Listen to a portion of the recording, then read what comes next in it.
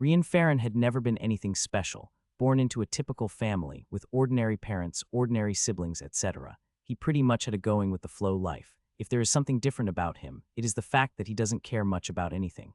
Everyone always has something that they desire to have or accomplish, but Rian didn't have anything like that. Because of this, he always looked at everything with a bored face. From the start to the end of his education, he just got by with average scores. As soon as a specific knowledge wasn't necessary, he would forget it as if he had never learned it in the first place. Unfortunately, when he was 31 years old, he tried to save a boy from being hit by a truck. The boy didn't look to the sides before crossing a road and ended running right in front of it. It was not like Rian wanted to save the boy. It was just that as a going-with-the-flow man, he thought it was the right thing to do. Rian jumped and pushed the boy out of the way. Of course, the one who was hit by the truck after that was him. Rian was sent flying and crashed on the ground several meters always. His body was so damaged that Rian couldn't even feel pain. He immediately understood that perhaps he shouldn't have done that. In the end, he could only think while laughing in self-deprecation. Hee. Even my death will turn out to be this cliché, something that you can see in any low-rated book or film. As I thought, born unimpressively, lived unimpressively, fated to die unimpressively. A fitting end for someone who never desired anything. Almost instantly, Rian already came to terms with his outcome, or so he thought, but it was at this moment that Rian's soul woke up. Suddenly, a feeling of unwillingness started to spread through his mind. No, Rian was taken aback. Was it him who just said that? Why would he say no? He should have no reason to refuse something, even death. That made no sense. However, that sentiment was just too strong, but at the same time it was also too foreign for him. For a few moments, Rian couldn't even understand what he was feeling at all. He couldn't be blamed, though. He had never felt something like unwillingness before. Perhaps, due to never having felt like that, that feeling was bottled up until this moment. And now, during Rian's last moments, the bottleneck was finally broken. Rian clenched his fists. For the first time, he felt like he didn't want something. I don't want to die. Or better, it could also be said that he wanted something. I want to live. But it was too late. His body functions were shutting down. His mind was starting to get fussy. The last sounds he could hear were sob of the boy's mother, who was crying by his side with guilt-filled expression. But that didn't matter. His entire soul was screaming. He wanted to live. He didn't want to die. Finally, Ran lost his consciousness and died. Later on that same day, on the table of the morgue, Rian's mutilated body had finally ended to be cleaned by the employee of that place. It would be passed to his family later, who would then proceed with the funeral. The employee sighed after seeing this early 30s man dead body. He had read the report and knew that he died to save a boy he didn't even know. Life is such a bitch, don't you think, my friend? The employee then put his tools down and left the room. His part was finished, so he had to take care of other things. The room was quiet. All one could hear was the sounds at other places in the distance where the employees of the morgue were working. But it was at that moment that suddenly, a gate appeared out of nowhere right beside Rian's body. From inside, a figure holding a scythe came out. The guy's body was covered in faint black energy while he was using a black robe. Not to mention that the robe had a hood that also covered his head. He then looked at Rian for a second and ignored him. Instead, he looked at his attire and sighed. Why the hell humans picture death like this? Even my weapon became a scythe for no reason. I really can't understand why humans think about me with this appearance. He was obviously death. As for his appearance, it was the general concept of how most of the humans around this place thought that death looked like. Depending on where he goes, his appearance would change according to the natives' beliefs. I liked the past when humans didn't think about me. I could take any shape I wanted, but since a few thousand years ago, my appearance began to become more and more bizarre. In the end, Death sighed and returned his attention to the body on the table. Death then extended his hand, and some kind of black energy started to come out. It entered Rian's body, and soon, someone that looked precisely like Rian but had an ethereal appearance came out. Obviously, that was none other than Rian Farron's soul. Death looked at Rian's soul and said, "Well, it's time to die." Death just said that on a whim, souls of dead people or any other life form would never answer to start with. At least, that was how it was supposed to be. However, don't wanna. For a second, Death thought that he was hallucinating. As far as he knows, no soul had ever talked back after the body died. Once someone dies, their soul was not supposed to be able to think. After all, the process of thinking was done by the brain, which is already not working anymore. I must have been working too much recently. I could swear that the soul just talked. When I'm back, I will take a few hundred years off to relax a little. But it was then that Death noticed Rian looking directly at him with an ugly expression. "Did you just say that you don't wanna?" Rian nodded. "I still want to live, so just put me back." Death looked at Rian as if he had seen the most unbelievable thing of his life. Still, he is Death, so he didn't take long to recover for his stupor. So what if he can speak? His job won't change anyway. He can simply ask others later after he is done with everything. "What don't wanna? Just come with me, it is your time." Death then made a grabbing motion, and the same kind of energy shot towards Rian once more as if wanting to grab him. but to his surprise, Rian dodged. Who the hell will accept that? I haven't lived enough yet. Or better, I haven't lived at all. Rian's soul then jumped directly into his dead body again, or so he tried. But his body was already dead, so how could he possibly go back to it? Rian's spiritual form passed right through, and he fell under the table of his dead body. Death saw that and snorted. You are dead, so what makes you think you can return? Death then raised his scythe and slashed it down at Rian's soul. Even though his weapon took this weird shape, his scythe had the power to turn a soul back to its purest form. Simply put, Rian would turn into pure soul energy and nothing more. Death could then grab it and throw inside the path of reincarnation. A new soul would then be formed from the soul energy and be reincarnated into a new body, just like it has always been. But to his surprise, Rian's soul rolled to the side, dodging the scythe by a hair. Right after, Rian used all the strength he had to kick Death away. Death didn't expect that at all. It was not like Death was weak or anything. It was just that such a situation had never happened before, so he was unprepared. Death fell on the ground after that kick and could only see the ceiling above. For a few seconds, Death didn't move at all. What happened just now was so inconceivable that Death had a hard time believing it. In its countless years of life, or maybe death, Death had never been kicked before. To be more specific, Death had never suffered any kind of attack ever since it came into existence.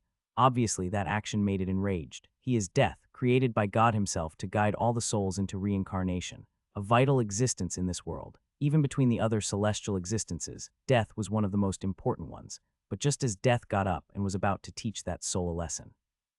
Where is he? Rian's soul was nowhere to be seen. Yes, Rian has fled. Rian sighed in relief when he confirmed that he could really cross through walls in that form of his. Who the hell would stay put waiting for a creepy guy to cut you in half? Go to hell, no wait. If he is Death, then he came from hell to start with. Whatever, go to heavens then. Rian still thought that it didn't sound quite right either. However, it was not time to ponder whether he is properly cursing Death or not. He had to flee, nevertheless, that was useless. In the next second, a gate appeared right in front of Rian's soul, and Death came out from it. Rian tried to turn around and run once more, but Death was already prepared for it. The black energy precisely wrapped around Rian's waist before being pulled back. HMPH, making me waste my time. Usually, I would go around collecting a few souls before sending them all into the path of reincarnation at once. But since you are this eager to be first, I will fulfill your wish. Before Rian could even reply that comment, another gate, this time bigger, opened right in front of him. As soon as the gate opened, Rian's soul felt like he was being pulled by an enormous pressure. The more he struggled, the higher the attractive force seemed to be. Death saw that and snorted. Once the gate to the path of reincarnation is opened, any soul that stopped to be part of the living world would be dragged inside. It was impossible to escape. He didn't even need to transform Rian's soul into soul energy. The path would do that automatically. Death then turned around and opened another gate. He still had several souls to pull out of their dead bodies today, so he wouldn't stay here just to watch Rian's soul falling inside. After all, he had seen this scene countless times already. A new gate appeared in front of him, and Death stepped forward. But it was at this moment that Death noticed something strange, weird. How come I'm walking forward, but the gate is getting further away? Of course, such a train of thought only lasted for a second. That is because Death suddenly fell with his face on the ground. He then looked back and saw Rian holding one of his lower legs. Immediately, Death's expression changed, paled. Well, it was already pale to start with. Let go. Death must be dreaming if he thinks that Rian would do as he asked. Then closed THAT gate. Death then started to struggle and kick Rian's head with his other leg, but Rian seemed just like a maggot. It didn't matter how much he kicked, Rian kept holding him tightly. I can't close it until the dead soul has passed through, so let go. Rian immediately answered, I don't want to die. Death felt like crying. You are already dead, idiot. Just go and pass away peacefully. Rian couldn't help but snort. Then come with me and let's peacefully pass away together. Ha ha ha. Don't drag me down with you. It was you who put me in this situation to start with. I'm only doing my job, and what does that have to do with me? Between screams, struggles, kicks, and curses, Rian and Death were sent into the path of reincarnation, together. Death, who was still being tightly held by Rian, tried to reopen the path of reincarnation gate. Still, it was futile. The gate can only be opened from the outside. Bastard, look what you have done. Rian didn't care at all. What I've done, it is your fault that we are in this place to start with. Would it be that much of an issue if you had simply left me be? Death felt like killing Rian. Unfortunately, Rian is already dead. You are really an idiot. I might as well tell you this. Any soul that is not sent into the path of reincarnation in 38 hours will completely dissipate. Simply put, let alone having your memories wiped out and reincarnating, you would be completed dead both in body and soul. Rian was taken aback. That is the first time he heard anything about that. Then why didn't you tell me from the very start? Death felt like crying. With how much you wanted to live, would you believe me? Rian had to admit that Death was speaking the truth. At that moment, he would think that Death was simply finding an excuse to get rid of him. In fact, even now, he isn't sure if Death is telling the truth or not. But looking at the circumstances and how Death stopped struggling completely, it seems like he isn't lying. What do we do now? Death's mouth twitched. We. There is no we. First of all, I've never heard about a death spirit soul like me falling inside the path of reincarnation, so I have no idea about what is going to happen with me. That being said, do you think I have time to think about you? Rian started to think and asked a moment later. In that case, what will be happening with me? Since you are lost at the moment, there shouldn't be a problem for you to tell me what happens for normal souls in this place. Death thought for a second and nodded. Since he already got to this point, perhaps explaining things to Rian might give him some new ideas. In the path of reincarnation, the soul of the dead will be converted back into pure soul energy. Soul energy will then be used to form an entirely new soul. Through this process, any memories, emotions, dreams, or anything else related to its previous identity will be wiped out. After this cleaning process, the soul is finally ready to leave the path of reincarnation and be born as a new life. Rian nodded. And when will this process begin? Death pointed in the distance. Can you see that colored portal there? Rian had to pay good attention to notice the portal that Death mentioned. Yes, barely. Death then continued. That portal will send you directly inside of the river of forgetfulness.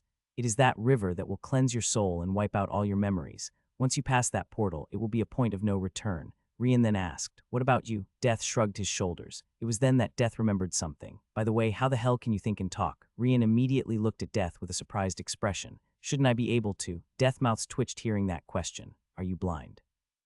Look around, you idiot. How many fucking souls can you see going in the same direction as us? Can you see a single one speaking? Does it even look like they're thinking at all? Rian was a lot more worried about his situation. Because of that, he really hadn't paid attention to the other souls until now. He then took an in-depth look around, but all he could see were souls that looked like to be absent-minded, or to be more specific, souls that weren't thinking about anything to start with. It is as if everyone is in a trance. Death nodded. It's not incorrect to think like that, but not right either. Say it, what part of the body is responsible for the thinking ability? Rian immediately understood the crux of the issue. Death nodded. Correct. That's why I can't understand you. Your body is, without a doubt, 100 dead. But how come you can have the ability to think without a brain? Can you see anything different in my soul? I don't know. Perhaps some hidden soul treasure. Death felt like kicking Rian once again. What do you think it is? Some novel, as if such a thing could. Suddenly, Death noticed something unbelievable. Right at the center of Rian's soul, there seemed to be a very faint light. It was so frail that if Rian hadn't asked that question, he definitely wouldn't have noticed. However, as a death spirit soul that guided countless numbers of dead souls into the path of reincarnation, he was absolutely sure that such a thing shouldn't exist. There is really such a thing as a soul treasure. Rian noticed the change with Death and understood that perhaps he was right about his judgment, but he too was taken aback. After all, he really asked that on a whim. Who would believe in such a thing as a soul treasure? But then again, until a few moments ago, he didn't believe that a death spirit and the path of reincarnation existed either. But lo and behold, here he is. Suddenly, Rian released Death. Death, of course, was taken aback by that action. He was holding onto his leg as if his life depended on it. Well, he is not really alive, though. But now he let him go that easily. Could it be that he trusted his words about the soul disappearing after 38 hours and now felt remorse? So now he decided to face his destiny without affecting him. But in the next second, Death's expression changed. Tud, once again, someone began to hold tightly onto someone else's leg. But this time, it was Death who wasn't letting Rian go. Let go, Death immediately replied. As if. Rian's expression went dark. Didn't you want to get rid of me? Death, on the other hand, laughed out loud. Ha. Although I don't know what will happen to Death's spiritual soul in the path of reincarnation, it doesn't change the fact that I'm also a soul. Chances are that I will have my memories wiped as well. Right now, this treasure, or whatever that you have in your head, is my only guarantee. Rian's mouth twitched. First of all, he doesn't even know if this thing inside his soul can really prevent him from losing his memories later. But assuming that it is, what guarantees are there that it has enough power to protect two souls? There is even a chance that there is too much to protect. Thus, this treasure or whatever will not work correctly because of that. Once again, between screams, struggles, kicks, and curses, Rian and Death were sent into the river of forgetfulness, together. Death and Rian passed through the colored portal and fell directly into the river of forgetfulness. Both Death and Rian's souls started to change shape almost immediately after that. Their minds got fussy, and they couldn't tell right from left. Still, Death made sure to hold Rian and not let him escape. Suddenly, both souls lost their shape. At the same time, they were being converted into pure soul energy. But it was at this moment that that faint light inside Rian's soul started to get brighter. Both Rian and Death's soul energies then began to revolve around it together. That light then started to gather all their memories and emotions. Not only that, but the light also started to change. What was just a white light before now became half white and half dark. However, Death was right. That light really had the power to keep both of their memories somehow. Unfortunately, Rian and Death already lost consciousness. Suddenly, War G uneiden, ed soel memwise edected, cr tion impli. Needy ngm arjank anasis, anali si plied, cc ing for alternat sol tion, alter t solution found in t tin so l connect n, soul connection completed. Warning, unidentified soul is of a different type. Soul gem is not compatible. Initiating analysis. Analysis completed. Soul gem upgrade needed. Initiating soul gem upgrade. Upgrade completed. Restarting memories preservation. Memories saved. Auto reincarnation pilot on. Entering hibernation until enough energy is accumulated. Death and Rian obviously didn't hear or see anything. The river of forgetfulness tried to take those memories away, but the light's power was a lot stronger than it. In the end, every single memory, emotion, or anything related to that was sent into that light. With the memories disappearing altogether, the river of forgetfulness felt like its target was gone. The river didn't have a mind. It only did what it was supposed to do. With no more memories to wipe out, it would simply start the next process. Both their soul energies were then released by the light so that the river of forgetfulness could do its job. The cleansing process went for several years, but during all this time, both souls had always stayed close to the light of their memories. Finally, both soul energies finished passing through the river of forgetfulness. From there, they seemed to be dragged by some kind of supernatural power, which tried to send them into another portal. In fact, that power was supposed to get just a single soul each time, but the light acted as a glue that kept Death and Rian's soul energies together. But there was a problem. The moment that Rian and Death's soul energies were about to enter that portal, that light began to get even brighter. The space around it looked like to distort, and the portal where they were supposed to be sent into disappeared. Right after, another portal that wasn't supposed to be there materialized right in front of both souls. That supernatural power from before tried to stop Rian and Death from falling into it, but the light also acted as a barrier that prevented that power from getting close. Rian and Death's soul energies then passed through this new portal, which closed right after they entered. Usually the portal that disappeared would send Rian and Death to be reformed as new souls. After that, they would enter a new life form that was being created, like a baby, for example. That would then conclude their reincarnation process. But the portal that the light opened for them led both soul energies outside of the universe, or to be more precise, it led them to a completely different plane altogether. In this new plane, the laws were completely different. To start, the souls in the reincarnation path are a lot stronger than they are. Death and Rian's soul energies looked as if they could be smashed by any other souls there. That can't be helped. This plane is a place where cultivation reigns supreme. Everyone in this place can cultivate. Even if you don't cultivate at all, just the natural accumulation of spiritual energy will strengthen your soul to an entirely different level. It is completely different from the plane from where Death and Rian came from. Once they arrived, Rian and Death's souls were once again sent into another river of forgetfulness. However, Death and Rian had already received the cleansing from the previous river. Because of that, they were not kept there for several years like it was back in the other universe. It only took them around a week to be once more dragged out of the river. Just like before, a portal opened, and they were sent inside. This time, the light did not obstruct this process. From there, Rian and Death's soul energies were sent directly into the end of the path of reincarnation. Of course, this one was completely different from before. Rian and Death didn't know anything about it, though. They were in a state of hibernation at the moment, and the only thing that kept their identities was that light. While passing through that portal, millions of images could be seen moving at breakneck speeds around them. Each one of those images represented a new life being born in this new universe. Humans, beasts, demon plants, sentient objects, spirits, the options were unlimited. Finally, they entered the final stage of reincarnation, and their soul energies were once again reformed into new souls. From that point, the light began to send their memories back into each of their minds. Because they were not inside the river of forgetfulness anymore, nothing tried to stop this process. Finally, Rian and Death's new souls were awakened. Rian looked around and felt lost. The last thing he remembers is the time he and Death fell into the river of forgetfulness. From that point onwards, everything went black. Where is this? Soon he heard Death's laugh beside him. We left the river of forgetfulness. Ha ha ha ha, I still have my memories, great. Death then looked at Rian and snorted. Still, if not for you, I would not have passed through this torment. Rian's mouth twitched. Did you forget who opened that gate in the first place? If you had let me go, nothing like that would have happened. Death, of course, didn't take that low. How many times I have to tell you? If I had left you like that, your soul would dissipate later. Your only choice was to be reincarnated, that's all. Rian decided to ignore that part, though. Whatever, what will happen now? Death then explained. I haven't seen this place before. Still, since we are out of the river of forgetfulness, it means that we entered the last stage of reincarnation. Our souls have already been reconstructed, so all that awaits us now is to be sent into a new life form.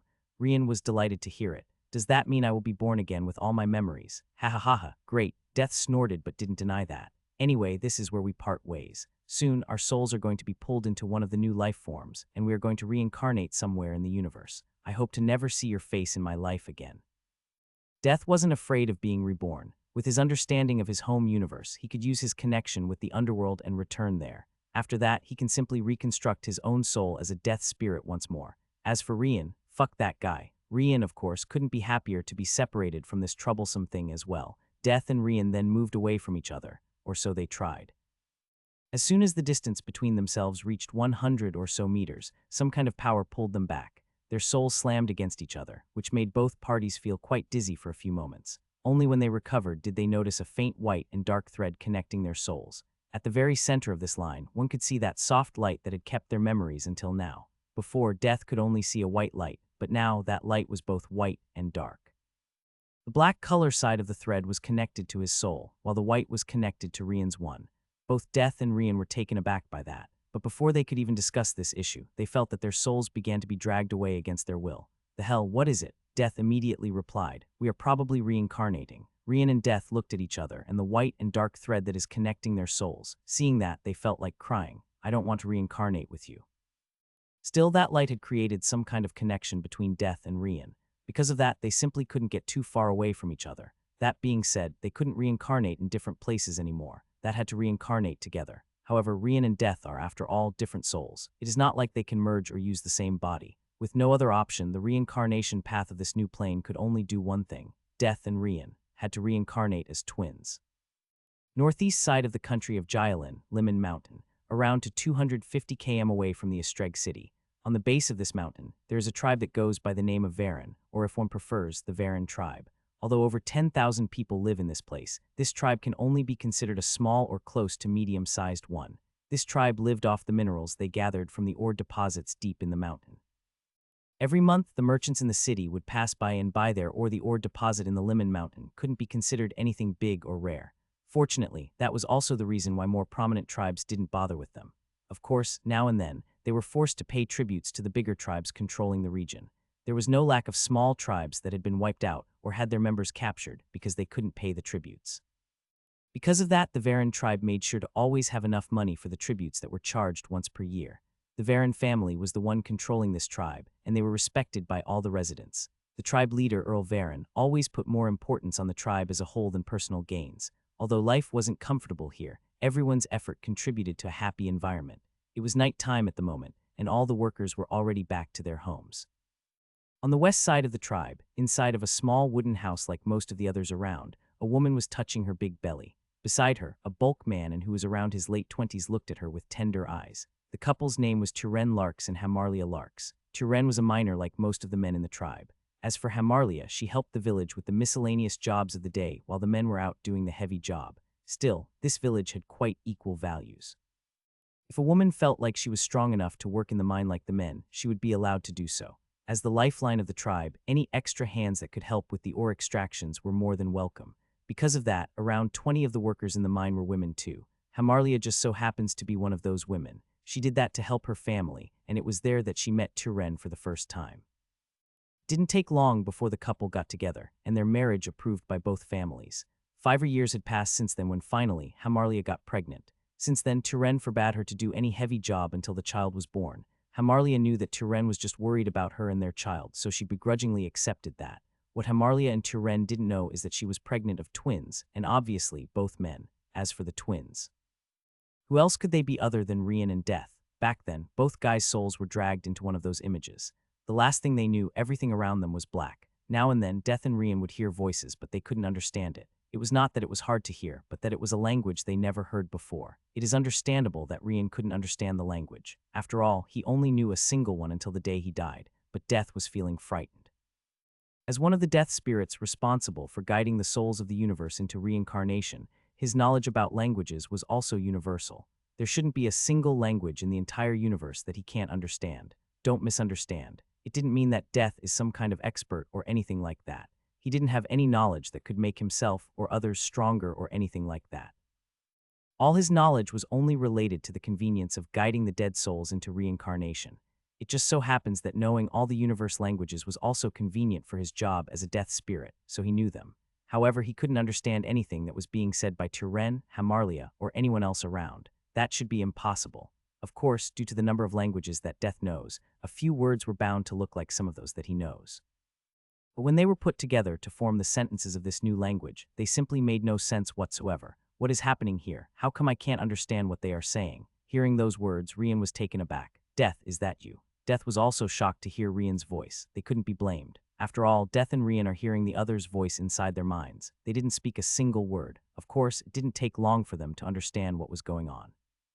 It is probably that dark and white thread. They are connecting our souls. That being said, when we want the other to hear our thoughts, it will happen. Rian couldn't help but ask, how do you know that only the thought I wish to share can be heard? Death snorted and replied, because I have been cursing you in my mind for a long time, but you obviously didn't hear anything until now. Only when I lost my composure due to my surprise did my thoughts reach you. Rian's mouth twitched. Forget it.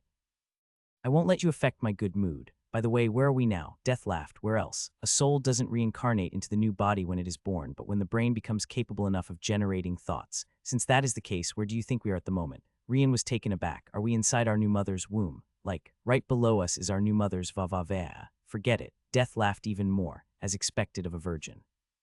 Even after 31 years of life, he had never been with a woman. Rian felt like killing this guy already. Oh well, in theory, Death was supposed to be dead already. Rian couldn't help but ask, though, how do you even know that? I could have had hundreds of girlfriends, you know. Death laughed out loud. I have the full information of every single soul I need to collect. I know more about you than your own parents. Not that it makes me happy, of course. Death continued. Rian Farlin, extremely boring life, never denied anything, never wished anything, a living doll through and through. Average marks, average job, nothing to be proud of. Simply tedious. It was then that Death noticed a problem. Wait, how come someone like you suddenly felt the urge to live? Even if you were able to miraculously think and speak in your soul form, you were supposed to let me kick your ass inside the reincarnation path without complaining.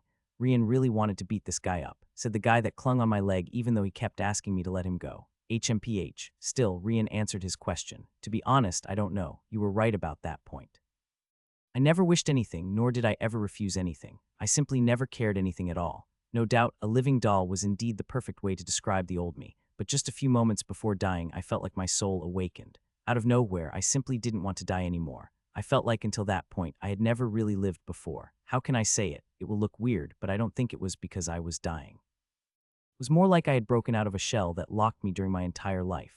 The accident was just the harmor that got me free from that. Unfortunately, I still died. As for the rest of the story, you already know. Death pondered a bit and then said, perhaps you were not supposed to be like that, but that thing inside of your soul had been preventing you from generating desires. Rian agreed with Death. Ever since you noticed this thing inside my soul, I thought it really had something to do with it.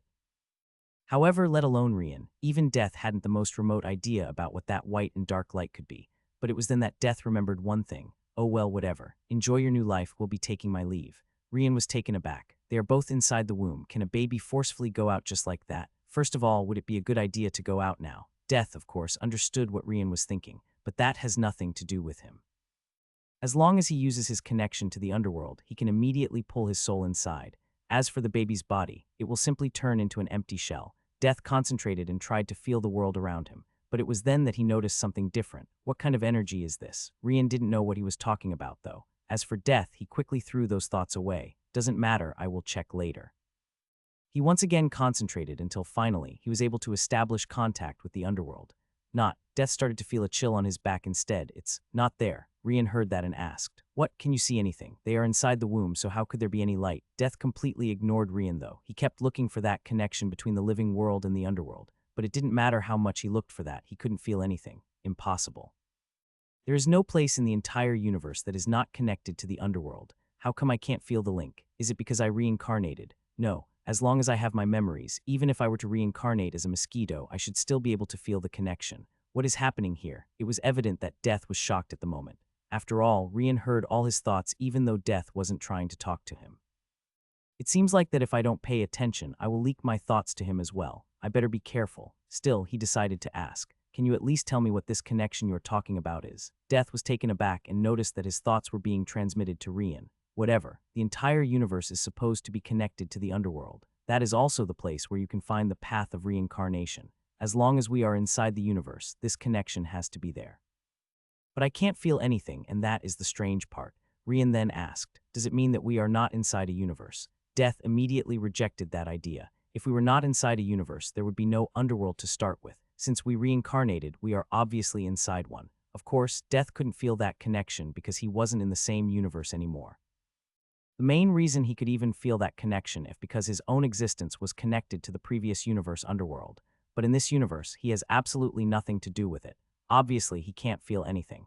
As expected, be it Death or Rian, neither of them took long to reach this conclusion. Also, there is a reason why they knew that this isn't the same universe anymore. That is because Death can feel the presence of spiritual energy. Of course, Death doesn't know how this energy is called to start with, but he is absolutely sure that it doesn't exist in the previous universe. Since that is that case, they can't possibly be in the same place anymore. Is there anything special about this energy? Death could only reply, I don't know, at least it doesn't seem harmful. Rian pondered a bit and then said, it seems like we don't have another choice. We will need to wait to be born before we can investigate any further. But just how old are our bodies? No, first of all, are we even humans? If yes, do the humans in this place gestate for only 9 months to start with? Death didn't know it either. What's the point to think about that? It is not like we can count time anyway. I will sleep. Wake me up when the labor time starts. Rian was taken aback. Can you sleep this long? Unfortunately, there was no answer. Death was sleeping already. Strangely enough, Rian knew that Death wasn't pretending. For some reason, the connection between their souls told him that Death was sleeping for real. How could he leave me behind? Poor Rian doesn't have Death's experience, so he couldn't simply sleep anytime he wanted. Because of that, he passed his next months as a bored person could be. It didn't matter how many times he called Death. The other side simply didn't wake up at all, which made him even madder. After all, if he could at least talk to someone, that would help a lot. HMPH. Who will wake you up? Since you left me here, I hope you will sleep for all eternity. From the moment that their souls arrived, 4 months went by. Rian would also sleep as much as possible. During the time he was awake, he would try to understand the words around. After all, this is a completely new world with a different language. Still, because he can't relate the words to the environment, it is too hard to learn it. Finally, the day for Rian and Death to be born arrived. The labor process went without any problem, and both could see the outside world for the first time. Well, in fact, only Rian could see it. That's because Death was still sleeping. Turen and Hamarlia were shocked to see that they were twins, but above all, they were worried about Death, who had his eyes closed and wasn't making any sound at all. It is common sense that babies would cry when they are born, so Death not doing anything was a bad sign, or so they thought. Immediately, they started to slap his ass to see if he would cry. Death, of course, immediately woke up and screamed due to the pain. Rian saw that and burst out in laughter. As for their parents, Death was simply crying normally. In Rian's case, because he let out a baby laugh, they thought he was fine. Death then talked to him through their connection. Why didn't you wake me up? Rian snorted. Keep dreaming. If possible, I would like for you to sleep forever. Seeing that both their babies looked fine, Turen and Hamarlia finally let out a sigh of relief. The midwife who was helping with the labor also smiled seeing that. But there was one thing that they noticed right after. Even though it was just a little, Rian had a pure white hair. As for Death, his hair was utterly dark. Dark hair isn't uncommon in this world, but Death's hair was a lot darker than any average person to the point where it stood out as much as Rian's. If not for the different hair colors, Rian and Death would be indistinguishable. Turen then looked at the two and smiled. The white-haired one shall be called Rian. Rian didn't understand most of the words, but it was really easy to recognize his own name being spoken. He looked at Death and asked, did he just select the same name as my previous life? Death confirmed. Reincarnation has a lot to do with fate. It is common for those who are reincarnated in the same race as their previous life to carry their old names. Of course, it is not always like that, but the chances were very high. Also, if you had reincarnated into another race, then the chances were that your parents would select a different name. Rian pondered a bit and started to get curious. I wonder just what name you will be called. Death was taken aback, but then ignored this issue. He isn't planning to stay here for long to start with, so whatever name he gets is not of his concern. Because Rian and Death communicated through their minds, their words were exchanged almost instantly. Although it seemed like they used more time, this conversation only took a second or so to be over. Hamarlia looked affectionately at Death and then suggested, this little one shall be called Roan then. Rian was able to understand Death's new name as well. Well, I guess even in a different world, it is common for parents to give similar names to their children. Death, on the other hand, felt that choice to be terrible. Just why did they select something similar to yours? Rian laughed out loud. That's because I'm your big brother. Ha ha ha ha. Death's mouth twitched. Big brother, your ass. I will never accept such an arrangement. I'm tens of thousands of times older than you. Rian couldn't care less though. Too bad, while you were sleeping, I made sure that I was the first one coming out. You left our mother's womb a few minutes later. Whether you like it or not, I'm your big brother. All right, little brother Roan, let's get along together. Death was almost exploding already. Since when had he been treated like that? But he soon calmed down. Forget it. I need to find a way back as soon as possible. Otherwise, another death spirit will take my place. Still, just how the hell can I go back to the previous universe? While death, or better, Roan was thinking, Turen helped the midwife to wash both babies. Rian felt embarrassed though. His mind is, after all, 31 years old. Having someone cleaning his private parts isn't exactly that good of an experience. As for Roan, he just let them do as they wished. With his real mind age, such things couldn't bother him less. Hey Roan, how should we act for the moment? We can't simply start talking after just being born, right? Death felt like crying after being addressed like that. Still, he knew that it would only be worse if he complained. Rian would definitely use it to annoy him even more in the future if he did so.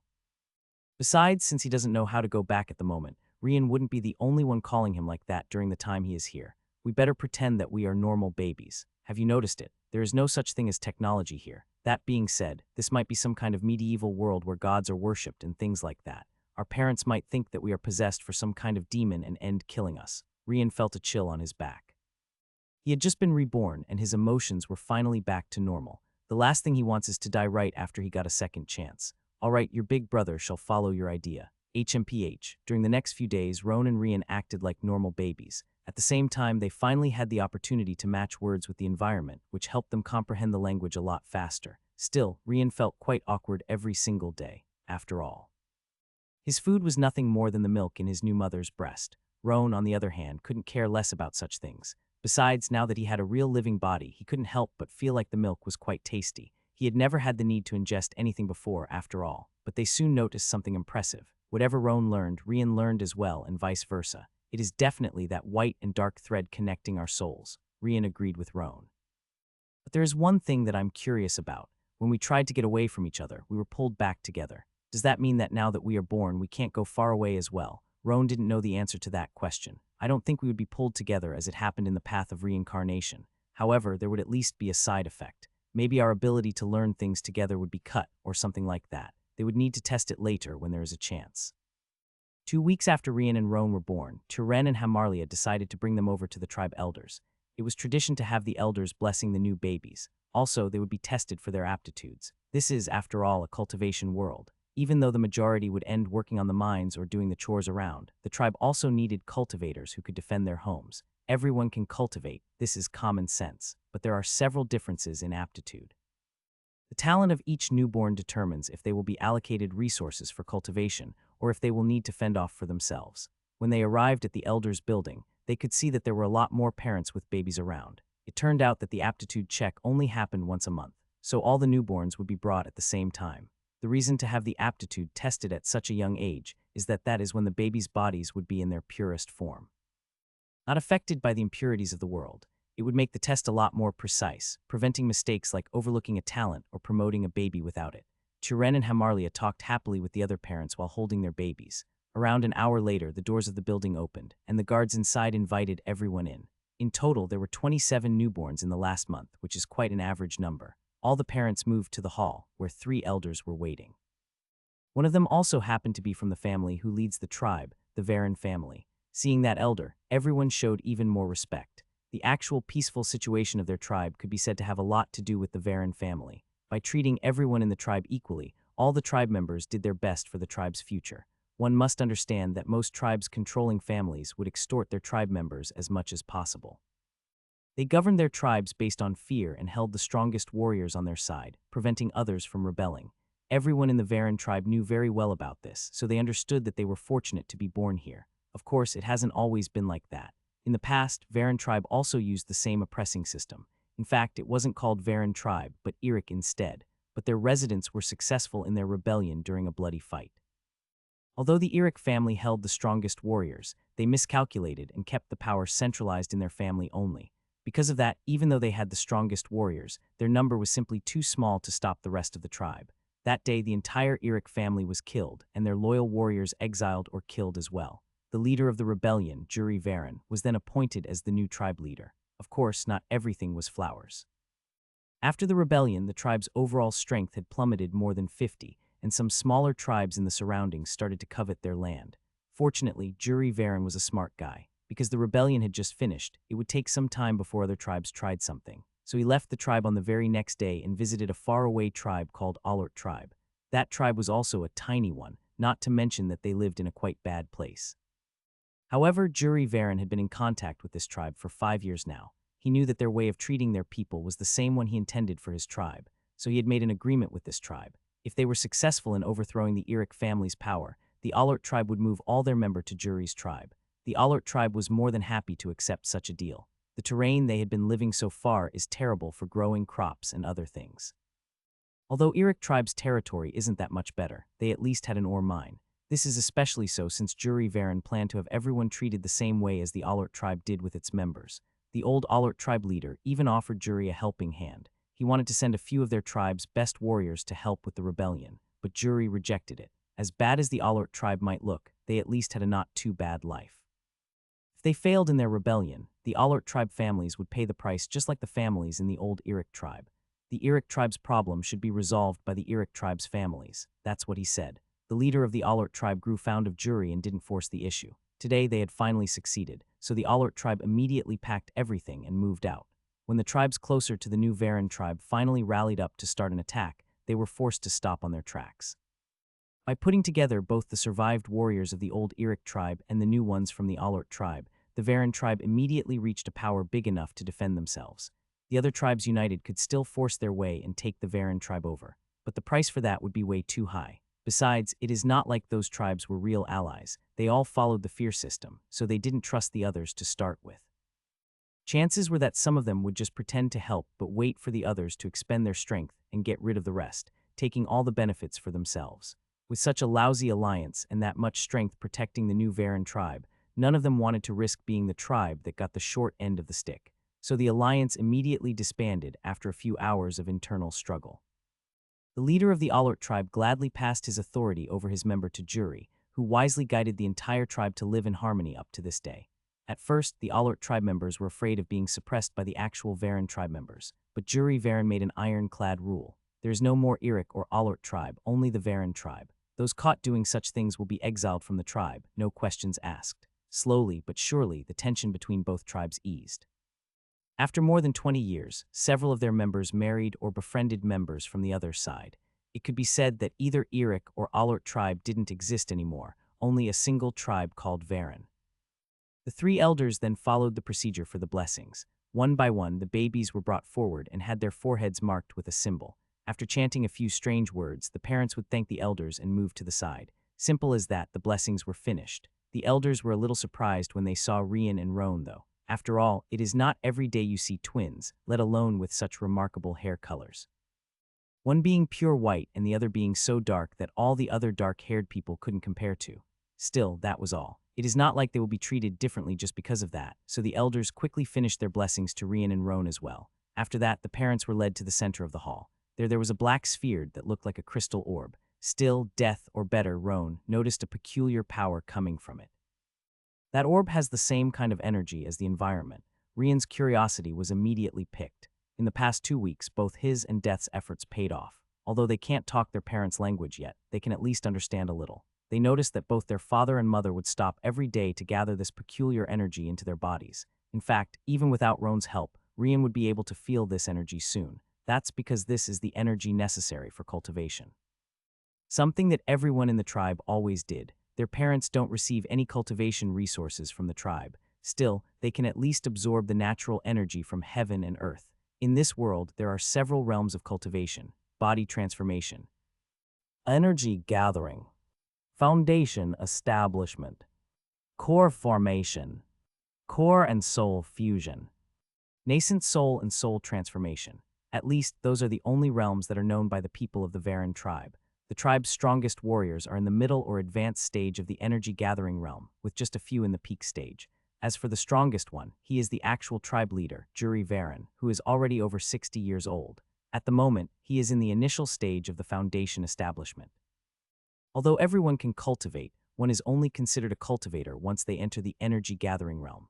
Over 95% of humans can't even get this far. Taking the Varen tribe as an example, this tribe has over 10,000 members. However, not even 200 had entered the energy-gathering realm, and those are the ones they consider to have high aptitudes already.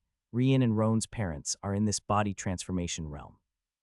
The body transformation had 5 stages: blood replacement, bones enhancement, muscle strengthening, organs change, and spiritual vision. Turen is at the muscles strengthening stage while Hamarlia is at the bones enhancement.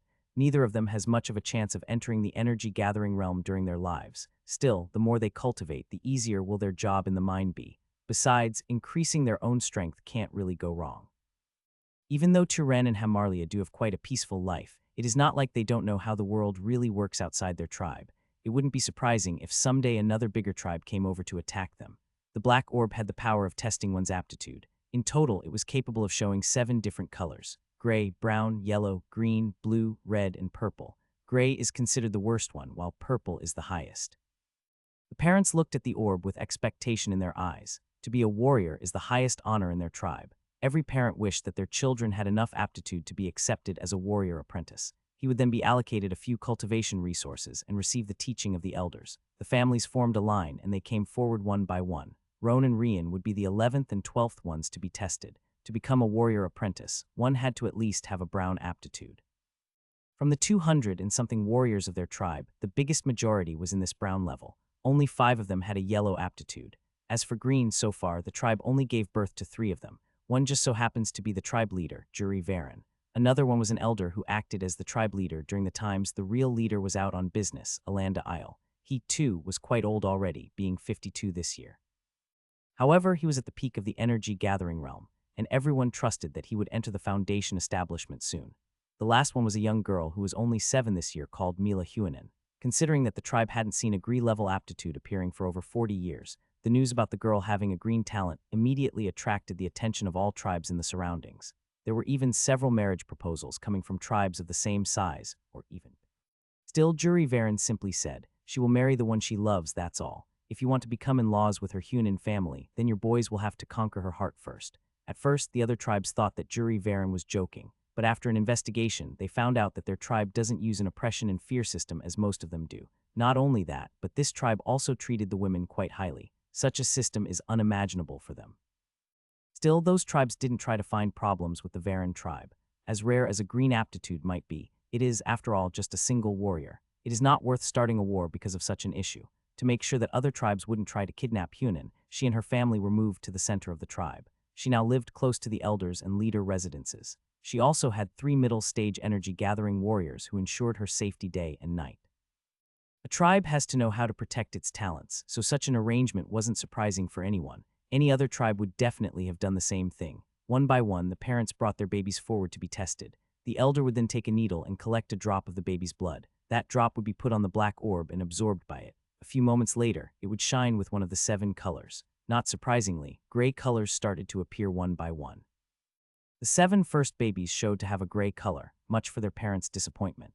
But the 8th one, a baby by the name of Gylo Isfel, was born with a yellow aptitude. When the elders saw that, they immediately smiled. "Congratulations, please bring him to the tribe leader's house later so that we can mark him for warrior apprentice study.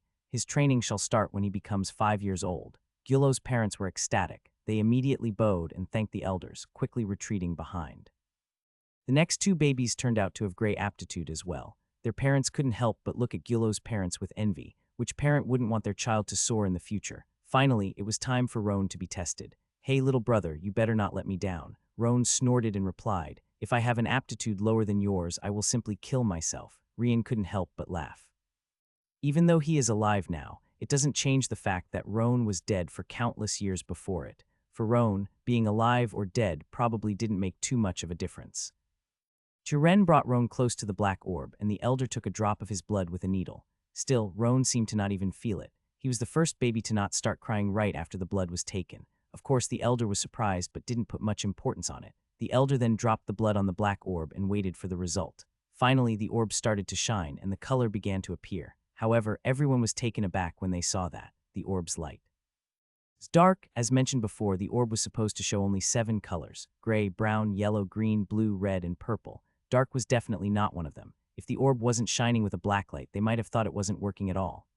What kind of aptitude is a black color? The 3 elders looked at each other in dismay. They had never seen this color before. They couldn't even tell if it was bad or good. Turen looked at the elders, waiting for an answer. Cough, cough.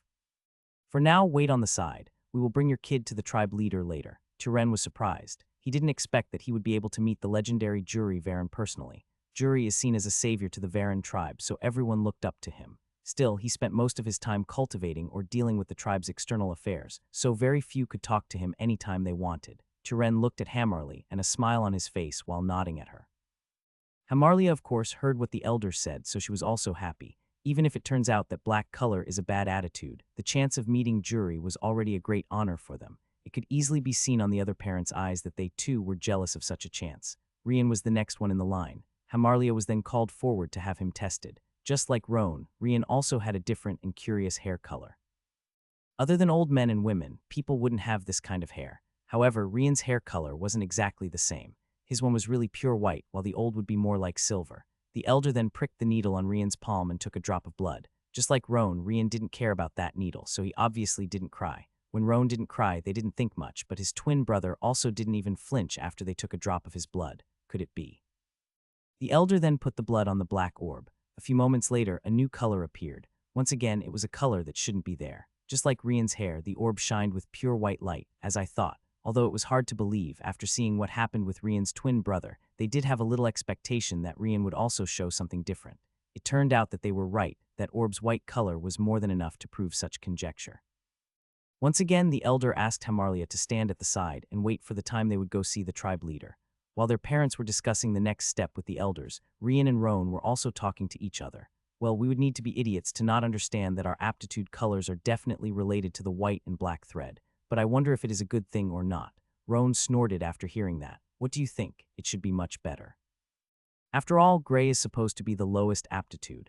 Even though we didn't get any of the next 6 colors, I find it hard to believe that we would be beneath the gray. Of course, I can't guarantee it. This is just my conjecture based on chances. Rian agreed with him. Anyway, I would like to try this cultivation thing. Do you have any idea how to do that? You said that you were responsible for collecting souls in our entire universe back then.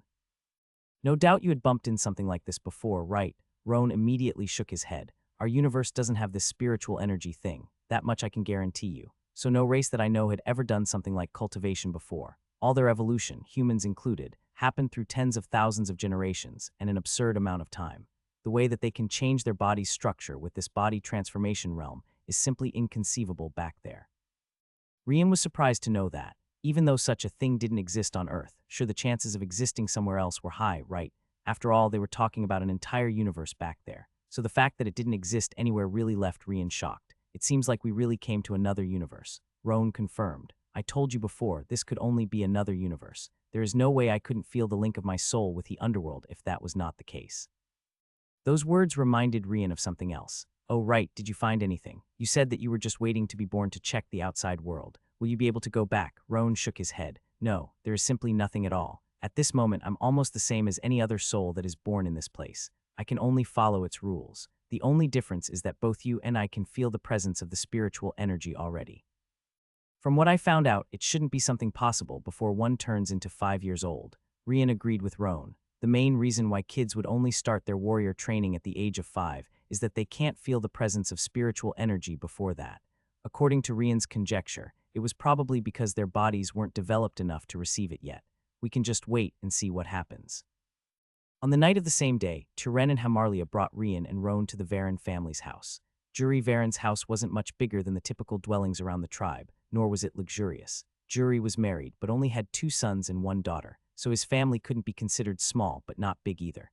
His eldest son, Hyro Varen, was already 28 years old and helped with the management of the mine in the Limon Mountain. He also had gray talent, so considering Juri's forthright attitude, he also didn't get access to any cultivation resource. Juri knew that these were exactly the type of actions that led the families in control of other tribes to fall for their greed, so he forbade himself and any elder from acting like that. Only those who pass the tribe's talent test shall be allocated cultivation resources, no exception. Of course, even though it is not much, everyone who worked in the tribe still earned some money from their work. If they save enough to buy cultivation resources when the merchants stop by, that is their problem. Juri and the elders will not stop them from doing whatever they want with their money. Juri's second son, Laren Varen, is 24 this year. He was fortunate enough to be born with a brown aptitude, so he also received the cultivation resources destined for brown aptitude warriors. As for his youngest child, his daughter, she was already 19 and a married woman, so she didn't live in their house anymore. She was also a gray aptitude girl, though. Of his 2 sons, only his eldest one was married, but he still lived in his father's house with her since there was enough space. Juri didn't mind it. After all, he liked the presence of his family. Inside Juri's house, Turen and Hamarlia felt extremely nervous while holding their children. The elder who was part of the Varan family was also there to guide them. Your family can wait here in the living room. I will call my first brother over. This elder's name was Tiran Varan, Juri's second brother. Rian's family kept waiting for around 10 minutes. Finally, they saw Tiran coming back with a man who seemed to be around his 30s behind. He had short hair and a sharp pair of eyes. Of course, that man was none other than Juri Varan. Because Juri was able to enter the Foundation establishment realm, his lifespan increased in an extra 50 years. That was also the reason why he looked even younger than his second brother. The two previous realm, body transformation and energy gathering, are considered the doors to the cultivation world, but they don't have the power to increase one's lifespan. Although people can be regarded as cultivators when they enter the energy gathering realm, only the Foundation establishment or higher would be viewed as important. After all, only with the increase in lifespan would someone be able to live enough to make the difference. When Juri saw Turen and Hamarlia's children, even he was surprised. Tiran wasn't joking. Their hair colors are really catchy. Together with Tiran, there was also a servant of the family carrying the testing black orb. But before that, Juri sat across Rian's family and started to ask his questions. He asked things like if they had encountered some kind of spiritual herb or had some peculiar difference in their bodies. But after several rounds of questions, all that Turen and Hamarlia could do was shake their heads. Juri didn't think they were lying. After all, he can clearly see their cultivation realms with his spiritual sense. Spiritual sense is something that only those at the energy gathering and above can use. As a Foundation establishment cultivator, Juri's spiritual sense was even better. All right, let me see their tests. Tiran nodded and once again collected the twins' blood. Just like before, Roan's light shined with pure dark while Rian's shined as white as snow. Juri had to admit that he had never seen or even heard about something like that before. With a Foundation establishment level and with green talent on top of that, he had a few connections with the Estreg City cultivators, so he decided to inquire about it next time he went to the city. At this moment, I can't tell you whether this is a good thing or not, so I will do my research first. For now, try to not catch too much attention and keep quiet about their aptitudes. If it is confirmed that this is a good thing, I will give them my seal. If it is not, then they can still be members of the tribe like everyone else. Return to your home, I will contact you back later. Turen and Hamarlia bowed and thanked Juri. After that, they immediately returned to their house. Back inside Juri's house, he had a pensive expression. Tiran noticed that and couldn't help but ask, "Big brother, is something wrong?" Juri looked at him and then shook his head. "It's nothing. I will be leaving tomorrow morning for the city, so tell Alanda to take care of the things while I'm out. If everything goes well, I should be back in at most 3 days. Tiran felt that something wasn't right but didn't inquire further. His big brother always put the safety of the tribe above all. If he wasn't willing to talk, then he must have a reason for that. Tiran bid his farewell and left soon after. In his cultivation room, Juri pondered about Rian and Roan's aptitude colors. I told everyone that the colors represent their aptitudes, and that is not wrong, but I've never told them about the intensity of the colors. Their colors were definitely a lot brighter than normal babies. That said, such a thing should only be possible if they were able to perceive spiritual energy. However, they were born just 2 weeks ago, so how is that possible? Only those at the age of 5 more or less should have a body developed enough to perceive it. Juri continued to think about this problem until he finally sighed. Either way, I need to go to the city to make some inquiries. Before that, I should not hold any expectations. Juri was already gone when the sun raised in the next morning. Even though Roan and Rian's minds were a lot older than their bodies, it doesn't change the fact that they are babies at the moment, so they had to sleep a lot more than adults. It was a biological need due to the spurt of growth that babies go through during the first 12 months of life. Roan and Rian felt really helpless with the constant snooze feeling of this phase. However, today, after they came back from Juri Varan's house, they made their best to stay awake. That's because they finally decided that they should take a look at the manual that their parents always use while cultivating.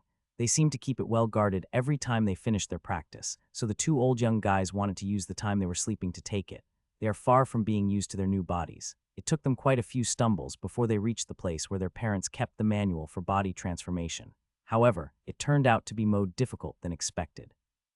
That's because they're just too small to reach it. Even after moving a chair over, it was still not enough to take the manual. Rian looked at Roan and then said, "All right, you lift me up and I will grab the book." Roan snorted. "Why should I lift you?" Rian was speechless. For a guy who lived for countless years, as he said, he is being quite childish. For the sake of not losing more time, he decided to simply play along though. "Whatever, I will lift you then." Roan seemed to be a lot more satisfied, and they immediately put their plan in action.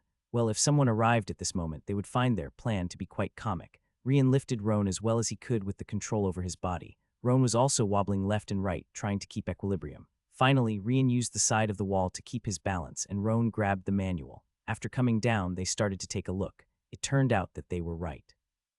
There were no words written on it. I have never seen my parents reading anything. Sure enough, they probably don't know how to. Everything inside was some sets of images describing some exercises they should follow. It seemed that the manual had 5 different levels.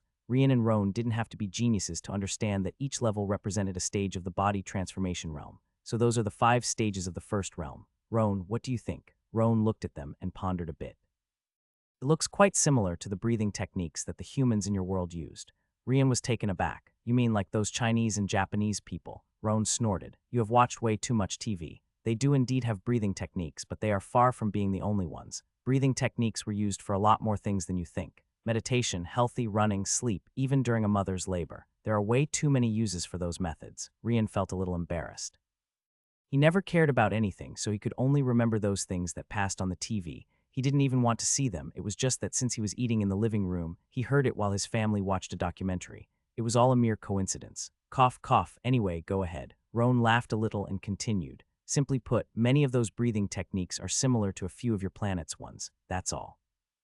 Of course, since our home universe doesn't have spiritual energy, they did not get the advantages of this thing. Also, these breathing techniques are accompanied by a specific set of exercises each. Rian nodded while listening. In the end, Rian and Roan spent some time making sure to remember every single step of the first 2 stages, blood replacement and bones enhancement. After that, they simply left the manual on the table and returned to their bed. At most, their new parents will think that they forgot it there during the last day. In fact, Rian and Roan didn't have much choice, let alone the difficulty of putting the manual back. They were feeling so snoozed that they might fall asleep on the ground any second now. 3 days went in a flash. During this period, every time their mother wasn't looking, they would practice the breathing technique together with the specific set of exercises over the bed. Of course, they constantly bickered at each other as well. You are doing it wrong. Why did you inhale air just now? It was obviously the time to stop breathing for a second. Wrong your ass. Did you even read the same manual as me? Of course you did. After all, whatever I learn, you learn too. So where did this bullshit come from? Are you idiot? Are we even existences from this world to start with? Do you really think that those exercises are the best way? We have to change it according to our own necessities. Then why did you complain when I moved the position of my feet during the exercise time? I felt that that way was much better to bring the change to the marrows. All right, I haven't tried that one, but I'm almost certain it was wrong too. So your changes are right and mine not. Go to hell. No, wait, you came from there to start with. Oh right, should I ask you to go to heavens instead? I always had this doubt. There is no such thing as hell and heaven to start with, idiot. Only the underworld, but it is far from the description of hell from your country back then. You are no fun. There were several instances where their mother came in to take a look at them or to feed them milk. Even during their arguments, they had to keep their attention focused on the room entrance all the time. As soon as they heard the slightest of sounds, they would immediately fall on the bed and pretend to be sleeping or doing nothing. Sometimes they didn't even have time to change the positions that they were in, so Hamarlia couldn't help but find it funny when she saw the way they were lying on the bed when she arrived. What caught up her interest more than anything is that her babies seemed to be always sweating rivers. Is it this hot nowadays? But since they didn't seem to be in any pain and acted quite lively, she didn't bother much about it. Finally, Jury Varan returned from his visit to the Estreg city and immediately summoned Rian's family over. Pack your things, I will be moving your family to the center of the tribe. Rian and Roan's family was taken aback. How come they are moving to the center of the tribe? Noticing their puzzled faces, Jury was about to give them an explanation when suddenly his heart froze. As he looked at Rian and Roan, he felt like he was seeing 2 ghosts. Well, in a certain way, they could be considered that too. How is that possible? Tyrion, who was beside Jury, was puzzled with his big brother's reaction. It was evident that he noticed something from the twins, but he couldn't see what it was. Big brother, is something wrong? Jury looked at him and then said, as long as you use your spiritual sense, you should be able to see it too. Tyrion was taken aback and immediately did as he was told. In the next second, his face became as shocked as Jury's. I must be hallucinating. Tyrion and Hamarlia began to feel afraid of those reactions. Elders, is something wrong with our children? Only then did Jury remember that Rian and Roan's parents are not in the energy-gathering realm. Because of that, they don't have spiritual sense, so they obviously can't see what they are seeing. It's not something wrong, but incredible instead. Both of them are in the blood replacement stage. Tyrion and Hamarlia felt like they heard a joke. How could their children be in the blood replacement stage? They are far from being 5 years old. Let alone 5 years, they haven't been born for even a month yet. Elder must be jesting. Before being 5 years old, they can't even sense the presence of spiritual energy. There is no way they can be in the blood replacement stage. Those words finally reminded Juri the reason why he wanted to move Rian and Roan's family to the center of the tribe. Wrong. I went to the city to inquire about it. The truth is, there is another thing that the aptitude orb can do. According to the degree of brightness, one can see if the person being tested can feel the presence of spiritual energy or not. It just so happens that your children showed this capability. Everyone was surprised by those words, including Rian and Roan. Rian couldn't help but comment. No wonder he found out we are in the blood replacement stage. He knew from the start that we could feel the spiritual energy presence. Otherwise, he would have never checked our body with this spiritual sense thing, or whatever this ability is called. Roan agreed with Rian. Indeed, still, we wouldn't be able to hide it for long. Sooner or later, someone would check our bodies and find out that we don't have ordinary baby bodies anymore. It just so happened to be earlier. The problem is that no one knows that we are practicing the body transformation techniques, so everything will depend on how they will deal with it. Let's keep watching. Sure enough, Roan was right. Juri and the others couldn't understand how they entered the blood replacement stage since they never practiced the body transformation technique before. Juri looked deeply at Rian and Roan and murmured, "Is it really an innate constitution?" Even though his voice was low, Tyrion still heard it. "Big brother, what is this innate constitution?" Juri came back to himself, soon looking at the twins' parents and his younger brother. When I went to the city and started to inquire about it, I found out that there are some extremely rare cases where one can feel spiritual energy earlier. Those capable of it are considered to have been born with a thing called innate constitution. Simply put, their bodies are attuned to the spiritual energy of heaven and earth from the moment they are born. They won't need to wait for their bodies to mature to be able to do it. Also, it seems like there are other advantages too. Unfortunately, that was all I could inquire about. It doesn't matter how I look at it, only this so-called innate constitution could possibly bring such results. Tyrion and Rian's family were surprised to hear that. Rian and Roan also understood that this innate constitution was probably a side effect of the white and black thread and orb connecting their souls too. Tyrion couldn't help but ask, "Then what kind of constitution is the one that they have?" Juri shook his head. "I don't know." Even in a Streg city, the information about such a thing as an innate constitution is almost inexistent. All I heard were a few rumors about this topic. From the looks of it, the only ones who would know better were the cultivation sects. Rian's parents looked puzzled. In fact, Rian and Roan were the same. Although the name gave them a few ideas, they had never heard about cultivation sects before. However, Juri's younger brother, Tyrion, immediately showed a respectful expression. He then looked at Juri and asked, "Big brother, should we?" Juri immediately stopped Tyrion from continuing. "Out of the question. Do you want to have our entire tribe destroyed?" Everyone in the room was frightened. How did it reach a point where the tribe could be destroyed? Juri looked around with his divine sense and confirmed that there were only Rian's family and his younger brother around at the moment. He then took a deep breath and said, "All of you, listen well. Doesn't matter who, when, or where, make sure to never say a word about it outside. What I'm going to say now shall never leave this room, understood?" Noticing the gravity in Juri's voice, everyone nodded. Juri then started to explain. Rian and Roan are too young, so they don't have any memories or attachment to anyone yet. Even if something happens to our entire tribe, they would not know about that due to their ages. If the information that 2 babies with innate constitutions appeared in our tribe, a calamity is all that awaits us. From what I understood, such talents are highly coveted by all sects. Considering that Rian and Roan are still too young, those sects would definitely wipe out the entire tribe to make sure that their past is completely erased. Once they grow up, they will not remember who are their parents, family, tribe members, or whatever. They will be utterly loyal to the sects, and that is what they wish. Juri looked at Tyrion and continued, "I know what you thought a moment ago. You wanted to deliver the kids to one of the cultivation sects so that our tribe would be rewarded, but that would just have everyone killed instead." Tyrion's body started to sweat like rivers. "Sorry, big brother. I didn't think things through." Juri nodded and didn't mind. He then looked at Rian and Roan before looking at their parents right after. "We have to make sure that no one knows about their innate constitution until they are at least old enough to remember what loyalty to the tribe is. At that point, destroying our tribe would only have the opposite effect on Rian and Roan. Only then can we allow those two to join a sect. Do you all understand?" Tyrion and Hamarlia didn't even know about sects before, but they understood what it means to risk their tribe being wiped out, so they immediately agreed with the tribe leader. Juri also nodded, satisfied. "Good." He then looked at the twins with a piercing gaze. "Now, even though they have an innate constitution, just how the hell did they enter the blood replacement stage at their age?" Rian and Roan's hearts skipped a bit after seeing the tribe leader's eyes. "This guy is too sharp." Juri kept at looking at Rian and Roan, which gave them quite some pressure. But suddenly, Yua, as shameless as possible, both brothers started to cry out loud. Obviously, Juri's gaze wasn't enough to make 2 grown-ups to cry, but the spiritual pressure that they were feeling forced their hands. Juri was taken aback and immediately stepped back. He even felt a little sorry for the babies and their parents. Just what the hell am I thinking? They are just babies, you old fool.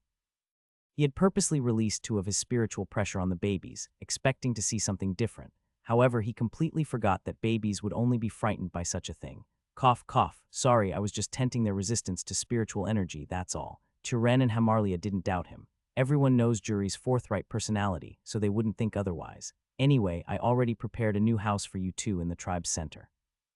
Turen can still go to work every day as usual. As for Hamarlia, as the mother, she will have to take care of the babies. Still, I will have two experts who are worth my trust to keep a look at the babies from now on. Turen and Hamarlia were surprised. They would have two warriors of the tribe taking care of their family. Nothing could make them happier. Tiran then decided to change the topic. Oh right, big brother, did you find anything about their aptitude colors?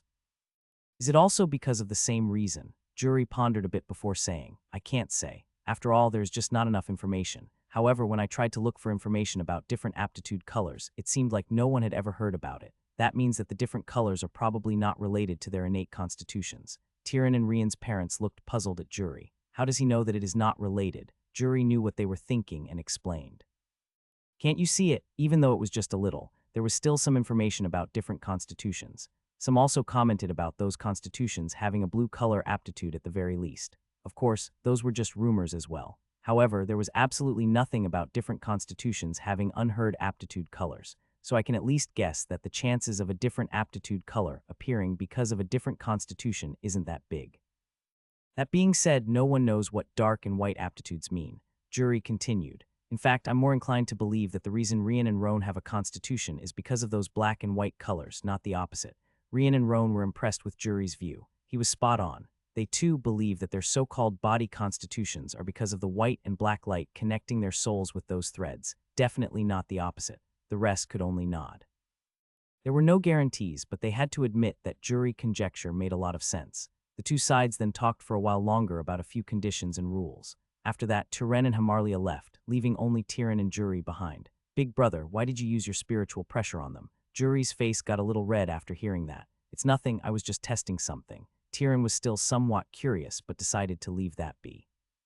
He went away a few moments later too, and now only Juri was left in the room.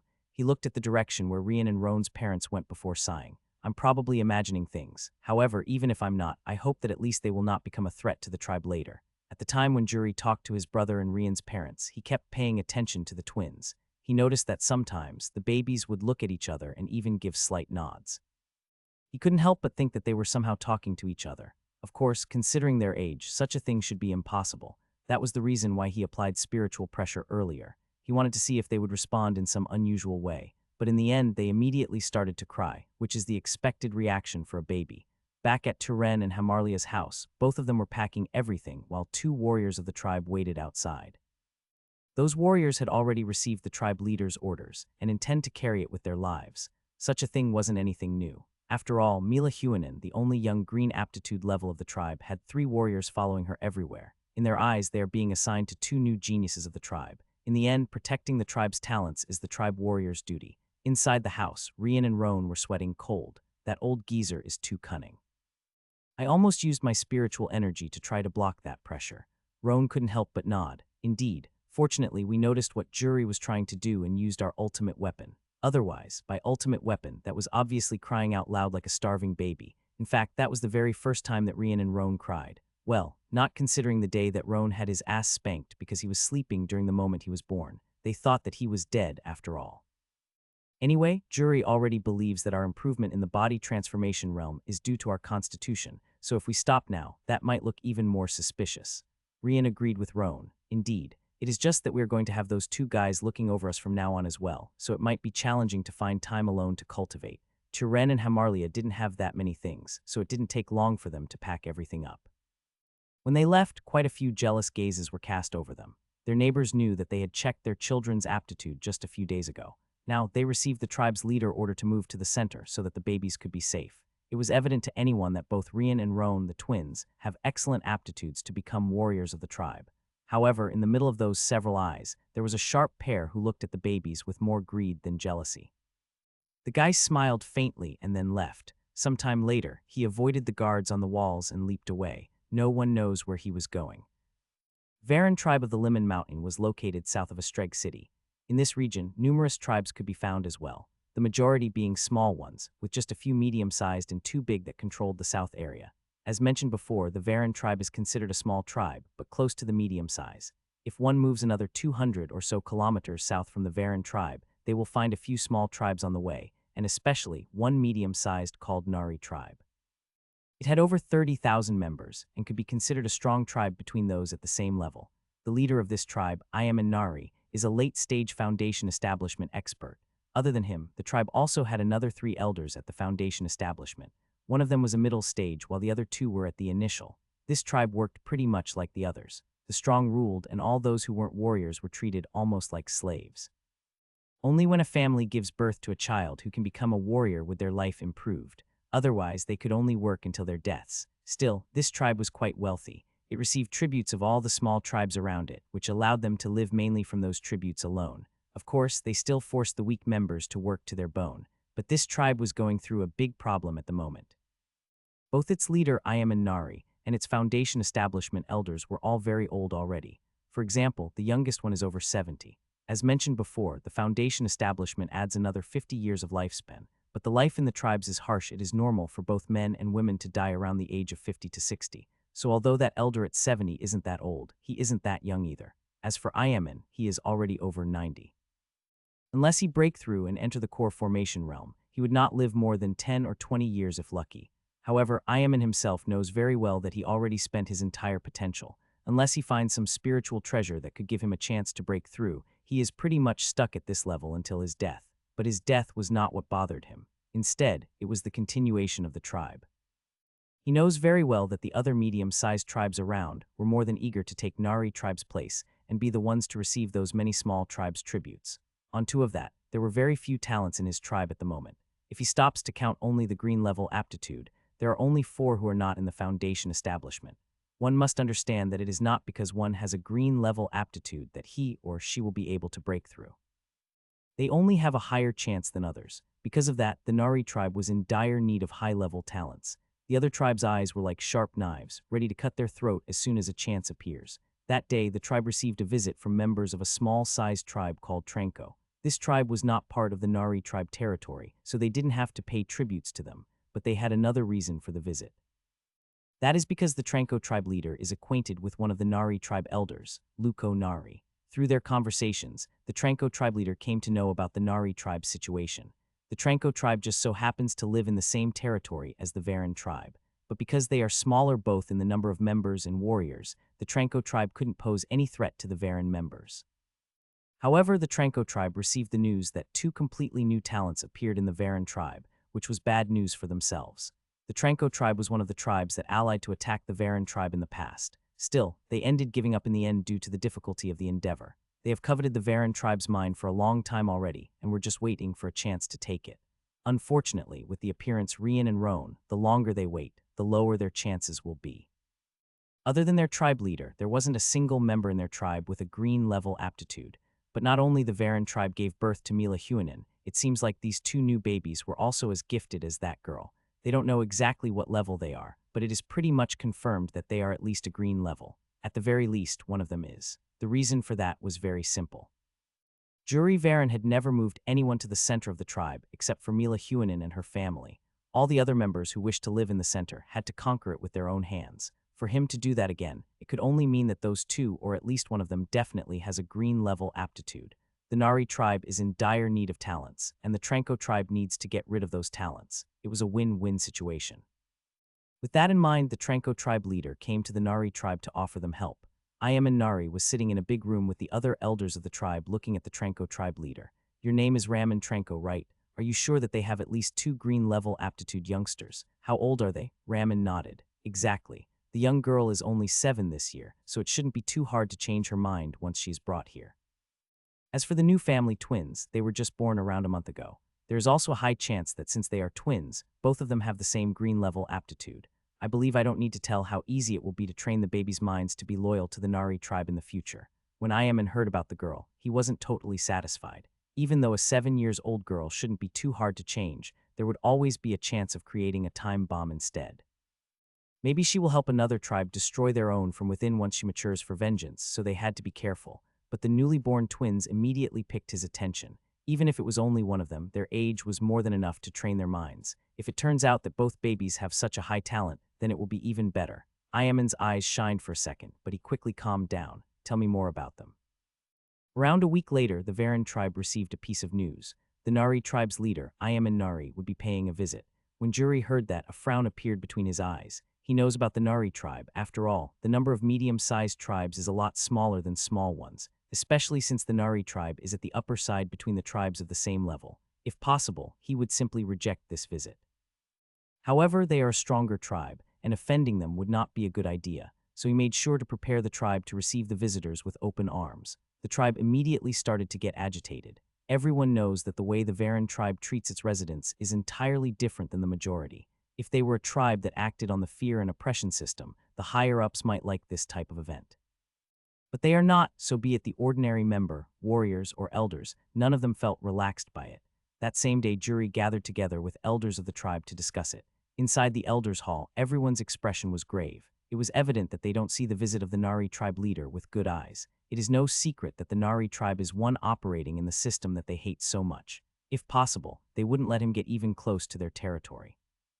Juri Varan was the first one to speak. What you all think about this issue? Alanda Isle, the tribe vice leader, was the one to answer. We are not idiots. The timing was way too good to be a coincidence. We had just found 2 new talents, and suddenly Ayaman Nari decided to come. It doesn't matter how I see it. He definitely expects us to hand over the Lark's babies. Tyrion immediately shook his head. Then he can keep dreaming. It is hard for a tribe to give birth to talents of the green level or above. Although Rian and Roan's aptitudes can't be described with common sense, everything indicates that they are no worse than Mila Huanin. As long as we groom them correctly, we might get at least 1 foundation establishment realm in the future, perhaps even 3. How can we simply give them away? Another elder with sharp eyes then commented, that is not the real problem here. Considering the distance and relations between our tribes, they shouldn't have known about Rian and Roan. I believe you all know what that means, right? Juri Varan and the other elders narrowed their eyes. It is obvious that there is a third party behind this event. This third party was definitely someone from the same territory as themselves too. It was most likely one of the small tribes allied to attack their tribe in the past. That being said, we shouldn't be expecting only the Nari tribe. There is no doubt that this other tribe will be coming together to increase the pressure on ours. Juri looked at the elders of the tribe. Before we continue this talk, we should first decide what we are going to do. If we give Rian and Roan, or maybe just one of them to the Nari tribe, this issue will be over. Of course, there is a chance of he asking for Mila too since he is already here. If we do that, not only will Nari tribe leave straight away, the third party behind this issue will immediately depart too. This is the easiest way to resolve this issue. The second is that we will be dead set to not giving any one of them, but we will also be incurring the wrath of the Nari tribe, which is a lot stronger than us, not to mention this other party behind the scenes. Suddenly, Alanda Isle's aura then burst forth, and he smashed the table in front of him. So what? If we give up our tribe members as easy as that, it will only cause uneasy to the other tribe members. We fought a bloody battle to get rid of the Eric family in the past. A lot of those who died have family living in our tribe at the moment. Giving our kids away would be going completely against that purpose. I say we should be dead set on denying the Nari tribe. Everyone was taken aback by the vice leader's outburst. Still, they all agreed with his instance. Even Juri couldn't help but smile in satisfaction. Good, is there anyone who thinks otherwise? The other elders immediately got up and shouted. No, Juri Varan nodded and stood up as well. Very well, it is good that you think this way. Since that is that case, let me tell you another thing. If we had really given our kids away, not only would it affect the tribe's moral, but also influence the other smaller tribes around us. They would think that we are not as strong as they thought and might rally up once more to attack us. But that is not all. If we keep giving our talents away just because of a stronger tribe request, our own tribe would never grow up. In the future, when Alanda and I pass away, today's kids will inherit the tribe's responsibilities. If there are no strong leaders left behind, how do you expect them to protect it? So do not fear, do not waver, protect our members and families. If sacrifices are needed, we shall pay them for the sake of a brighter future. Juri Varan took a deep breath and said out loud, We fight. All the elders roared as well. We fight. Only after deciding their path did the elders finally start to discuss what they should do now. They stayed in the elders' hall during the entire night, and only when the sun began to appear in the horizon did they return to their houses. Alanda, stay behind for a second. I need to talk to you. Alanda looked at Juri and then smiled. Once the two of them were alone, Juri finally asked, That aura before, could it be that you? Alanda couldn't help but laugh. Indeed, I was planning to keep it a surprise for later, but it seems I got too agitated earlier. it is as you think. I have finally entered the Foundation establishment realm. Jury couldn't help but laugh out loud as well. Great, keep it for yourself and don't let the others know. In case the Nari tribe is planning something in the shadows, you will be our trump card. Alanda nodded. That shall be done. Rian and Roan didn't know anything about that. All they heard from their parents' conversation is that another tribe was coming to pay a visit, but that was basically it. During this past week, both of them kept training in the body transformation system every time they were alone. However, Rian was right in the past. With those two warriors acting as guards, there weren't many chances for them to do it. Only during the night time would the two of them be alone. Well, not exactly alone. Their parent would sleep in another bed close to them, and they had to make sure to not make too much noise. This is too impractical. We will take forever to reach the next stage of body transformation if we keep only training during the night. Rian shrugged his baby shoulders. What do you expect me to do? Unless we completely disregard everything and start to train right in front of them, we have no other choice. Instead of complaining, try to make the best use of your time. We can still use the daytime to sleep as much as possible. Roan didn't like this since, even during the night, it was hard to make the positions properly without making noise. Sometimes Turen or Hamarlia would wake up as well because they weren't careful enough. When that happened, they had to fall on the bed in weird positions straight away. In Rian's case, it was worse. Turen and Hamarlia are, after all, a married couple. Since Rian and Roan are only a month or so old, their new parents didn't bother trying to hide their actions. After all, babies of this age wouldn't remember anything in the future. That being said, the twins caught their parents enjoying the pleasures of the flesh quite a few times. Roan, of course, didn't waste such opportunities. Heh, is the 31-year-old virgin boy embarrassed? Why don't you take this chance to learn more for the day you can enjoy the same thing? Rian wanted to cry but had no tears. What the hell learn more? They are our parents, idiot. Roan snorted though. Not exactly. Our souls came from another universe. So the truth is that we shouldn't have been the souls coming into these twins' bodies. In that case, it is not like they are really our parents. Of course, I'm still very thankful to them due to my new body. Rian couldn't deny that it was true. After all, he still remembers his parents back on Earth. Knowing his old parents and suddenly getting new ones won't make you love your new ones all of a sudden. As for how Roan felt about the love scene in front, of course, he didn't give a damn to that. In his eyes, the only problem was that they took longer to sleep, which reduced his training time. It was then that Roan had an idea. The guards always stay in the living room entrance, never really coming inside. What if we insist on staying in the room? Rian looked at him and asked, what you mean? It is not like we can suddenly ask them to leave us alone in the room, right? Roan shook his head. Did you forget our ultimate weapon? As long as we use it well, I believe that Hamarlia will have no other choice other than leaving us in the room instead. By ultimate weapon, it is obviously their pretense of crying like they are dying. Although Rian's ears would get somewhat red doing such thing at his mental age, he had to admit that it was very effective. That is because Rian and Roan rarely cried to start with, which is quite weird in others' eyes considering their age. We can give it a try tomorrow. The night quickly passed, and the next morning, just as Hamarlia was about to bring them out of the room, Rian and Roan put their plan in action. The moment she stepped out, they would use their ultimate weapon with all their might. At the same time, they inclined in the bedroom direction as if they wanted to go back. Didn't matter what Hamarlia did, the twins only stopped crying once they were back on their bed. She didn't like it since kids shouldn't always stay there. But after several incessant tries, she finally gave up and left them be. The guards at the living room entrance looked at each other and just smiled. It would take a long time before things like lessons could be taught to them in their eyes, and since the babies stayed inside the house, their duty as protector was easier to be carried out. At first, Hamarlia was afraid that the two of them would develop some problems due to a long time on the bed. But not only they seemed completely fine, their bodies somehow seemed to get more sturdy as time passed. Not to mention that they would away be sweating rivers as if they had been running a marathon.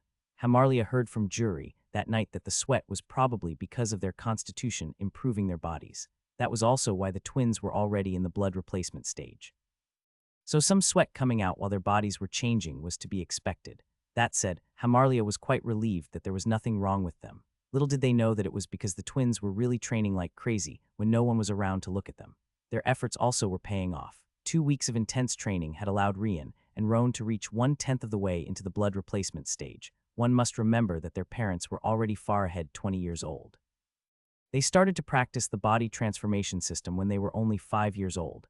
But even after so many years, Turen is still in the 3rd stage while Hamarlia is in the 2nd. Reaching 1/10 of the blood replacement stage in just 2 weeks is unbelievable fast. Finally, 2 weeks went by. Today was the day that Ayam and Nari would come. The elders of the tribe were already at the entrance waiting for his visit too. When the sun reached halfway to the highest point in the sky, Jury noticed some movement in the distance. At first, it was just a blur, but soon everyone was able to see the group. One of them carried a flag that represented their tribe too. That's the Nari tribe's flag. They finally arrived. However, Juri narrowed his eyes. That is because he could see another flag on the side as well. I see. So it was the Tranko tribe who told them about Rian and Roan. It really seems like there are a few spies inside our tribe. However, that is a problem to be resolved later. First, they have to deal with the Nari and Tranko tribe group in front of them. Soon the two tribes in the distance arrived at the Varan tribe's entrance. Juri then looked around and could see over 100 warriors. A lot of them were in the middle stage of the energy gathering, with even some at the advanced. As for peak stage, he could only feel 2. The rest were all at the early stage. As for foundation establishment, it seemed like the Nari tribe brought 2. One was Ayaman Nari himself, who is at the advanced stage. The other one is an elder of their tribe, who is at the initial stage. The Tranko tribe's case, only their leader was in the foundation establishment, who was in the initial stage. He was obviously Raman Tranko. Juri then stepped forward and bowed. Welcome. It is a surprise to see that the Nari tribe came to pay us a visit. Even more surprising is to see that the Tranko tribe is here as well. I didn't know that your two tribes were on friendly terms. Ayaman laughed out loud. It is true indeed. Since this is not our territory, I asked them to guide us in this place. I hope the Varan tribe leader won't mind it. Ayaman looked at the Varan tribe's entourage and snorted inside. Only a single foundation establishment. It should be easy. Is tribe leader Juri not inviting us inside? Juri smiled and then turned around. Open the gate, let our guests come in. Juri then guided everyone to the elders' hall, where a banquet had been prepared for them. In fact, the Var tribe wouldn't waste money on such things, but today was a special occasion. The elders chatted and drank to their heart's content. Ayaman Nari wasn't afraid of them being poisoned. First of all, it would be hard to find a poison that could work on his level. As for his subordinates with low-level cultivations, the majority was ordered to not drink or eat anything. Raman Tranko also did the same thing with his side. The situation continued like that all day long until nighttime. Finally, only the elders of each tribe was left inside the hall so that they could talk about the real intention of their visit. Ayaman did not meddle over the words and went straight to the point. I heard that your tribe gave birth to 2 boys with exceptional talent.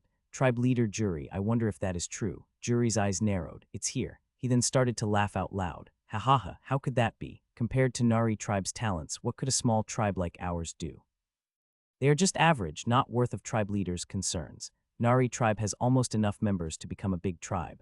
As long as a core formation elder appears, the Nari tribe will soar in the skies. Raman Tranko heard that and gave his piece. You are being too humble, tribe leader Juri. It is extremely difficult for green-level talents to appear. Even in my entire tribe, the only one with a green-level aptitude is myself. Tribe leader Juri should be prouder of himself.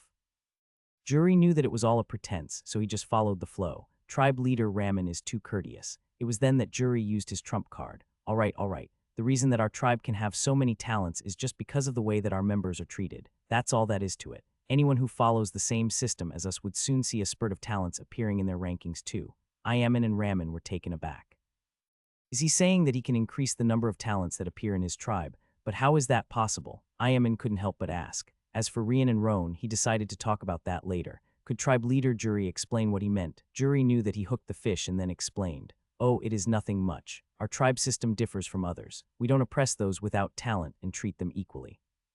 Life might not be easy, but everyone here, including the weakest ones, have their bellies full every day. But above all, and this is the most important point, they are not worried about offending the tribe elders and warriors, which is a completely different situation in other tribes. Juri continued. Around 10 years ago, we noticed an increase in the number of brown or higher aptitude members that appear in our tribe. Looking at it, we noticed that the new babies were all bigger and healthier at birth. Soon we came to understand that what was just the hope of living happy lives had led the tribe to generate a lot more talents than any other. Can you imagine how happy we were when we noticed it? Ayaman narrowed his eyes. From what he is saying, no one in their tribe is afraid of the tribe elders and warriors. In his eyes, such a notion is ridiculous. And what with this thing about paying the workers? If you have no talent, then it should be your honor to work for those who have it. Why should they receive any payment? He couldn't help but feel like he was being fooled. Raman Tranko already knew about how the Varan tribe treated its residents since he had spies in this here. Still, this was the first time hearing about this increasing of talents. Juri obviously noticed that. It seems like tribe leaders Ayaman and Raman are doubting my words. Ayaman immediately smiled after hearing that. How could that be? Tribe leader Juri is a man of virtue. However, it is indeed very hard to accept your words. Raman Tranko suddenly frowned. He understood that those words just now showed that Ayaman Nari was really interested in this increase in the number of talents method. Ha, surely tribe leader Juri is jesting. How could a tribe without internal competition possibly give birth to a higher number of talented kids? Isn't this just a mistake? Or maybe it was just lucky. Jury smiled back and then said, of course there is internal competition, but this competition is only between those with an aptitude to become warriors. Also, we constantly allow them to go out and temper themselves against the demon beasts. We use several different sets of rules for their improvement as well. Jury looked at Ayaman Nari and asked, tribe leader Ayaman, between every 1,000 newborn babies, how many of them have a brown level aptitude or higher in your tribe? Ayaman narrowed his eyes and wondered if he should say such a thing. But in the end, he remembered that the other tribes viewing for his tribe position in the south already knew it. Since that is the case, there wasn't much of a point to hide it here. From every 1,000, we get around 20 to 30 brown color aptitude or higher. Jury smiled and looked at the elder beside him. That elder understood his meaning. It was the time to show them what the Varan tribe was capable of. The elder got up while showing an imposing manner. On his hand, there was a scroll with some information that the tribe used to keep a tag on the number of members. Many people in the Varan tribe can't read, but the elders must be able to. After all, they are the ones who deal with merchants and other negotiations all the time. In the past 10 years, we had a total of 3,598 newborns in our tribe. From those, we got a total of 311 brown level or higher aptitude babies. In the last 1,000, which includes Mila Huanan, Rian Larks, and Roan Larks, 103 had at least a brown level aptitude. Ayaman and Raman were shocked. That is literally over 3 times more than their tribes. They could attribute it to lucky if they got 40 or 50, maybe even 60. Still, over 100. That is ridiculous. Jury then sipped the wine in his cup and continued. Of course, such difference only started to appear after the system had been in place for over 10 years. Our tribe members had to get used to it first, so it is a slow process. Trust is not something you gain in a single day, especially after the previous Eric family used the oppression system for so long. Because of that, all these new talents are kids at the moment and not warriors, so it will take time before they properly mature and become warriors themselves. Jury could see the light in Ayaman's eyes. It seems like I will be able to resolve this conflict without a single dead body. However, it will show to the other tribes in our territory that my Varan tribe power will keep increasing at a frightening pace. In the end, this is a double-edged sword, but I'm willing to take this risk. After all, we definitely wouldn't be able to hide such a huge increase in talents from them for much longer. Ayaman Nari had utterly forgotten the existence of Rian, Roan, and Mila. What he just heard was what really mattered for him at the moment. Those are the kind of numbers that would make his tribe prosper. In the end, trying to get other tribes' talents from them is just a palliative solution. It couldn't resolve the root of the issue. Besides, things like taking other tribes' kids away would only generate more hatred against his Nari tribe. If he had the talents born in his own tribe, he wouldn't waste his time doing such things. Sure, his Nari tribe is a medium-sized tribe and almost reaching a big one, but without a core formation elder in its middle, it could never be considered a big tribe. He knows that he doesn't have a chance to do it. He will have to rely on the future generation. But so far, the future was looking bleaker and bleaker. The Jury tribe's methods were precisely what his tribe needed, but soon he noticed a huge problem. For a tribe of the size of my own, just how many years would it take for such a system to make an effect? He was right. At this very moment, the Nari tribe is entirely operated on the oppression system. Other than the warriors who were lucky to be born with a high enough aptitude, all the rest are treated like slaves. Just how could he force a new method of all of a sudden? First of all, most of his warriors are already used to using the commoners as they wish. It could even be considered part of their beliefs that they are superior. In their eyes, those weaker people must serve them with their lives and never complain. It is their fault to not have been born with an aptitude like theirs. If Ayaman comes back and tries to apply such a system, the warriors will probably attempt a rebellion. They would never give up their comfortable lives where everything is done by the commoners. Also, he is one of those who had been using such a system until now. The simple fact that he would need to use some of the tribe's income to pay those commoners for their work already makes his head hurt. Still, the numbers are right in front of him. Raman Tranko noticed Ayaman's doubts and his heart sunk. Whether the system really worked or not doesn't matter. The fact is that alone, his Tranko tribe is no match for the Varan tribe. That being said, he can say goodbye to his dream of occupying this mountain. Tribe leader Jury is too good with jokes. How could a tribe have such numbers for real? It would already be heaven-defying if you had even half of it. Tribe leader Ayaman, there is no way that those numbers are true. Ayaman narrowed his eyes. Although he thinks that it might be true, the chances of being a lie are also not small. But before he could even say anything, Jury laughed out loud. No problem, no problem. Tribe leader Tranko concerns are proper and right. How could you simply believe in some papers and numbers, right? Even I would be doubtful if I was in your skins. Jury then extended an invitation. Tribe leaders Ayaman and Tranko, why don't you stay here for the night? Before you even arrived, I already passed down my orders. Tomorrow morning, all the kids between 0 and 10 years old with brown or higher aptitude will attempt the aptitude orb once more in front of you. If you wish, you can even use an aptitude orb from your own tribes, I won't mind. Raman Trenko opened his mouth wide. Isn't he afraid that both his group and Iamans would use this opportunity to cause havoc? They have a total of 3 foundation establishment cultivators, while the Varan tribe has only 1. If they used this chance to cause a big blow, they would have little chance of stopping them. But it was then that he understood one problem. Iaman Nari is genuinely interested in this. If he tries to intervene, he might be the one being killed by the Nari tribe instead. Jury Varan obviously noticed the Nari tribe's problem from the very start. First of all, why would they come to try to take Rian, Roan, and Molly if they didn't need more talents? Jury struck right at the heart of the Nari tribe's problems. Iaman looked at the other Foundation establishment elder and a few high-ranked members. After exchanging a few spiritual sense messages between each other, they nodded. Very well, we will be troubling tribe leader Jury to prepare a place for us to stay this night. Jury laughed once more. How could it be a problem? The Nari tribe is more than welcome. He then glanced at Raman Trenko for a second and snorted inside. Just wait and see how I turn an enemy into an ally right in front of you. The night passed in a flash. Jury also made sure to keep more warriors looking at the Trenko tribe to prevent them from doing anything stupid. The next morning, due to the previous day orders, the field was full of kids between 0 and 10 years old. Iaman Nari only needed to take one look to understand that there were definitely over 200 kids there. Not to mention that he has a strong spiritual sense, so he could cover the entire field with it. 283 kids in total. The other 30 or so probably couldn't come or had some mishaps happening with them in the past. Still, if all those kids really turn out to have Brown-level talent or more. Jury was also there with Iaman and Trenko. He soon gave the order and all the kids and their parents made a queue. Jury then looked at Iaman and asked, Tribe leader Iaman, would you like to use our aptitude orb or do you have one of your own? Iaman was almost 100% sure that Jury wasn't lying. Still, he had to be completely sure. If tribe leader Jury doesn't mind, I will be using one of my own tribe. Jury laughed and then said, no problem, no problem. Please go ahead and conduct the test yourself. I believe that tribe leader Iaman will be more convinced if you do so. Iaman nodded and stepped forward. The testing soon started. Jury told him that all the kids present at the moment had a brown-level aptitude or higher, so every single one couldn't show a gray color. 1 kid. 10 kids. 100 kids.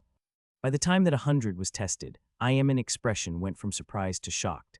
That is because not only every kid had at least a brown-level aptitude, almost 20 of them had yellow levels. 20 of yellow colors was even more heaven-defying in his eyes than the fact that they all had an aptitude to become warriors. That meant that every 5 qualified kids, at least one was yellow.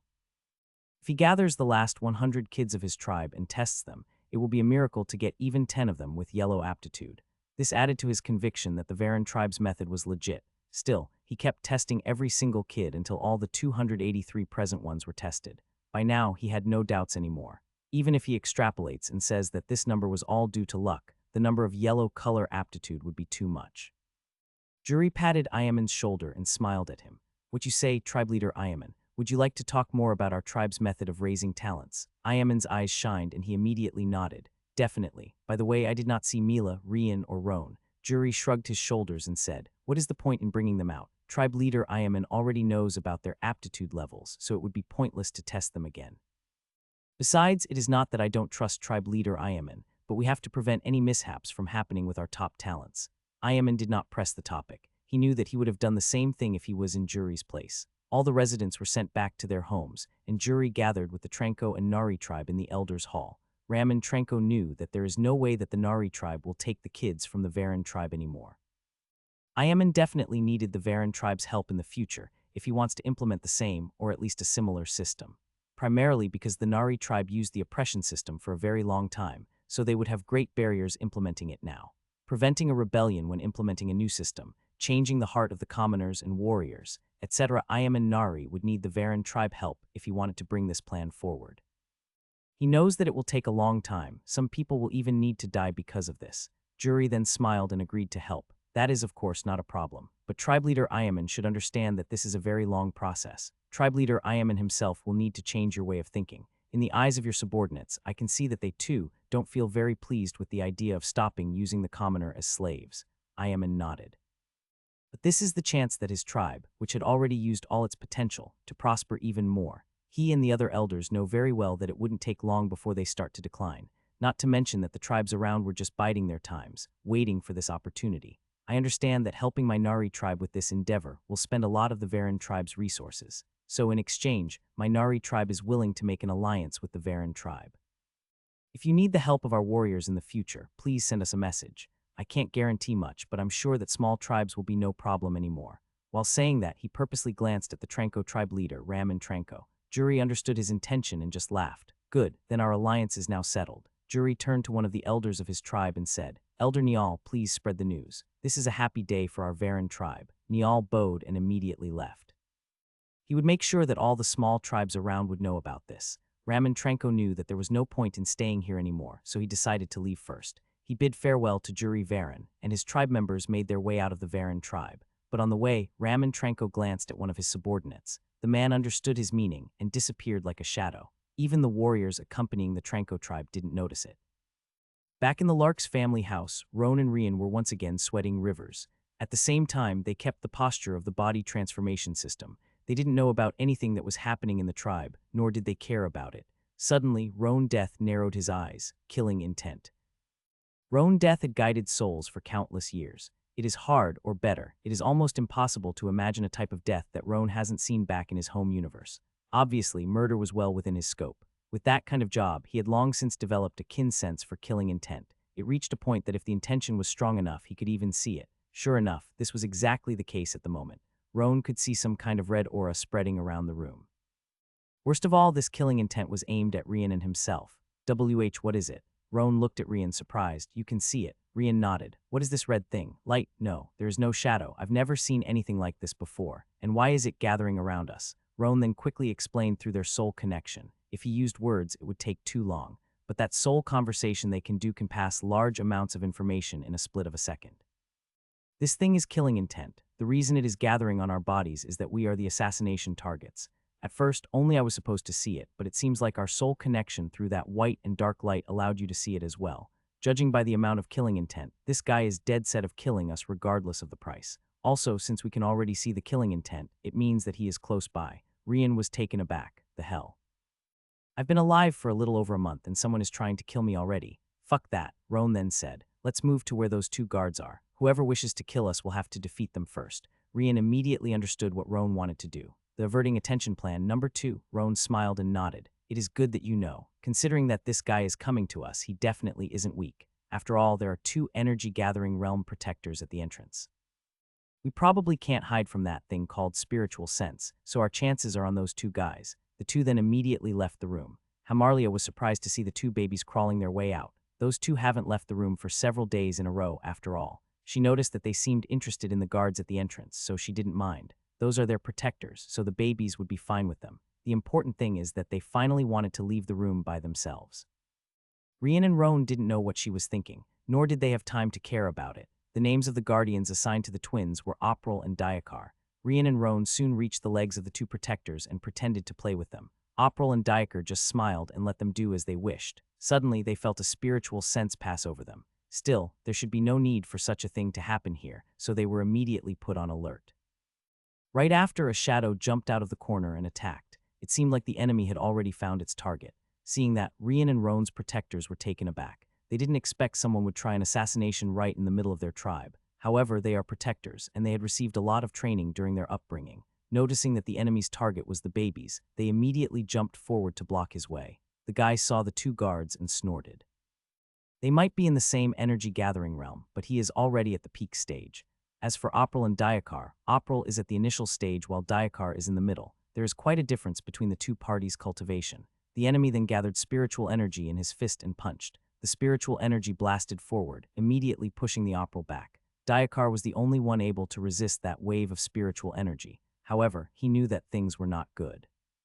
The enemy's cultivation was a lot higher than his. He had to do his best just to block the energy wave. Diakar tried to kick the enemy away, but he was too fast. The enemy lunged to the side and was ready to attack Diakar's flank. Once he finishes Diakar, it will be easy to get rid of April. After that, he just needs to kill the 2 babies behind Diakar, and he might even have a chance to escape if he is fast enough. But it was then that something unbelievable happened.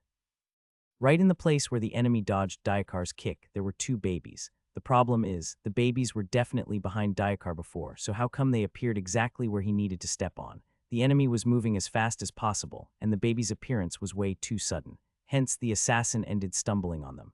Not only that, but the direction he stumbled to was also perfectly aligned with April's attack. Let alone the assassin, even Dayakar and April were taken aback by that turn of events. It was to the point that it looked like a premeditated action. But how could that be possible? They are just babies, so it could only be said to be a coincidence, maybe even a heaven's gift. April obviously did not lose that chance and attacked with all his might. He might be an initial stage while the enemy is at the peak, but they are still in the same realm. A point-blank attack would definitely cause a lot of damage and probably even kill him. Not to mention that April was playing things safe, deciding to target his body where the heart was located so that he wouldn't miss. But in the very last moment, the enemy rotated his body to the side, making April's attack miss his vital point. However, the fact that he was hit at point blank didn't change. The assassin was sent flying and crashed on the wall. Several bones of his chest were broken, and some pieces pierced his internal organs. The killer knew that in his condition, he had no chance of leaving the Varan tribe alive anymore. He looked at the babies with hatred in his eyes. If before it was just an assassination mission, now he is taking things personally. Since he can't escape anymore, he will at least bring those babies to hell with him. Rian and Roan noticed that their plan worked. Unfortunately, not as well as they intended. Shit, there's no way the averting attention plan will work on him again. Roan grimaced. He is hurt now. We can only hope that Dayakar and April will be able to hold him long enough. Ignoring his injuries, the assassin stomped forward. He already didn't care that such actions would only cause even more damage to his organs. Holding nothing back, he once again sent a blast of spiritual energy. Even though April knew that it was coming, he couldn't help but take several steps back. The difference in cultivation between him and the assassin was too big, after all. Dayakar once again tried to counterattack, but to his surprise, the assassin didn't dodge. Their fists hit each other. Not surprisingly, Dayakar lost in this exchange, and a few bones of his hand broke straight away. But the assassin wasn't much better. Even though he was able to push Dayakar back, he overexerted himself, taking severe damage on his own arm.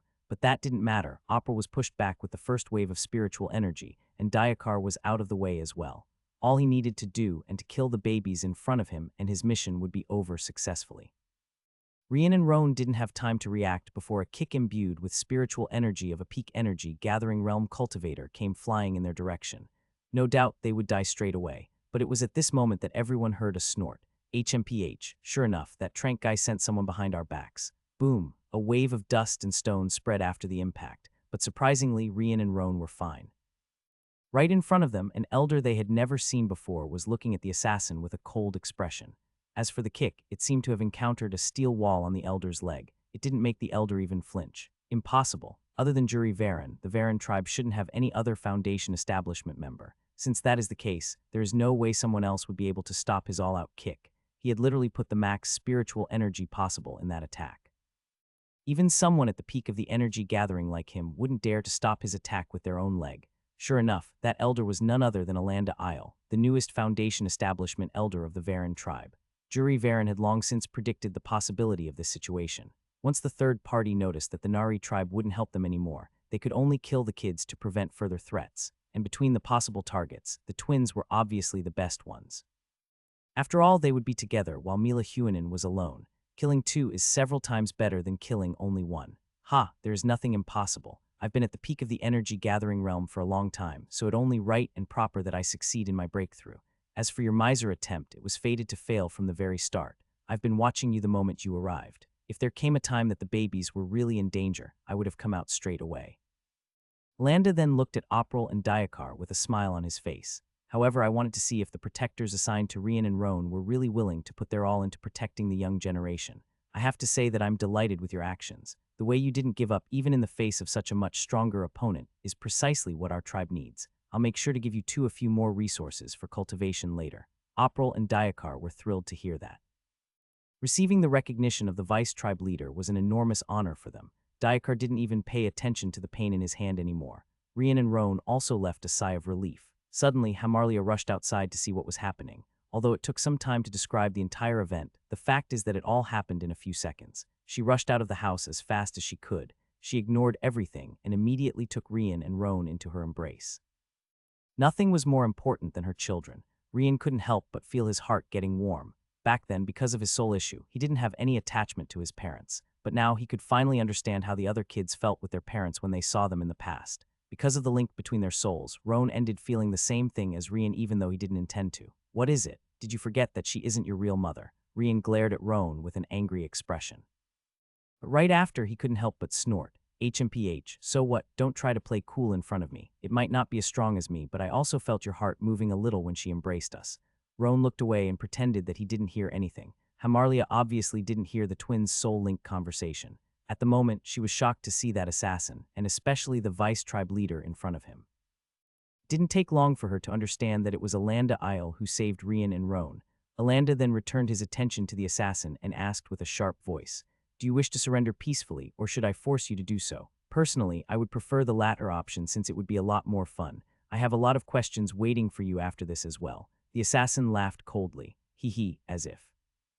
The assassin knew that there was no path to survival anymore, so he decisively bit a sack of poison that was hidden in his mouth. The poison quickly spread through his body. Suddenly, foam started to come out of his mouth. Not long after, he vomited black blood and fell on the ground. In his last moments, the assassin glared at the babies. If not for the twins appearing in the wrong place and time, he might have had a chance to escape. But it was this moment that he noticed that the babies were also looking at him. On their lips, he could see a complacent and disdainful smile. Immediately, he understood. As hard as it is to believe, he was sure that they did that on purpose. How's that possible? His vision finally went black and he died. In the end, he was the only one who noticed the truth. Landa checked the assassin's pulse and confirmed that he had really died, but it did not make him happy. Even if he were to go and ask Ram and Trenko about it, that guy would only say that his member acted on his own accord. There would be no point in forcing this issue anymore. Not long after, a few more warriors of the tribe arrived at the site. "Take this guy away. Be careful because he died from poison. I don't want to see you falling dead as well." The warriors quickly followed Alanda's orders and brought the assassin's corpse away. Alanda also told Daikar to go treat his fist's injuries. Hamarlia then invited Alanda into her house and deeply thanked him. There is no need to be too courteous. It is the tribe warriors and elders' duties to protect the young generation. We were expecting this to happen, so your kids had not been in real danger to start with, Hamarlia then asked. Was that an assassin from that Nari tribe that everyone is talking about? Alanda shook his head. No, Jury has already formed an alliance with the Nari tribe, so there is no way they would try to attempt an assassination. If anything, they would try to kidnap your children instead. Killing them would bring no benefit to the Nari tribe. Alanda continued. The ones who tried it was the Trenko tribe. They share the same territory as us and have been coveting our Limon Mountain for a long time already. Although it can't be considered much, the fact that we have an ore mine and the others don't is definitely a reason for envy. But if they want to take it from us someday, they would need to surpass us in strength. To do that, our tribe can't become stronger than it is, so that's why they tried this assassination plan. They took advantage that we let them inside of our tribe and sent someone to do the deed. Unfortunately, the assassin killed himself, so we can't prove that it was them who ordered it. Hamarlia couldn't help but ask with a concerned face.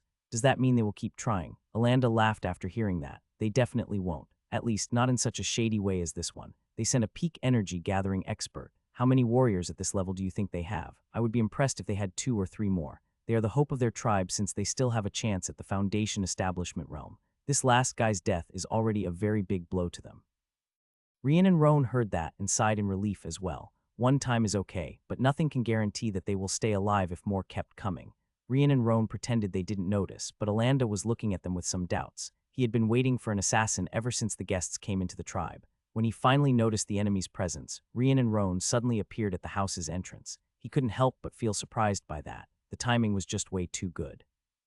But that's okay, he could still accept that it was just a coincidence. But such a belief started to disappear after seeing what those two did. At first, they were just playing with April and Daikar. However, when that assassin dodged to the side, both of them jumped right in front of his leg.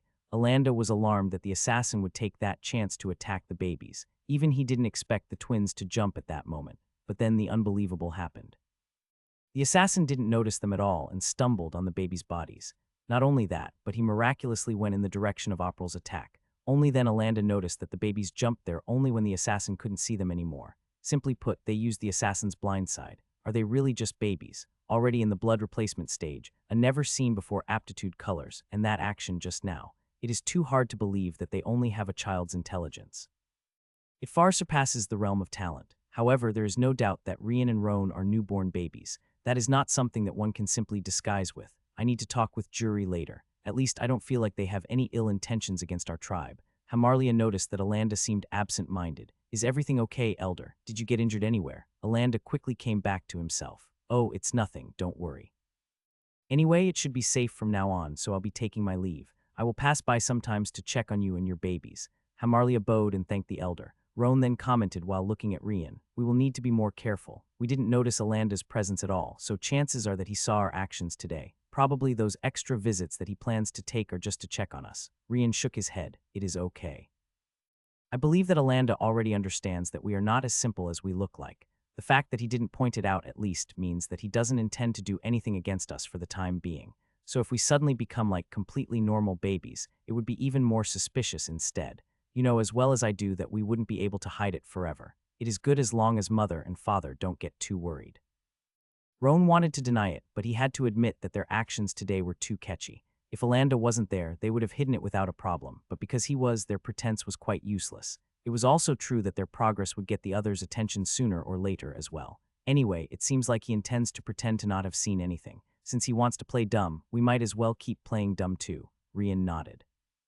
Besides, if he comes to visit us without telling in advance and catch us training with his spiritual sense thing, we wouldn't notice at all. Rian and Roan reached an agreement. Perhaps it is not a bad thing that they were found out. A week quickly went by, and the Nari tribe finally left. Together with them was an elder and a few warriors of the Varan tribe. They were going to the Nari tribe to first take a look at the situation. Only then can they think about a plan of how to implement the Varan tribe system. Ayam and Nari also guaranteed the elder and warrior's safety. As long as he is alive, his advanced stage of the Foundation establishment realm would be more than enough to stop any foolish ideas from the others. Besides, his other Foundation establishment elder who came with him also saw the results. As an elder of the Nari tribe, he, too, knew very well their tribe's situation. It shouldn't be a problem with both of them to talk with the other elders back in their tribe. At the same time, the news of the Varan-Nari alliance spread like wildfire. All the small tribes around found out about it in just 2 days' time. Of course, the story that was spread talked about the Nari tribe being on friendly terms with them. They would help protect the Varan tribe if they were attacked, but they would not help them attack anyone. Ayam and Nari also sent some of his warriors on his name to confirm that it was really the case. It should be enough to keep the Varan tribe safe for the next few years, more or less. That will be the time necessary for the dust to settle. In fact, other than the Tranko tribe, there wasn't much of an issue with any other small tribe. However, the medium-sized tribe controlling this territory is another story. As mentioned before, the Varan tribe is also considered a small tribe, but close to becoming a medium size. The medium-sized tribe in this place was called Kyanmi, but they were not as strong as the Nari tribe. Considering that the Varan tribe is almost a middle-sized one, they didn't mess with them lightly. Even the annual tributes of the Varan tribe were only paid to the big tribe controlling half of the south region. They did not need to pay tributes to the Kyanmi tribe controlling this territory. In the end, strength speaks louder. Although the Kyanmi tribe could win a war against the Varan tribe, it doesn't change the fact that the price would be way too high. The hyenas around would definitely not lose this chance to strike once everything is over. In the last few years, a problem started to appear in the Kyanmi tribe. The same way that the Tranko tribe had a spy inside the Varan tribe, the Kyanmi tribe also has their own. Not to mention that their own was even better than the Tranko tribe. He had already noticed that the number of talents appearing in the Varan tribe was increasing drastically and reported it back a long time ago. It presented a severe threat to the Kyanmi tribe, so their tribe had been thinking about a solution. At first, they thought about allying with the small tribes and get rid of the Varan tribe, but that idea was immediately rejected. First of all, Kyanmi is a stronger tribe than Varan, so why would the small tribes help the Kyanmi tribe get rid of the Varan tribe? If anything, they would prefer to have the Varan tribe taking their place instead. Other than the Tranko tribe, the majority didn't have any intention to start a war for nothing. Not to mention that the Varan tribe had always counted with their ore mine. They had never gone out of their way to cause the small tribes around any trouble. It could be said that although their systems were different, the Varan tribe had quite a good relationship with most of them. The Varan tribe's specialty is their ore mine, and the other small tribes had their own specialties as well. The Varan tribe made many trades with those tribes, and they even paid a fair price without ever abusing their higher power. With the reputation that the Varan tribe built over the years, those small tribes would definitely prefer them as the medium-sized tribe controlling this territory. That being said, trying to rally them up against the Varan tribe would most likely backfire on them. Now, with the Nari tribe entering the fray, their situation became even more complicated. In the Kyanmi tribe, the elders had gathered to discuss this news about the Nari-Varan alliance. Their tribe leader, Yisful Kyanmi, was looking at the elders with an angry face. Didn't the Nari tribe come to forcefully take away some of the Varan tribe talents? How come they became allies? Can someone explain this to me? One elder called Jamyo Kyanmi got up and started to talk. Our spy had just come back, so he told me everything he saw during their visit. It seems like the Varen tribe gathered all their youths between 0 and 10 years old. They then had Ayam and Nari test their aptitudes. He said that there were almost 300 kids with brown color aptitude or higher in the field that day. Yisvel was taken aback. That number was absurd. We knew that the number of talents appearing in the Varen tribe was big, but not to this extent. We need to think about something before they get too strong. Another elder then suggested, what about we ask the help of another medium-sized tribe? We can offer them all the spoils after the war is over. As long as we get rid of the Varen tribe, the rest won't matter much. We would even preserve quite some of our strength. Yisvel thought about it for a second and had to admit that it might be a good idea, but we can't do that now. If we attack straight away after the Nari tribe allied with them, it would be the same a trampling on their pride. It would just cause a bigger war where both sides would suffer. Those new talents are all kids at the moment. Before they are at least 25 plus years old, they won't be any problem for our tribe. After all, unless they have a green aptitude level or higher, those kids will at most reach the initial stages of the energy-gathering realm during this time. Besides, we need to find an ally. No, let's find 2 allies willing to take this offer. They can simply share the spoils between themselves while our tribe will consolidate our territory position once more. Another elder then suggested, give them 5 years. This should be enough for their relationship with the Nari tribe to cool down. After that, even if we attack, I doubt the Nari tribe will intervene anymore. Yisvel immediately shook his head. That's not enough. Didn't you notice? The Varen tribe showed them how their talent-raising system worked. Considering that the Nari tribe is in need of talents, they are most likely trying to implement the same system. However, 5 years is not enough for that, so they will need the Varen tribe's help for longer. Yisvel pondered a bit and then said, 10 years, that is as far as we can wait. The kids at 10 years old will be at most 20, not to mention that those at 10 years should be just a small part of the total. I doubt the Nari tribe will intervene after so much time has passed by. Besides, it is not like we can't try other ways of weakening them in the time being. Hearing that they could use methods to weaken the Varen tribe, all the elders immediately understood what Yisvel meant. Agreed. Time passed and the years went by. With the Nari tribe as their backers, the Varen tribe had been quite peaceful. At first, a few tribes were afraid that the Varen tribe would use this chance to begin charging tributes. Although the Nari tribe wouldn't help them attack anyone, they wouldn't be scared of being attacked as well. But contrary to their expectations, the Varen tribe continued their good relationship and trades with the surrounding tribes. It seemed they had no intention whatsoever to charge other tribes. The only exception was the Tranko tribe. The Varen tribe wasn't demanding any tributes, but they completely ceased all trades and relationship with them. If that was all, the Tranko tribe wouldn't care that much. There were several other tribes around with who they can trade. However, due to the cold shoulder given by the Varen tribe, the other tribes also distanced themselves. Today, there were 61 kids gathered in front of the martial arts elder's house. At the start of every new year, the kids with aptitude at the brown level or higher who reached 5 years old would officially start their warrior training. Although all the tribe members had access to the body transformation realm's cultivation manuals, only warrior candidates received proper training. Not too surprisingly, Rian and Roan were also present. They had kept a low key during all those 5 years, with only Juri, Alanda, their parents, and the 2 protectors aware of their real strength. Still, to make sure that these 2 little monsters wouldn't be found, they pretended to not know anything outside. Also, their 2 protectors were advised to keep their mouths shut. Not even their family members should know about it. After all, April and Diakar would sooner or later notice the difference between the Lark's family twins and any other kids. But today, it would be all over. Those 2 can finally leave their cocoon and practice martial arts out in the open. Rian and Roan had not slacked during this time. They already arrived at the spiritual vision of the body transformation realm. Although they are still in the first realm, their advancement is genuinely frightening. One only has to take a look at Rian and Roan's father. He is already 31 years old, but he is only at the muscles strengthening stage with his gray color aptitude. Even a brown level aptitude would only reach the level Rian and Roan are at the moment around 18 to 20 years old. Yellow was a little faster, usually reaching this stage around 12 to 15 years old. The only one in the young generation that looked a little like Rian and Roan was Mila, who started to cultivate at the age of 5 and reached the spiritual vision stage by 9. She only cultivated 4 years to achieve the same result. Of course, there were huge differences between Mila and the Lark's twins. For one, since Mila has a green level of aptitude, she received a lot of cultivation resources in her upbringing, but in the case of Rian and Roan, they didn't get anything at all. Their actual strength was built entirely on their own effort. Well, it was not effort exactly. They simply hated the idea of being the one falling behind. They trained like crazy for the sake of trampling over each other. If Rian or Roan had been a single child, their actual results would be far below what they are now. Rian and Roan being in the spiritual vision meant that they are ready to open their meridians. The spiritual vision stage allowed the cultivator to see their internal meridians. In this world, everyone had their own set of meridians. They also followed their own paths, so it was impossible to use someone's experience when opening yours. However, the number of meridians never changed. Doesn't matter if it is men or women, they all had precisely 103 meridians. One can only enter the energy gathering realm once they open all 103 meridians, no exception. Or so it should be. Rian and Roan were different though. Instead of 103, they had 104 meridians. Of course, only the two of them knew about it. After confirming that everyone indeed had only 103, they could only attribute that last one to the white and dark light and thread connection their souls. Still, there is no point worrying about it now, so they decided to think about it after those last two are opened. Other than our parents, Dayakar, April, Jury, and Alanda, no one else knew about our improvement. Finally, we don't need to hide anymore. Rian looked at everyone around and asked, "How do you think Jury will explain our actual level to everyone?"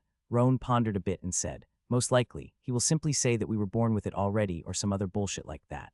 Anyway, this is an issue for him to resolve, not us." The moment we turned 5 years old, hiding our cultivation level became an impossible task. Rian had to admit that it was true. If Rian and Roan didn't appear for the warrior training, it meant that something was absolutely wrong.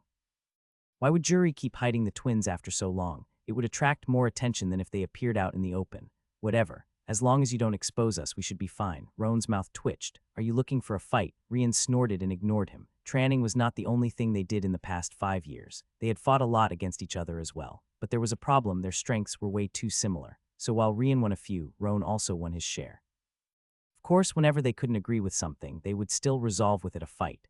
Those two simply can't get along at all. During these last 5 years, the Varan tribe system seemed to get better and better too. The tribe welcomed the birth of another 4 green aptitude level talents, one of them being born just 2 months after Rian and Roan. Because of that, he was also in this new batch of kids that would receive the warrior training. His name was Rivio Jewett. However, there was a little girl who was also 5 years old this year that made Jury's hair stand every time he thought about her. Her name was Inna Malaka, a blue aptitude level. If there was something good about it, that was the fact that no one knows about Inna Malaka's aptitude yet. Of course, except the elder who made the test and her family. Jury didn't mind talking about a green level aptitude. They might be important, but they are not that rare, so he didn't hide their existence, especially now that they have the Nari tribe's help. But there was a problem. When Mila was first born, she received quite a few marriage proposals from other tribe leaders' sons. Even the Kaimi tribe was no exception. Of course, the main objective was to bring the daughter away under their own ranks. Unfortunately for them, Jury rejected every single proposal and said that it would be Mila's choice. As annoyed as they could be, there was nothing they could do, nor would they start a war just because of that. However, Inna Malaka was another story altogether. It wasn't just a few surrounding tribes' proposals. If anyone found about it, marriage proposals would reign over the Varan tribe from everywhere. That includes influential families from the Estreg city and even the Hanoi tribe, the big-sized tribe controlling half of the region where they live. First of all, Jury knew that his new system helped to produce better kids, but he couldn't believe that it was good enough for a blue-color aptitude one. Jury thought that there is a limit to how good kids from ordinary families could become. The fact that so many green aptitudes appeared was already forcing their own fortune way too much. Jury even thought about asking for his tribe members to reduce their time making love, but he soon realized that he wouldn't survive a single day if he suggested such a thing. That being said, he immediately rejected that option. Don't look down on a tribe's libido in a cultivation world. A person should not get involved in these issues for their own safety. Poor Jury didn't know. Sure, his new system helped parents give birth to healthier babies, increasing the chances of higher talents appearing. This much was definitely true and would work in other places as well. But just this couldn't possibly bring such a drastic change. The real reason for that was 2 little guys with white and dark hairs living in his tribe, or to be more exact, a particular white and dark light orb that connected their souls. Including Rian and Roan, no one noticed, but the balance of yin and yang of heaven and earth around the tribe was almost 2 times better than any other place. That was the real reason behind the sudden appearance of so many green and even a blue level aptitudes. And it was far from over. The longer Rian and Roan stayed in this place, the better the balance would become. Poor Jury doesn't know just what awaits him and his tribe in the future. One can only wonder if he will turn bald from worry. That being said, Jury believes at the moment that Inna's birth was nothing more than coincidence. He totally doubts that such a talent would appear in their tribe again. However, whether he is right or wrong didn't matter. The problem here was how to deal with all of those powers who would be coveting the Malaka family's daughter.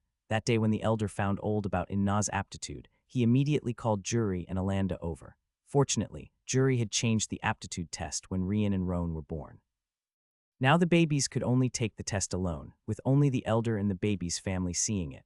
So he announced that Inna Malaka was a green-level talent as well, which also brought a few marriage proposals, but that he could at least refuse without causing much trouble, let alone he not wanting to give the girl away. The problem was that even if he wanted, he could only select one of those big powers which would make the proposals.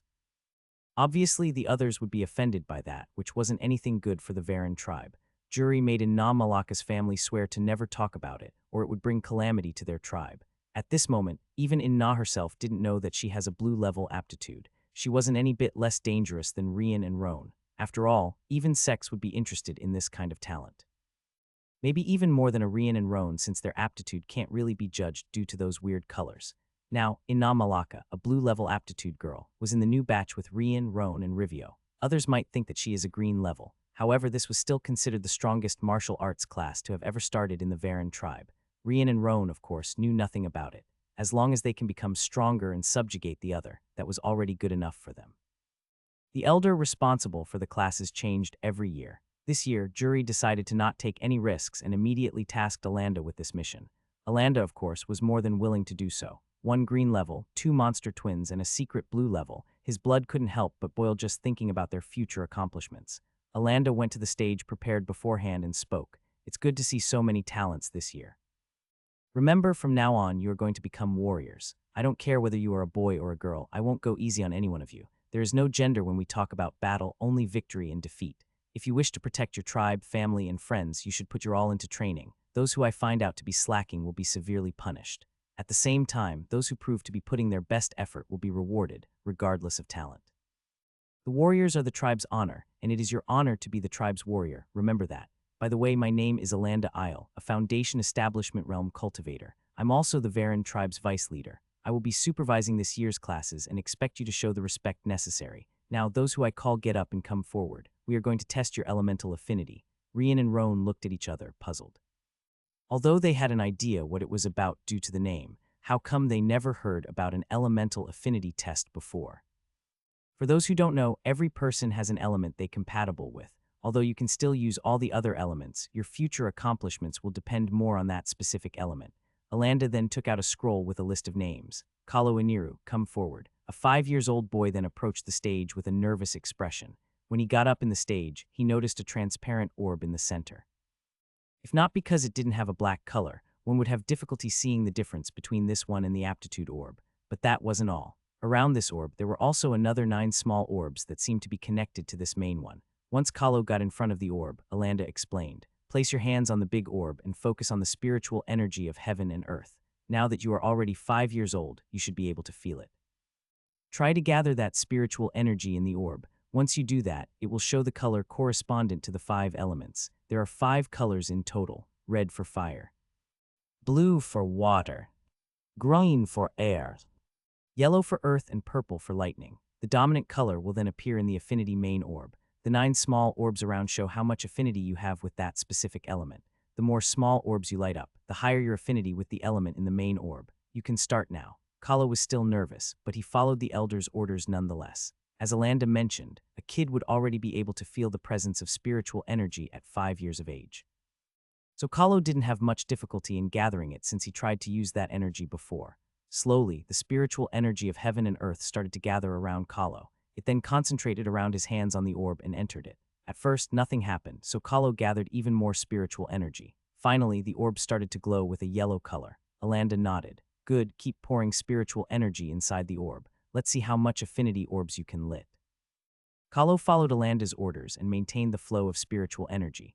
Soon, one small orb lit up. Then it came the second until finally, the third one lit up as well. However, the third one's brightness was a lot weaker than the previous 2. It showed that Kalo couldn't do anything better than that. Alanda put a hand on Kalo's shoulder and said, that's enough. The element you have most affinity with is earth. Also, according to the small affinity orbs, you are a level 3 earth element user. Fact, because of how dim the third small orb was, Kalo should have been considered a level 2 earth element user. But the tribe elders always added a level as long as the next small orb was lit even a little bit.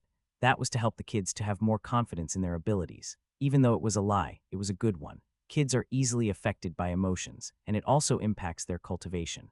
Doing this prevented the kids from slacking and gives them the illusion that they are not too bad. Of course, once they get older, they will find out about this, but it doesn't need to be at this moment.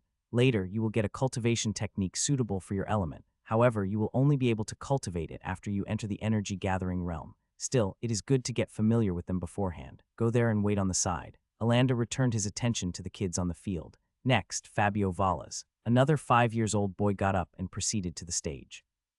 This boy turned out to have a level 3 fire affinity. It's just that the light on his third small affinity orb was a lot brighter than Kahlo. Due to the degree of brightness in his third orb, he should really be considered a level 3 fire element user. In that case, there was no need to lie about it. Good, you have a level 3 fire element affinity. Go there with Kahlo and wait for the rest. Next, Tianka Gillen. Kahlo and Fabio were both brown aptitude boys. As for Tianka, she is a girl and the first yellow aptitude kid to come forward. She quickly approached the transparent orb and followed the same process as the two previous boys. The main orb lit up with a green color, showing that she has an affinity with air element.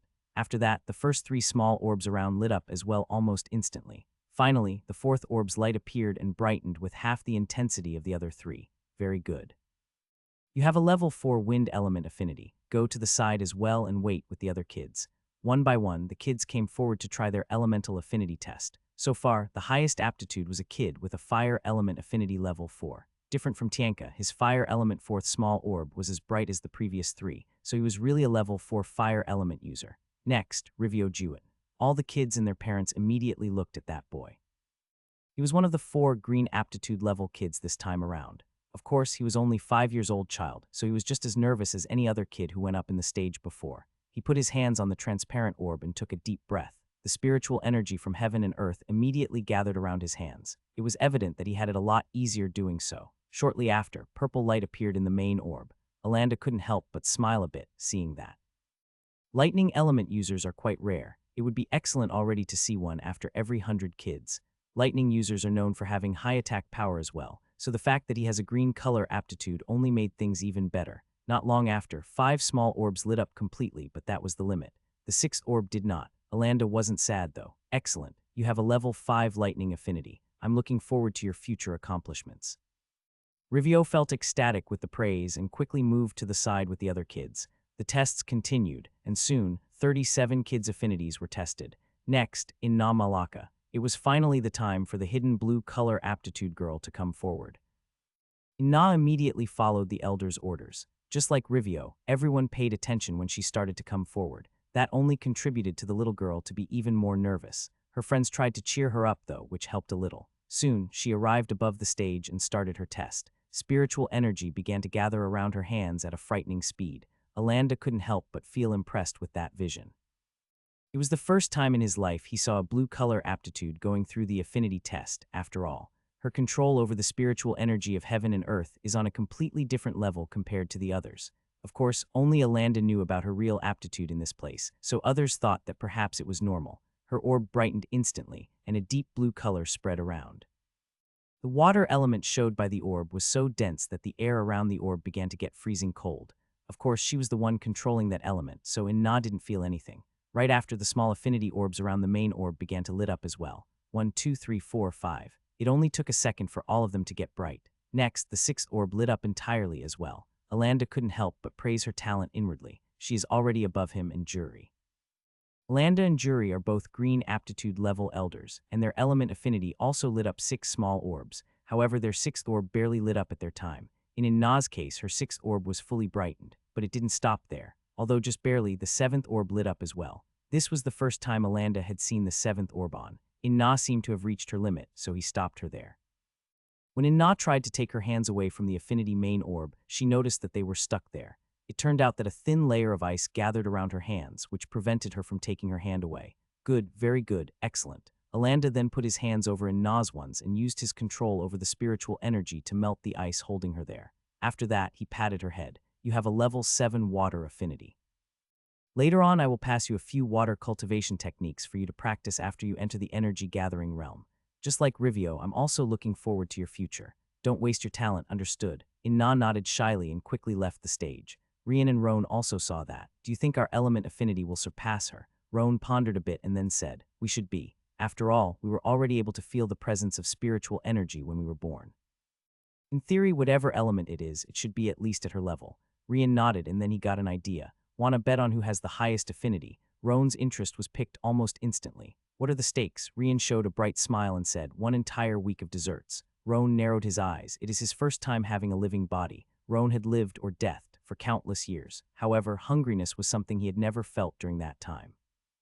Only after Roan got a living body did he understand the pleasures of food.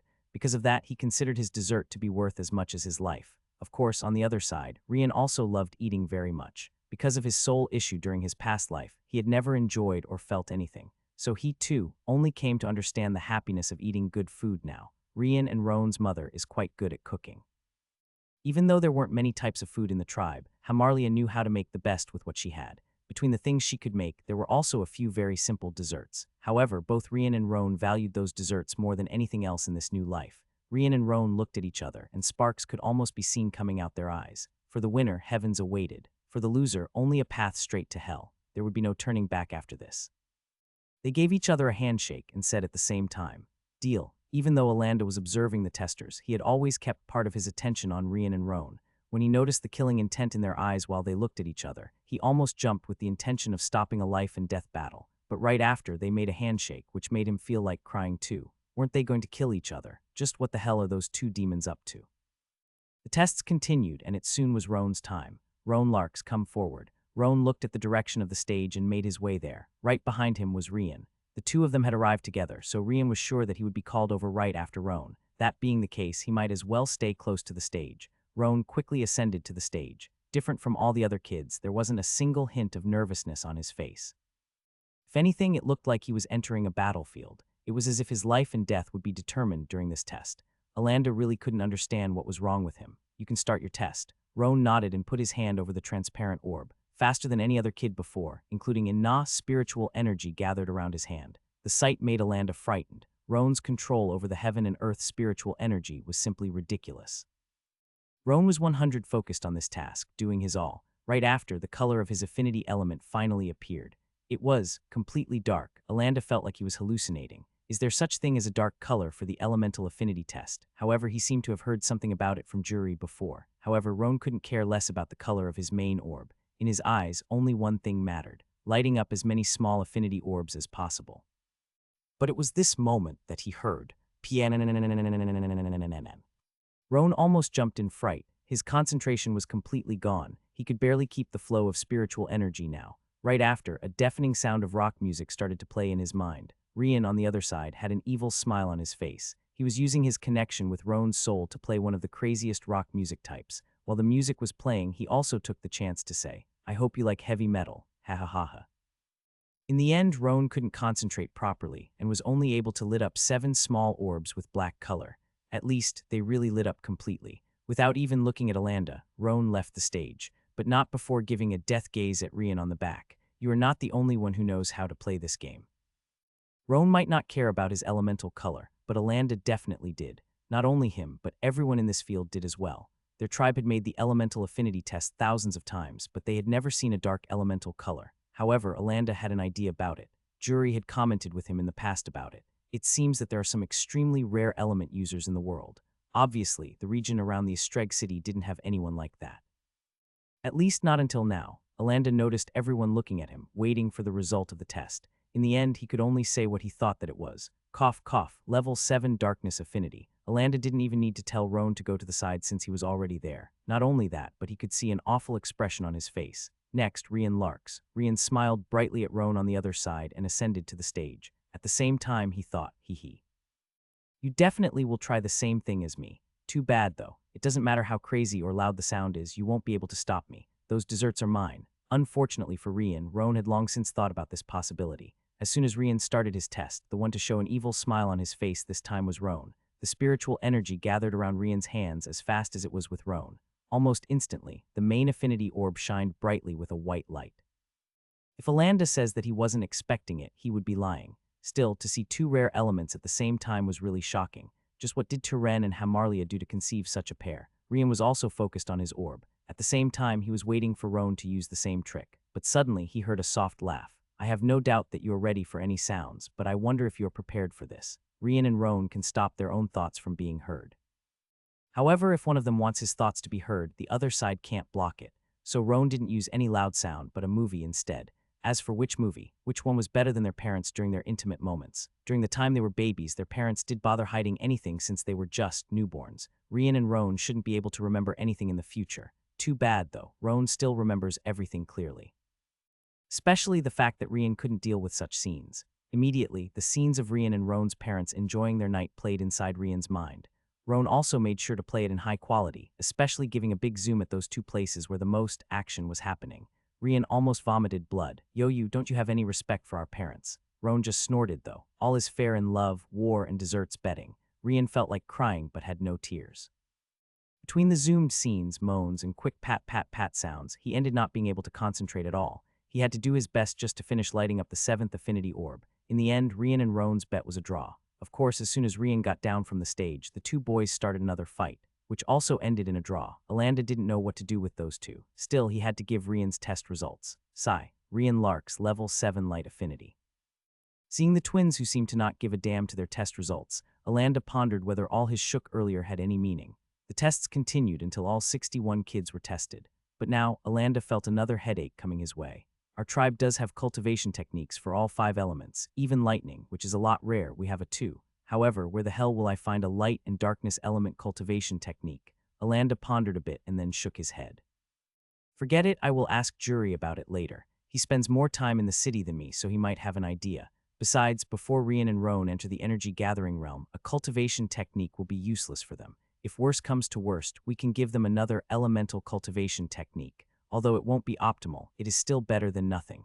It was then that Alanda remembered one thing. Rian and Roan are already in the spiritual vision stage of the body transformation realm. How many meridians did they open already? Alanda decided to ask them after he dismisses all the kids. Everyone, come with me. We are going to the cultivation techniques repository. Our tribe is only considered a small one, so we don't have that many. Still, the ones present were gathered with the sweat and blood of the tribe during its several years of existence. So make sure to take care of them well in the future. All the kids followed Alanda to a big building in the center of the tribe. Outside, one could see 2 warriors guarding the entrance. Once Alanda got close, they bowed and opened the way. The kids all followed, soon passing through the gate. Inside, several shelves with scrolls and books could be seen. Alanda then looked at the kids and said, "Those are the techniques of our tribe. Once you learn how to write and read, you will be allowed to look into them.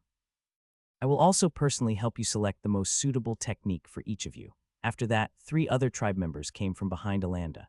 Those 3 are the ones who are going to teach you how to write and read. Every warrior of the Varen tribe must know how to do that. After all, our tribe makes a lot of trades with outsiders. If you don't know how to read, you will most likely be tricked into bad deals. The 61 kids were then separated into 3 different classes, with Rian and Roan being put in different ones.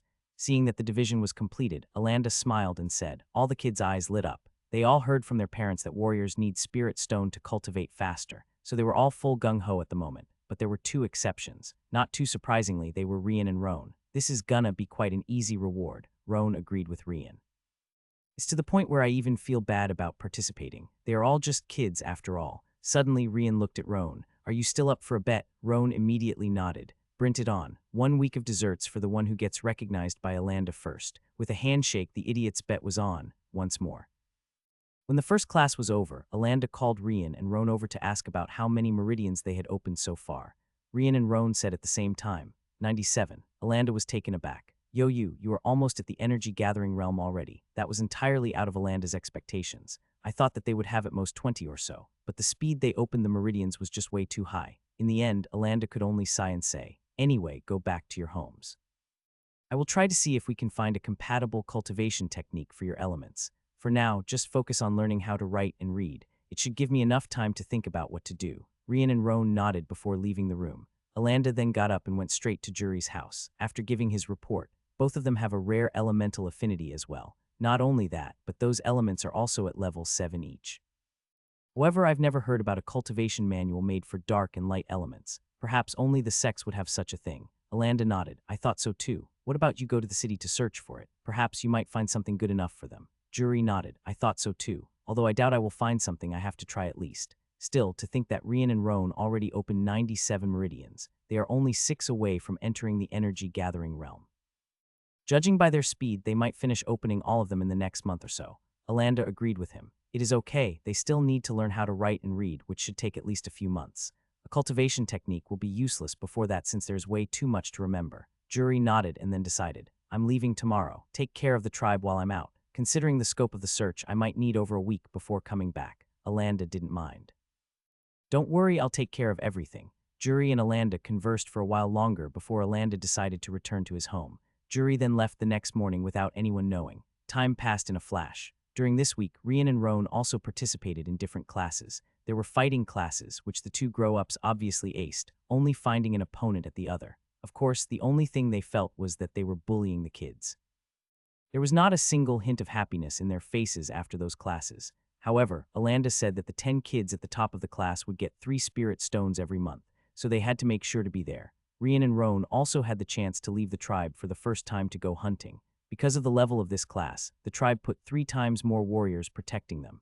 Even Alanda himself followed the kids during the hunting training. The forests around the Varan tribe were mainly occupied by Stage 1 demon beasts.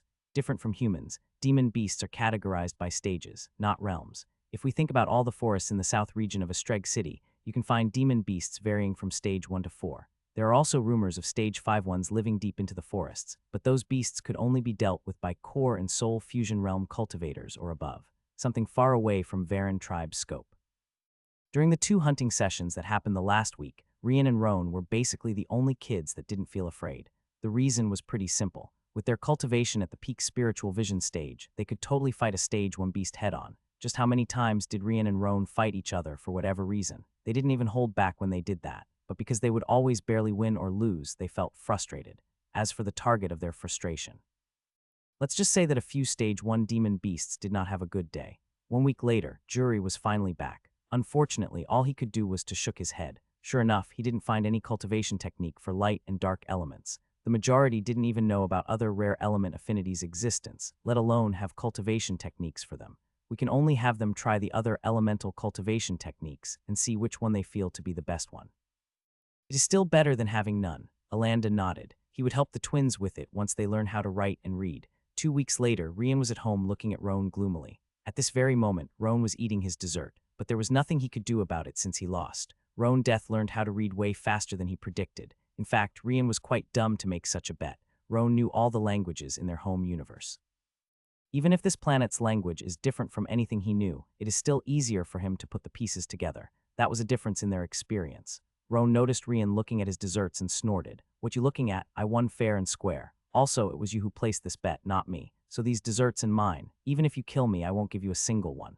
HMPH. Rian turned around after finish his dinner with his parents and went back to his room to train. But not before leaving a few words behind. You just wait. Tiren and Hamarlia didn't know to do with those 2 idiots.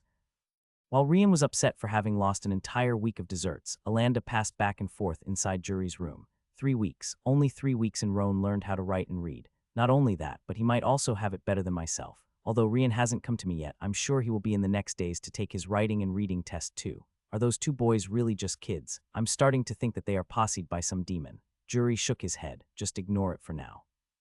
Sooner or later, they will come to us to talk. I don't feel like they have any bad intentions. Besides, it seems that they care a lot about their parents, especially Rian. The problem now is to find a cultivation technique for them. Alanda nodded. Very well. Once they enter the energy gathering realm, I will help them with it. Jury nodded, satisfied. By the way, how are Rivio and Inna doing? Alanda's pondered a bit and then said, Rivio is pretty much like you and me when we were kids. He also has a green aptitude, so it's understandable.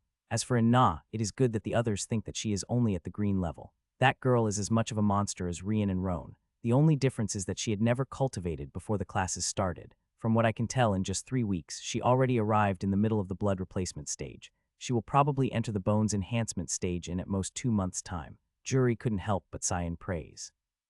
A blue aptitude level is really frightening. She might become even stronger than the Lark's twins. After all, we do have quite a few water cultivation manuals. Alanda nodded. Indeed. In fact, Inna's talent is not only with cultivation, she's also brilliant. Once again, if not for Rian and Roan, she probably would be the first to finish learning how to read and write. Alanda then narrowed his eyes and asked Jury, what are you going to do about her marriage? There is no doubt that several other tribes will have their youngsters courting her in the future, especially when they see how fast her cultivation speed is compared to other girls. Jury shrugged his shoulders. There is no need to be afraid of that. As long as I don't promise anything, they won't be able to force their way. To be honest, I don't think that Rian, Roan, or Inna are going to stay in our tribe forever. Their talents are too high for them to be confined in this place. Alanda was taken aback by that. But if they leave, it was then that he understood what jury meant. Oh, I see. Indeed, there is simply no need for us to worry about Inna's marriage. With that, they seem to have reached a tacit agreement. Jury and Alanda then talked a little more about other issues before they ended those topics for the day. Sure enough, a few days later, Rian came by to take the write and reading test. Just like Roan, Rian also passed it perfectly, showing better writing and reading skills than Alanda. Alanda also took that opportunity to call Roan over and talk with the twins. We have a problem here. The tribe leader went to the city to look for cultivation techniques for you too. The problem is that we didn't find anything related to the dark and light elements. That being said, we can only offer you other elemental cultivation manuals. As I said before, everyone can use all elements. The only difference is that their speed of improvement with those elements will be a lot slower. Rian and Roan looked at each other and then nodded. Sure, we would also like to take a look at the cultivation manuals. Rian and Roan couldn't blame the Varen tribe. After all, their type of elemental affinity was simply non-existent as far as they know. Even if there are other dark and light element users out there, it probably won't be easy to find them. It had already been an entire month since Rian and Roan started to take classes. By now, both of them finished opening all 103 meridians and only needed to finish the last one.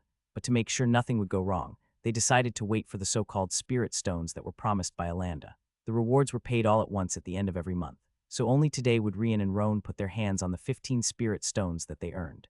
10 spirit stones came from being one of the 10 first kids to finish learning how to write and read.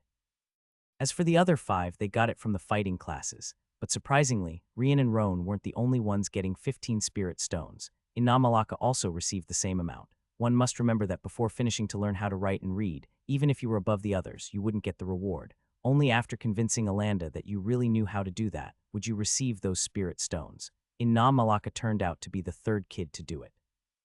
Not only that, but she also finished before the end of the first month. Both Rian and Roan have adult minds, so it is okay for them to learn that fast. They had the experience after all. But Inna is really just a kid with a kid's mind. Alanda noticed the surprised face on Rian and Roan. Inna went through my test just yesterday. Although she barely passed, she did that in less than a month. So don't think that only the 2 of you are smart in this class. Don't get complacent, or she might surpass the 2 of you in the future. Hearing that made Inna look down with embarrassment. She didn't like too much attention. She only did that much because she wanted the spirit stones to cultivate faster. In fact, Rian and Roan also didn't mind it. Even if she passed them in cultivation, that would have nothing to do with them. Still, they had to admit that Inna was extremely intelligent. Roan can't be counted since his past life is entirely different. However, Inna is definitely hundreds of times better than Rian when he was at her age back on Earth.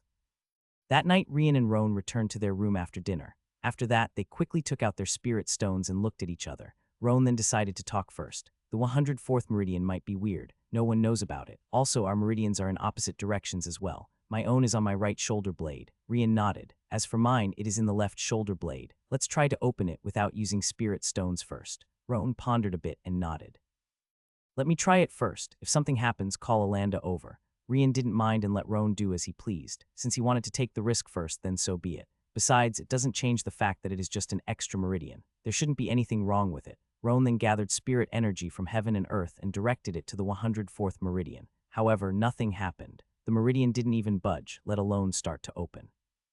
Roan tried several more times to no avail. He reached the point to accumulate as much spiritual energy as possible and strike the meridian's entrance. Still, the results were the same. That's no good, it doesn't open at all. Rian then attempted to open his own. Just like Roan, he tried it several times, but they all ended in failure. In the end, he could only give up as well. After some time, Rian looked at the spirit stones on the ground and asked, "Could it be that we don't have enough spiritual energy? What if we use the spirit stones to give us a boost?" Roan immediately shook his head. It would be okay if the meridian was opening and we didn't have enough energy. But that was not the case. The entrance simply didn't move at all. This is not a problem with not having enough spiritual energy, but something else. Rian pondered a bit and then said, "We know that this last meridian has something to do with the white and black orb connecting our souls through those white and black threads.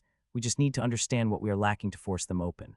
Roan nodded and pondered about this issue as well. Suddenly, he had an idea. "When you look at this orb, what do you think?" Rian pondered a bit. White and black, light and dark. It didn't take long for Rian to understand Roan's meaning. Balance. Roan nodded. "It does make you think like that, doesn't it? It's like yin and yang, the perfect balance. So let's try to open both meridians at the same time. Also, leave your thoughts open so that we can be more precise while trying it." Rian accepted the idea. "As much as I don't like it, I will do as you said." Roan snorted. The one who doesn't like it is me, but it is still better than being stuck in the body transformation realm forever. The two of them opened their minds and let their thoughts go through. At the same time, they gathered the spiritual energy of heaven and earth before directing it to the two meridians. Sure enough, the meridians showed signs of opening for the first time. Seeing that made the twins ecstatic, but it also perturbed their balance of spiritual energy. Because of that, the meridian closed right after. Shit, again. Rian and Roan then restarted the process and didn't get distracted by the changes. However, it was easier said than done. As much as they tried to keep balance, they would fail in the end. Sometimes Rian used too much energy. Other times, Roan was too late with the accumulation of spiritual energy. 3 hours later, both Rian and Roan were drenched in sweat. They couldn't help but gasp for air. Still, they understood that it had nothing to do with the other. It was simply too hard to keep such a balance. Besides, the two of them missed the point several times, so it would be meaningless to start accusing. Rian and Roan might not like each other, but they are two grown-ups after all. They wouldn't start a fight since both of them were making mistakes. This is hard as hell. Indeed, the only good news is that it doesn't seem like we need the spirit stones to open them, so we can leave the spirit stones for later. There is no other choice. We can only keep trying more and more. At first, we couldn't keep the balance for even a minute, but we can do that for at least 5 now. However, we only reached around 10 of the time we need from what I can feel. Is there really no other way to keep the balance? Stop complaining and let's do this. It might take some time, but it is not like we are lacking it to start with. If anything, we are far ahead of any other kid of our age. Rian smiled gloomily, but they started again. The next morning, Rian and Roan went to class, looking like two ragged dolls. Hamarlia asked if they didn't want to stay home for the day, but they refused. They needed some time off after an entire night of tries. Time passed and another week went by. This night, Rian and Roan had been able to keep the balance of spiritual energy for over an hour already. The two meridians were already over 90 open, needing just a little to open completely. Rian and Roan knew that they reached a critical juncture, so their concentration increased even more. They didn't dare to slack at the moment. Almost. Finally, the last meridian was opened. Rian and Roan smiled brightly. An entire week of effort was paid off in the end. But just as they were about to get up, something unexpected happened. The spiritual energy of the heaven and earth started to flow like crazy into those two specific meridians. They soon noticed that those meridians were not connected to their body, but with the white and black threads connecting their souls to the white and black orb. However, they noticed that there wasn't enough spiritual energy. Their 104th meridian started to shake as if they were about to close again. Seeing that, Rian and Roan were frightened. Spirit stones, grab your spirit stones. They reached under their beds and immediately took the spirit stones out. The spiritual energy inside the spirit stones started to rush into the last meridians, then into the white and black threads, finally reaching the white and black orb of light. It was at this moment that they heard, energy source detected, exiting hibernation mode. Initializing Soul Gem System. Soul Gem type received an unexpected upgrade during the last reincarnation. Analyzing new Soul Gem. Soul Gem type not available on database. Soul Gem is now temporarily renamed as Yin Yang Soul Gem. Synchronizing Soul Gem System with upgraded Soul Gem type. Process 1. Rian and Roan looked at each other, puzzled. What is this thing? It sounds like a machine. Roan shook his head. I've never heard about anything like that before. There was no such thing back in our universe either. A machine that can connect souls. Soul Gem System. I have no idea what this thing is. First of all, is it even a machine? Process 15. Rian and Roan changed their focus to the white and black orb. Other than the two of them, no one else could see it. It was easy to see the spiritual energy of the spirit stones rushing inside. However, we don't have enough spirit stones. What should we do? If it continues like this, our meridians might close or even get damaged. Process 37. In just 10 minutes, more than half of their spirit stones already turned into dust. No other choice, let's rush to Alanda's house and beg. Grab the remaining spirit stones and let's go. Once he sees how much spirit stones is rushing inside us, we might be able to convince him. Roan had to admit that there was no other place at the moment. Sure, jury was also an option, but it would be hard to reach his house without being stopped. Unfortunately, they don't have time to discuss it with others. Rian and Roan rushed out of the room and went through the house's exit. Hamarlia saw the two leaving in a flash, but only shook her head before sighing. I wonder what kind of bet they made this time. The people who saw Rian and Roan running were surprised by their speed. They didn't know that kids could be this fast. Even the warriors on the way gasped at that since they weren't any faster. Aren't those Rian and Roan? Where are they going this fast? Probably to Alanda's house. After all, he is the one in charge of this year's kids. Still, was it me, or they were absorbing spiritual energy like there was no tomorrow? You saw that too. I noticed that they were holding spirit stones as well. I hope they're not wasting it since spirit stones are hard to get. Rian and Roan only took 5 minutes to arrive at the tribe vice leader's residence. Without even asking the guard in the front, they rushed inside. Hey, stop there, brats. Too late. Rian and Roan were no slower than him. Ren and Roan barged into Alanda's living room and found him reading a few documents on the table. "Brats, just wait until I get you." Alanda looked at Rian and Roan with a puzzled face. Right after, he noticed the ridiculous amount of spiritual energy rushing into them. The guard arrived right after and was just about to grab them when Alanda spoke. "Leave them be also, go outside." The guard didn't understand why Alanda wasn't angry but followed the orders nonetheless. "Yes, tribe vice leader." The guard soon disappeared, leaving only Rian and Roan with Alanda. "What is happening with you two? What is all this spiritual energy?" Suddenly, Rian and Roan knelt on the ground. "Tribe vice leader, please help us. We need spirit stones urgently, otherwise our meridians might get damaged." "What?" Alanda was taken aback. If it was anyone else, he would have kicked them out already. However, seeing the crazy amount of spiritual energy entering their bodies and the spirit stones in their hands, he found it hard to not be shocked. "What have you done?" Rian and Roan looked at each other and nodded. "We opened our 104th meridian and then this happened."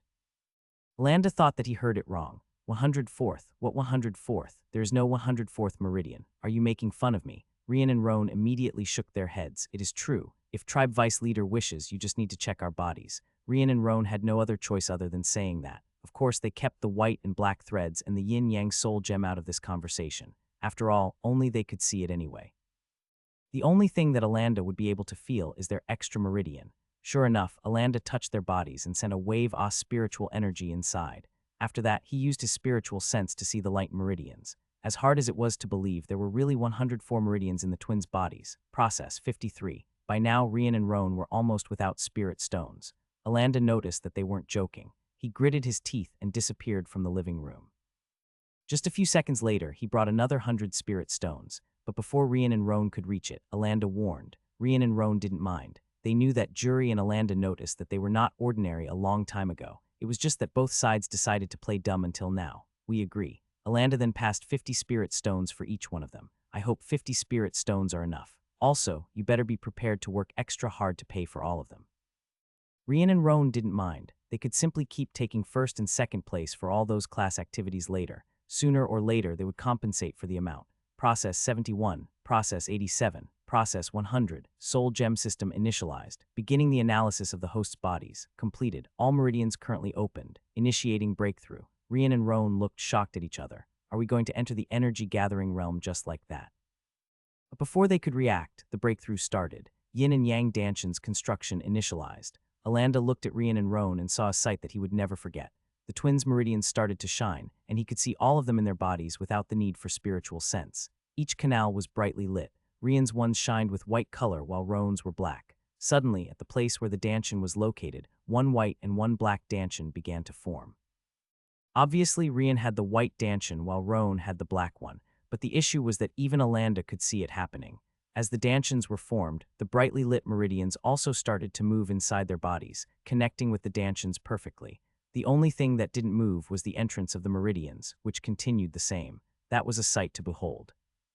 Usually when a kid starts to cultivate, they would keep their spirit stones until they reach the peak of the body transformation realm. Few of them would use spirit stones before that, since you will need a lot of spiritual energy to create your first Danshan. That is what is happening precisely with Rian and Roan at the moment. That's correct. A breakthrough is usually initiated by the cultivator. Rian and Roan were planning to first pay the spirit stones and then get a few more before going ahead with the Danshan construction. With no other choice, both of them had to concentrate on the Danshan formation process. After all, since the system only forced its initiation, it was up to Rian and Roan to build it. If not for the sight of the Danshans and meridians appearing through Rian and Roan's bodies, Alanda would definitely be fuming now. It was evident that the twins didn't have enough spirit stones for the breakthrough, so they were basically forcing his hand into getting even more for them. Still, Alanda couldn't confirm if it was on purpose or not, so he gritted his teeth once more and brought out another 100. Rian and Roan noticed that and couldn't help but feel thankful to Alanda. They are really helpless at the moment. Everything was going in a direction that they haven't planned before. To say that the Soul Gem system wasn't doing anything wouldn't be entirely correct either. The system was responsible for the change in Rian and Roan's Danshans. A normal Danshan would usually be pale golden. The further you went into the energy-gathering realm, the stronger the golden color becomes. Only when one advances to the foundation establishment realm will the lack of luster disappear and the Danshan become fully golden. Obviously, Rian and Roan's Danshans are completely different. One was pure white while the other was pure black. Alanda had never heard anything about different Danshan's colors. Of course, he had never heard anything about black and white aptitudes, nor a 104th meridian. The twins were simply a mystery. Yin and Yang Danshan's process, 35, 53, 74, 91, 100. Danshan's formed successfully. Finally, Rian and Roan let out a sigh of relief, but just as they were about to get up and thank Alanda, the system called them out again. Energy Gathering Realm achieved. Updating reward list. Update completed. Soul Gem Dimension is now open for the hosts. Suddenly, Rian and Roan felt like some information was poured into their minds. Soul Gem Dimension. Is there such a thing? The twins looked at each other and were shocked. Everything that happened so far went against all they knew. Still, Alanda was right in front of them, so they would need to care about it later. Alanda finally came back to himself. All right, you two will come with me to the tribe leader's house. Rian and Roan grimaced and then followed Alanda. Before getting there, Alanda didn't ask any questions. Finally, they arrived at Juri's living room. Not long after, Juri appeared on the other side and called them over. Come with me, this is not the place for us to talk. After passing a few doors, they arrived at a room that looked like made of entirely of stone. The twins followed Juri and Alanda inside before the door closing behind them. All right, Alanda, tell me what happened. For you to ask to bring them into my cultivation room, it must be something really important. Alanda nodded. It goes like this. As Alanda explained what happened, the more surprised Juri's face became. In the end, Juri's surprised expression changed into one of shook.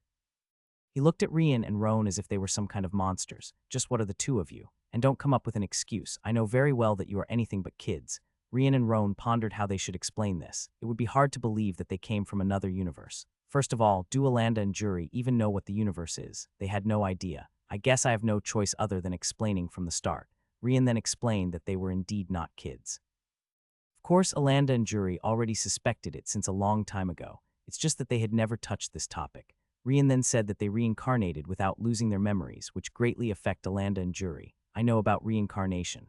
There are legends saying that when a cultivator achieves a high enough realm, they will be able to brand their souls to prevent the loss of memories. Of course, I have never seen or heard about anyone who did it. Does it mean that the two of you were strong cultivators before? Rian and Roan immediately shook their heads. I don't know about Roan, but I was nothing more than an ordinary human with no cultivation whatsoever. Roan pondered a bit and added, my story is a lot more complicated than Rian, but I was no cultivator either. First of all, in our previous life, this thing that you call spiritual energy didn't even exist. If the fact that Rian and Roan are reincarnations was shocking enough, hearing that their previous world didn't even have spiritual energy left Alanda and Juri dumbfounded. Rian then continued. Anyway, we went through the reincarnation path without losing our memories. We reached this place by mere coincidence too. We didn't choose it. To be honest, I would prefer to go back to my own world straight away, and so would Roan. Unfortunately, we have no idea how to do so. Rian and Roan left a lot of information out. They didn't say that Roan was a death spirit, nor did they tell about the yin-yang soul gem. It didn't seem like they would know about the universe, so they didn't comment about it either. Juri sighed and then spoke. Simply put, although you have your previous life memories, none of those memories would help you in the cultivation world. Rian pondered a bit before saying, I wouldn't say that they would be useless, but I really can't find a good use for them at the moment. Roan nodded as well. His job was basically to guide the souls into the reincarnation path. His previous abilities were also related to this job. Because of that, his knowledge isn't all that useful either. The twins then looked at the silent Juri and Alanda. Whatever they say will decide their future. Clap. With that, Juri got up and said, all right, although I can't confirm if you're telling the entire truth, I guess I can be satisfied with what I heard. Now I confirm that you aren't really kids, at least not in your mind. Besides, you could have told some other lie like you came from a powerful sect or something like that. But you didn't. You made it clear that you at least trust our tribe that much. That is already good enough in my eyes. Juri's expression then got severe. I only ask you one thing, do not betray the tribe. We have done a lot for you, so I expect you to reciprocate. Rian sighed in relief. That is, of course, not a problem. After all, this is our new home too. Mother and father also live here, and they like this place. Compared to the majority of the other tribes outside, our own is a paradise already, at least for ordinary people. Roan agreed with it too. I can't say that I have a lot of affection for this place as Rian, but I know how to pay favors, so you can count on me as well. Just be aware that there will come a day when I will leave this place. Juri nodded. He already knew that Rian and Roan wouldn't stay here forever, not to mention that he already has a plan for both of them. Great.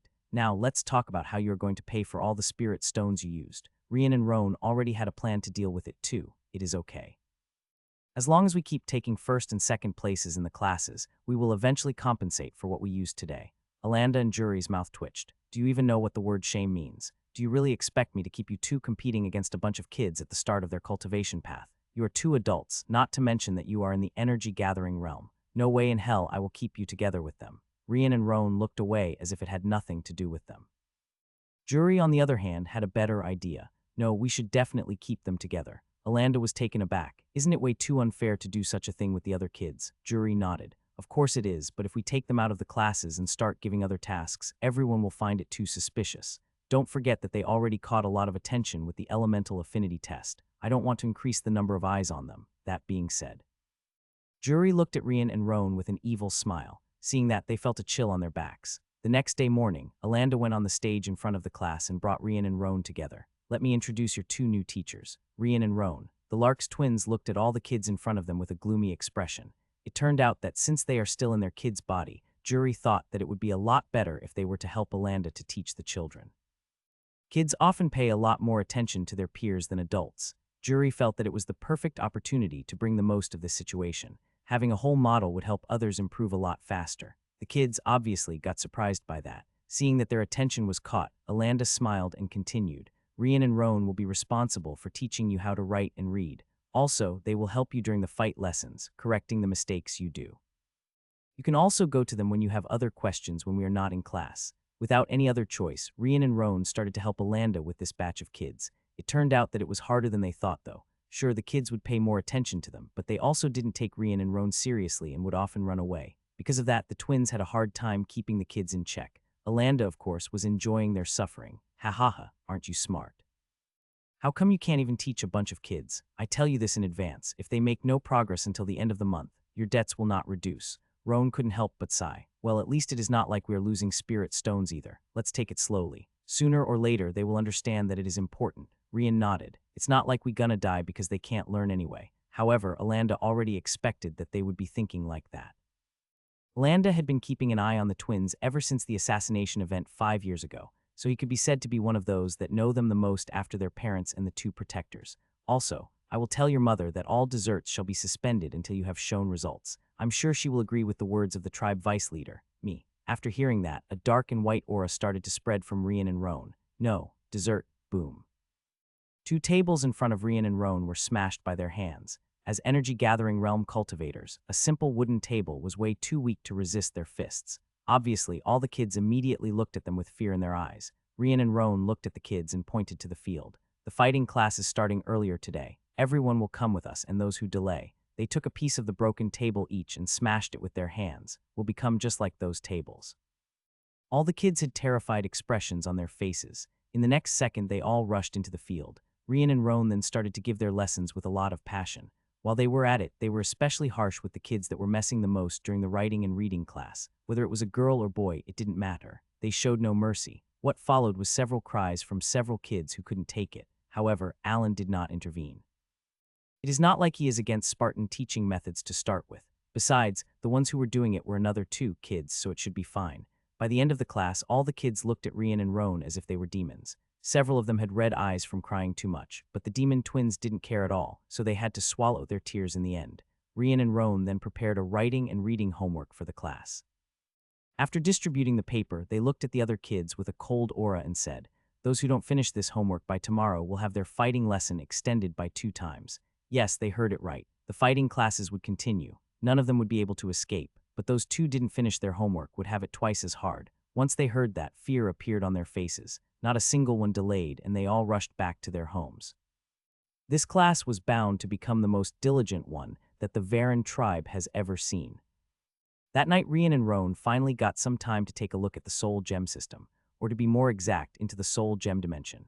Previously, the Soul Gem system sent them some information on how to enter it. They just had to focus on the Soul Gem and wish to enter at the same time. Yes, it couldn't be helped. They had to do it together as well. Finally, the Soul Gem activated, and Rian and Roan disappeared from their room. The only thing left behind were their clothes. Sure enough, other than Rian and Roan, nothing else could come with them. It only took a second for them to appear in the Soul Gem dimension. Obviously, they noticed the other side naked body, but ignored it completely. After being forced to bath together thousands of times by their mother, they simply couldn't feel care anymore. Instead, they started to look around. The dimension turned out to be very small, no more than a few meters from one side to another. It was also almost empty except for the ground and a black and white orb at the very center. Rian and Roan nodded at each other and moved closer. But as soon as they gave the first step, the system voice appeared in their minds again. Hosts detected. Hosts authority level 1. Awaiting orders, Rian couldn't help but comment. It looks like some sci-fi movie, don't you think? Roan nodded. Still, it doesn't look like a machine at all. Rian then touched the orb, but nothing happened. He pondered a bit and then sent some spiritual energy inside. This time the orb answered. One host detected, awaiting next host. Roan understood and touched the orb before sending his spiritual energy inside too. System activated. Please select an option. 1. Reward list. 2. Information. 3. Weaponry. 4. Missions. Rian and Roan looked at each other and immediately selected information. Please state your question. Rian took a deep breath and asked, what are you? This is the Soul Gem system. This system is responsible for helping and guiding the hosts during their cultivation path. What is your objective? Connect the two halves of the universe. Rian and Roan were taken aback. What do you mean with two halves? Host's previous universe is only half of its whole. The universe that hosts are present at the moment is the other half. It would be one thing if Rian didn't know about it, but even Roan Death had never heard about it before. One must remember that Roan had lived for countless years in the previous universe and enjoyed a high status. Still, even he didn't know that his former universe was only half of a whole. Well, that is considering that what this thing is telling is the truth. Roan then looked at the orb and asked, how did the universe get split in two? User's authority level is too low, access denied.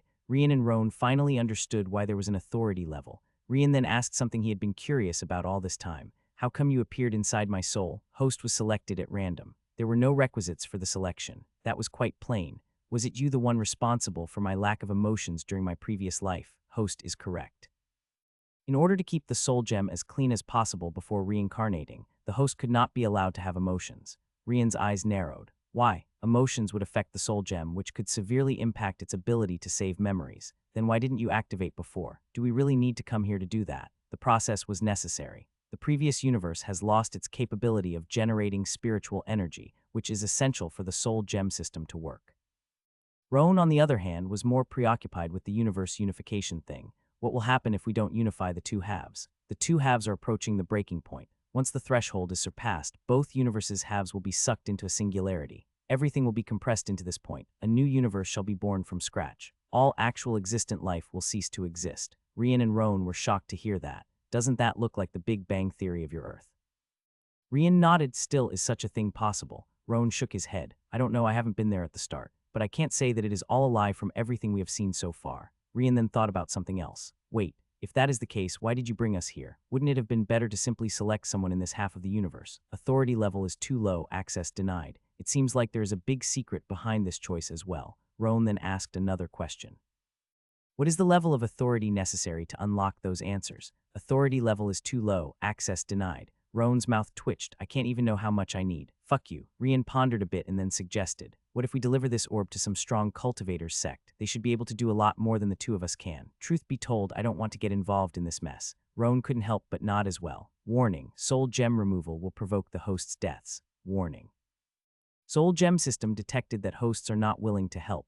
Soul gem detachment started, initiating search of new hosts. Roan and Rian felt a chill on their backs. Cough, cough, I've always thought that I wanted to save the universe. Now look at that, my chance is finally here. Roan nodded vigorously. I've always wanted to be a hero. Which hero hasn't saved one or two universes before? You can count on me, yes, definitely. Search of new hosts cancelled. Detachment process stopped. If one looked closely, they would be able to see drops of sweat falling from Rian and Roan's faces. So, what should we do then? Host's power is too low. Hosts must increase their cultivation level first. Rian and Roan nodded. What level of cultivation do we need? Analyzing. Lack of information. The system can't determine the cultivation realm necessary. The twins sighed and then made a few more questions. In the end, some could be answered. Others needed a higher level of authority. Anyway, let's take a look into the reward list. Assess denied. Authority level is too low. They finally started to get annoyed. What level is necessary to open the reward list? Authority level 2 is necessary to open the first rewards. Rian and Roan's eyes brightened. At least they know the level to open the list this time. Do we need to complete a mission to increase the authority level? Correct. Rian and Roan then select the mission option, but surprisingly, there was only a single mission available. It would be okay if it was only that, but mission 1, increase of brotherly affection. Immediately, Rian and Roan's expressions went dark. Is this really a mission? Correct. Brotherly affection, correct. Me and him, correct. Now correct. For example, a hug. Suddenly, boom, pow, bam. Rian and Roan started to kick the soul gem orb without mercy. Brotherly affection, my ass. Who the hell will hug that guy? I'm in this situation because of him to start with. Action is necessary. Boom, pow, bam. Hosts must understand that on all. Boom pow bam crash hosts. Boom pow bam crash poing. Fuck you wanna fight, then we will fight. Out of nowhere, the orb took flight and began to crash against Rian and Roan, but above all it now had a woman's voice. It can fly, too late though. Rian and Roan didn't have time to think about anything else. Boom pow bam crash poing. It didn't take long before the twins were full of round purple marks.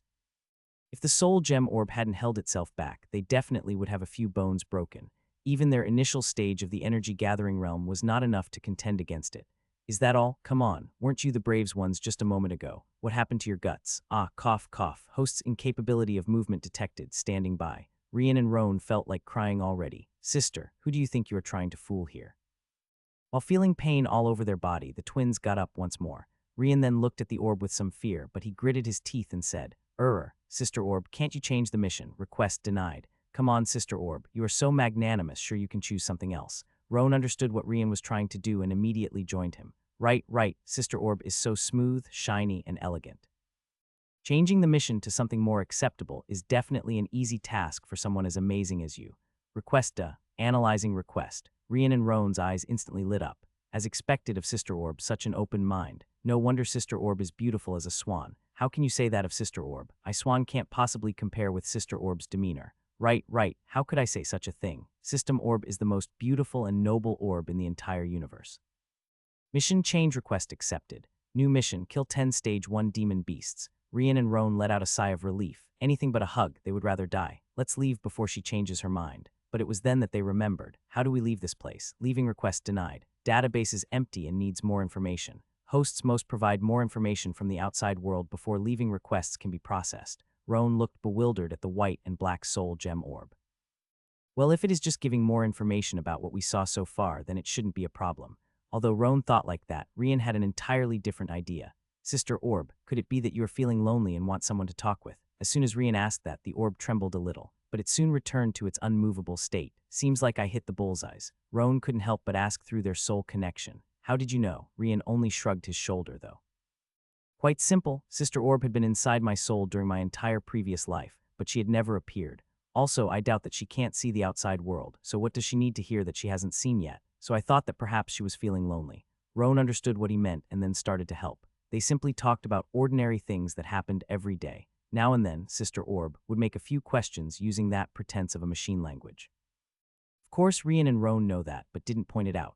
First, they need to get on her good sides. Anything else can wait. Finally, after an entire hour of talking, Sister Orb decided to let them go. Rian and Roan then magically appeared in their room as if naught had happened. Well, nothing as long as no one pays attention to the purple round marks that Sister Orb left on their bodies earlier. They quickly put their clothes and went to sleep. Tomorrow was their second day as teachers, after all. The next day morning, Rian and Roan were already back in class. However, the signs that they got a beating was still present on their bodies. When Alanda saw that, he couldn't help but laugh. To think that you still get beaten by your mother. Ha ha ha. The twins felt gloomy hearing that, but they couldn't simply say that a magical sentient orb, which only they can see, was responsible for it, let alone tell that the orb seems like to be a female, or so they think. Well, she didn't reject when we called her Sister Orb, so I guess it is right to assume that she is a female. As the kids arrived in the class, they soon noticed the awful look on Rian and Roan's faces. Immediately, they recalled the previous day's events and felt fearful. Rian and Roan are small, just like them, but they are too strong. A few minutes later, all the kids were present.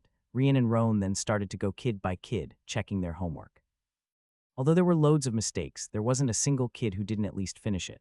Very well, it seems like no one will receive the double beady cough fighting lessons today. All the kids noticed, though. He was definitely going to say beating. Still, except for Ina Malaka, all of you committed several mistakes, so your fighting lessons will be extended a little more to compensate for that. Alanda could help but laugh when he saw the kids' bodies trembling after hearing that. Seems like Jury was right. Those two can be excellent teachers. It has been over 1 month since Rian and Roan became teachers instead of students. Under their Spartan methods, the kids' teaching speed increased several times, especially since Rian still remembered how the teaching methods were back on Earth. Obviously, they were much better than the ones in such a sub-developed world. Alanda even made sure to record it down so that they could use it with other classes in the future. But the impressive one indeed was Ina Malaka. She already knew how to write and read by the end of the first month. Still, there were several errors here and there. But after this month with Rian and Roan, all those problems almost disappeared. Unlike the twins with adult minds, Ina was really a genius, both in cultivation and mind. Today, Alanda gathered all the kids again. They were going into the surrounding forests with the warriors to hunt demon beasts. Of course, they would basically observe while the warriors did the job. They would then help the warriors to separate the meat, remove the hide, and things like that. But Rian and Roan had other plans. They wanted to open the rewards list in the Soul Gem dimension, so they had to kill 10 Stage 1 demon beasts. One must remember that when they were still in the spirit vision stage of the body transformation realm, they were already able to defeat them. Unfortunately, the kill was another story. Those beasts would usually flee when they noticed that they weren't a match. To prevent any mishaps, Rian and Roan decided to work together. They might not like each other, but they aren't dumb enough to let personal emotions get in front of real benefits. Besides, after so many challenges against each other, they knew the other side as the back of their hands. There was just one problem: they had to convince Alanda first. What, you want to go in a different direction of the group? Are you looking to die? Rian shook his head. We could already fight them before. Now that we had our breakthrough, we are pretty sure we can kill a few on our own. Besides, it is not like you are really leaving kids to go out on their own. Alanda immediately shook his head. No can do. As much as you are adults, the fact is that your bodies are at the kid's size. First of all, do you have any weapon that you can use to give a fatal blow? Without one, I can't picture the two of you being able to do that. Roan pondered a bit and said, a sword will do. I'm proficient with any kind of weapon you can imagine. When Roan was death, his appearance changed according to the beliefs of the natives around. Not only that, but his weapon was the same. Considering that he guided souls in an entire universe, there were basically no weapons he had never tried before. Ha ha ha. Just how many weird and bizarre forms did I transform into in the past? Even my weapon was no exception. Finally, this grandfather's suffering will pay off. Alanda looked at Rian with doubt in his eyes. What about Rian? Rian shrugged his shoulders. I'm different from him. I didn't practice with any weapon in my past life. However, we just need one of us to do the fatal blow. If it a fight with fists, then I'm no inferior to him. Our teamwork is definitely much better than ordinary warriors as well, since I know him better than anyone. Alanda pondered a bit. He still remembers the last time they left to hunt, and the twins really defeated a few demon beasts with only fists. Fighting experience is necessary, and considering the level of demon beasts here, they should not be in danger. He looked at those two and then said, very well, but Roan has to teach Rian how to use a sword. There will be a limit to what one can do with just their fists after all. Also, you two must not go more than 5 km away. Just walk with the group on the sides.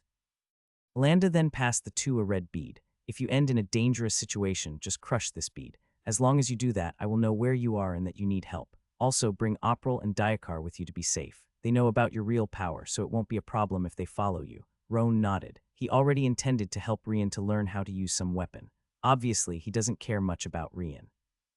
But they are connected to each other through the Soul Gem Orb, and Sister Orb made it clear that the orb needs both of them to work. Chances are that if Rian dies, he might die too. Rian also understood this issue, so he didn't refuse Alanda's words. It's just that he didn't want to ask it himself. Alanda then warned the two. I won't be able to check on you since I need to keep an eye on the real kids. There is also the chance that some of the nearby tribes will attack us. But this is also the reason that you should be fine. After all, they would come for the biggest group than a few stray gods. They would never consider the possibility of geniuses leaving the protection of the warriors. Rian and Roan kept nodding at everything Alanda said. After that, he passed the two one sword each. It was quite a weird sight since the sword was almost as tall as them. However, as soon as Roan took it and began to handle the sword, it looked like the sword came to life. Even Alanda had to admit that his swordplay is not at the same level as Roan's. The only difference is that there were no spiritual energy or elemental control involved. Of course, there was no spiritual energy back in the other half of the universe, so Roan couldn't use it to start with. Good, I can try it with spiritual energy and darkness element later. Alanda got a lot more assured after seeing that. All right, all the kids should have arrived at the gate already, so let's go. The group left the gate and made their way the closest forest. Not too long after arriving in there, Rian and Roan sneaked out of the group and took a few kilometers of distance. April and Diakar were already there waiting for them as well. Hey Rian, Roan, are you two really going to fight alone? Roan nodded. Yes, oh right, I'll be teaching this idiot over there how to use a sword. If you want, you can do that as well. I'm pretty sure it will be of great help to you two in the future. April and Diakar were taken aback. They had never seen Roan holding a sword before, so how could he know how to use one? Sure enough, they laughed after that. Ha ha ha, sure, we will take a good look. Not too surprisingly, they didn't believe Roan. They can't be blamed, though. After all, they still don't know that Rian and Roan aren't really kids. In their eyes, the twins are just a lot smarter than the others at the same age. Roan didn't mind their distrust. They would be able to see it by themselves later anyway. Alanda had given Rian and Roan a copy of the map of the surroundings. Inside, he marked what route the bigger group would be using.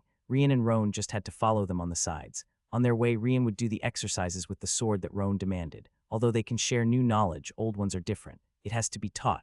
Of course, even new ones would take time to learn as well. One thing is to know how to do it, other is to apply it yourself. Fortunately, Roan just needed a single thought to convey everything he wanted to pass to Rian up to the smallest details.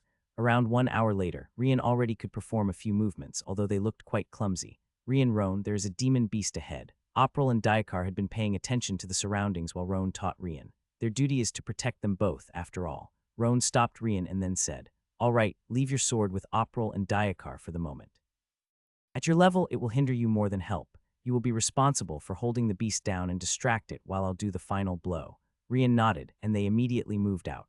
April and Daikar also were there, but kept some distance away to not scare the beast. They knew that Rian and Roan's objective was to kill the beasts themselves, not to mention that Alanda already told them to only intervene if things get dangerous. It's a two-tailed demonic ape.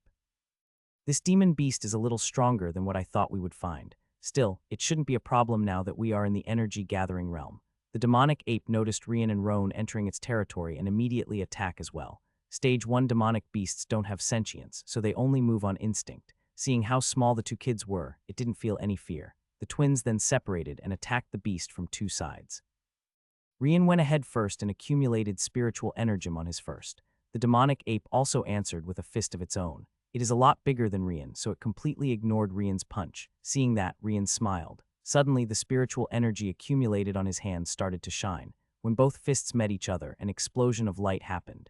The ape's eyes immediately got affected, and it began to punch around recklessly. Now that Rian is in the energy-gathering realm, he can manipulate a little of the light element. Of course, it wasn't anything that impressive. At the moment, he could only play this kind of tricks and couldn't make the light element really hurt someone alone. Roan's eyes lit up, and spiritual energy also accumulated on his sword. The moment that the light burst out, he was already in the right position to attack. With his soul connection with Rian, no one could find a better timing than themselves. In a flash, a sword imbued in a dark-colored spiritual energy pierced the ape's neck. Unfortunately, the beast's hide and muscles were really tough. It went just a few centimeters before stopping completely. Roan was already expecting it, so he stepped on the ape's back and used it as a foothold to jump away. However, the darkness element started to erode the place where the sword hit. That was one of its traits, the capability of destroying life force. Unfortunately, Roan's control over the darkness element wasn't any better than Rian's light one, so the corrosion only lasted for a second or two. The ape quickly turned back. Its eyes finally could see again. It didn't waste time and went straight at Roan, unleashing a storm of punches. Yet Roan was able to easily parry and block every single one of them with his sword. As I thought, using spiritual energy with a piece of equipment is a lot harder. I couldn't bring out even 30 of my power compared to when I only use punches and kicks. Still, the next attack should go much better than the previous one now that I know where some of the issues are located. April and Daikar couldn't help but feel impressed with Roan. His ability with the sword obviously far surpassed their own. Rian also didn't waste time. Since the ape turned his attention to Roan, he used this chance to attack the beast's knee joint. This time he accumulated a lot more spiritual energy on his foot before attacking. The ape's hide and muscles might be hard, but that kick immediately made it lose its balance and kneel down in Roan's front for a second. Roan, obviously, already knew that it was coming, so by the time the ape kneeled on the ground, a sword was already flashing at its throat with darkened spiritual energy. This time, the power of this attack definitely surpassed 50 of what it could really become. Roan didn't try to cut the ape's head off like the last time. He focused on the throat instead. Blood spurted out at the same time that the darkness element destroyed the life force inside. The ape immediately grasped its wound, but the cut was too deep. It was definitely going to die in a few moments. It tried to flee, but Rian was ready to block its path. After struggling a little, it finally lost its consciousness and fell on the ground. It was dead. Stage 1 demon beasts killed 1. Hearing Sister Orb's voice, Rian and Roan smiled. Sure enough, she was really seeing everything that happened outside. April and Daikar quickly came out and looked at the dead demonic ape's body. They still could remember how beautiful Roan's sword skills were. Not only that, but Rian and Roan could already use a little of elemental power, something that the two of them couldn't yet. Daikar scratched the back of his head and then asked, "Roan, where did you learn how to use the sword?" Roan shrugged his shoulders, though. Of course, this was a blatant lie, but it was not like Roan could go out there telling everyone he sees that he learned it in his previous life. April's eyes shined. "Would you mind teaching me as well?" Roan nodded. "Sure, I'm already teaching Rian anyway, so 1 or 2 more will make no difference since the exercises are the same." Roan then looked at the demonic ape's corpse and said, "First, we need to bring it back to the main group to have the other kids and warriors take care of the meat." Suddenly, Rian felt something weird coming from that demon beast's corpse. "Roan, can you feel it?" Roan looked at Rian, puzzled. Feel what? Rian was surprised that Roan couldn't feel the same thing as him. In his head, there is something inside. Hearing that, April and Dayakar's eyes shined. Are you sure? Let's open it straight away then. It is probably a demon core.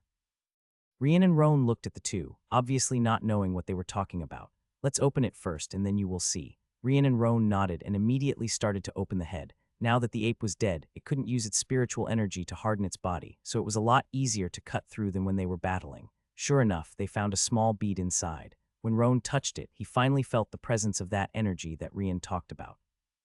As for Rian, he also understood why only he could sense it before. Life energy. It not only has spiritual energy inside, but there is a lot of life energy as well. I guess my light element affinity is very suitable for it, so I could feel the presence of the life energy in the ape's dead body. Roan nodded. That made a lot of sense and was very convenient as well. April Dayakar, is this thing worth anything? The protectors immediately nodded. Definitely. You can sell it for at least 10 spirit stones. Once the merchant stopped by the village, the demon cores that the warriors find during the hunt would usually be sold to them for this price. I heard that in the city there are some cultivators who are also alchemists. It seems like they have a lot of use for them. Rian couldn't help but remember what he knew about alchemists in his previous life. Is it the thing about transforming other metals into gold? Roan couldn't help but snort. Why don't you ask them if there is a philosopher's stone as well? Who knows, you might even find a cultivator called Harry Potter. Rian's ears got red. Sure enough, Roan saw straight through him. April and Dayakar looked at Rian with a puzzled face though. Who is Harry Potter? Rian immediately changed the topic. Cough, cough, forget about him, it's no one important. By the way, tell me more about those alchemists. April and Dayakar nodded. Well, to answer your first question, why would an alchemist want to create gold? Although it is good for the ordinary people to use for transactions, it doesn't have much of a value for cultivators. I don't know if they can really transform other materials into gold. Still, I reckon that it would be a waste of spiritual energy. Instead, they create pills that have miraculous effects on cultivators. Some pill can increase the rate that you can absorb spiritual energy, others can help with a breakthrough. There are also pills that can bring one from the brink of death. Anyway, several types of pills can be used for many different things. Well, I guess I don't have to tell you that they are also not cheap. A simple energy gathering pill would cost at least 100 spirit stones, so our tribe never buys them. It is too expensive. Rian and Roan nodded. At the moment, they don't need those pills, so they are glad to get an extra 10 spirit stones, but it was then that they heard from Dayakar. In fact, this demon core should be worth 20 spirit stones, but the tribe gets half of them while the killer gets the other half. Rian and Roan's mouth twitched. Isn't it robbery? April shook his head. All the spirit stones that the tribe gets is used for the tribe. As you probably understand already, not all demon beasts have demon cores, especially stage ones like this two-tailed demonic ape. The tribe has to provide spirit stones for the warriors that stay in the tribe and buy other things that we don't produce ourselves. If anything, we are lacking a lot of spirit stones at the moment. The twins' anger immediately deflated like a balloon. They had to admit that it made sense. Considering the life that the ordinary people have in their tribe, there wasn't much of a reason to complain. Whatever, let's bring this demonic ape back to the bigger group. April and Dayakar nodded. With the four working together, it wasn't a problem to carry the ape's body back. When the other warriors and the kids saw them approaching, they were taken aback. They had noticed the twins' absence after some time, but Alanda told them that they were fine. Still, no one expected that they would come back with a two-tailed demonic ape's body. Rian and Roan ignored their eyes and went straight to Alanda to pass over the demon core. They had no intention of hiding it to start with. The tribe had helped them a lot, so they would definitely reciprocate, not to mention that they still need to pay their debts. Good. With this, the 10 spirit stones that I was going to charge for the swords are paid. The other 10 spirit stones would be the tribe's share to start with, so it doesn't count. Make sure to work hard to pay your debt. The twins' mouth couldn't help but twitch. Stingy old man. Alanda just smiled in response. Rian's team once more left the leading group, but because there were another two warriors with them, no one cared too much. The other warriors simply thought that it was April and Dayakar who really killed the ape. No one tried to explain, so it stayed like that. If there was something to pay attention to, it is the fact that Alanda is allowing those four to move separated from the group. But since it's his orders, the warriors wouldn't complain. Once again, Rian's group opened a few kilometers of distance from the leading group. However, the two-tailed demonic ape was the strongest demonic beast they found so far. The next 6 ones couldn't compare to it, so Rian and Roan quickly dispatched them. The hunt would take 5 days this time, and so far 3 had already passed. Rian and Roan killed 7 beasts so far. Because the route their group was taking stayed only at the forest's outskirts, there weren't that many beasts. Of course, that was on purpose. With the number of kids this time around, Alanda would never lead the group deeper into the forest. Those 3 days made a big difference in Rian's swordsmanship. With Roan being able to teach every detail through their thoughts, it would be a wonder if Rian's progress was any slower. April and Diakar were also putting the effort. Still, Roan had to really explain everything with words and show with his own movement. Obviously, there is a big difference in that. Today, Roan finally decided to let Rian use a sword against the demon beasts, so they were looking for a new one. Your light element, have you tried to use it in your own body? Rian shook his head. I just now got the control over it, so I only used the light element together with the spiritual energy to create those light tricks. I was intending to use it in my sword as you do with yours. Roan shook his head. If my darkness element can erode and destroy life force, your light element is probably the opposite. If you add it to your weapon, it might be worse than not using it. Make a test for me, put your light element on the sword, and give yourself a small cut. Just something minor is enough. Rian understood where Roan was coming from and immediately tried that. Sure enough, after cutting himself with the sword imbued in spiritual energy and light element, the life force around the cut was greatly stimulated. The cut quickly started to heal. Of course, Rian's light element control is just in a primary state, so the effect soon disappeared. Just 20 or so of the small cut healed. Indeed, my light element is directly connected to the life force. Using it with my sword will only help the demon beasts. Roan nodded, as I thought. So when you attack this time, don't use light element on your sword, but in your body instead. Of course, just like me, your control over the light element isn't anything that useful, so you probably won't be able to sustain this effect for long. Instead, do it like me. I only use my darkness element in the last second of my attack, so do the same thing with your light element. Rian nodded and tried to use the light element to stimulate his body.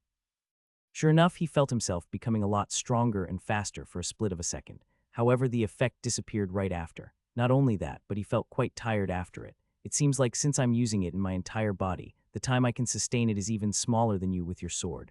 Ron nodded. Next time, try to use it in your arms only and see how long you can sustain it.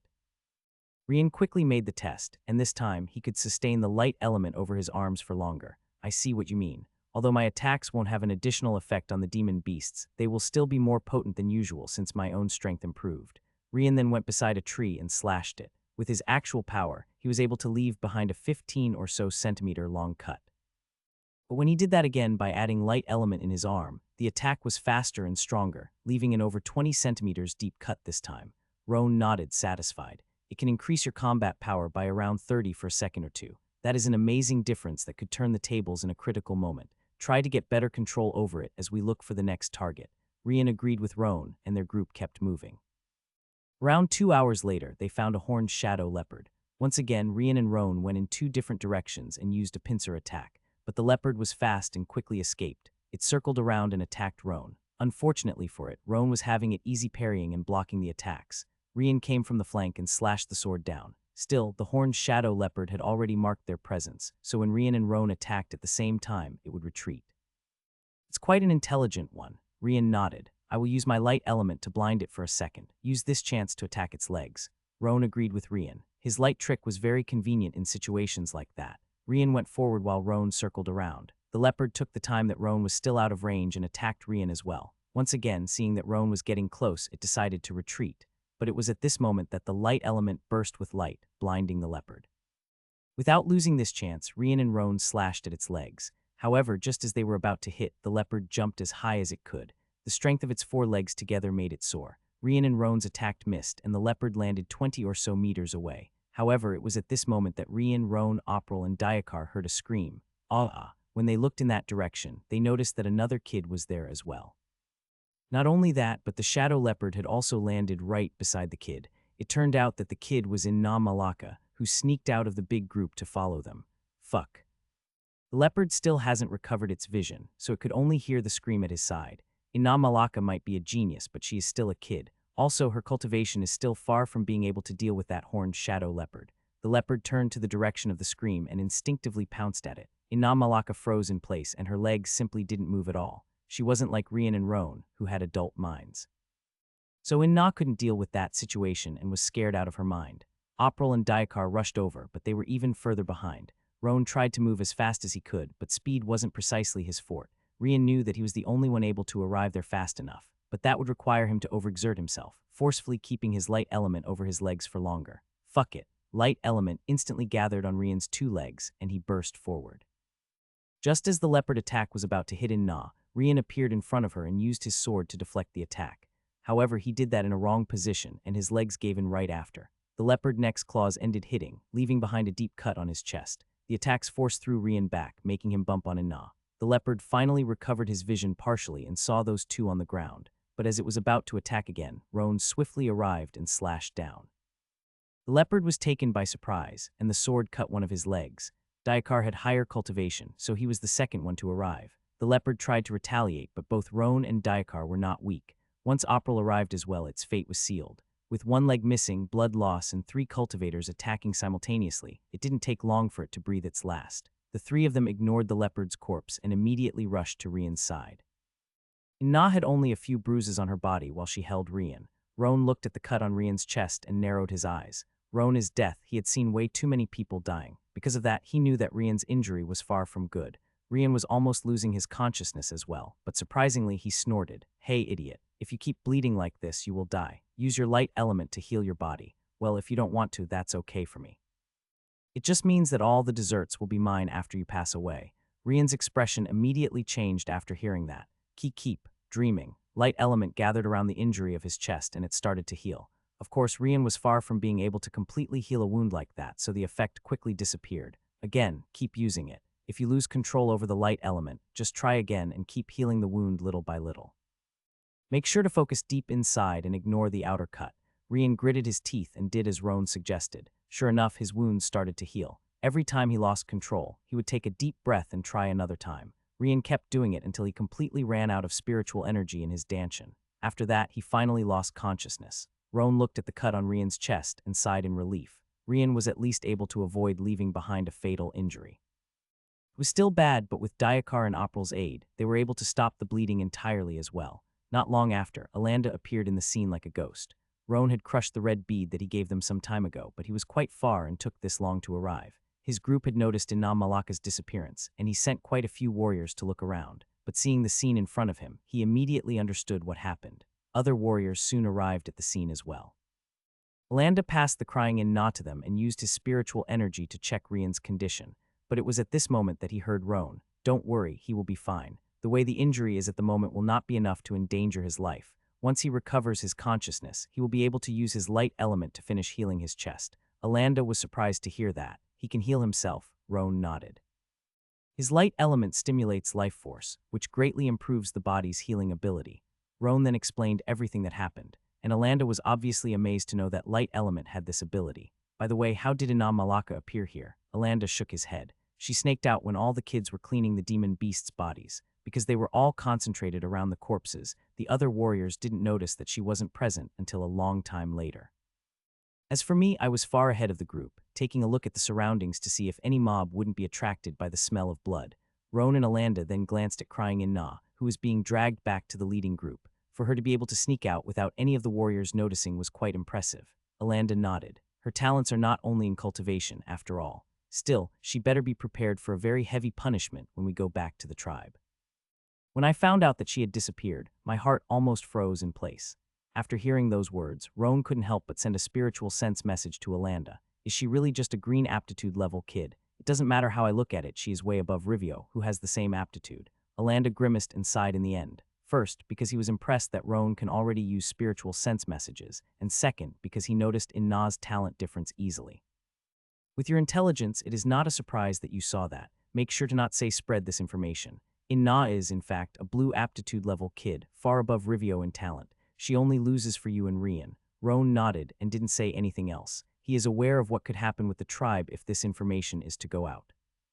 With Alanda's help, it didn't take long for Rian to regain his consciousness. That being said, he immediately started to use his light element to slowly heal the injury in his chest. It took him an entire day to finish it, though. When he was finally standing again, it was already the last day of the group hunt. Inna Malaka looked worried at Rian from a distance, which was quite funny. "Well, what were you thinking to appear in that place?" Inna looked down, ashamed, and murmured.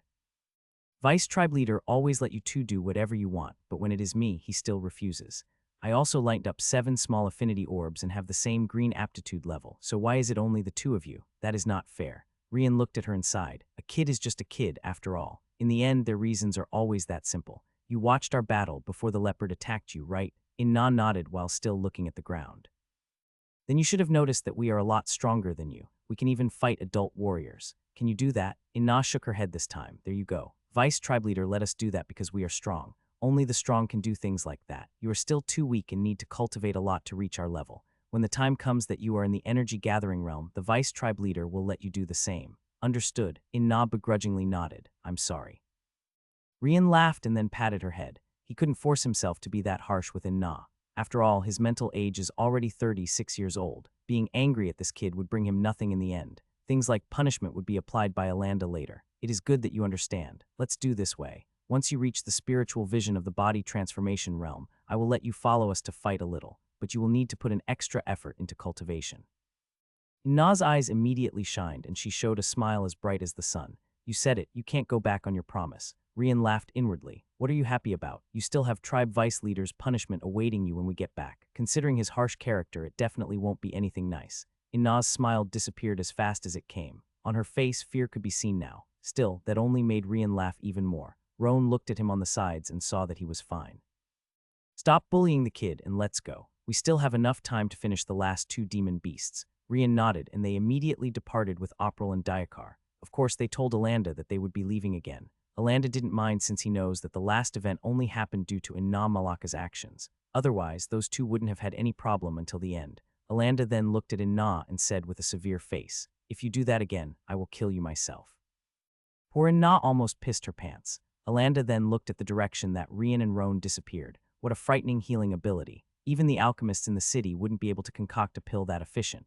In just one day, a fatal injury completely disappeared. Not even a scar was left behind. As for Roan, his darkness element can destroy life force. It is as frightening as Rian's light element. Jury is right. Those two are fated to leave this remote place one day. Landa put his attention back into his group and shouted, "Let's go, we still have one last day in the forest, so let's make up for the wasted time.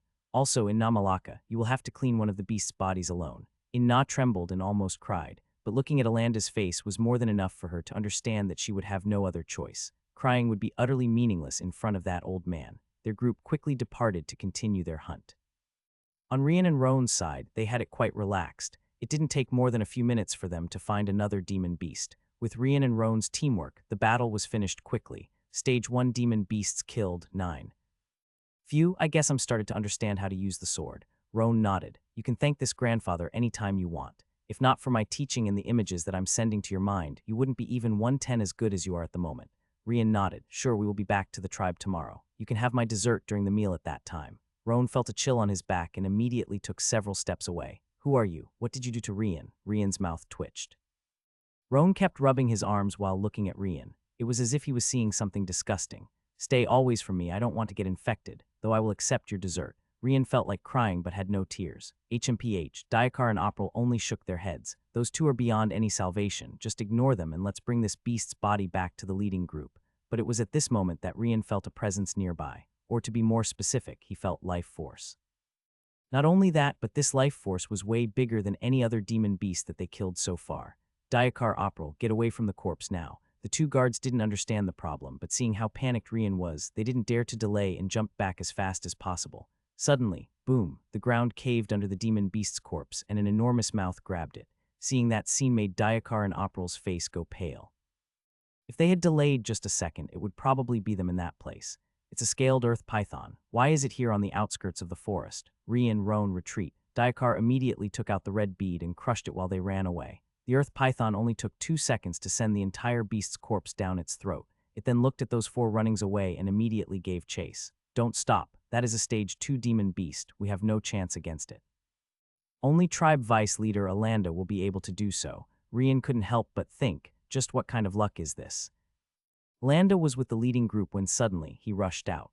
As soon as Diakar crushed the red bead, he immediately noticed it. What is happening with those two? There shouldn't have been another accident. Back on Rian's group side, they were not as fast as the python. It only took it a few seconds to reach their group. It then pounced at Roan, but Diakar, who was beside him, took out his sword and slashed against it. The sword hit the enemy's body, but nothing more than a small cut was left behind. Diakar has the highest cultivation, being in the middle stage of the energy gathering realm, but even he couldn't damage it. Fortunately, it was still strong enough to deflect the attack, giving Roan more than sufficient time to dodge. Roan didn't run after that, though. Instead, he took that chance and slashed against the python's eyes. Because of the speed of the python, Roan already understood that running would be meaningless. They need to resist until Alanda appears. The python closed its eyes, but it wasn't enough to prevent the cut. especially since the power of the darkness element immediately started to erode the surrounding area. Rian had heard Roan's call, appearing on the other side in a second. He was planning to hit the other eye as well. However, the python understood the danger and immediately dodged while swiping its tails against Rian. Although Rian used his sword to block, his body was too small, so he was still sent flying. Only good thing was that he didn't get injured. The python didn't take this group seriously before, but it won't hold back anymore.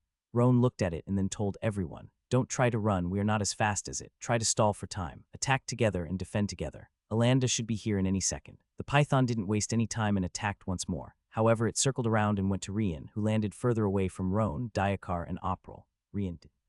He waited for the moment that the python pounced at him and used his light element on his legs, dodging the attack in the last second.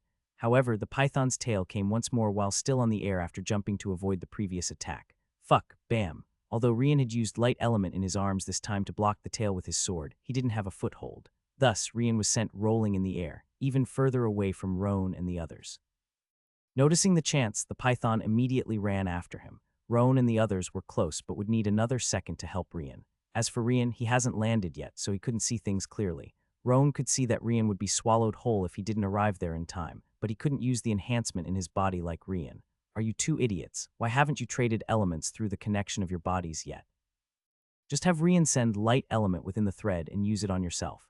At the same time, send dark element back for the exchange. Sister Orb, Rian and Roan didn't have time to think, so Rian gathered light element while Roan did the same thing with dark element, quickly making the exchange. This was the first time they tried something like this, but surprisingly, it felt as natural as breathing. Light and dark elements passed through the thread in an equal exchange. Two opposites still, one couldn't exist without the other, the real meaning of yin and yang. For a moment, a small part of Rian and Roan's hairs changed, showing a mix of black and white colors. Roan ignored this fact and immediately used the light element in his legs. He hasn't tried something like this before, but he had seen Rian enough times. For a second, his speed soared, and he was able to reach the side of the snake's head just as it was about to swallow Rian. He slashed down against the same eye he hit before, leaving behind an even deeper cut. Not only that, but he had used Rian's light element to increase the power of his arms in the last moment too.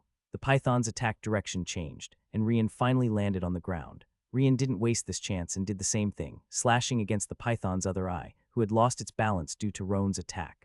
Light element increased the power of his arms, while dark element was used on the sword. The enemy had no time to dodge, and its other eye was hit as well.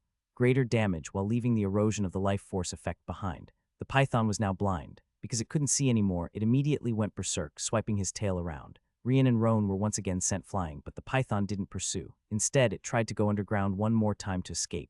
It needed time to heal its eyes. HMPH, since you are already here, why don't you stay for a while longer?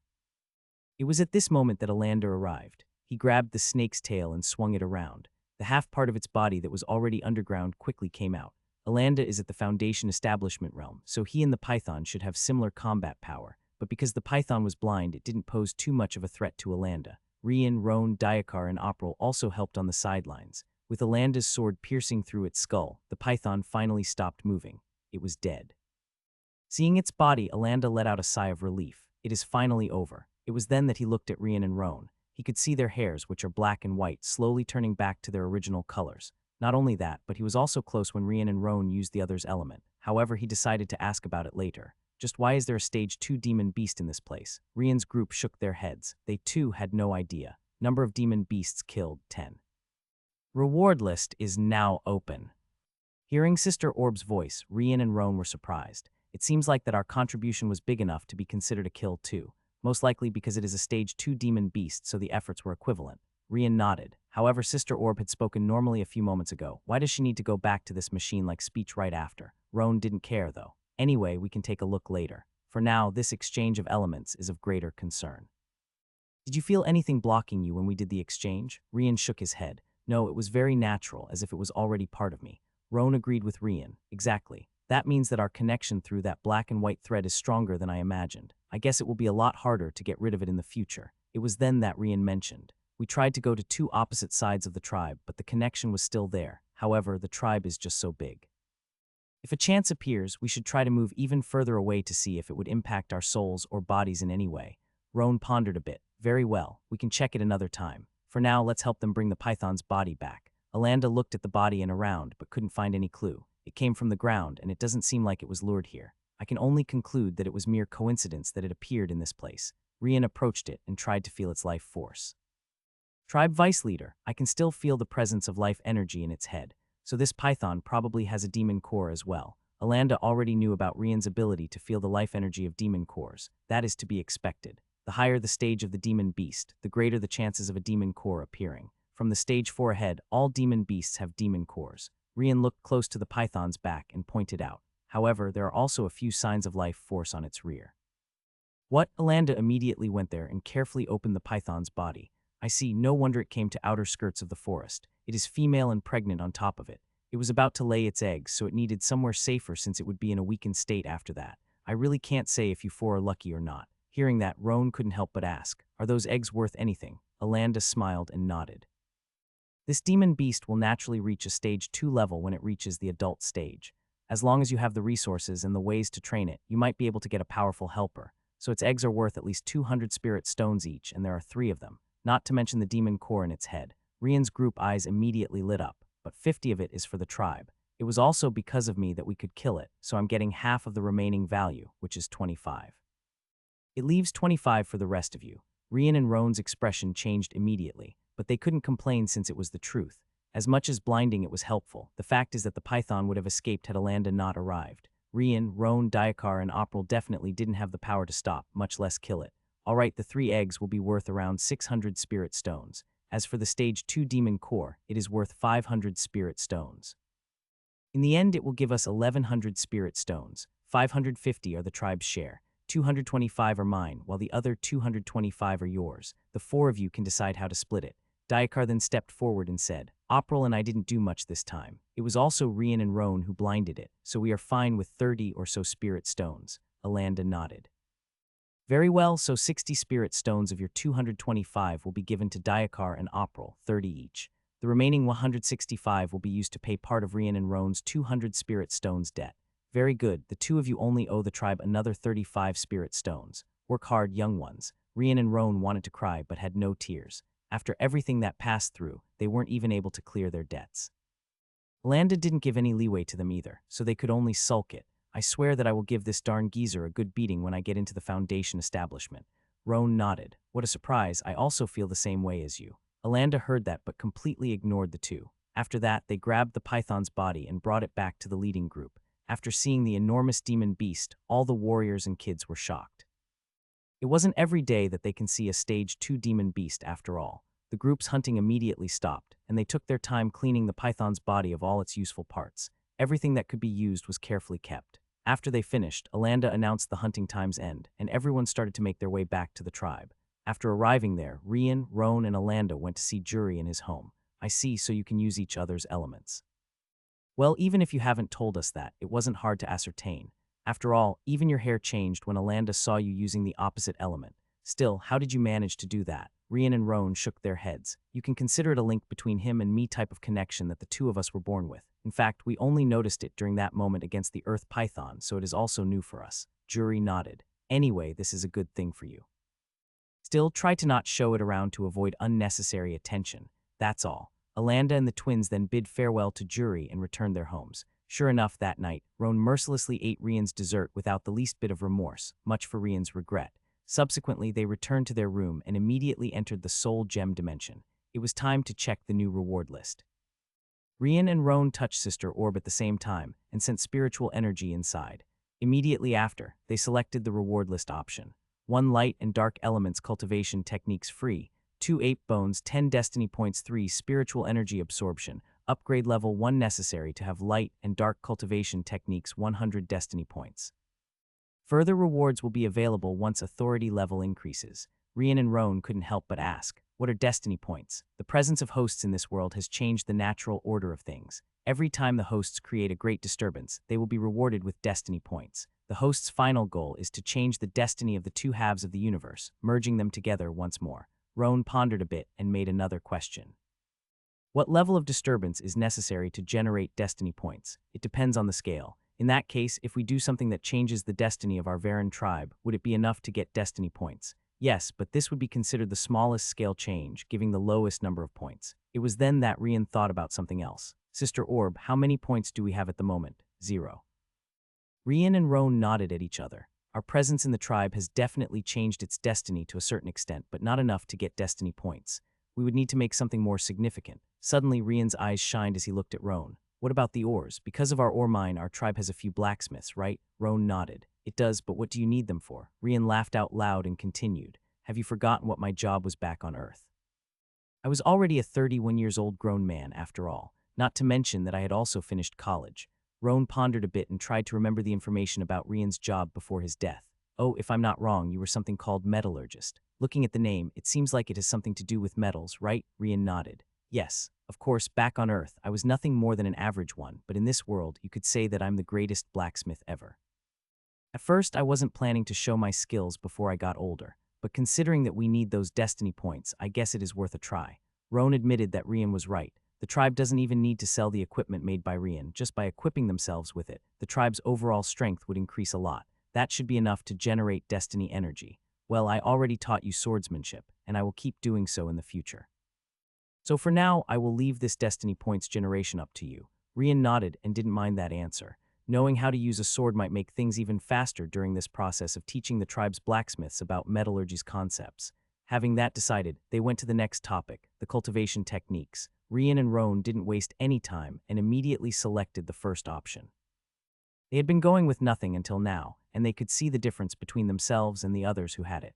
It simply wasn't at the same level at all. As soon as they selected it, a stream of information flowed into their minds. Both techniques were almost identical, with only the exception of the element used for it. Also, there was a unique trait for the techniques. They allowed the cultivator to use the opposite element to reach a balance, which greatly improved the cultivation speed. Of course, for such thing to work, Rian and Roan would need to work together. Why does everything have to be together? Sister Orb, can't you give us some individuality? The techniques were created using the host's compatibilities. This is the best result. It is still possible to cultivate without the help of the opposite element, but the speed will drop several times. It might be even slower than the other elemental techniques you got before. Roan glanced at Rian and sighed. Forget it. It is for the sake of getting strong. Besides, we just need to send the other's element through the black and white thread. It is not like we need to stay close to each other. So stop complaining and be happy that there is at least a cultivation technique for our elements. Rian sulked a bit and decided to give up. Anyway, what are those 8 bones? I don't think I heard anything about it in this world before. 8 bones is the first level of upgrade for the bones. The body transformation realm's bones enhancement stage could be said to be the initial level. It will improve your overall bodily strength, speed, endurance, defense, all of that will reach a higher level than the ordinary cultivators. Roan already expected something like that. This is a good thing. However, it will take a long time for us to gather that amount of destiny points, so let's just forget it for now. Rian then added, as for the third reward, it is pretty much self-explanatory. Sister Orb, how much is the improvement in spiritual energy absorption? Each level increases the absorption rate by 5. If Rian and Roan were kids, they might have complained about that amount, but they are not. They know that a simple 5 now would make a gigantic difference in the future. The further they go into the path of cultivation, the greater the difference would be. Anyway, let's first focus on the 8 bones. We can think about the spiritual energy absorption later. Roan then got up. All right, we got everything we needed. Let's go. Rian, on the other hand, shook his head. Not yet, there is still one more thing. One more thing. Rian smiled and then patted Sister Orb. Isn't that obvious? Sister Orb will feel lonely if we don't tell cough cough. I mean, Sister Orb needs someone to help her feed the database, so we need to give a lot of information. Am I right, Sister Orb? Sister Orb then began to roll in circles as if she had been waiting for this. I guess this is how Sister Orb shows when she is happy. Roan, on the other end, didn't seem very willing to waste more time here. Rian looked at him and spoke through their soul connection. Come on, it is also for our own sake. If Sister Orb decides to keep us here, wouldn't it be useless even if you want to leave? It will be a lot better to get on her good sides, and you know that too. Besides, she did help us back in the forest, so we own her this much. Roan sighed and then sat down again. The twins talked with Sister Orb for hours until finally, she sent them out. During the next day, Roan stayed in the class to teach the kids with the other warriors while Rian and Alanda went to talk with Jury. Roan knows nothing about metallurgy, so his presence there wouldn't have much of use anyway. So what is it that you wanted to talk about? Rian then started to explain. As I told you before, I came from another world. I worked with metals in that world, so I would like to teach the blacksmiths in the tribe how to forge something new. Alanda and Jury looked at each other before asking Rian back. Didn't you say that you were not a cultivator in your previous world? If it is just common weapons and armors, we already know how to make them. Rian shook his head. You don't understand. Indeed, that was a world where spiritual energy didn't exist, nor did cultivators and demon beasts. However, it is precisely because we didn't have them that humans there choose another path. So I can tell that there isn't a single person who understands metals better than me in this world. Simply put, our methods were hundreds, if not thousands of times more advanced than yours. The fact that we didn't have cultivators led people to use their intelligence. In my world, it means nothing to be strong. It doesn't matter how much strength your body has. The ones who are at the top of the food chain are those with intelligence. Anyway, even if I explain how my world worked, you too wouldn't understand very well. I would need several years just to describing the general common knowledge of my previous life, and you probably wouldn't even believe it. Don't misunderstand me, I'm not trying to be rude. It is just that both worlds' methods are totally and utterly different from each other. I could be said to be an idiot regarding cultivation as well. You two definitely know a lot more about it than me, that's what I mean. Jury pondered a bit and then nodded. Very well, I will give it a try since we don't have much to lose. What do you need? Rian smiled after hearing that. At first, I need 3 blacksmiths. Their talents don't matter since my methods are entirely different from yours. I will need as many samples of metals possible. Since we already have an ore mine, I'm sure you also used it to trade for other ore types that we don't have. Alanda confirmed. Indeed. Our ore mine is for iron, and at its depth we have some spiritual iron. Of course, it doesn't have much of a quality. Spiritual iron, Alanda nodded. It is iron ore that was able to retain some spiritual energy. It is a lot sturdier and can make much better weapons. I heard that some high-level cultivation blacksmiths can even make spiritual equipments with it. Rian nodded and didn't ask any further. As a metallurgist, he would know what to do when he gets it. He even had some ideas on his mind on how to use this so-called spiritual iron. Very well, at first, I will also need coal and limestone. Limestone. Seeing Jury and Alanda's puzzled face, Rian could only sigh. As expected, with another language, other names come with it. It was good that they had iron and coal before, so I learned how they were called here. As mentioned before, the language of this world is different, so even iron and coal were called different. Sure enough, limestone would have a different name. Rian pondered a bit and then explained how limestones looked like. Jury and Alanda looked at each other with surprised faces. Is this thing good? Rian immediately nodded. The metal I wish to create here first needs a lot of limestones. It is essential for the entire process. Alanda then pointed at another mountain not too far away from the tribe. It is even part of the tribe's territory as well. Well, there are loads of it there, but since we never had any use for it, we never bothered collecting any. Rian couldn't help but laugh out loud. They had iron and coal was easy to produce, but limestones were what he was most concerned about. Great, you guys simply have no idea that that stone will be a mine of gold for you. But that also brings us to another problem, and a gigantic one at that. Jury nodded. He immediately understood what Rian meant. Secrecy. If this new metal that you create is really that strong, we would be a tribe holding a treasure that we cannot protect. It might even bring calamity to us. Rian nodded. So far, all the weapons and armors I saw our and the other tribes using didn't have this type of metal. I guess it is safe to say that no one knows about it yet. First, I need to try my hand on it and see the results. If it turns out to be practical, I will stop immediately. After all, before going ahead with this plan, our tribe will need a backer, and not just any backer. It has to be someone capable of protecting our tribe even against a force like Hanoi tribe. Jury started to massage the space between his eyes. He couldn't help but feel a headache coming. Jury doesn't think that Rian is lying since it wouldn't bring him anything good.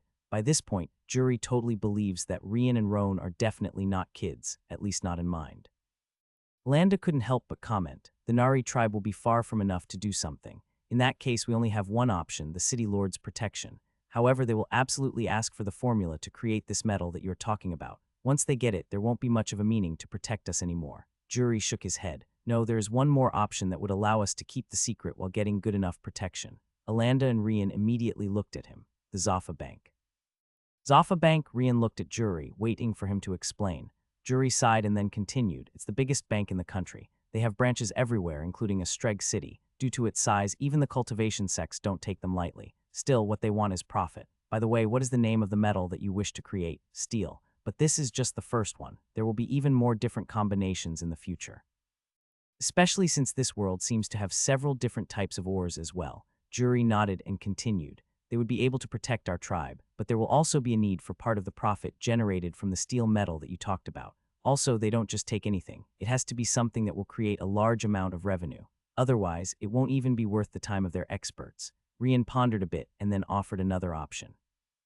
Now that I think about it, it will be better if our tribe doesn't get involved. Or to be more precise, not in the open. What about acquiring a workshop in the city? It would be a lot easier to protect due to the city's rules. Also, since the tribe wouldn't be directly connected to it, it should be safer. Jury's eyes narrowed. It is not that it is a bad idea, but that a workshop in the city would be too expensive. First, we would need to see one of those weapons completed.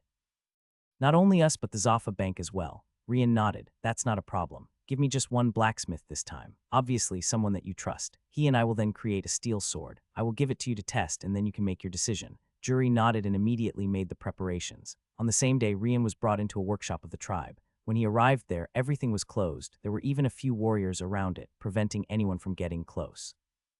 Inside, there was only a burly old man preparing the tools. Alanda then introduced him. This is Urkel Totola, the chef blacksmith of our tribe. He is also our most trustworthy member. As long as it is him, you don't have to be afraid of anything leaking out. Also, he is a middle-stage energy-gathering realm warrior. Rian bowed to the Urkel, but the other part only narrowed his eyes. What is the meaning of this? Did you make all these arrangements just to introduce me to a kid? Landa shook his head. During the next 7 days, we need you to follow his orders. I know that you have a lot of questions, but for now, I wish you to ignore his age and just trust what he says. For this, the tribe will double your amount of spirit stones this month.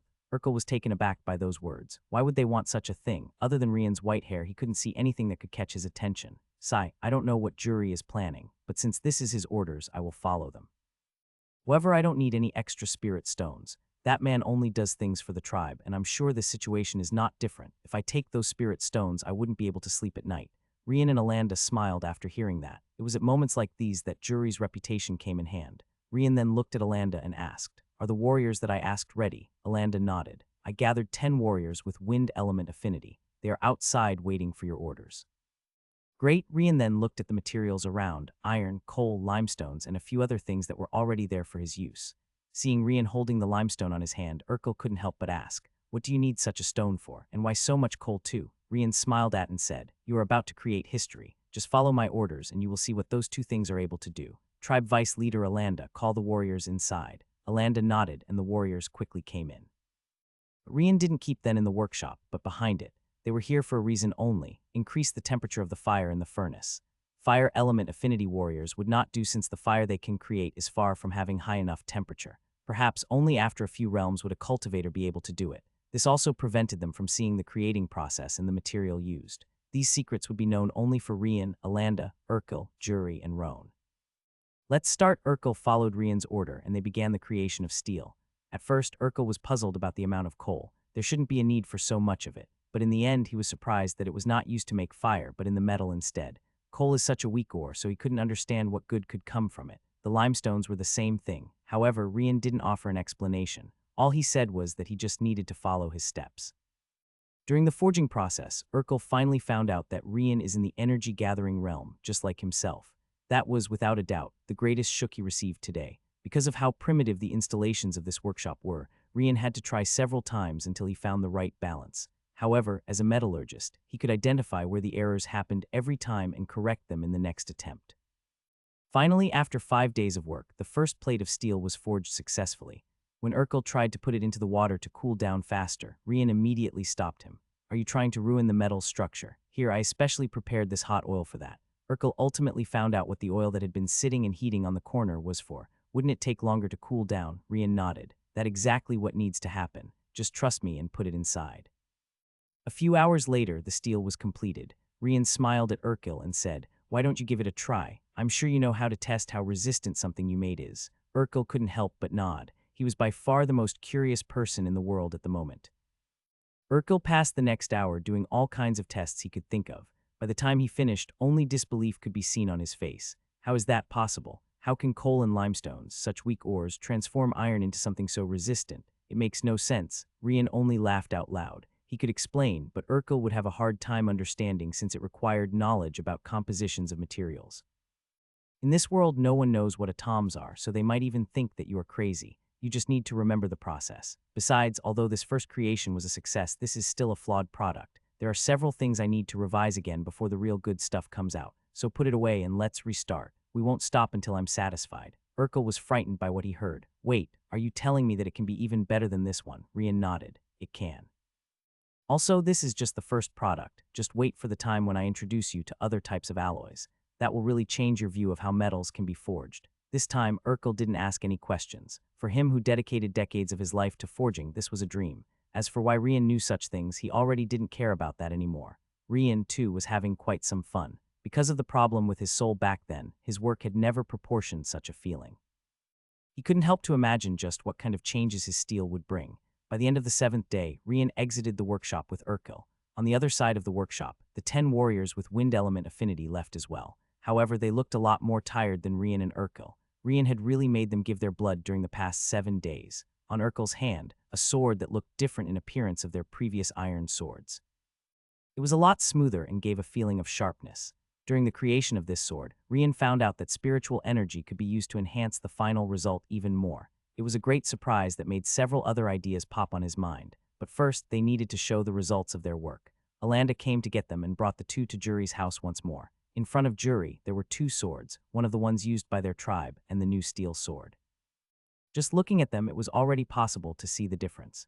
The steel sword definitely looked much better than their iron sword. Seeing that scene, Rian laughed and then suggested, "Go ahead, take both swords and strike them against each other. I'm sure you will love the result, especially since this steel sword was made with spiritual energy as well, so it should be even stronger than you think." Even its sharpness increased a lot. Juri and Alanda nodded, grabbing 1 sword each. They didn't need to use spiritual energy. With their foundation establishment realm, their body's power already surpassed any ordinary person. The two took some distance and attacked each other's sword. Well, it couldn't even be considered an attack. That was basically the same as throwing an iron hammer against a glass window. The two simply couldn't be compared. The iron sword was slashed in half, while the steel sword barely got any collision marks. Juri was sure that even if he brought 100 iron swords here, that single steel word would destroy all of them. Impressive. Even the sword I bought in the city can't compare to it. No, they are in 2 completely different categories. If this sword appears in the town, it would inevitably cause an uproar. That being said, Juri looked at his sword and then gritted his teeth. "Let's try again." Alanda was taken aback. "But you paid 300 spirit stones for this sword." Juri nodded.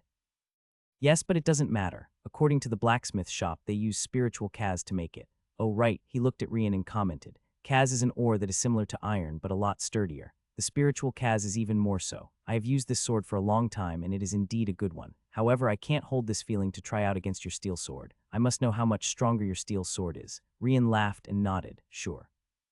I'm also curious to see how good a sword made with this spiritual kaz is. After all, my steel sword was made with nothing more than common ores that couldn't be more ordinary. But first, let me take a look at your sword." Juri nodded and passed it to Rian. After making a few simple tests, Rian's eyes lit up. "Such an incredible metal, and I've never seen it before. I wish I had some to work with. I'm sure I could create something several times better than what they did with this sword." Still, Rian didn't point it out and simply gave it back to Juri. "All right, you can start now. However, you better be prepared to lose 300 spirit stones." Juri laughed out loud after hearing such a comment. "No problem at all. I very much wish to lose those spirit stones at the moment." This time, Juri and Alanda didn't only use their physical strengths. The spiritual kaz sword was a lot sturdier, so only with spiritual energy involved would Juri be able to bring out its full potential. Alanda also did the same thing and imbued the steel sword with spiritual energy. Juri and Alanda nodded at each other and immediately attacked. Swish! The result was as Rian expected precisely. Juri's spiritual kaz sword was also split in half and was completely lost. However, Juri couldn't be happier with the result. Great. Rian, on the other hand, looked at his steel sword. An enormous dent was left behind, and there was quite some damage to the structure. Indeed, there is a limit to what ordinary materials can achieve. Even though my steel sword won, it wouldn't be able to cut through another spiritual kaz sword. It would definitely break apart. At most, both weapons would be destroyed. However, the steel sword is already better than a 300 spirit stone sword, so it is a good start. Congratulations, host has created steel. Reward, 15 destiny points. Steel will create profound changes in the world. As time passes, the bigger will be those changes. Further points will be rewarded when the impact of steel in this world increases. Both Rian and Roan received the same message, and they couldn't help but faintly smile. Having the product necessary, Juri looked at Rian and asked, "I will be going to the city tomorrow to rent a workshop. Can Urkel make this kind of sword on his own?" Rian nodded. "By the time you are back, he should be able to reproduce this effect. The rest is up to you whether you can convince the Zoffa Bank to help us or not." Juri nodded, excited. "Very well. First, we will need to make these steel weapons gain recognition. Once the word spreads, there will be eyes aiming at our product formula. But it will be at this moment that I will bring the Zoffa Bank in. Whether they want it or not, they will need to recognize this new metal's value." Juri took a deep breath after that. "All right, now we need to discuss your part of the profit. As the creator of this metal, how much you wish." Rian smiled and extended 3 fingers. 30 is more than enough." Juri and Alanda were taken aback. "Only 30. This sword definitely can be sold for at least 300 spirit stones, not to mention that all the materials are ordinary, let alone 300 spirit stones. Even a single spirit stone would be more than enough to buy the stuff necessary to create it. You can ask for some more. I won't mind even if you ask for 50. Rian shook his head. 30 is more than enough. This amount of spirit stones can be used for cultivation at our current levels without having to care about running out. As for using it to buy other things, I don't have anything I want at the moment. Besides, don't forget that the Zafa back will ask at least 20 to 30 as well. Considering the earnings of the tribe as a whole, the remaining value of every equipment won't make that much of a difference. Jury couldn't help but feel a little emotional. As someone who did everything for the tribe, such words really work well on him. Very well, 30 it is. Make sure to teach Urkel correctly. Jury then looked at Urkel and ordered, Urkel, select 2 trustworthy blacksmiths and have them practice it as well. After I rent a workshop and come back, I will bring you 3 to the city straight away for you to start working. If you are worried about your family, I will allow you to bring them as well. But you must not mention a single word about the steel equipment, understood? Urkel's eyes shined, and he immediately nodded. Leave it to me, there are 2 youngsters that I'm quite proud of. They will be perfect for this job. Better than that, they are not married, so they don't have a family to bring together. I will immediately call them over after we finish here. Rian and Jury then discussed a few more things before the group separated. In the end, Jury lost his patience and left for the city while it was still night. The man simply couldn't sleep at all. Rian, Urkel, and his 2 apprentices then returned to the blacksmith workshop of the tribe. Alanda arranged for other wind element affinity warriors to work together with them too. For the next week, Rian would make sure that they remember the entire process of creating steel. Back on Roan's side, he and Alanda continued to teach the kids. Sister Orb said that anything capable of making enormous tribe changes would be rewarded with destiny points. In that case, Roan decided to compile his sword style into a book before passing it to Alanda. Pass it to the other warriors who like to use swords. It should help them overcome many obstacles during their practice. If there is any question, you just need to ask me later. Alanda nodded and took a look at the book.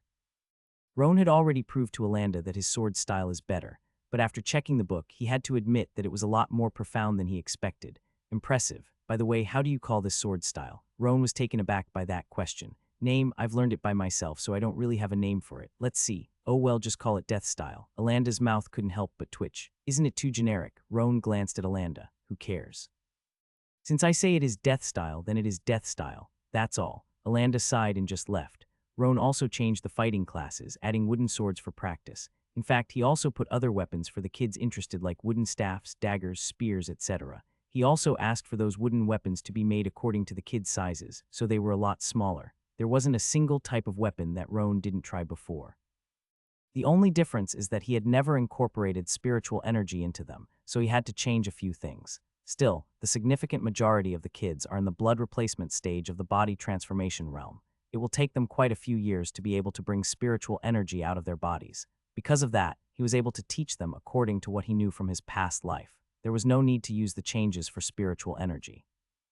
Not too surprisingly, most of the kids selected swords. Even those who showed interest in the other wooden weapons ended changing them in the end. The only exceptions in the entire group were Rivio, who seemed to like the spear a lot, and Inam Malaka, who preferred the staff. Because of that, Roan had to separate a particular time just for those 2. He didn't mind though. Without Rian around, cultivation was quite slow anyway, so he might as well wait. As much as he doesn't like it, the difference without using Rian's light element to achieve a balance between elements is just too high. Rivio's talent for spear could be said to be good, so it was nice to see his improvement. However, Inam Malaka was really a monster. She absorbed everything he taught her about the staff like a sponge. Not only that, but she seemed to have a lot of fun while using it. No wonder Jury said that the sex would come for her if they knew. The difference between her and Rivio is just too great. Be it intelligence, cultivation, or talent with weapons, she is far above him. It's impressive what the difference of a single aptitude level can do. I wonder just how frightening those red and purple aptitudes are. Just like that, Rian and Roan were kept busy during the entire week. Jury's visit to the city took longer than expected, and he only came back 10 days later. Why do you think there are so many tribes around a Streg city? That's because there isn't enough space for everyone there. So as you can imagine, even a small workshop in a not much bustling street was quite expensive. Well, when I say not much bustling, it is only compared to the main roads. Due to the enormous number of tribes and the fact that the city is full, even this place has many people passing by. Alanda couldn't help but ask, how much was it to rent the workshop? Jury smiled bitterly and shook his head. Please don't ask. Just understand that we won't be able to keep that place for more than 2 months if we don't sell anything.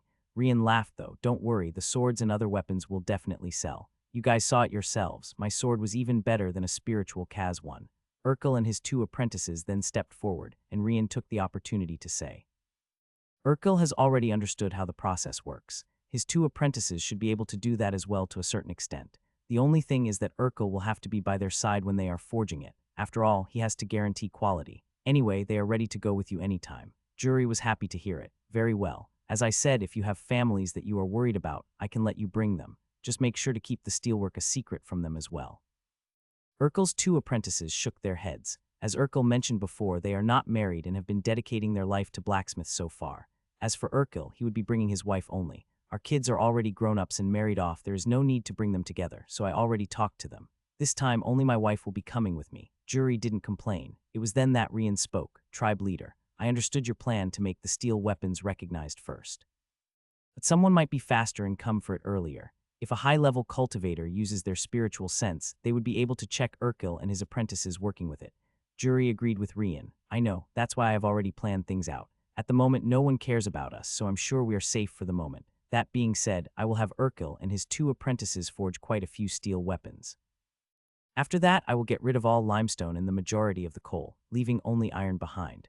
Rian's eyes lit up. That is indeed a good idea. By forging everything we need before putting any to sell, you will be able to spend a few days without caring about running out of swords. Even if someone comes to spy later, since the blacksmiths will not be working anymore, there will be nothing for them to watch. The limestones will be gone, and the remaining coal will only be seen as the way to make fire.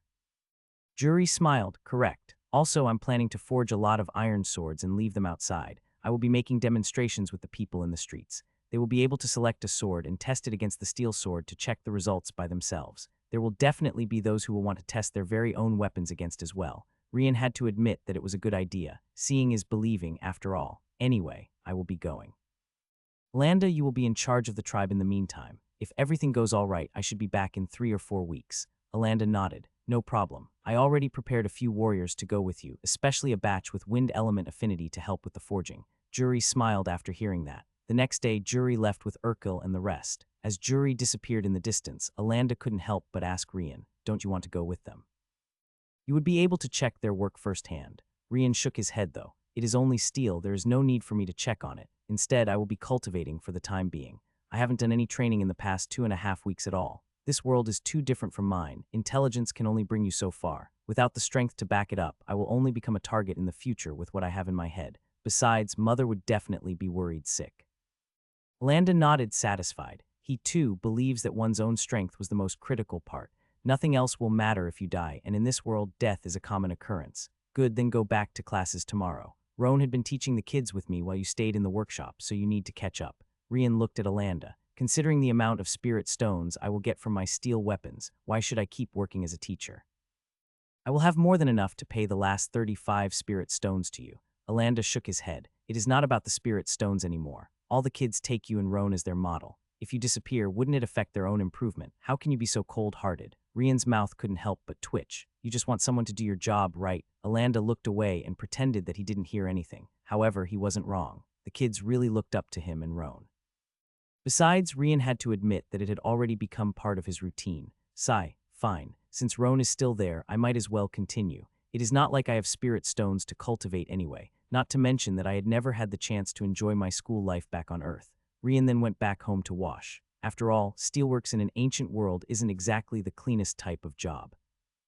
During the fighting lessons the next day, Rian looked at Ina Malaka in a corner practicing her staff while all the other kids practiced against each other.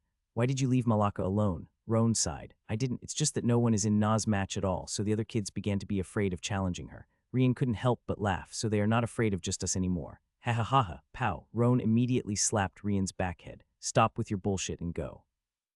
Rian looked at him, puzzled. Go where? Isn't that obvious? Ina Malaka will be your opponent. You need practice with your sword after all. Rian, of course, found it weird. Are you that lazy that you can't even send me the thoughts for training? Roan snorted, though. You only spent a single week practicing my death sword style. As for Ina Malaka, she has been using the staff for almost 3 weeks. Considering that both of you knew nothing about your weapons before, she should prove to be a good sparring partner. Trust me, that little girl is a monster. Anyway, stop complaining and go ahead. Rian sighed and then stepped forward. He had already agreed to not complain about how Roan taught sword skills since their level is obviously different. Inna was happy to see that someone finally came to train with her. She really liked the staff, so she had put a lot of effort into it. Rian also took out one of the wooden swords and prepared himself. The fight quickly started, and at first, Rian wasn't having much difficulty holding against the girl. But as the battle continued, Inna Malaka improved with it. Roan had only fought against her with another staff, while the other kids just couldn't compare to Rian in swordsmanship. Simply put, Inna Malaka wasn't used to fight against swords. Rian couldn't help but find it fun as well. Inna is just a kid, but her potential is in full display right in front of him. Roan, on the other hand, saw their battle with another eye. As I thought, Rian was only an ordinary man back on Earth. He didn't really have any talent, and his learning speed was average. But seeing his improvement in the forest and here, it is evident that it isn't the case anymore. I couldn't confirm it at first since my skills with weapons can't go any further at the moment. Still, taking him as an example, I guess both our aptitudes are far above any ordinary kid. It is not just because we have our past memories, our learning capability is just much higher than it was.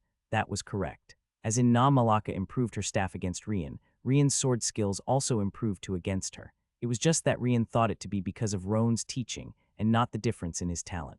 Well, those two still have a very long road ahead of them before they can be called masters with those weapons. In the end, Rian was able to defeat Inna Malaka, who couldn't help but sulk a bit.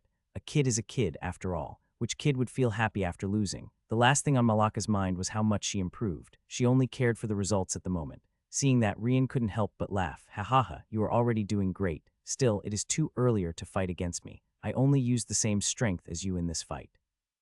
If I had fought you with my energy gathering realm, this battle would have finished in the first exchange.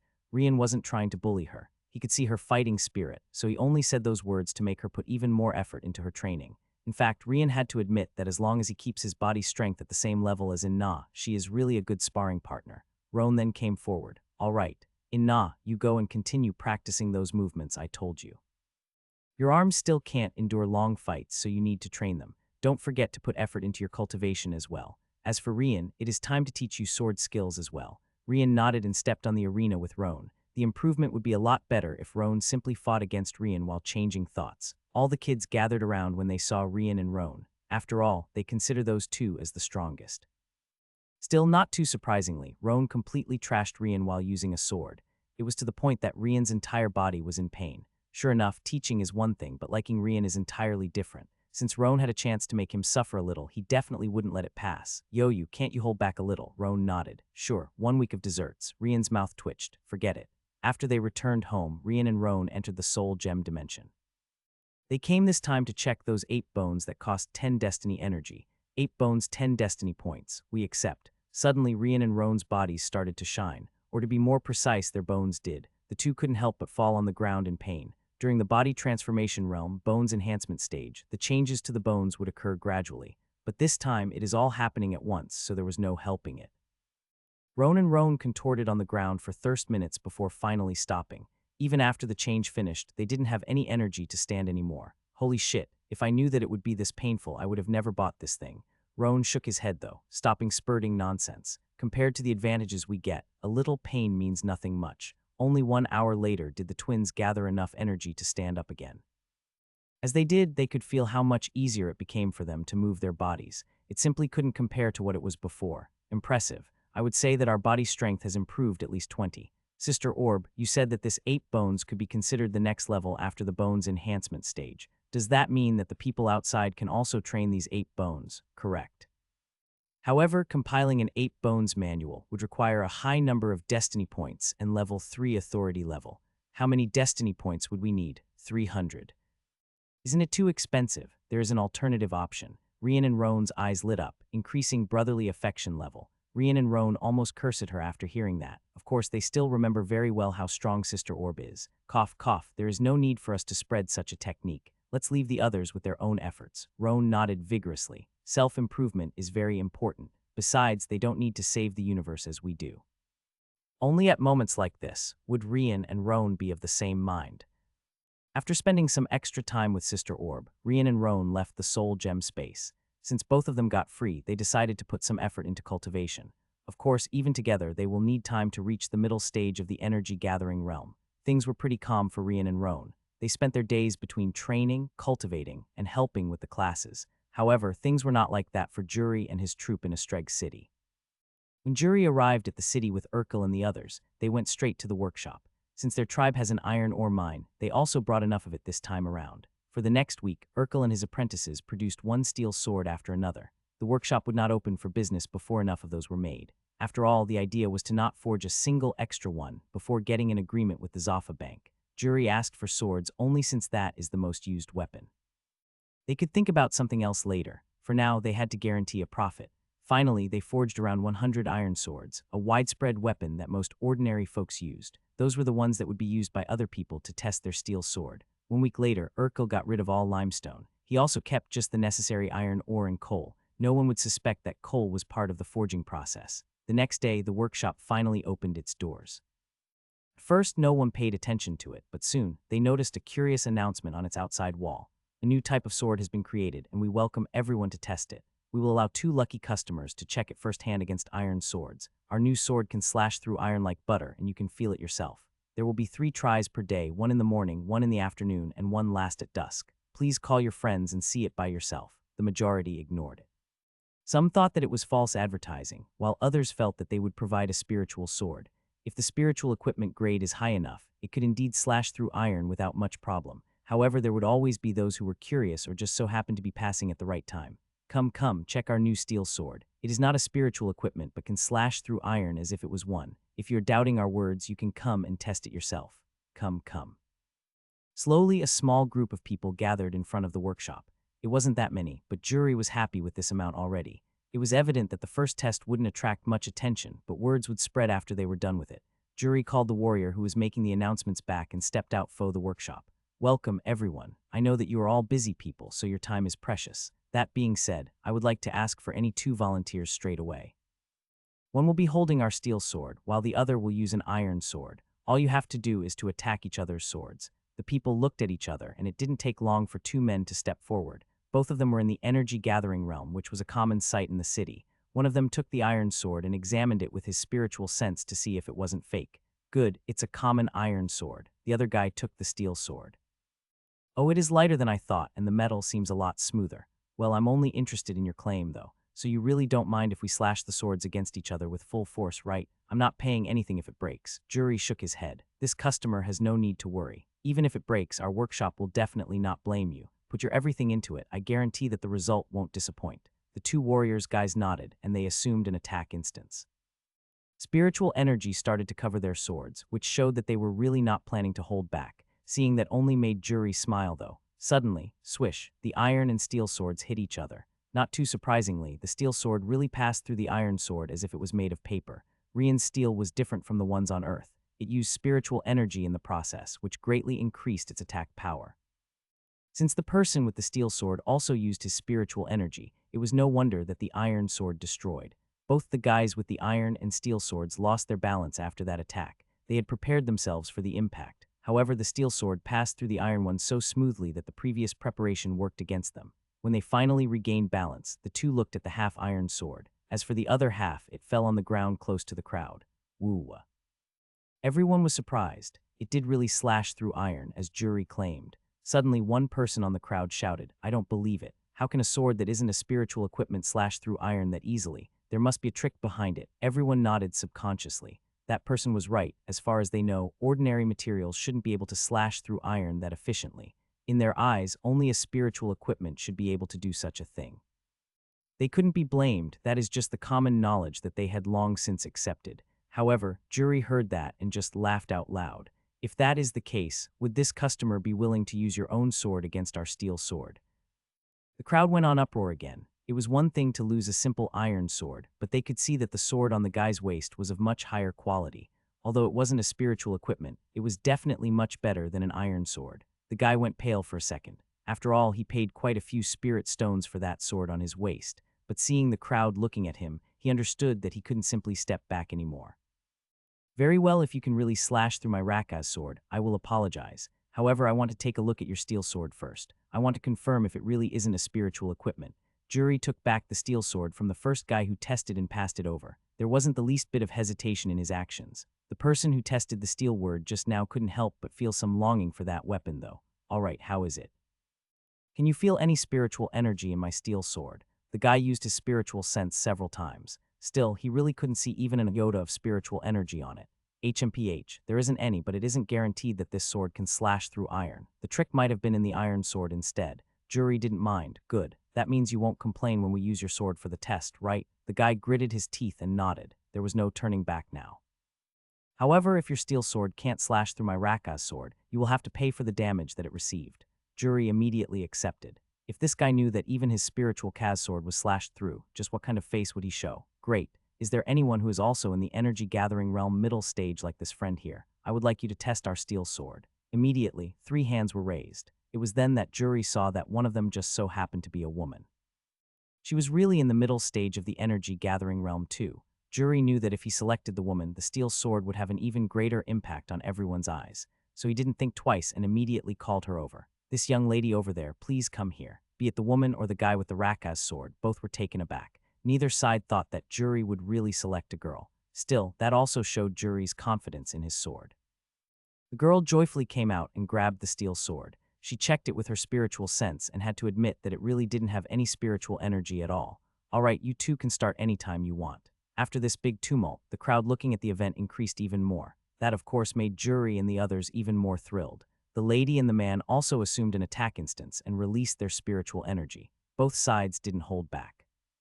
As soon as Jury gave the signal, they attacked the other side's sword. Swish, clang. Obviously, the Raka's sword was also slashed through without a problem. Of course, due to its higher quality, the steel sword suffered some damage on its sides. However, it wasn't anything serious, and the steel sword could still be used without a problem. It only needed to be sharpened to eliminate the dent, and it would be good to go. As for the Raka's sword, that was no more. When the guy saw the other half of his sword on the ground, he almost cried too. He had paid 70 spirit stones on that sword, after all. As for the crowd, they all cheered. It was really an excellent presentation, and the product seemed to be legit. There is no doubt that their steel sword name will spread soon enough. Of course, the majority of the people present were only here to watch the show. They didn't really want to buy the sword. Even those who had an interest, most wouldn't be able to afford such a thing. In the end, only 3 customers entered the workshop to take a look. Jury wasn't disappointed, though. The real buyers are still oblivious to this event, but that won't be for long. The girl tried to give the steel sword back to Jury, but he shook his head. Since this is the first time showing this sword to the world, I will make an exception. This young lady can have it. Just make sure to ask for a blacksmith to sharpen it again later. Ha ha ha. The girl was obviously ecstatic to hear that. Although she is in the middle stage of the energy-gathering realm, she was far from being someone rich. It would be quite difficult for her to pay for such a good sword. Jury nodded and returned to the workshop. That morning, the Varan tribe's steel workshop sold 2 steel swords. Rian had talked with Jury before, and they decided to set the price at 200 spirit stones. Although the steel sword was worth more than 300, that was also the price of a spiritual equipment. In the end, people would still opt for the latter. There had to be some advantage in buying a standard sword, thus 200 spirit stones. Of course, those 2 customers only paid 180 each. One mustn't forget his promises. Jury had declared that he would give a 10 discount to them, and so he did. When they left Urkel, his 2 apprentices, and Jury looked at the spirit stones bewildered. The total cost to make those 2 steel swords definitely didn't cost more than 1 spirit stone, but then 360 in a moment. If this wasn't a profit, then no one would be making a profit in this world. During the afternoon, a few of the previous day people came back with some friends, but the majority were new ones who were passing by. At dusk, the crow was slightly smaller, but Jury knew that it was due to the time. Nevertheless, his workshop still conducted the test. On the first day, their workshop sold a total of 5 steel swords, which gave them almost 1,000 spirit stones. The next day, the same thing happened again. Not only that, but someone also thought that to be a trick, just to have his saber split in half as well. Finally, by the end of the second day, Jury could already feel some interesting eyes on his workshop. Still, he just smiled and closed the workshop. Rian also received a bird message talking about the profits so far. Since they were still not allied with the Zaffa Bank, the money is still entirely for themselves. The third day, morning, testing time. Jury looked outside and noticed that the crowd was a lot bigger than the previous day. Urkel, who was beside him, grinned after seeing a few of them. There are quite a few blacksmiths this time. Probably they are part of the big blacksmith workshops of the city. Jury nodded. Do you know which ones? Urkel then looked at the symbol on their attires before saying, the Sufiria clan, Waddle clan, and Garkin clan are between them. Those are the biggest blacksmith workshops in the city. I can also spot a few medium-sized ones and some that I don't know. But since the big 3 are here, it means that the information already started to spread. Those are probably just scouts. They shouldn't do anything in this morning test. However, the afternoon one will probably be very tumultuous. Jury nodded and then stepped out to conduct the same test as always. When those scouts saw what the new steel sword, which wasn't a spiritual equipment, could do, their eyes opened wide. None of them wasted time and rushed back to their own workshops. The prowess of the steel sword was just too high. In the Sufiria clan workshop, the scout was reporting it to the chief blacksmith, Liam Sufiria. "What? Are you making fun of me? How can a sword made of ordinary materials possibly cut through iron than easily? Master, I know it seems ridiculous, but I'm not lying. This is what really happened there. Their steel sword is as strong as a low-level spiritual sword, maybe even stronger." Your disciple would never dare to joke around with something like this. Liam narrowed his eyes while he looked at his disciple, but in the end he snorted. That just means they know how to play a good trick. Still, it would be bad for business if others began to believe that such a thing is real. Liam then went back into his workshop and took out a sword. After seeing that, his disciple's eyes lit up. "Master, are you planning to use this Tarekyu sword to test their steel one? Isn't it a little too forceful?"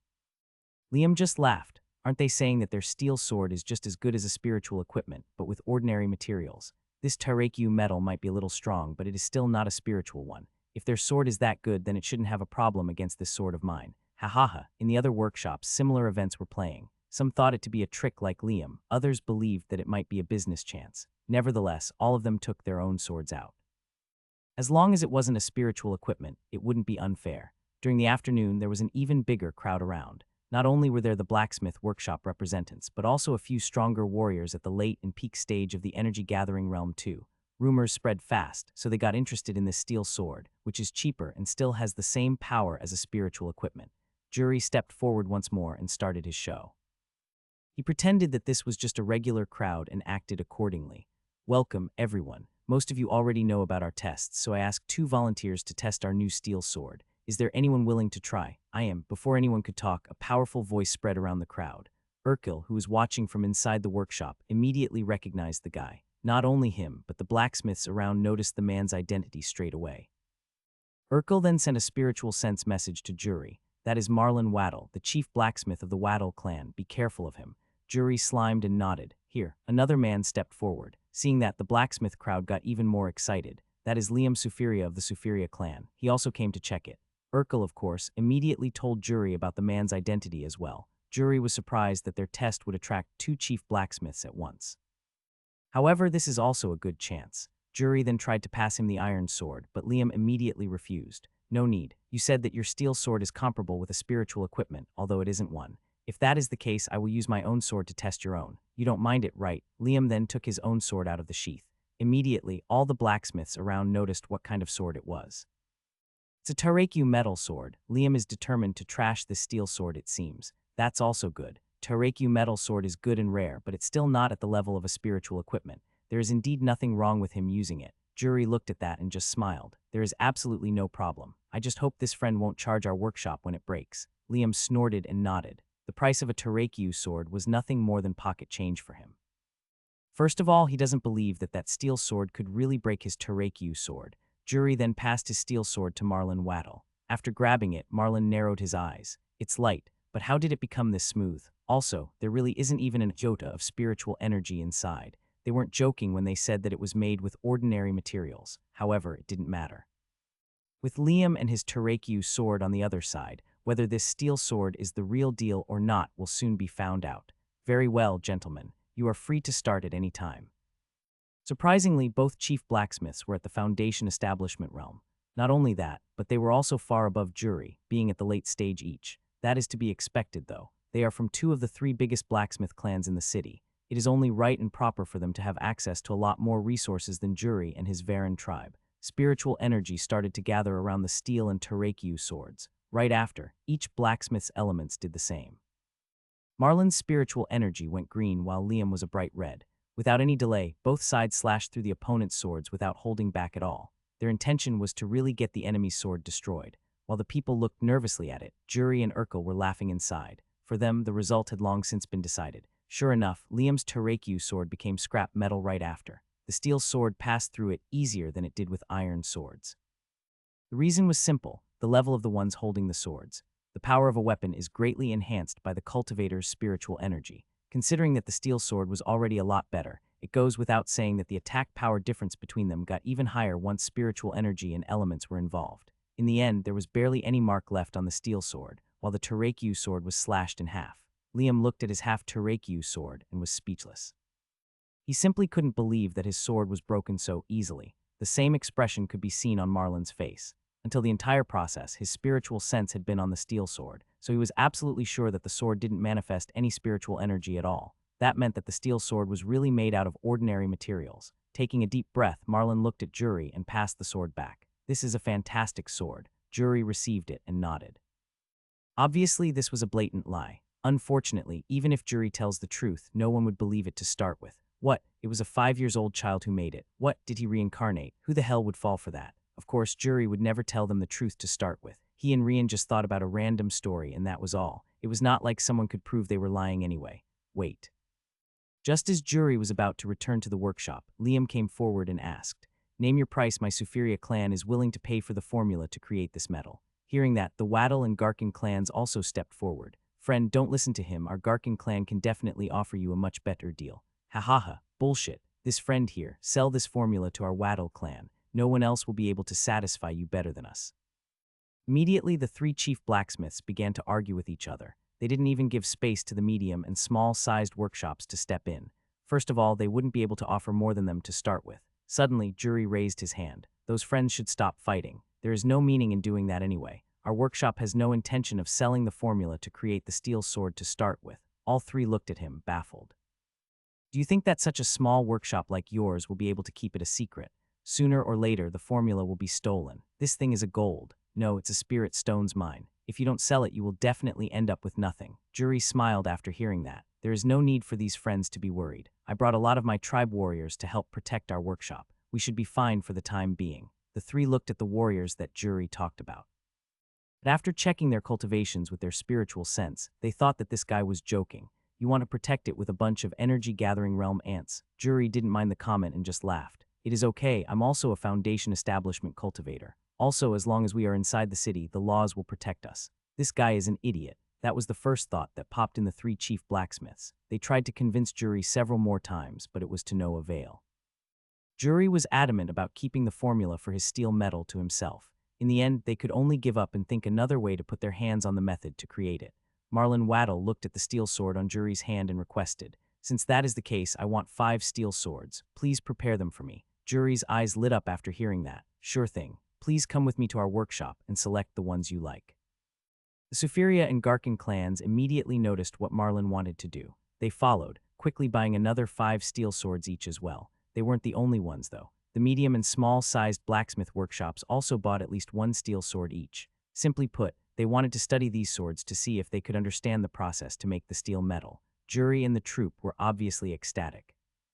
In this single day, they sold 53 steel swords, which meant 6,600 spirit stones. Even the entire tribe working together would have a hard time to make this amount in a month.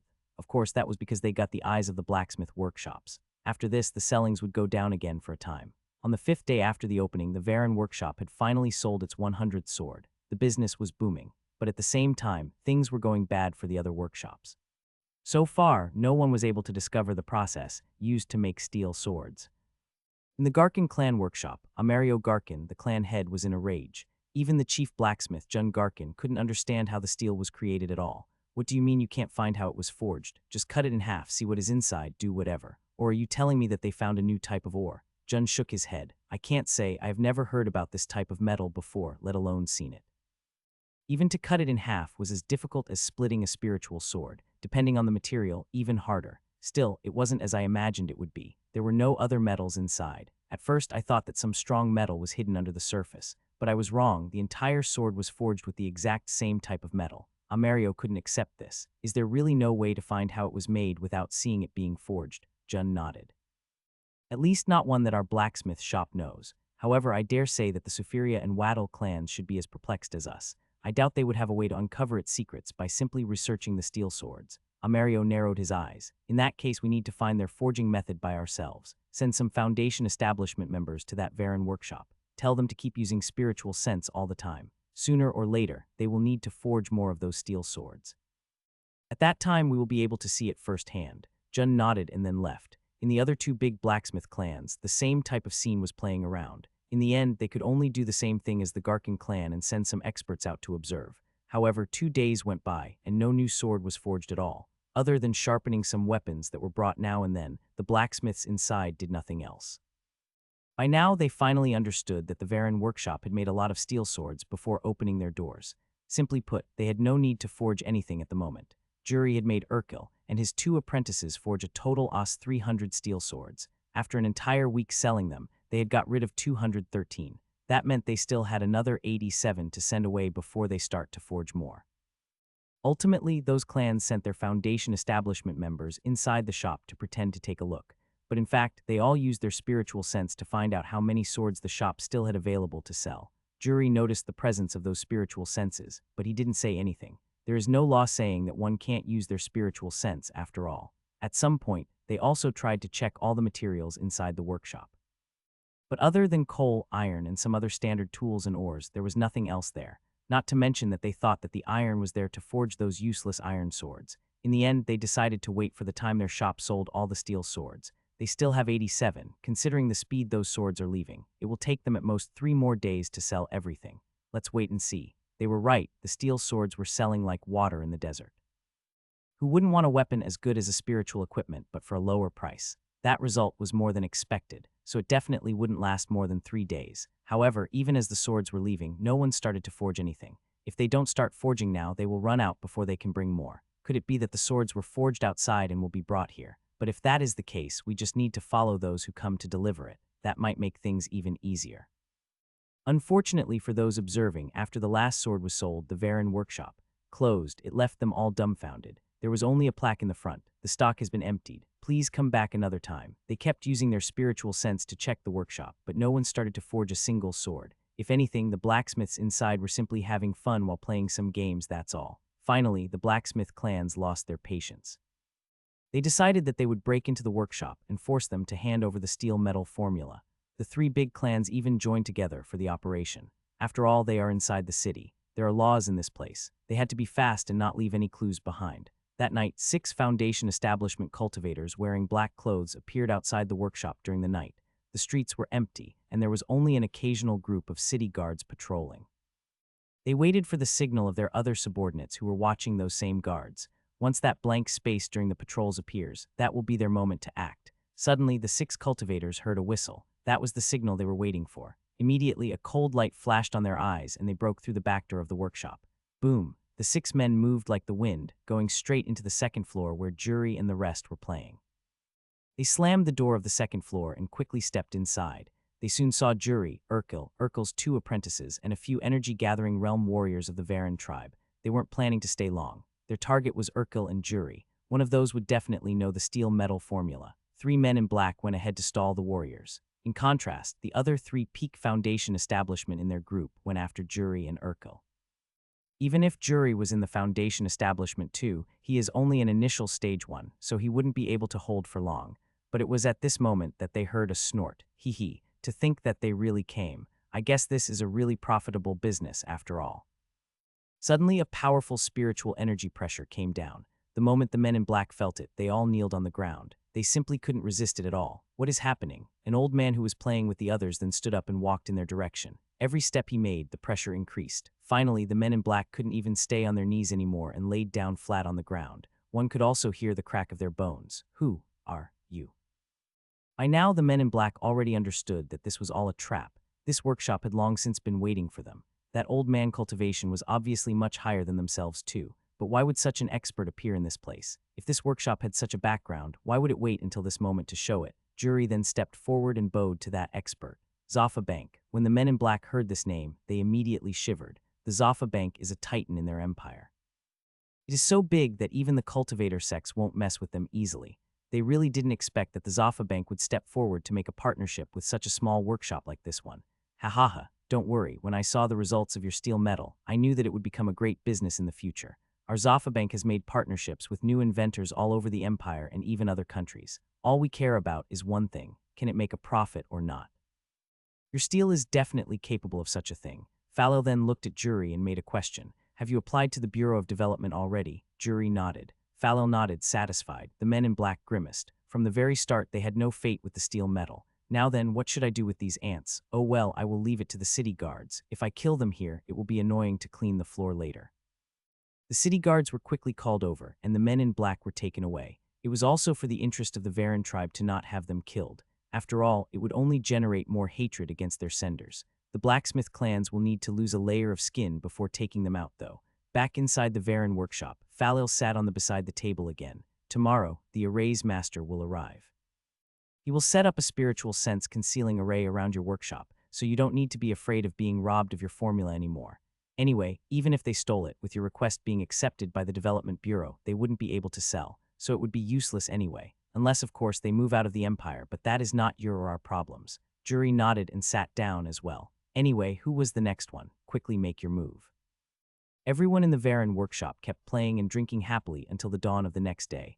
However, things were not so calm for the blacksmith clans. The clan leaders had joined hands to get the steel metal formula, but all their subordinates had been captured. The city guards already came to their door, and now they must offer an explanation. It wasn't after an entire day of questions and a considerable amount of spirit stones that they left the city guards building behind. Following each of the clan leaders were 6 Foundation establishment experts. Those were the ones who participated in the last night operations. Damn it, that jury was obviously playing dumb. No wonder he didn't sell the steel metal formula. With the Zaffa back as their backer, there was really no need for him to be afraid. Roggen Wattle just sighed. If the Zaffa Bank is involved, then there is no doubt that the Bureau of Development already accepted their ownership of the steel metal as well. Even if we acquire the formula, we won't be able to sell it. It's a waste of time. I don't know about you, but I'm stepping out. This time the Zaffa Bank let us off the hook, but they can totally squash my clan if they wish to. Farewell, friends. The other 2 clan leaders looked at each other and shook their heads. In the end, neither of them could afford to offend the Zaffa clan either. They quickly went on their own directions, putting an end to their desires. The next morning, the array's master that Falil mentioned arrived. He was under the Zaffa Bank's orders, so he didn't waste time and made sure to do a perfect job. In just a single day, a spiritual sense coastling formation was raised around the workshop. That being said, Urkel and the others immediately gathered more materials and started to forge again. This time, they also forged other weapons to increase the variety. Swords, sabers, shields, you name it. They also began to accept orders for specific types. The contract with the Zaffa Bank was also completed. 30 of all profits generated by Steelworks would be for the Zaffa Bank, while the Varen workshop would get 70. The Zaffa Bank would offer the protection at the first stages of development and help to promote the Steelworks in other cities of the Empire. But ultimately, the ownership of the steel metal was Varen's. Back in the Varen tribe, Rian and Roan were not wasting time. During these last 3 weeks, their cultivation had been increasing smoothly. By now, they already can feel signs of entering the middle stage of the energy-gathering realm. Other than that, the classes continued. Inna Malaka got even more proficient in her staff, while Rivio started to show results with his spear. Rivio was absolutely not Inna's match, but he was the only one who dared to challenge her other than Rian and Roan. Rian's swordsmanship was improving as fast as Inna's staff. Considering that he also has an adult mind, his progress was more polished, though. As for Roan, he didn't really need to practice with weapons at the moment.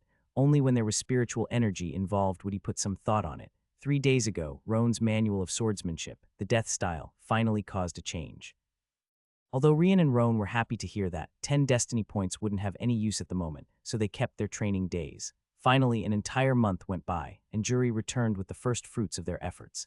After calling Alanda, Rian, and Roan over, he started to give a full explanation of the events in the city. During the first 3 weeks, we were still not in a partnership with the Zaffa Bank. That means that we sold the 300 steel swords on our own and didn't have to share their payments. In total, almost 60,000 spirit stones were earned during that time. After that, we started to forge steel equipment again. Also, because of the spread of the Varen Workshop's name, quite a few customers were waiting for it to be opened. Still, I decided to not mix the spirit stones earned before the partnership with the ones acquired after.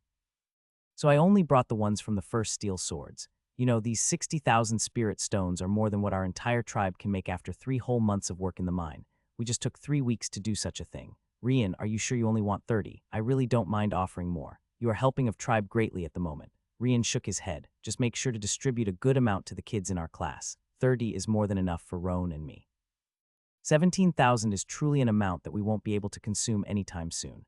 Oh right, Inna Malaka is really improving extremely fast, so give her some extra ones. Her blue aptitude is really frightening. Alanda couldn't help but sigh. Her progress is frightening. What about you two then? Even your cultivation speed is higher than anyone. The only reason Inna is improving faster is that her cultivation is lower than yours. Once she reaches your level, she definitely won't be able to compare.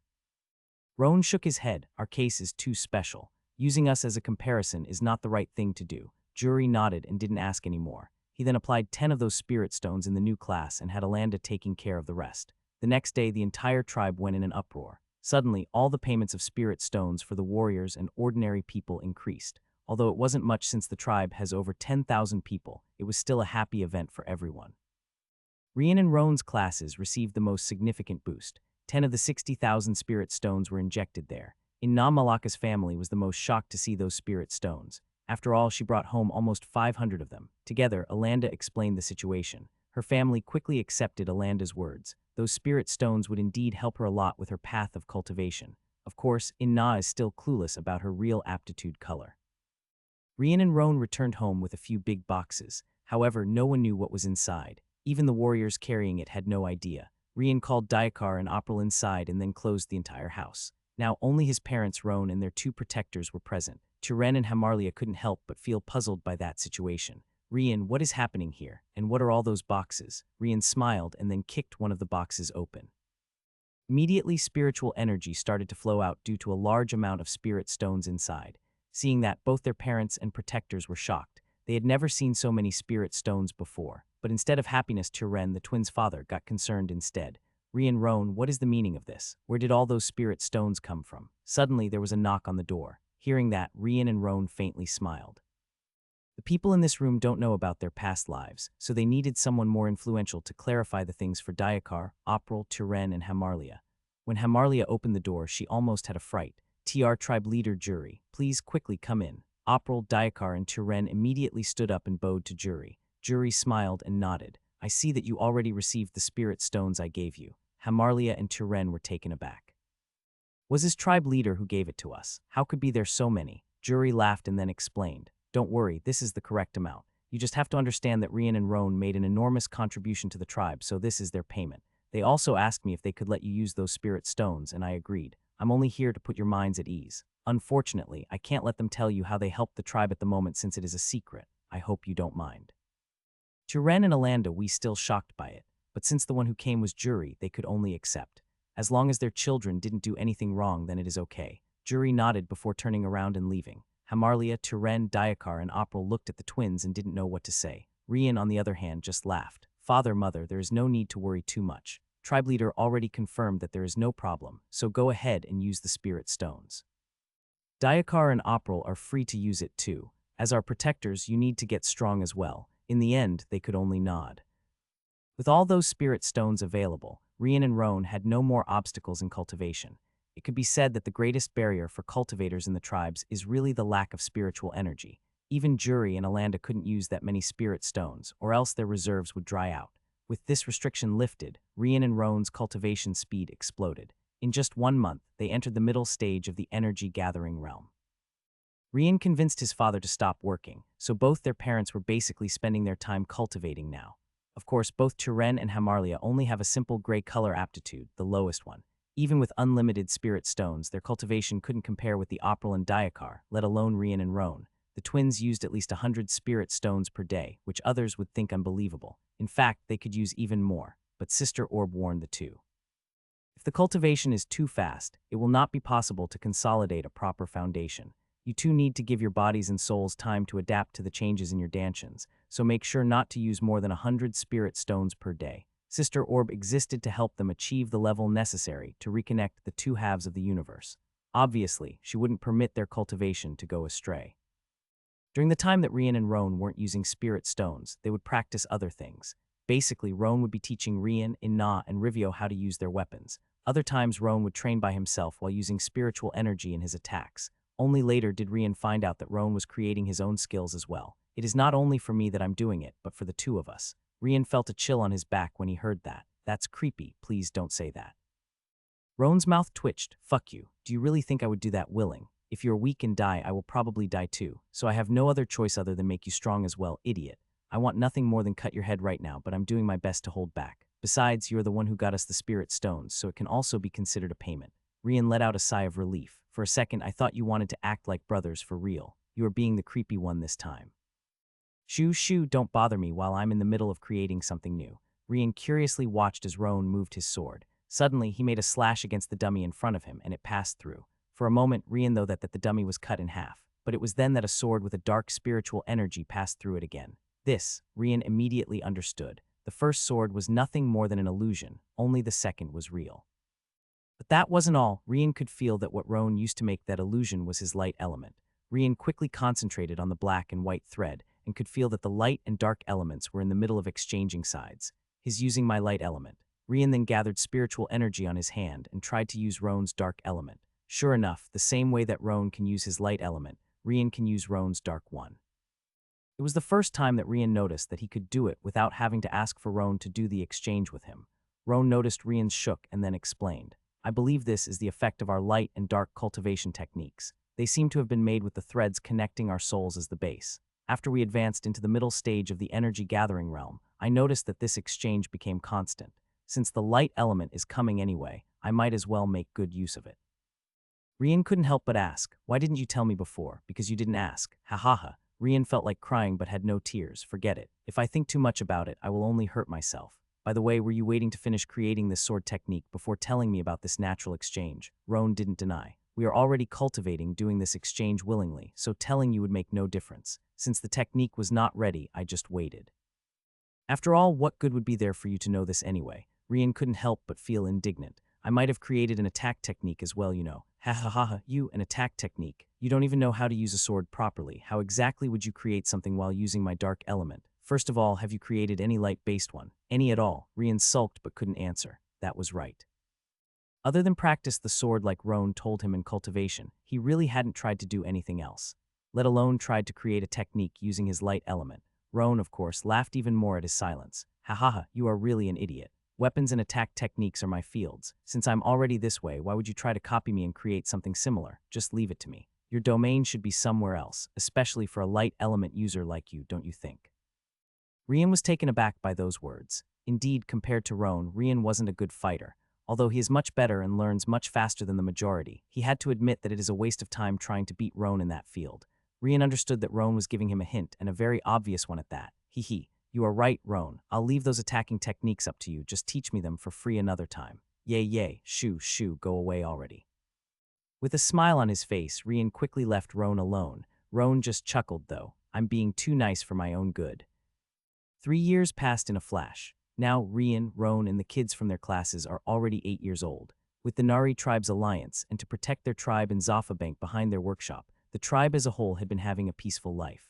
Juri also made sure to strengthen the relationship with the nearby tribes, making them understand that their tribe has no intention of becoming some tyrannical power that will get tributes from them. During these last 3 years, the Varan workshop in the city also increased in size, but not to the point where they would become a threat to big blacksmith clans. They only forge a specific number of steel weapons per month. Once they were done with it, no new equipment would come out until the next one. Juri's plan was very simple. He doesn't want to catch too much attention. Their Varan tribe is just too weak at the moment. If they start to expand, maybe others will target their tribe as well. The tribe is already doing great with the number of spirit stones they're getting at the moment. Once their tribe gets stronger, only then will Juri think about increasing their steelworks business. Back in the Varan tribe, Rian and Roan achieved the peak of the energy gathering realm. The body transformation realm was supposed to be faster than the energy gathering one, but with the spirit stones, it obviously changed. The difference in aptitudes could also be seen here. Dayakar, even with spirit stones, achieved the late stages while April arrived at the middle. Don't misunderstand, this is already an impressive improvement for them. Without the spirit stones, they had little chance to reach the foundation establishment realm in their life. Still, Rian's spirit stones made such a possibility real. Ina Malaka was also doing great with her monthly allowance of spirit stones. She already entered the energy gathering realm and would enter the middle stage anytime now. As for Rivio, the only green color aptitude, he is getting close to the energy gathering realm. Inside the tribe's blacksmith workshop, Rian and Urkel were creating something new. Or to be more specific, Rian was giving the orders while Urkel followed them. With the two working together, things were going much faster. Rian took a deep breath and gathered his light element while looking at the liquid metal in front of him. Let's see if this works this time. Light element and spiritual energy seeped into the liquid metal. Gradually, the metal started to change until finally, the hot yellow and red color changed a bit into a white hue. Although it was mostly yellow and red, the white shade was still discernible. Success! Urkel's eyes also lit up, and the two of them immediately started the next process. By the end of the day, Rian and Urkel exited the workshop with a new sword in hands. It had a blue color, but at the same time there was a shade of white over it. This is a spiritual sword with light element imbued into it. As long as spiritual energy is sent to the sword, it would automatically attract the light element in the surroundings. This is your first spiritual energy, so you should be proud. Rian nodded. Yes, I could have created one a long time ago, but it would just be a copy of what the other blacksmiths' workshops did. I didn't want to waste such good materials like they always do. That's why I created this steel Kaz alloy. It follows the same principle of the steel. However, finding the right material, temperature, and timings for element and spiritual energy took way too long. Rian couldn't help but sigh. If I had Earth's precision machines, such a job wouldn't have taken so long. However, he was still very happy with the result. After that, Rian and Urkel met Roan, who was training in Na and Rivio at the moment. Roan, I finished the sword. Give it a try so that I can make some fixes later. Roan didn't mind and grabbed the sword. All that he knew is that Rian was creating a new type of spiritual alloy, nothing else. Once he poured his spiritual energy inside, it shined with blue color and white hue over it. Everyone looked at that with bright eyes. It was really beautiful. However, Roan's mouth couldn't help but twitch.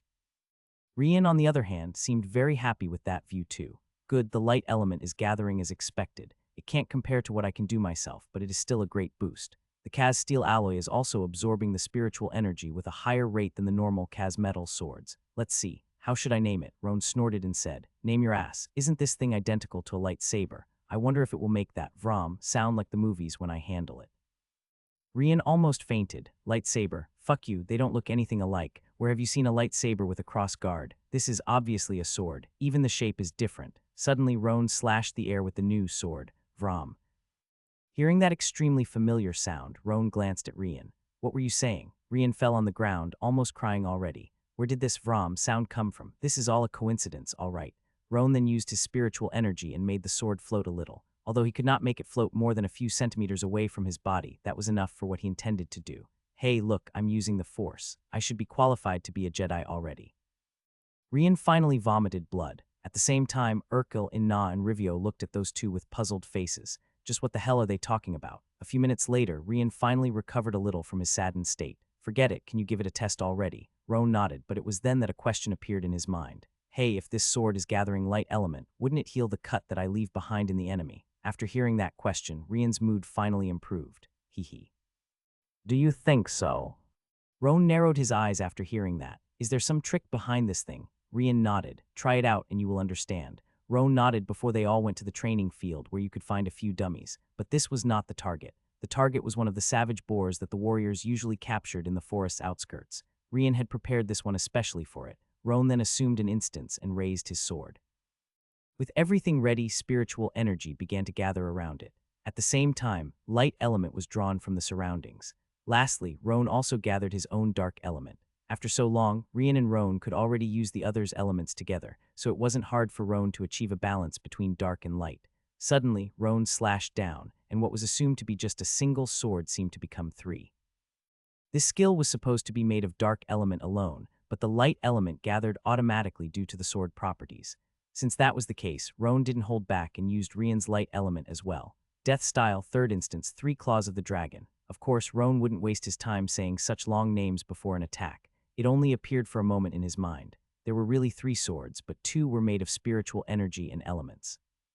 Although the 2 fake ones only had 70 of the real one's attack power, the point is that the enemy wouldn't be able to tell which one of the 3 was real. Not to mention, even at 70, the 2 fake were still very strong. The attack hit the boar in 3 different points. However, Roan didn't aim to kill the boar, just to make a few cuts around. The attack succeeded, and the boar screamed in pain. But no one paid attention to it. What they looked at was to see if the injuries would start to recover due to the light element or not. However, Roan immediately stopped them. There is no need to look. The injuries on it will not recover. There is no light element left to make it happen. After saying that, Roan narrowed his eyes while looking at the boar's cuts. They were a lot deeper than he intended to do. Rian, you made the light element condense so that it would be gone during the attack, am I right?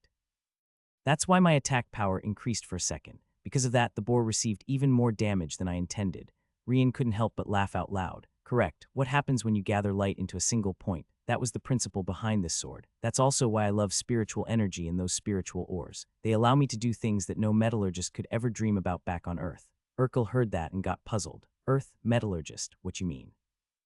Rian smiled and just shook his head. Forget it, this is something between Roan and me. Even if I explained, it would be of no use for you. As for Ina, Malaka, and Rivio, they simply didn't care about what Rian said. Their minds were still back during the time Roan used the 3 slashes. So cool, Ina agreed. Yes, really amazing. Roan, would I be able to do something like that with my staff? Rivio didn't lose this chance either. Me too, me too. I use a spear, so I should be able to do something similar, right? Right. Roan snorted, though. Keep dreaming. Rivio isn't in the energy-gathering realm yet, so how do you expect to release your body's spiritual energy? As for you and Na, your control over the spiritual energy is still too lacking. Besides, your staff is a lot longer than a sword, so you would need a lot more spiritual energy too. Even I would have some difficulty in pulling this trick with a staff, let alone you. Na and Rivio immediately started to sulk. One must not forget that they are 8-year-old kids. Logic isn't exactly very useful with them. Rian, on the other hand, just laughed. It was funny to see those two brats dreaming just to have Roan waking them up mercilessly. Anyway, stop pretending to be some caring senior. How was the sword? Roan nodded and began to explain his thoughts. He took it very seriously, and so did Rian. By the end, Rian took the sword back and returned to the blacksmith shop to make a few modifications with Urkel. A few days later, it would be another class hunt day. But this time, Rian and Roan didn't join by following the main group on the sides. They decided to take a completely different route. Not only that, to avoid catching attention, the twins left 2 days earlier without anyone noticing. Also, other than the two of them, no one else knew where they were going. Landa and Jury were against it at first, but Rian and Roan were adamant. Besides, considering their strength at the peak of the energy-gathering realm, there aren't really many beasts that can do something to them. There's also the fact that Alanda fought against Roan in a private space before, and Roan won. Although it was a close call, it was still a battle at the Foundation Establishment realm. Roan could jump a realm to fight. Rian also tried to fight Alanda, but in the end, he isn't Roan. Although Rian's power is similar to his brother, he can't use it as well as him. Of course, Rian's attack power could still be considered as someone in the initial stage of the Foundation Establishment realm. Other than Daikar and April, Rian's team got one last member. This time around, they were bringing Ina Malaka together. This girl was already too far from the other kids, so her progress would only be delayed with the other group. Malaka, of course, was as happy as she could be. After all, rarely had Rian and Roan allowed her to follow them. Just like that, this team of 5 entered the opposite demon beast forest. Daikar and April still didn't know exactly where they are going. They asked Rian and Roan, but neither one of them answered. Still, once they got far enough from the tribe, Daikar finally decided to ask it again. It shouldn't be a problem to tell where we are going this time, right? Rian looked at him before looking behind. They were indeed quite far from the tribe, so it shouldn't be a problem now. We are going to Jurin Forest instead. Daikar and April were taken aback. Why would we go there? The Jurin Forest was much further away compared to the one their tribe usually used to hunt. Not only that, but higher-level demon beasts could be easily found there too. Typically, only those at the Foundation Establishment would train in that place, but they have none. Daikar is in the late stage of the energy-gathering realm while April in the middle stage, so they were obviously worried about this decision. Seeing that, Rian laughed out loud. Ha ha ha, open the boxes I prepared. Daikar and April looked at that box they had been carrying until now. Rian asked them to bring it over but not open in the tribe, so they had been curious about it. They did as Rian said and opened it. Before them, 4 swords appeared and they were all the same. Daikar and April only had to look once to understand that those swords were all spiritual equipments. Roan didn't ask and immediately grabbed one. Those are precisely the same as the one Rian had him test a few days ago. Steel-cast swords capable of gathering light element from the surroundings. Roan then handled it a bit and used some spiritual energy as well. It seems like you fixed the parts I told you. Rian nodded. Of course. Who do you think I am? I even made more for them. They are the pinnacle of the spiritual swords. Well, as far as the low-level spiritual equipments are concerned, that is. Daikar and April eyes shined, and they immediately took one each. After putting spiritual energy inside and handling them, they could totally tell just how good they are. Are they for us? Rian nodded. You have been serving the 2 of us for so long already, so this is a little gift. Since I was already making one, I might as well make 6. 6. Rian nodded. I passed one to Alanda and Jury each. Considering the level of spiritual equipments that I've seen so far, these swords should be much better. They should be able to fight those a stage higher than them without any issues and have the advantage. If I'm not wrong, those 2 can even put up a fight against a late-stage Foundation Establishment cultivator now.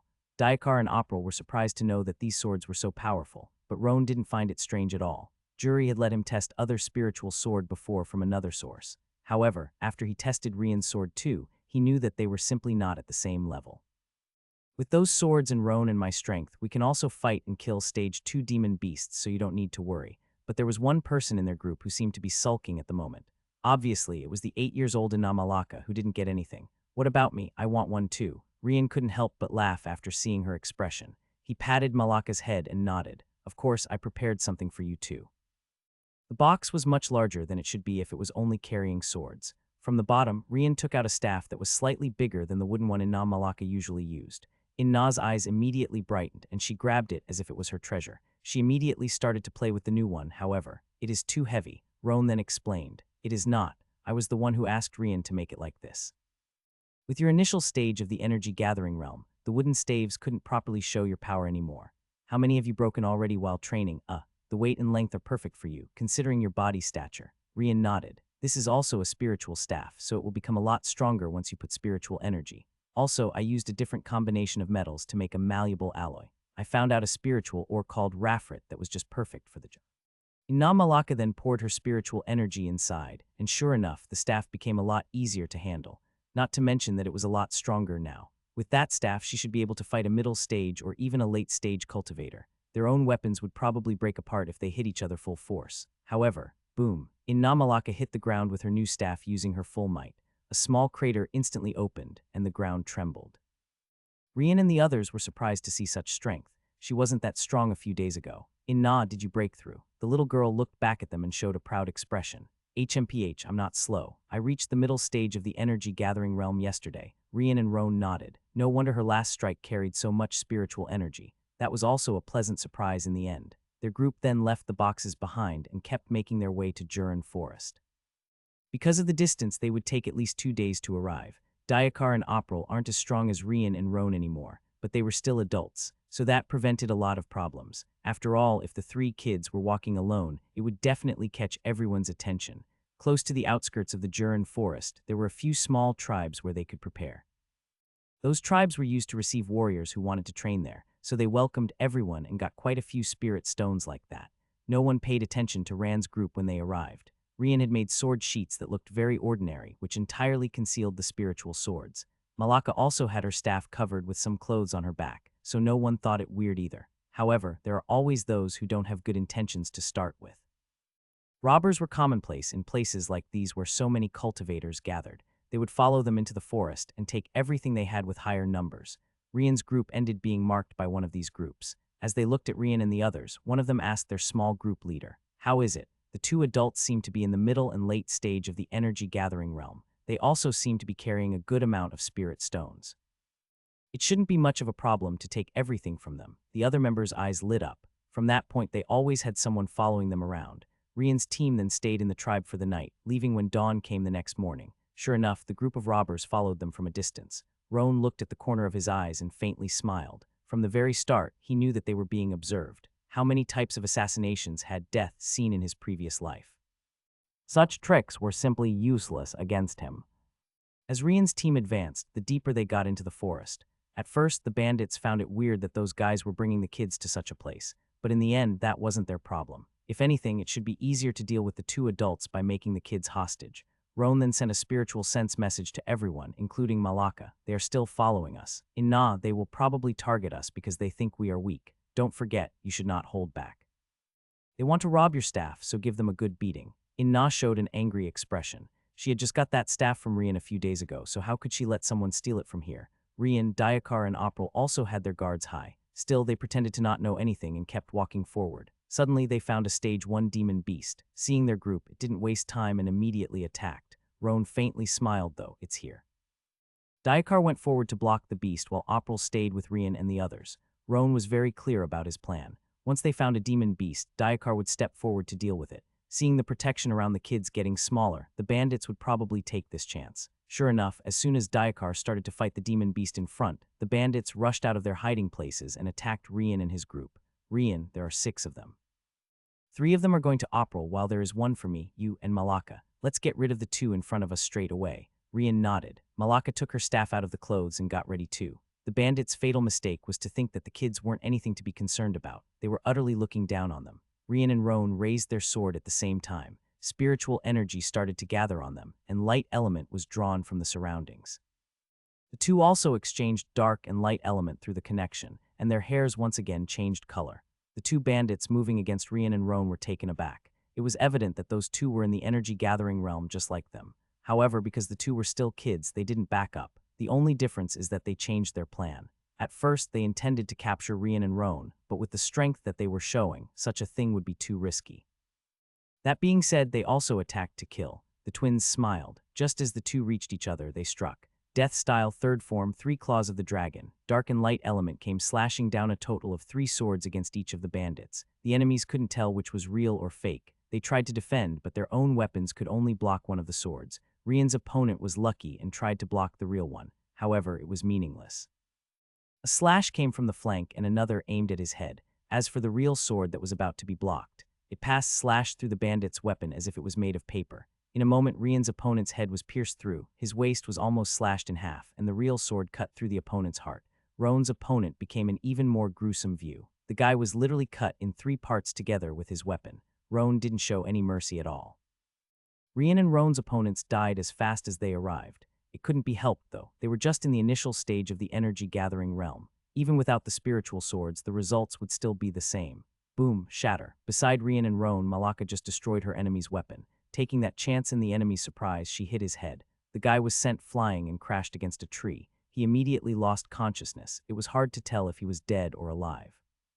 If Malaka hadn't held herself back, his head would have burst apart instead. Roan, of course, got angry after seeing it. He told her to not hold back, so he will definitely scold her after this is over. The other 3 bandits had barely started to suppress April when they noticed that half of their team was already out. They couldn't help but feel frightened by that vision. It was evident that they had hit a steel wall. They immediately stopped their assault on April and began to run. Retreat. Roan snorted when he saw that. Since you already came, why don't we play a little more? Using Rian's light element on his legs, Roan shot forward like a cannonball. He was simply much faster than the bandits. Even their leader, a guy at the peak of the energy-gathering realm, palled in comparison. Death-style first form Stellar Piercer. Using his speed, Roan thrust his sword forward 3 times. Spiritual energy with dark and light elements shot forward as if they were arrows. 2 of them pierced right through the 2 weaker bandits' hearts, killing them on the spot. Only the leader managed to barely turn his body and parry the sword energy, making it hit his left shoulder instead. The pressure of the Stellar Piercer made him stumble. He fell on the ground and rolled for quite a few meters too. Just as he was about to get up, a sword appeared on his throat. Cold sweat appeared on his head, and he didn't dare to move. Right in front of him, Roan showed a disdainful smile. It was evident that his group didn't have a chance against them from the very start. Rian, April, Malaka, and Dayakar quickly arrived as well, completely surrounding this guy. Dayakar already got rid of the demon beast. It was only a stage 1, not to mention that he now had a spiritual sword, so it was an easy job. Now then, how should we deal with you? I can give you everything I have with me. In the bandit leader's eyes, Roan wasn't a kid anymore, but a demon instead. Well, he isn't far from the truth. Roan just snorted after hearing that, though. If I want what you have, I could simply kill you here and take it from your body. At least I will take the things from your friends' bodies for sure. Roan then looked at Inna Malaka. Come here. Malaka got close while looked at the bandit. After that, Roan pointed at the bandit's head and spoke. I want you to use your staff to break his head. Inna was taken aback, and so was Rian and the others. However, Roan continued to talk. You had the chance to kill your enemy, but you held yourself back. Now he is unconscious there under that tree. To make up for it, you will kill this one. Dayakar tried to intervene. Roan, this is a little. Shut up. Roan stopped him from continuing. What would have happened if we lost? We would all be dead. When the bandits noticed that we were not just kids, they changed their instance and attacked to kill. Fortunately, we are a lot stronger than them, so things ended well. However, what would happen if Malaka's opponent had similar strength to her? One was going for the kill while the other is trying not to. I don't need to tell you what the results would be, do I? Dayakar and April sighed. As hard as it was to admit, they knew that Roan was right. Showing kindness in a situation like that will not only bring your death, but the death of your companions too. Malaka looked nervous at the bandit in front of her. If you don't do that, we are going back to the tribe straight away. After today, there will be no need for you to follow us anymore either. Remember, I'm doing it for your own good. The bandit knew that the moment he moved a single muscle, Roan's sword would cut through his throat, so he would be dead even faster. In the end, he could only look as Malaka raised her staff. However, everyone could see how her hands were trembling. She's an 8-year-old kid and a girl at that, so she obviously had difficulty doing it. One could even see the tears accumulating under her eyes. Of course, Roan didn't care one bit. Suddenly, someone was hit, but it wasn't the bandit. Instead, it was Rian who slapped the back of Roan's head. Stop your bullshit. Forcing Malaka to do such a thing will only create trauma for her. Roan looked at Rian as if he wanted to eat him alive. Bullshit your ass. So what if she comes across a similar situation again? Worse than that, what if her enemy has the same combat power or is even stronger? She will be only courting death. Rian chuckled. No one wants to court you. Roan almost vomited blood after hearing that. Who said that I want to be courted? Rian then held in Na's hands and lowered her staff. While he patted her head, Rian spoke. When the time comes, she will know what to do. You need to have a little more confidence in your friends. Besides, Malaka is too young. There is no need for her to learn such things now. Give her some extra time. Dayakar and April looked at each other. Aren't the two of you at the same age as her? Of course, they didn't say that loud. Roan's expression was dark. Nevertheless, Rian didn't care one bit. He doesn't even like Roan to start with, so why would he care about how he feels? In the end, seeing Malaka's tears and Rian's adamant stance, Roan finally gave up. Bam! With a kick, Roan sent that bandit leader flying. Count yourself lucky. You better not let me see you again. Also, take that dead weight under the tree with you. The bandit leader had just fallen close to his companion, who was still alive. He obviously didn't ask anything and immediately grabbed the guy before running away. He couldn't even care about the injury in his shoulder anymore. Roan then looked at Rian and added, "Well, since that is the case, let's hope you are right." Rian laughed before commenting. "You took it better than I thought." Roan just shrugged his shoulders and spreading his arms. "I simply don't care. If something happens later, it won't be my fault, so that is fine." Rian nodded, and just as he turned around, bam, he was sent flying by a kick just like the bandit leader did. "Yo, you. Didn't you say that you didn't care?" Roan confirmed Rian's words. "And I don't, but it doesn't change the fact of you slapped the back of my head. This is retribution." Malaka couldn't help but laugh seeing that. Even her sadness was swept as quick as it came. In fact, Dayakar and April were holding back to not laugh as well. HMPH. Rian got a few cuts because of the kick, but he quickly healed with his light element. Ignoring Rian, Roan looked at Malaka before saying, "During your fight, I noticed that your spiritual energy was in disarray. That is a sign of a shaky foundation. If you continue cultivating this fast, your foundation will get damaged in the future."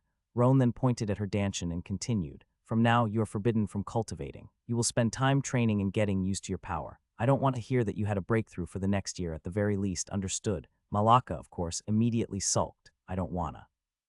If I wait 1 year, I will never catch up with you too." Pa, Roan knocked her head after hearing that. "No complaining. You will never pass us with a shaky foundation to start with. The worse your foundation gets, the slower your cultivation will be. If you really want to catch up with us in the future, you must follow my words." Rian patted Malaka's head but still agreed with Roan. He is right. If you want to become a strong female warrior of the tribe, you must do as Roan ordered. "If you don't, I will take my staff back." Malaka quickly embraced her staff as if her life depended on it. All right. No taking back. I will properly train and not cultivate." Dayakar, April, and the twins laughed out loud after that. She's really a kid indeed. As planned before, they moved deeper into the forest. Now and then they would find a stage 1 demon beast, which Malaka would be responsible for dealing with. After walking for a day, Rian took a map from his bag to check. "We should have left the outskirts and entered the inner region. From now on, we might find a few stage 2 demon beasts." It was then that Sister Orb's voice appeared in their minds. "New mission available. Acquire an Azure Spiritual Flower from the Azure Hyena's territory. Mission reward, authority level increased by 1. Destiny points reward 20. Mission time 48 hours. Rian and Roan were taken aback by that sudden mission. Sister Orb had never given a mission before. Roan agreed. For her to take the initiative, this mission should be quite troublesome. We have the option to ignore it, though. Mission failure cost 100 destiny points. If hosts don't have enough points, hosts will be eliminated and the search for new hosts will start. Rian looked at Roan with a frown. "You just had to open your mouth, right? Fuck you. If I haven't commented that, you would definitely do so." In the end, they only sighed. "Forget it. We don't have time, so we need to find these Azure Hyenas territory first. There is no need. The map I bought back in the tribe is quite good. If it isn't wrong, we are half a day away from there. It is located even deeper into the Juran forest, but not enough to enter the core region." All this conversation was made through the connection between their souls, so Dayakar, April, and Malaka didn't hear anything. "All right, I have decided where our training will be. We are going to the Azure Hyena's territory to get an Azure Spiritual Flower. It will be quite dangerous, but it is exactly this kind of experience we are looking for." Dayakar couldn't help but intervene. "We shouldn't. Those hyenas are the type who walk in groups. Besides, there is always a leader at the peak of the second stage that controls their territory. It is the same as fighting a late or peak stage Foundation Establishment Realm cultivator. I strongly recommend not to go there." April nodded as well. They had never seen the Azure Hyenas, but they are quite famous due to their group attacks. That being said, those two guys didn't want to get even close to them. However, Rian and Roan immediately refused them. "Are you kidding? If we don't go, we will die for sure." "No complaining. That is where we are going. If you think you can't take it, then you can stay behind or go back to the tribe. Roan and I can find our way back." Dayakar and April obviously couldn't do that. Although Rian and Roan are stronger than them now, they are still considered their protectors. If they return to the tribe alone, Jury will probably take their heads. With teary eyes, Dayakar and April were forced to follow Rian and Roan. As for Malaka, she didn't really care where to go. As they moved deeper into the forest, the bandit leader and his companion who survived returned to the tribe beside the Jurin forest. If they knew that things would turn out like that, they definitely wouldn't have picked a fight with those demon kids. "Hey Nile, what happened to you?" Just as they entered the tribe, someone called them from behind. Nile was the name of the bandit leader. When he turned back and looked at who it was, his eyes narrowed. "Kalev, what do you want?" Kalev looked at Nile's injured shoulder and his companion before laughing. "Ha ha ha, I see you got unlucky this time, yay. What was it? Don't tell me it was a demon beast because no one will believe it. Those cuts are not something that a demon beast would do." Nile's expression went dark, but it was then that he remembered something. It was a group with 2 men and 3 kids. They had spiritual swords and took us by surprise. I lost 4 members of my group because of that. Kalev was taken aback. "Kids, are you serious?" "Yes, we underestimated them. They were probably geniuses from some tribe. All 3 of them were in the energy-gathering realm, not to mention that their spiritual swords were very strong. We had no chance." Kalev's eyes lit up after hearing that. "Tell me more." However, Nile only shook his head. "You should not get involved. Even I, as a peak energy-gathering realm, was not a match to them. Your group isn't much stronger than mine, so you will be courting death if you try to get in their way." Kalev didn't mind. "It is okay, I can ask Brother Luono for help if that is the case." Nile showed a surprised expression, but inward he was laughing. Luono is a Foundation Establishment Realm bandit leader that operates a big group of bandits. Nile had heard that Kalev and Luono are in quite good terms too. That's why he decided to talk so much. If everything goes well, he can get his revenge and profit from it. Would Luono really go after a bunch of kids? Kalev nodded. "I can talk to him. I just need to know where those kids were heading. With so many spiritual swords, there is no doubt that they also have quite a few spirit stones on them. As long as Brother Luono helps, we will be making a good profit." Nile pretended to ponder a bit and then nodded. "Very well. If you can convince Brother Luono, then it is worth a try." Just their spiritual swords would already be worth quite a little. Kalev nodded, and they went to see Luono. As bandits who operated in this forest for so long, it wasn't hard for them to follow the tracks as long as they knew the general direction of Rian's group. Unaware of what was happening behind, Rian's group arrived at the Azure Hyena's territory. Of course, since they entered the inner region, they began to find stage 2 demon beasts. There was even one that forced Rian and Roan to flee. It was a demon dark eagle, a stage 2 that had the power of a middle stage Foundation Establishment cultivator. The twins covered the back, while Diakar and April ran ahead while carrying Malaka. With the twins' teamwork, they were able to hold back until the eagle finally gave up. Sometime later, they met again with the others and continued their journey. However, once they entered the Azure Hyena's territory, they stopped seeing any other demon beast. It was evident that the other demon beasts didn't want to get close to this place. "Now then, where will we find that spiritual azure flower?" Roan pondered a bit before saying. "Since Sister Orb gave this mission that can increase the authority level, it shouldn't be simple. It is most likely located in a place where those hyenas would be watching all the time." Rian agreed with Roan. The twins then looked at Diakar and April before telling their plan. "All right, as you can see, no other demon beasts are coming close to these hyenas' territory. In that case, you 3 should stay hidden here. Roan and I are going ahead to try to get the azure spiritual flower." Diakar wanted to say something, but Roan stopped him.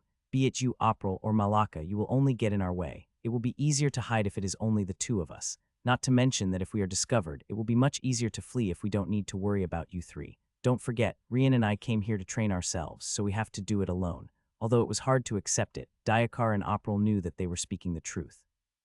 Considering the level of danger in this place, there isn't much the 2 of them could do.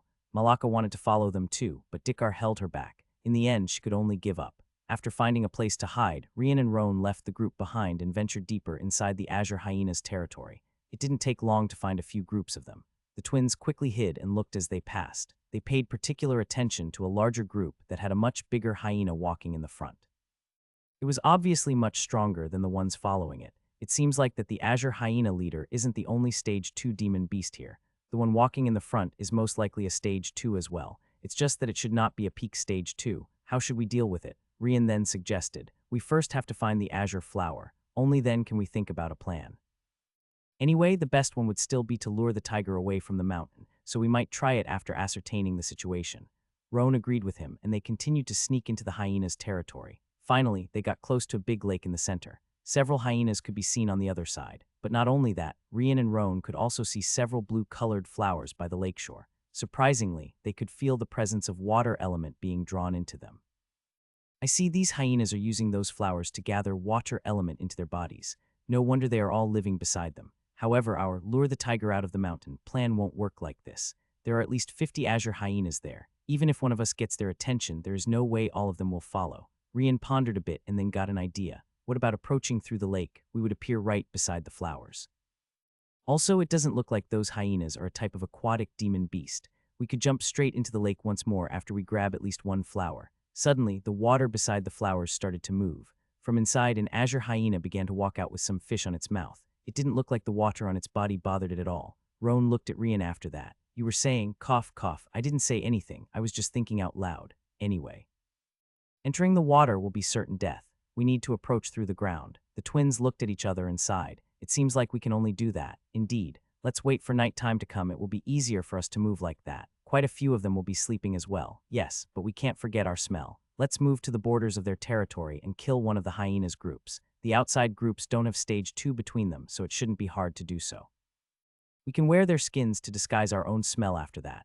They quickly agreed on a plan and put it to practice. Once Rian and Roan were far enough from the center, they looked for a group of those hyenas. It didn't take long to find one, though. This group also didn't have any stage 2 in the middle and only had 5 members. The twins didn't waste time and appeared right in front of them while raising their swords. As soon as the hyenas saw the 2 kids, they immediately attacked too. This is their territory, and any demon beast that entered would be dealt with straight away. Unfortunately, it was Renat and Roan that they were against. Without a single stage 2 in their ranks, they were doomed to fail. Death Style, Second Form, Crescent Moon. That was a wide-range attack that Roan developed. With the 2 of them attacking together in their spiritual swords, the hyenas group was immediately cleaved in half. The difference in combat power was just too high. The twins didn't waste much time and removed the skins with their swords. This is still inside Azure Hyena's territory, so they need to be fast before a new group appears. After taking what they needed, Rian and Roan left straight away. The death of those hyenas didn't seem to affect the others very much, but that was understandable. They had a vast territory, so now and then, they would lose a few groups due to the fight for space. The night quickly came while Rian and Roan kept hidden on the other side of the lake. By now, they had already prepared the skin to cover themselves when they go there. Everything went quiet, and you could only hear the sound of a few hyenas that weren't sleeping for some reason. They waited several hours, but noticed in the end that some hyenas would always be awoken. If they kept at it any longer, the day would come, and they would need to wait for the next night. Roan then looked around before saying, "No other way, let's go." He started to gather spiritual energy around his body and manipulate it to assimilate the dark element on the surroundings.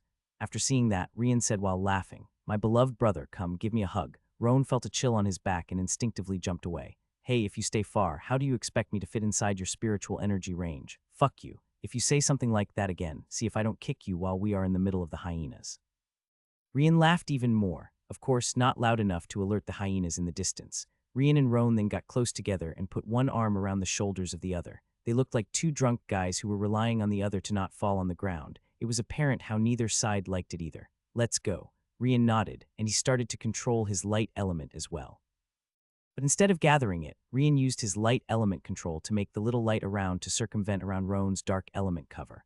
Although it wasn't perfect and Rian couldn't bend all the light, the majority definitely moved. Without a doubt, this is an almost perfect camouflage technique. They moved slowly and soon entered the hyena's range. As expected, the majority were lying on the ground while letting their bodies absorb the water element naturally. It was particularly enviable since they could do it even while sleeping. Rian and Roan were not in a hurry. They moved step by step, slowly making their way to the azure flowers. Of course, they had to keep their attention since now and then one or other hyena would get up to do something. The closer they got to the azure flowers, the bigger those azure hyenas became. The rules here were quite straightforward. The stronger you are, the closer you can be to the azure flowers during the night. Obviously, the stage 2 azure hyenas were sleeping just beside the azure flowers, with the leader right in the middle. Rian and Roan were not intending to go close to those hyenas, though. The mission only said that you needed one azure flower. There were a few small ones that aren't that close to them. Finally, they got close enough to grab one. Pluck, congratulations hosts for acquiring an azure spiritual flower. Authority level has increased to level 2. Hosts have been rewarded with 20 destiny points. Reward list updated, please check the new items available. Hearing Sister Orb's voice, Rian and Roan sighed in relief. However, it was at this moment that one of the stage 2 hyenas got up. Not only that, but it was also looking at their direction furiously. Still, Rian and Roan could see that it had a puzzled expression too, which showed that it couldn't see them at all. Since that is the case, how does it know that they are there? Rian and Roan miscalculated one thing, their smell. It wasn't that their own smell could be felt. The twins were fully covered in azure hyena's skins, so their smell wasn't coming out. The problem was which hyenas they chose to take the skins from. The hyenas they killed were the weakest ones. That being said, this level of azure hyena should not have been allowed to get so close to the azure spiritual flowers. That's why that one felt furious when those hyenas' smell appeared. Noticing that the stage 2 hyena was still somewhat puzzled while looking in their direction, Rian and Roan started to move back slowly. Every step further away was one step closer to safety. That stage 2 hyenas also didn't move since it couldn't see if there was really a weak hyena there or not. Unfortunately, something unexpected happened. The reason that there were so few azure spiritual flowers was that they couldn't spread too far from the main one. Rian and Roan had noticed a much bigger azure spiritual flower before, but they totally ignored it since the azure hyena leader was always beside it. Even his food was brought by the other hyenas so that it didn't need to move from there. But because the twins took that flower far away, the main azure flower noticed its disappearance and trembled. The water elements flow around the azure flowers went entirely in disarray, which immediately woke up all the sleeping hyenas. The leader instantly stood up and looked around. Almost immediately, it noticed the azure spiritual flower that had disappeared. With a roar of the hyena's leader, all the azure hyenas started to move like crazy as if they were looking for something. Rian and Roan began to sweat could. They were doing their best to get out of the hyena's circle while dodging the hyenas that passed running around. Unfortunately, dodging so many hyenas while keeping the camouflage was too hard, and they finally stumbled in one of them. The cover immediately disappeared, making them appear for all the hyenas to see. There was no other choice. Run. If there was something good, it was the fact that they were almost outside of the azure hyena's den. Those stage 2 and the leader were quite far away already. That being said, the few remaining hyenas around them were not enough to stop either one now that they want to rush out. Rian and Roan immediately used light element on their legs and shot forward like 2 cannonballs. Those stage 1 azure hyenas were not fast enough to stop them with their speeds. The difference is just too big now that they are not holding back. Of course, those stage 2 azure hyenas immediately dash out as well, including the leader. There are a total of 4 hyenas at the second stage. The 3 underlying of the leader had a speed similar to Rian and Roan, so they couldn't catch up. However, the leader was obviously much stronger and faster. In a flash, Rian and Roan left all the hyenas group behind, with only the leader and the other 3 being able to follow them. What do? The big guy is coming straight at us. Can't do anything else other than run. Just make sure to be near. Once it gets close enough to attack, the 2 of us should be able to stop it while buying more time to flee. We passed by the spiked crocodile's territory on our way here. They also have a few stage 2 members in between, so we should try to change these hyenas' attention to them. It will be a little hard since they are obviously coming for us due to the azure spiritual flower. We will need to pass right through their group if we want them to attack those hyenas. Wait, it was then that Roan thought about something. They are after us because of the azure spiritual flower, right? We already concluded the mission, so just throw it away. Perhaps they will stop, or at least one of them will do so to recover the flower. Rian's eyes lit up, and he immediately reached inside his bag to take the azure spiritual flower, or so he tried. Suddenly, cold sweat started to appear on his face, and his expression turned grim. Not here. What? It's not here. The azure spiritual flower is not here. How the hell it's not here? I saw you putting it inside the bag. How did you lose it? Lose your ass. It simply disappeared in thin air. Rian and Roan looked at each other and seemed to have reached the same conclusion. It was also at this moment that they received a message. Assimilation of azure spiritual flower complete. Burp. Cough cough. Authority level 2 fully unlocked. Sister Orb just burped, didn't she? Incorrect. Burp. The twins felt like crying but had no tears. What incorrect? Do you think we are deaf? First of all, since when you have a stomach. Of course, they did not stop because of that. Rian and Roan used their anger to put even more effort into running. The hyena leader finally caught them and pounced at Roan. However, since the twins were close to each other, they were able to defend together. Clang. Using their swords against the azure hyena's claws, they used the impact to be sent in the opposite direction. Their distance to the leader opened once more and they continued to run. Although the hyena leader was the strongest one, it didn't have much intelligence. That being said, it didn't change its form of attacks either, which allowed Rian and Roan to use it to gain distance several times. By now, the sun already appeared behind the mountains in the distance, making things clearer for them. However, something unexpected appeared in front of them.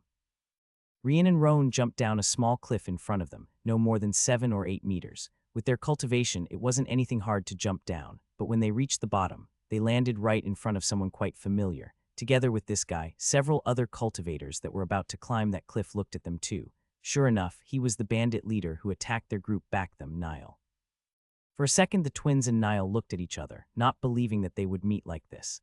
The bandit leader came back to himself right after. It's them, these are the kids. The other bandits, including that brother Luono, looked surprisingly at those two. To think they would fall into our grasp this easy. The bandits showed an evil smile. However, Rian and Roan's smiles were even more sinister than the bandits. Say, Roan, do you believe in karma? Roan laughed out loud before answering. Not until today, at least. Is that what the people from your previous world meant with, when you do good, good things happen to you? Ha ha ha. Rian and Roan laughed once again. That indeed looked like the case. Niall felt a chill on his back after seeing the kids' reaction. Their expressions were totally different from what it should be in a situation like this. Suddenly, swish, Rian and Roan darted through the bandits' group. Yes, they didn't try to run through the sides but went right through the middle. Even the bandits were taken aback by that. The Foundation Establishment Realm cultivator, Brother Luono, was also a second too late to react due to his surprise. But just as he was about to pursue, boom, an enormous azure hyena dropped from the same cliff right over the body of one of the bandits. Immediately after, boom, boom, boom, the other 3 stages 2 hyenas jumped down as well. Seeing that, all the bandits palled, including that Brother Luono. Any idiot would have understood what is happening. These hyenas were obviously pursuing those twins, and they had just become their scapegoats. Seeing the group of bandits in front of them made the hyenas crazy. In their eyes, they looked just like the kids who stole the azure spiritual flower, so they showed no mercy. It was then that Luono remembered the twins and looked in their direction. However, those 2 were already long gone. All the bandits immediately began to run to all sides. However, the so-called Brother Luono was the only Foundation Establishment member in the group. The rest were all in the energy-gathering realm. Not too surprisingly, the Stage 2 azure hyenas started a massacre. Brother Luono didn't even try to stop it. He simply turned around and used the other bandits as his own scapegoats. There is no way he could fight all 4 at once.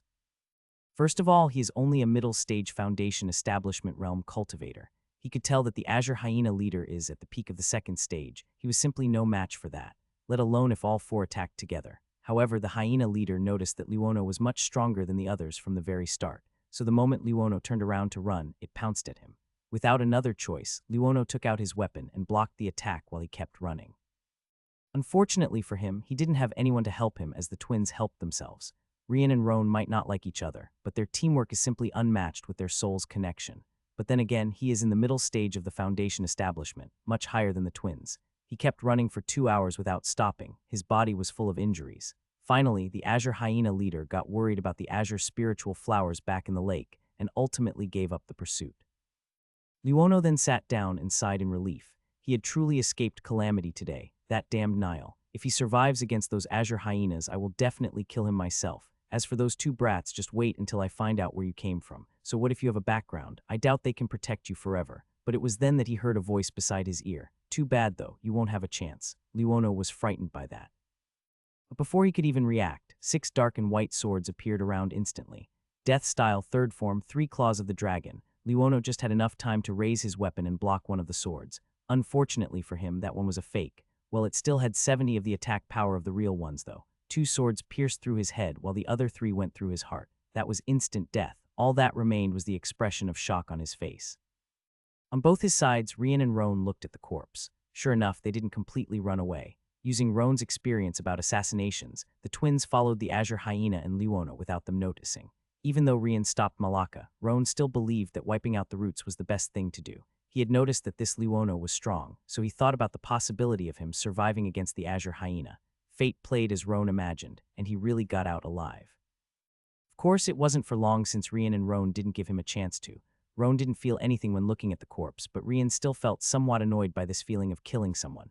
It was the same back when they were attacked by Niall's group.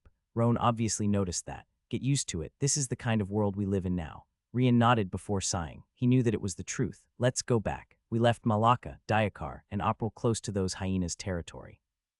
The hyenas might go crazy now that an azure spiritual flower was stolen and might find their hiding place. Roan nodded, but before that, he examined Luono's body to see if there was nothing worth taking back. However, other than a few spirit stones and other cultivation resources, there weren't many things. As for his weapon, although it is a low-level spiritual equipment like their own swords, Rian's ones were still much better. However, just as Roan was leaving, he noticed a pendant barely appearing through Luono's clothes cuts. It seemed to be a little too big and didn't match this type of person at all. He took it out and noticed that it was the type that could keep things inside. Rian and Roan looked at it curiously and opened it. Inside, they found a small green stone that seemed to be quite old. However, they had no idea why Luono would keep it with him. Could it be a precious stone? I don't think this is the case.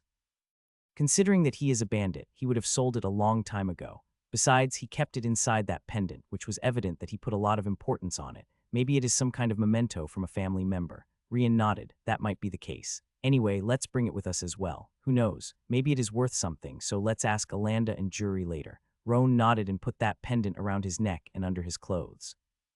The twins had to run a lot to flee from the azure hyenas, so it took them almost 2 hours to return to Diakar, April, and Malak. Seeing Rian and Roan appearing once more, the two protectors sighed in relief. However, Malaka immediately covered her nose. Rian, Roan, you stinky. Rian and Roan smelled themselves and had to admit that their smell wasn't very nice. Of course, it was due to the use of the hyena's skins and blood. Diakar and April laughed before saying, "You two surely took longer than we expected." Rian shrugged his shoulders. "We didn't have much choice. We had to wait until nighttime to come to infiltrate into their den. Fortunately, we got the azure spiritual flower." Diakar and April were taken aback. "You entered their den. How did you leave that place alive?" Rian laughed before explaining everything that happened. Hearing the entire story, Diakar and April were shocked. That was really a crazy move. And finding the bandits once again while running, that could only mean one thing. It was evident that those bandits came after them because Roan let them escape. In the end, it played in their favor. Suddenly, Malaka grabbed Rian in Roan's arms. "I want to try this camouflage thing you talked about. Go, use it." Roan's mouth twitched while Rian laughed and patted her head. "It is useless during the day, maybe another time, okay." Malaka sulked a bit but gave up in the end. Rian's group quickly left the azure hyena's territory. Those beasts would be at high alert for a time, afraid of losing any other azure spiritual flower. Rian and Roan's plan was to fight a few low-level stage 2 demon beasts, but the azure hyenas are too strong for them at the moment. They already attack in a group, and if the leader decides to appear, they might not be so lucky this time. Their group carefully made their way out of the deeper parts, once again arriving at the borders of the inner region. From there, Rian and Roan battled a few stage 2 demon beasts while Malaka, Diakar, and April practiced with the lower-level ones. In the end, the twins got 3 stage 2 demon cores, while Malaka and the other got 2 stage 1s. As mentioned before, the higher the demon beast's level, the easier it is to have a demon core. However, just as they began to leave, something unexpected happened. They bumped on Niall, who was still alive and full of injuries on his body. Seeing that guy, Rian's group couldn't help but think about fate once more. Niall also spotted Rian's group, but he didn't even try to run. He had made his best to reach this place without being eaten, and with his injuries, there would be no way to escape. First of all, he probably wouldn't succeed even if he was in top condition. I guess this is the end for me. Niall laid against a tree and sat down. All he did was look up in the sky while thinking about what he had been doing so far. Rian and Roan arrived on his side and patted his shoulder. Roan nodded. "It was really karma. I let you live, and you came with a big group of good Samaritans to help in our escape." Even Malaka patted his head. It's just that she really took seriously what Rian and Roan just said. "Oh, did you help them? Then you are my friend too." Niall looked at them and felt like crying already. Rian and Roan was one thing. It was apparent that they were making fun of him. But seeing Malaka's eyes, which seemed to honestly believe it, really hurt him deeply. Who the hell is helping them? I couldn't wish for anything else other than taking their heads. All right, let treat his injuries. Good idea. Quickly, Rian, Roan, and everyone else started to clean and care about Niall's wounds, which greatly puzzled him. Just what are they planning? Around 30 minutes later, Rian's group finished their work and began their journey back once more. Of course, not before, coincidentally, leaving a few words behind. Good, like this, we did a good thing again. Next time a strong demon beast appears, he will probably be there to save us. Indeed, with such a good heart, he won't stay still, you will see. That's a true hero. Niall finally vomited blood. I solemnly swear I shall never get involved with the two of you ever again. However, the treatment really worked quite well. Also, Rian's group had taken care of most of the demon beasts in that place. That being said, Niall could rest in there for quite a few hours without being bothered. When he returned to the nearest tribe, he really couldn't believe he was still alive. The image of the white and black colored kids was firmly engraved in his heart. He will make sure to stay as far as possible in the future. Rian's group also stayed in one of the tribes that existed close to the Jurin forest for the night.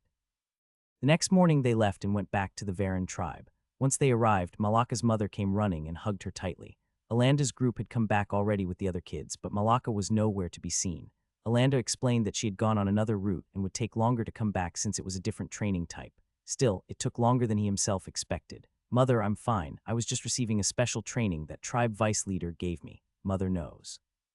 Still, I was too worried. Let's go home first. Before Malaka disappeared in the corner, Roan warned her. "Malaka, don't forget no cultivation. Otherwise, you know what awaits you." Malaka shuddered a bit and quickly nodded her head. Alanda felt it to be strange and couldn't help but ask why. After hearing Rian's explanation, he was surprised to hear that she already got into the middle stage of the energy-gathering realm, but he nodded in the end.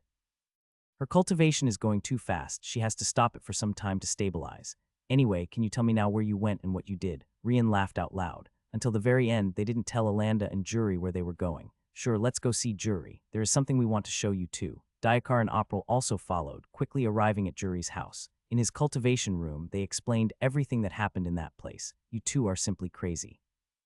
Why would you even adventure inside the Azure Hyena's den? It's not like you needed that Azura spiritual flower, no. Rian and Roan grimaced. The thing is that they needed it, and a particular glutton orb wouldn't let them go if they failed. Cough, cough, it was also part of our camouflage training. Anyway, we're fine and already know the effects of that skill. Roan just ignored their anger and took out the pendant from his neck. He then opened it and took that green stone from inside. Anyway, can you take a look at it? We found together with the Foundation Establishment Bandit. It might have no value, but it seemed quite important for him.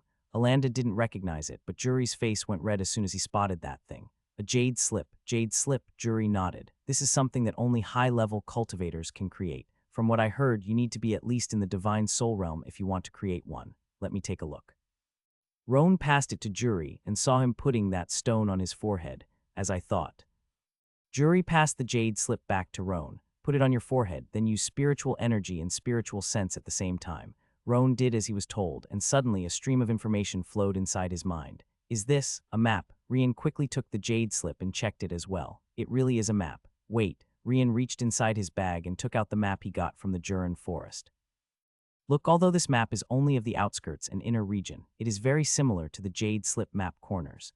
There is no doubt that it is the same place, however. Alanda also took a look and nodded. It's far deeper in the forest, at the very core of the Jurin forest. There is no way any one of us could go there to verify. Jury agreed with Alanda. That place is the lair of Stage 3 and even Stage 4 demon beasts. I heard rumors that it might even have Stage 5. Anyway, we would be simply courting death to get close to such a place. Roan sighed and put the jade slip back in the pendant. That bandit was probably keeping it with the hopes of one day being able to go there. Well, I will keep it for the moment. When we get strong enough, we can pay a visit. Jury would laugh if he heard it from someone else, but if it is the twins, they most likely will reach the level to do such a thing in the future. Very well, what are you two planning to do now? Rian's eyes shinned before saying, it's time to enter the Foundation establishment. We went to the forest to get used to our powers and stabilize our foundations through battle. Now it is sturdy enough so we can give it a try. Roan nodded. That is for the best. Our tribe is too weak, having only the two of you as Foundation establishment. With this business of the steel weapons, there is no doubt that quite a few eyes are on us at the moment. Zaffa Bank will protect the Varen workshop, but the tribe is not part of their deal. Jury was happy to hear Roan talk like that. Still, I think you two are being too fast. It has been only a few months since you entered the peak of the energy gathering. I'm afraid that you might damage your foundations like that. Are you sure that your foundations are really sturdy enough? Rian and Roan nodded. We are absolutely sure. There is no problem in making a breakthrough now. In fact, it was not that they are absolutely sure, but that Sister Orb allowed them to do so. She was the one to confirm that it was okay. The group talked a little more before the twins returned home with Diakar and April. Hamarlia, obviously, was ecstatic to see that they came back safely and didn't let them go from her arms for quite some time. After eating a meal, the twins returned to their room before entering once more into the Soul Gem realm. They looked at Sister Orb and were able to notice that she seemed more energetic now. Obviously, it was due to the Azure spiritual flower. The twins wanted to kick her away but were afraid of getting a beating again. Forget it, let's check the reward list. They touched Sister's orb together before sending spiritual energy inside before quickly selecting the reward list. Other than the already available ones, an upgrade for bones and a new option appeared. Panther Bones 50 Destiny Points. Spiritual Sense Absorption Upgrade Level 100 Destiny Points. Soul Gem Dimensional Realm Upgrade 40 Destiny Points. Sister Orb, what does this upgrade do? The Soul Gem Dimensional Realm will be able to hold other objects. Rian and Roan's eyes lit up. That meant that they wouldn't need to carry a bag of items anymore. It would be too convenient. Should we hold the Destiny Points for this one? Roan nodded. Panther Bones caught my attention, but I don't think we are weak at the moment. We can get it another time. This Dimensional Realm upgrade will be much more useful. Sister Orb, how many Destiny Points we have? 15 Destiny Points. Roan sighed. We are quite far. It was then that Rian thought about something. Sister Orb, my steel weapons had been selling for quite some time. How much more will I need to sell before it starts to make real changes to the city's territory? Ah, that's Rig. Cough, cough, congratulations, hosts. The steel weapons have been spreading and are already regarded as the first choice for most. It is cheaper and stronger than the standard low-level spiritual equipments. Destiny Points Reward 35. Rian and Roan's mouth twitched after hearing that. Sister Orb, you forgot to check, didn't you? The Soul Gem Orb trembled a bit. Incorrect, the system only waited for the best moment to inform the hosts. Like hell you did, Roan couldn't help but ask after. It's been 3 years already since I passed my death style manual. There are even a few warriors who can use it quite proficiently. No doubt the power of the tribe as a whole increased again, no. Congratulations, hosts, the power. Bam, fuck you, Roan couldn't hold himself back and kicked Sister Orb away. You really forgot. Here was I thinking that we simply didn't get enough power yet. What kind of crap system are you? Seeing that, Rian began to sweat cold. Sister Orb then started to float once more until there were only 2 kids with round purple marks all over their bodies on the ground. Rian felt like crying but had no tears. Why did you hit me too? I didn't do anything. Brotherly affection. The hosts must experience similar experiences to increase their bond together. Bullshit. Who the hell would believe you? After Sister Orb calmed herself, she continued with her explanation. Anyway, the death style thing gave you another 15 points of destiny energy, that's it. It seems like Sister Orb doesn't even want to pretend to be a machine anymore. Cough, cough, so we have 65 points now. My beloved Sister Orb, would you mind to upgrade the Soul Gem Dimensional Realm for us, please? Sure, it's done, it's done. Rian and Roan looked around and couldn't see any difference whatsoever. This was quite disappointing. In the end, Rian couldn't help but laugh out loud. What is so funny? Oh, nothing much. It's just that this Sister Orb is a lot easier to talk with. That machine pretense was really annoying. Suddenly, Rian and Roan were sent outside the dimensional realm, which took them by surprise. They then quickly put their clothes back before commenting. It seems like Sister Orb can feel embarrassed too. Still, Rian and Roan could now feel a different type of connection between them and the Soul Gem Dimensional Realm. Rian took his bag of spirit stones and focused on it and the dimensional realm at the same time. Vup, right in front of his eyes, the bag disappeared. However, he could feel its presence inside the dimensional realm. Roan also tried the same thing and sent his bag inside. Seeing that, they couldn't help but feel delighted by it. Very well, half of the dimensional realm is mine and the other half is yours, agreed. Rian quickly nodded. Agreed. Also, no touching without the other's permission. They quickly shook their hands and nodded at each other. Another thing, keep an empty bag with you all time. This way we can pretend to take the stuff from inside. As for the sword, it obviously wouldn't fit inside the bag, so let's keep it with us outside. It would be annoying to explain from where we took our weapons out. Rian nodded once more. All right, suddenly light elements started to gather around Rian and Roan's body. The marks left behind by Sister Orb then quickly disappeared. Sister Orb's attacks were basically painful but didn't leave any real damage. With his control of the light element, Rian could heal them in just a minute or so. How should we go with this foundation establishment breakthrough? Correct. Sister Orb suddenly intervened. Also, the number of pillars will determine your future accomplishments.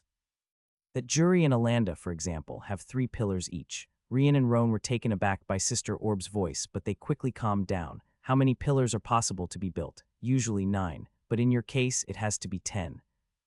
10? Yes, the 9 standard ones, and 1 extra for dark and light elements. This will put you far above others concerning aptitude and cultivation speed. The cultivation of a foundation establishment is given through the absorption of the spiritual energy through the pillars. The more you have, the faster it will be. I see, so Rian will need to make the light pillar while I will create the dark one. The opposite. The light pillar goes to Roan, and the dark pillar goes to Rian. Doing that will allow you two to exchange even more light and dark element between each other. Did you forget, Roan? You already have an affinity with the dark element, and it is at the highest level. A dark element pillar would make no difference for you. The same goes for Rian and his light element. What you two need is balance, which is why you will build 1 pillar with the opposite element. Wouldn't it generate a conflict between the two? In someone else's case, probably. You two already have the connection between your elements. It has already become a natural thing to have the other's element at your control. Your foundations won't find anything strange to have an opposite element pillar there. What about the other 9 pillars? What do they represent them? Do they have elements? No, they are just neutral pillars. That way they would be able to absorb any other type of element. You can build them with spiritual energy. Of course, the more you build, the harder it becomes. So make sure to have a lot of spirit stones available. The twins nodded. At least it made things easier. After finishing explaining everything, the twins immediately took out their spirit stones. They had a lot of free time and nothing better to do at the moment, so they might as well go ahead with it. Concentrate the spiritual energy inside your dantions. Each pillar has to be aligned around the spiritual energy pool. Remember that these pillars will grow and break through the dantian shell, arriving on the outside. It is because they have contact with the outside world that they can absorb so much more spiritual energy. Rian and Roan nodded and followed Sister Orb's order. Suddenly, they felt like something like a lock was open in their dantians. It was quite a magical feeling. That is the proof that you can enter the foundation establishment, the acknowledgement of heaven and earth, which allows you to build the pillars. Without that, there would be nothing you could do. That is also why you can't create a foundation the moment you enter the energy gathering realm either. The twins nodded. spiritual energy started to gather into a single point inside their spiritual energy pool. That is Rian and Roan's spiritual energy reserves, the place where they and all the other energy-gathering realm cultivators take spiritual energy from. Sure enough, the pillars would be built inside Rian and Roan's pools. Suddenly, the spiritual energy began to take form. The first pillar base grew in size and slowly approached the shell of the Dacian. Once the pillar touches the shell, gather as much spiritual energy as possible and send it all at once to the pillar. You need to make the pillar break through the shell so it can reach out. Rian and Roan followed Sister Orb's instructions and waiting for when the first pillar reached the shell. From there, they gathered as much spiritual energy as possible and sent it all at once to the almost fully built pillar. With that surge of energy, their pillar acted as if it was on steroids and broke through the shell of the Dacian. However, Sister Orb didn't warn them that when it destroyed the shell, it was painful as hell. Well, it was not that she didn't inform them, but that she didn't know. Rian and Roan grunted in pain to the point they almost fainted. Of course, they knew it was not the time to let their consciousness fly away, so they held it. The pillar grew a little more until it was completely outside. Good, now only need to repeat this process another 9 times. Easy, no, I'll be cheering for you, Rian and Roan. Of course, they only cursed all of that in their minds. If Sister Orb decided to somehow get on them during the breakthrough, they would definitely fail. Even though she is inside the dimensional realm and they are out, they didn't dare to risk it. They concentrated once more and started to build the second pillar. Once again, another broken shell and another despair. Then the third, fourth, fifth, all the way to the 9th. They could already imagine how hellish the pain will be once this thing broke the shell of the Dacian. Why the black faces? You should thank me that I can create a pillar of such high quality. Others would be envious of you if they knew what you have. The twins wanted to say that they were okay with being ordinary. Unfortunately, the process already began, so it couldn't stop anymore. Soon, the dark and white pillars arrived at the shell of the Dacian. All right, I will help you gather even more spiritual energy now. Concentrate spiritual energy quickly gathered, and Sister Orb used the 104th meridian to give them even more. Finally, in one stroke, the Dacians were pierced through one last time, and the light and Drac pillar came out. However, there was no grunt of pain this time. It was not that it didn't hurt, but that Rian and Roan passed out straight away after it. Sigh. In the end, I have to do all the work. Fortunately, I only need to mend the cracks. Since there is enough spirit stones, it won't take long. The next morning, Hamarlia found Rian and Roan on the ground. She was frightened by that view and quickly helped them. Still, they didn't wake up no matter how many times she called. Without another choice, she put them on their beds and rushed to Jury's house. Jury quickly came to take a look and found the 2 kids with ashen faces. However, after checking their body's condition with his spiritual sense and spiritual energy, he couldn't find anything wrong with their health. He then proceeded to their Dacians, but what he saw almost made him jump in fright. What the hell? Hamarlia was taken aback by that reaction. Is something wrong with them? Are they badly hurt? Jury shook his head. No, their bodies are fine, it's just, well, they are now in the Foundation Establishment realm. Hamarlia and Turen were taken aback. Foundation Establishment, their 8 almost 9-years-old kids. Was that a joke? Obviously, they were shocked too. However, Jury wasn't worried about it. Roan had commented that they would try to make the breakthrough soon, so they being in the Foundation Establishment realm didn't disturb him. What bothered him was something completely different. Jury pondered a bit and then told the twins' parents, they are fine. It is just that the breakthrough had drained a lot of their energy. Just leave them in the bed for a few days and they will wake sooner or later. Also, let me know when that happens. I have something to ask them.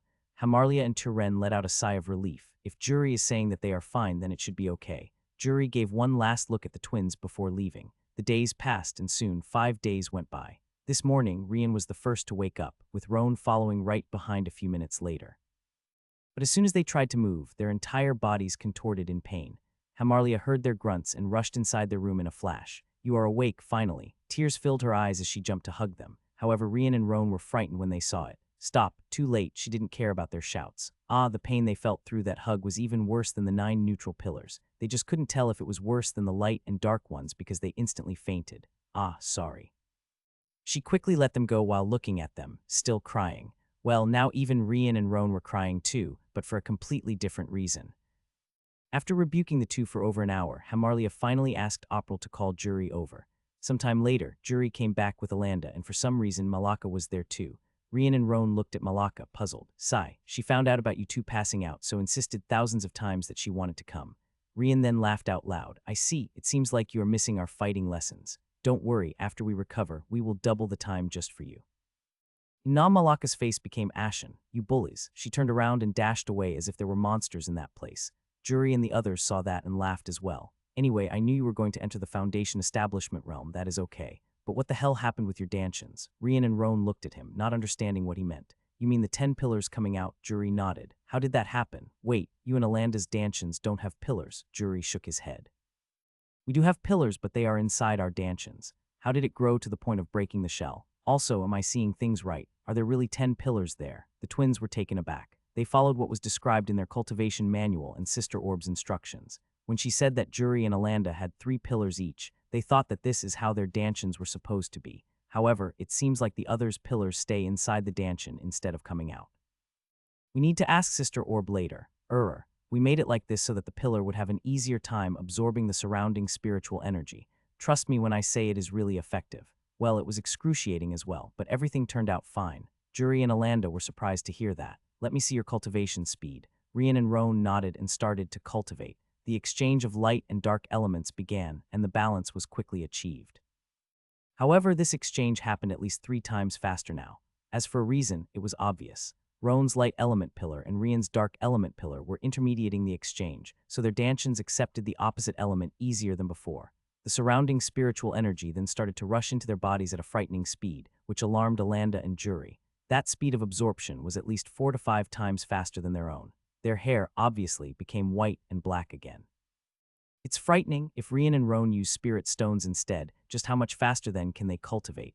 Alanda couldn't help but wonder. Could it be that we were wrong? Should we have our pillar break through the dantion shell too? Juri and Alanda couldn't answer that question. Neither could they try it anymore since they already finished their breakthroughs. Rian and Roan were also delighted to see just how fast their cultivation is now. Also, the spiritual energy pool inside their dantions seemed to have increased at least 3 times. The twins then stopped cultivating and looked at Alanda and Juri. That's how it is. Juri took a deep breath and then asked another thing. I can't see anything wrong with your dantion. It seems like it is working fine even though the pillar came out. However, how did you build so many pillars? Also, what is wrong with the pillar in the middle? Roan shrugged his shoulders before saying. We simply kept building them until we couldn't anymore. As for the middle one, this is an elemental pillar. It helps us to control the opposite element better. This was an idea we had on the spot and the reason we fainted in the end. Of course, that was Sister Orb and the cultivation manual's fault, but they couldn't talk about neither of them. Juri and Alanda didn't know if they were geniuses or crazy. It is good that all ended well. If you had failed the breakthrough, your dantions would have broken. You would end going back to the body transformation realm and would need to create a new dantion again. Well, considering your cultivation speed, it wouldn't be that big of a problem anyway. Rest well for next field days since your bodies are too weak. Once you feel better, you can go back to your training or whatever. Well, you two are also adults, partially so you know what is better for you. Rian and Roan nodded. The group talked a bit more before those two left. Hamarlia then came in to check on them, and after seeing that they were fine, she left as well. Rian looked at Roan and couldn't help but feel excited. The cultivation speed is so much faster now. We might be unbeatable in the world. Roan nodded. All that pain wasn't for nothing, at least. Faster, ha ha ha ha. Sure, it is faster indeed. Ha ha ha, Sister Orb. Rian and Roan wanted to ask about the pillar breaking through the dantion shell, but her earlier words made them even more concerned. What do you mean? Could it be that we are wrong? You are not. Your cultivation speed is indeed a lot faster. The problem is your spiritual pool is much larger and deeper as well. If you rely only on heaven and earth's spiritual energy, Alanda and Juri might make breakthroughs earlier than yourselves. They were taken aback by those words. Doesn't that mean that it would take them several years for every stage of the foundation establishment? It seems like you understood. That is also why we had to make your dantions like this. If not, it would take even longer. Well, that is only in the case where you have no spirit stones. Fortunately, Rian's Steel project has resolved it for the moment. That being said, the time necessary will be significantly reduced. Of course, it also has its advantages. The amount of spiritual energy that you have now can be compared to a late-stage foundation establishment realm cultivator. I reckon that if you two fight together, you should be able to fight that Azure Hyena leader that is a peak stage 2 demon beast. If you use Rian's spiritual swords, you might even win. Rian and Roan sighed in relief. At least, their increase in cultivation time was not without advantages. Just as Juri mentioned, Rian and Roan were already back on their feet a few days later. They also returned to teach the classes after that. Even though they were already at this level, the twins still found it nice to help the kids, especially when fighting classes started. They could bull cough teach the other kids proper weapon combat. In the end, Roan also made a few other manuals for other weapons like staff, spear, mace, etc. However, there were no skills for them. Creating abilities take a long time. So far, Roan only managed to create those 3 skills of the Death Sword style, so he couldn't waste time trying to develop skills for the other weapons too. The kids would need to rely on themselves in the future as they wanted skills. Of course, the majority of them used swords, so they could try his death sword style skills. It's just that Roan's skills were really hard to learn, so no one other than Rian was able to use even one of them. Even the warriors who used swords and had the manuals had a hard time trying to apply the concepts. Later on in a training field, Roan asked something that was bothering him. All the spiritual equipments you made so far were only low-level ones. Although they are much stronger than others at the same level, it doesn't change that fact. Why haven't you tried to make a high-level one yet? Rian sighed after hearing that. Do you think I don't want to? It is because we are poor.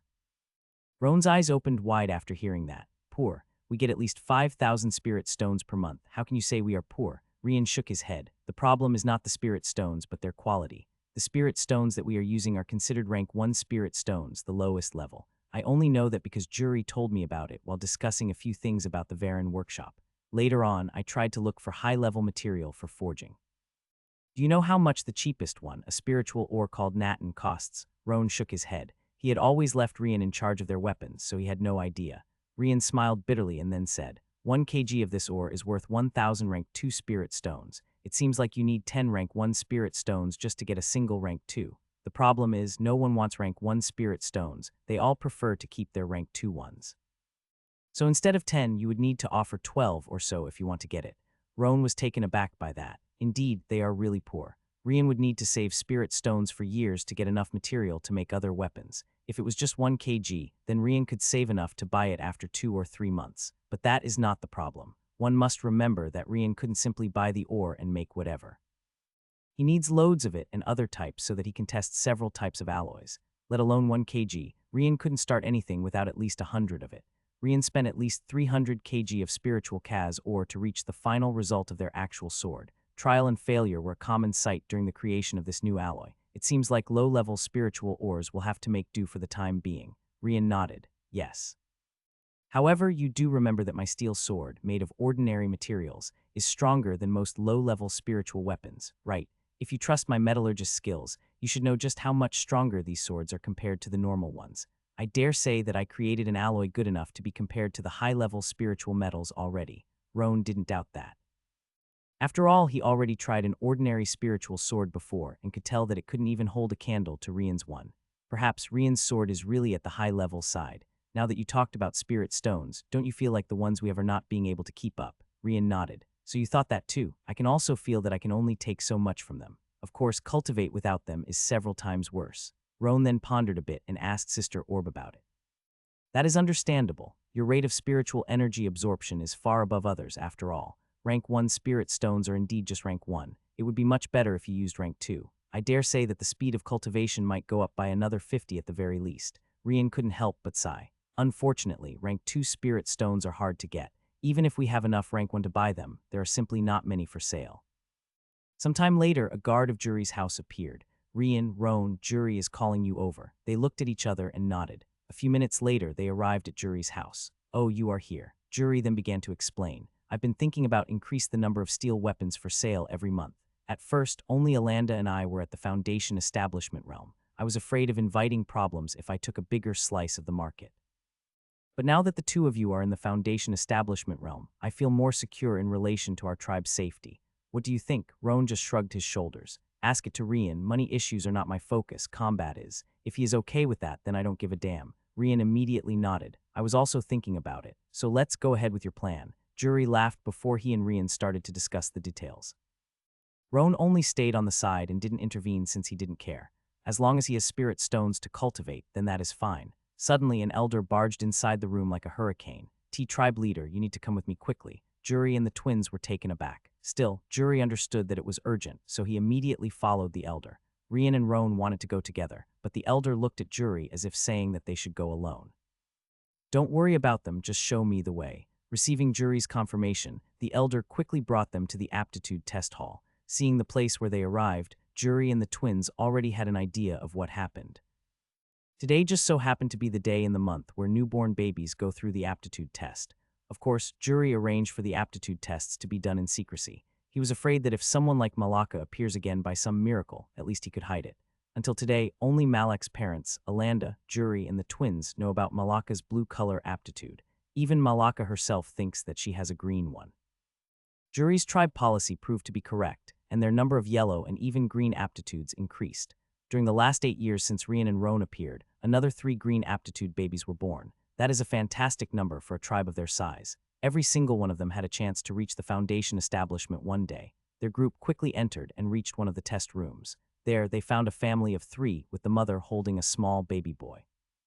The father just so happens to be a warrior of the tribe as well. Tribe leader, tribe leader. The 2 quickly bowed to Jury, who nodded back at them. The elder that came to inform Jury then went forward and took another drop of blood from the baby. Right after, he dropped it on the aptitude orb, which immediately started to shine with purple color, purple color. Rian and Roan were also shocked. As mentioned before, the aptitudes are divided in gray, brown, yellow, green, blue, red, and purple.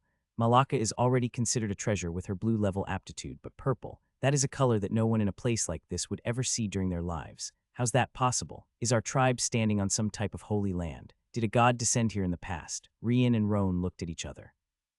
It doesn't matter how they see it, this level of high aptitude babies appearing shouldn't be normal. There's even a purple level 1 now. Rian concentrated on the dimensional realm and asked, Sister Orb, do you know anything about this? How come even a purple aptitude appeared in this place? Wait, could it be that the fact that Roan and I were born here was because of the same reason? Of course not. Otherwise, how do you explain the fact that the tribe only had an average number of high aptitude babies in the past? The reason you two are looking for is none other than yourselves. Your presence here is balancing the surrounding region's yin and yang. The longer you stay, the better it will become. This place is becoming a blessed land because of the 2 of you. Rian and Roan were taken aback. This is the first time they hear about it. Why didn't you tell us? I forgot. The twins felt like kicking Sister Orb once again. Anyway, it is not like telling you would change anything, right? Or could it be that you would move somewhere else alone? I really doubt so. Rian and Roan shook their heads and decided to not think much about it. In theory, this should be a good thing for the tribe, as long as Jury can hide this purple toddler well enough. Still, judging by Jury's face, it didn't seem like he had the confidence to do it. Jury noticed his own state and quickly recovered. Cough, cough, sorry, it is just that I was too surprised. I've never thought that our tribe could be blessed by a purple aptitude baby. However, do the 2 of you understand the implications of his existence? The father, who is also a cultivator and a warrior of the tribe, immediately nodded. He might not be a highly talented one, but he at least understood what that meant. We can't let others know about it, so I already talked with my wife.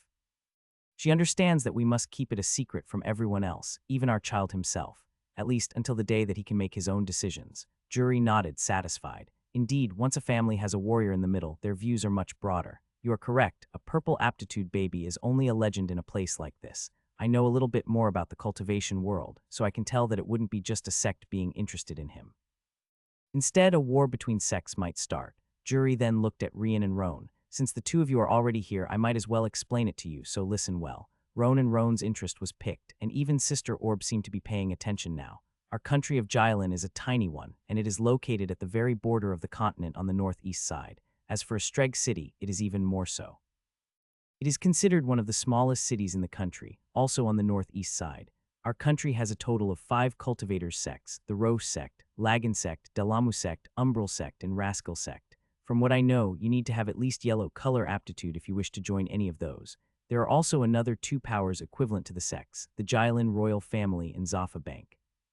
However, the Zafa Bank is present in the entire empire, not only in our Jylin country. So in a certain way, they are stronger than our 5 sects, it's just that they use the power of money instead.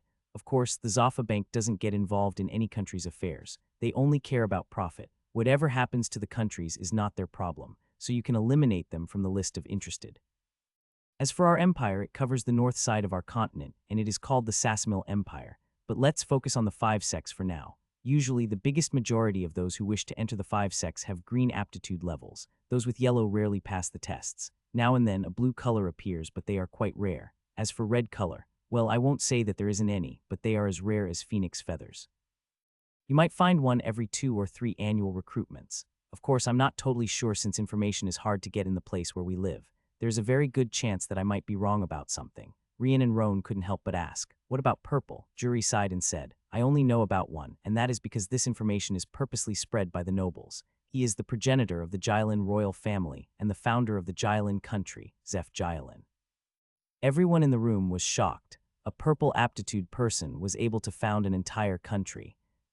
Jury looked at everyone in the room before asking, do you understand now just how incredible a purple color aptitude is? The 5 sects would definitely fight for him. Also, the royal family would most likely intervene as well. A blue color aptitude would be enough to give us many problems, maybe even wiping out our tribe, but a purple aptitude is guaranteed to do so. Of course, Jury just gave a blue color as an example. He didn't mention Inam Malaka at all. To understand tribe leader, Jury then looked at the baby. By the way, what is his name? Mivo Yalen. Time passed and Jury discussed with those parents about Milo's future. They were a little curious about why Rian and Roan were there, but Jury assured them that it was okay. Finally, they all left the aptitude test hall. On their way back, Jury looked at Rian and Roan. You perhaps don't have anything to do with this, do you? The twins' hearts skipped a bit after that question. Cough, cough, How can I say it? Maybe. Jury's mouth twitched, but he didn't ask any more. Rian then finished the steel workshop discussion with Jury, and the twins returned home once again. Purple aptitude, Sister Orb, could it be better than our black and white? I can't be sure about that. It is obvious that you two are far better than in Nam Malaka's blue color one. Still, I have never seen a red or purple aptitude before. Don't forget that I was also on the other half of the universe with you before coming here. We would need to pay attention in the future. However, I would say that he is at most at the same level. After all, he can't do the elements exchange like you. Rian and Roan agreed with her. Besides, we do have the 10th pillar too. Anyway, we are almost 9 years old at the moment. So by the time his talent starts to show up, we might not even be here anymore. The twins then started to cultivate once more. Another year went by in a flash. During this time, Jury expanded the steel workshop and started to offer other types of service. Rian also helped to create other types of alloys like aluminum, which couldn't rust. Of course, they registered everything. With that, the income of the Varen workshop increased even more. Everyone was curious about how they could think about so many new types of metal. Jury had to acquire another 2 workshops to be able to attend the demand. Zaffa Bank, of course, was more than happy enough to help. Rian also visited the workshops quite a few times to make sure everything was going according to his ideas. On Roan's side, he kept teaching the kids. As for his death sword style, a few tribe warriors finally started to show some progress with the skills. Alanda, for example, could use the first form, Stellar Piercer, on a basic level. As for Jury, he put his focus on the second form, Crescent Moon. With the extra spirit stones for cultivation, the tribe's overall strength increased, giving Rian and Roan another 20 destiny points. At the same time in the Kainmi tribe, Kainmi Yisful was in the middle of a meeting with another 2 tribe leaders. Kalan Baku from the medium-sized Baku tribe and Zinkin Herson from the medium-sized Herson tribe. Yisful, so you agree that all the spoils will be shared between Zinkin and me alone, is that correct? Yisful nodded. Correct. As long as we wipe out this problem of our territory, you can have everything from there. Zinkin couldn't help but ask. But didn't you say before that you were going to wait after 10 years had passed? Why are you acting 1 year earlier? Yisful grimaced before saying. Zinkin and Kalan narrowed their eyes. They are medium-sized tribes from other territories, so they don't have much information from the Varen tribe. Still, they knew about their workshop. That's why they decided to take this deal and help the Kainmi tribe. They would be able to take all the spirit stones that Jury saved for themselves. But they didn't expect that Jury wasn't saving it, but giving it all to his tribe warriors to cultivate. That meant that their profits would be a lot smaller. Yisful understood what they were thinking and then said, "Don't worry. As much as Jury is giving the spirit stones to his warriors, the fact is that he is still a tribe leader. Do you really think he wouldn't keep more for himself? If he is giving so much away, you can already imagine just how much more he has with himself there." Zinkin and Kalan's eyes lit up. What Yisful said made a lot of sense. Wait, isn't the Zaffa Bank their ally? Wouldn't Jury keep all these spirit stones in their bank instead? Yisful heard that and laughed out loud. Would you two really leave all your spirit stones in the Zaffa Bank? They wouldn't. They want to be as close as possible of their own things, so at most they would keep only half there. You are sure that the Zaffa Bank will not intervene in this tribe war, right? Yisful nodded once more. I already checked. The Zaffa Bank will only protect the workshops. They will not do anything about the Varen tribe. I can guarantee you that. Very well, we are going to gather our warriors. When will the war start? Yisful smiled after receiving their agreement. In 2 weeks. Yisful was right about one thing. Jury was indeed keeping some of the spirit stones, but it wasn't for him. He simply kept it there in case the tribe needed it in an emergency. So in fact, it isn't as much as they think. Jury had really used almost all the spirit stones in the tribe. Almost 2 weeks later, a warrior came into his house to report. Tribe leader, something is happening in the Yisful tribe. Jury's attention was picked. What is it? We noticed that their warriors are mobilizing. From the looks of it, our tribe war might start at any moment. Jury's eyes narrowed. A tribe war. Were the Kainmi tribe in bad terms with anyone recently? The warrior shook his head. We have kept an eye on all the tribes around us during the past few years as you instructed us, but so far no other tribe seems to be acting weird. We also didn't find any sign that they were in bad terms with Kainmi. Because of that, we can't ascertain who their target really is. Jury found it to be a little too fishy. Could they be targeting us? But that makes no sense since they would lose too much in that case. Could it be one of the small tribes around, or some other tribe outside our territory? Keep observing their movements. If anything new happens, let me know. The warrior nodded and quickly left. Juri then asked another warrior to call the elders Alanda, Rian, and Roan over. Late that day, everyone was gathered in the elders' hall at the center of the tribe. Rian and Roan were also there, but they were not appearing. Juri kept those two hidden so that they would only hear the conversation. After all, they are the tribe's trump card. The smaller the number of people who know about their real power, the better. As the elders discussed the news about the Kaimi tribe, Rian and Roan were also doing the same with each other. What do you think? Roan nodded. Considering everything I heard so far, I would say that there is at least an 80% chance that they are coming for us. Rian was surprised to hear that. Didn't they say that it wouldn't be worth it to attack us with the Kaimi tribe's strength? Roan nodded once more. That's why soon enough, we should get a report of some other tribes entering our territory. If one tribe isn't enough, then try 2, 3, 4. As long as the profit is worth it, you can convince others. The same way we keep eyes on the other tribes keep eyes on us. So it shouldn't be a secret how our tribe's strength had been increasing recently. That Kaimi tribe is the only medium-sized tribe in our territory, so they can't allow another one to appear. It is that simple. Sure enough, another warrior appeared a few minutes later to give his report. We spotted another 2 tribes entering our territory. Judging by their banners, they are the Baku from the south and Herson from the west. Both are medium-sized tribes. Juri was surprised to hear that. It was exactly like Roan mentioned. Before coming to the elders' hall, Juri had told Rian, Roan, and Alanda about what was going to be discussed. Hearing that, Roan immediately asked Juri to send warriors to watch the borders of their territory. Juri followed his wishes, and sure enough, it proved helpful. One of the elders couldn't help but comment. Does it mean that they are the ones attacking the Kaimi tribe together? Juri was just about to answer when he received a spiritual sense message from Roan. He immediately changed what he was about to say after that. Gather all warriors, our Varan tribe is going into full war mode. The elders were taken aback by that. Isn't it too early to get into conclusions? Juri shook his head and repeated the same words Roan told him. The Kaimi tribe is inside their tribe territory. Those 2 tribes have similar strength to them. That means that if they want to win a war against the Kaimi tribe, they will need to pay a huge price. They would probably not be medium-sized tribes anymore when everything is over. That being said, there is no way that Baku and Herson would take this risk. With this line of thought, it is almost guaranteed that they aren't fighting each other. Since they aren't fighting, it could only mean that they are in an alliance. Now then, which tribe in our territory would the Kaimi tribe need the alliance to deal with? All the elders' hearts skipped a bit after hearing that. There is only a single tribe which the Kaimi tribe would need help to deal with, their own. Immediately, a bell sound started to resonate in the entire tribe. When the people heard that, they immediately started to mobilize. Ever since the Varan workshop began to make money, Juri thought about the possibility of the tribe being under attack, so he made sure that everyone knew what to do in case this bell was ever used. All the ordinary people immediately gathered in the center of the village. Surprisingly, they all carried bags full of food and water as if they were ready to go on a travel. Juri then went on the stage to talk. It is still not confirmed, but we are almost certain that our tribe is about to be attacked. That being said, you already know what to do. Everyone who is not related to the tribe's protection is to immediately move into the mine to hide. Elder Jasview and a few warriors under his command will be leading this group. Jasview stepped forward and received the order. At the same time, Juri asked him through a divine sense message, "Is that thing ready?" Jasview immediately nodded. "We finished it a year ago. No one other than those present in the excavation knows about this." Juri nodded, satisfied. He had put Jasview in charge of making an escape route that led to the Limon Mountains' opposite side. That escape route took more than 3 years to be done. It couldn't be helped, after all, the mountain expanded for several kilometers, and the number of people involved wasn't that big to keep the secret.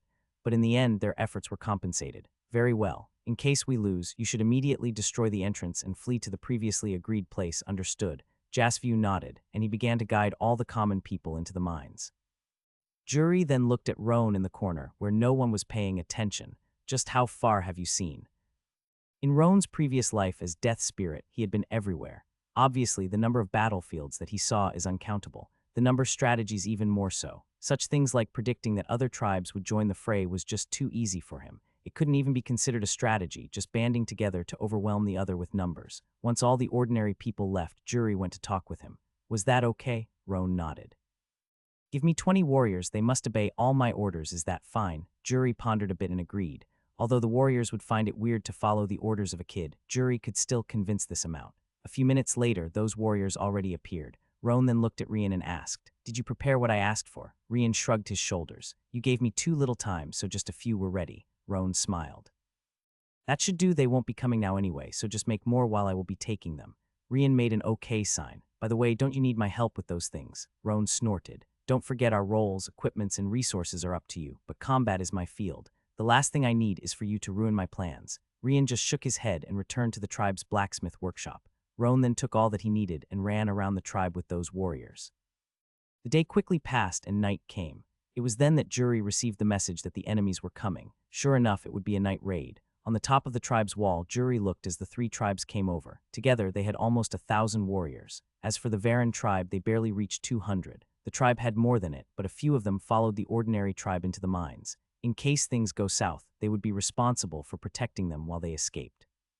Before the battle started, the Kaimi tribe leader came forward of the Herson and Baku tribes ones. Juri smiled at them and asked, I didn't expect to get a visit so late at night, much less so many. I guess you didn't come to drink with me, did you? Kaimi Yasval laughed after hearing that. We did, it's just that the drink will be your tribe members' blood. Juri Varan, your tribe, has become too strong for its own good.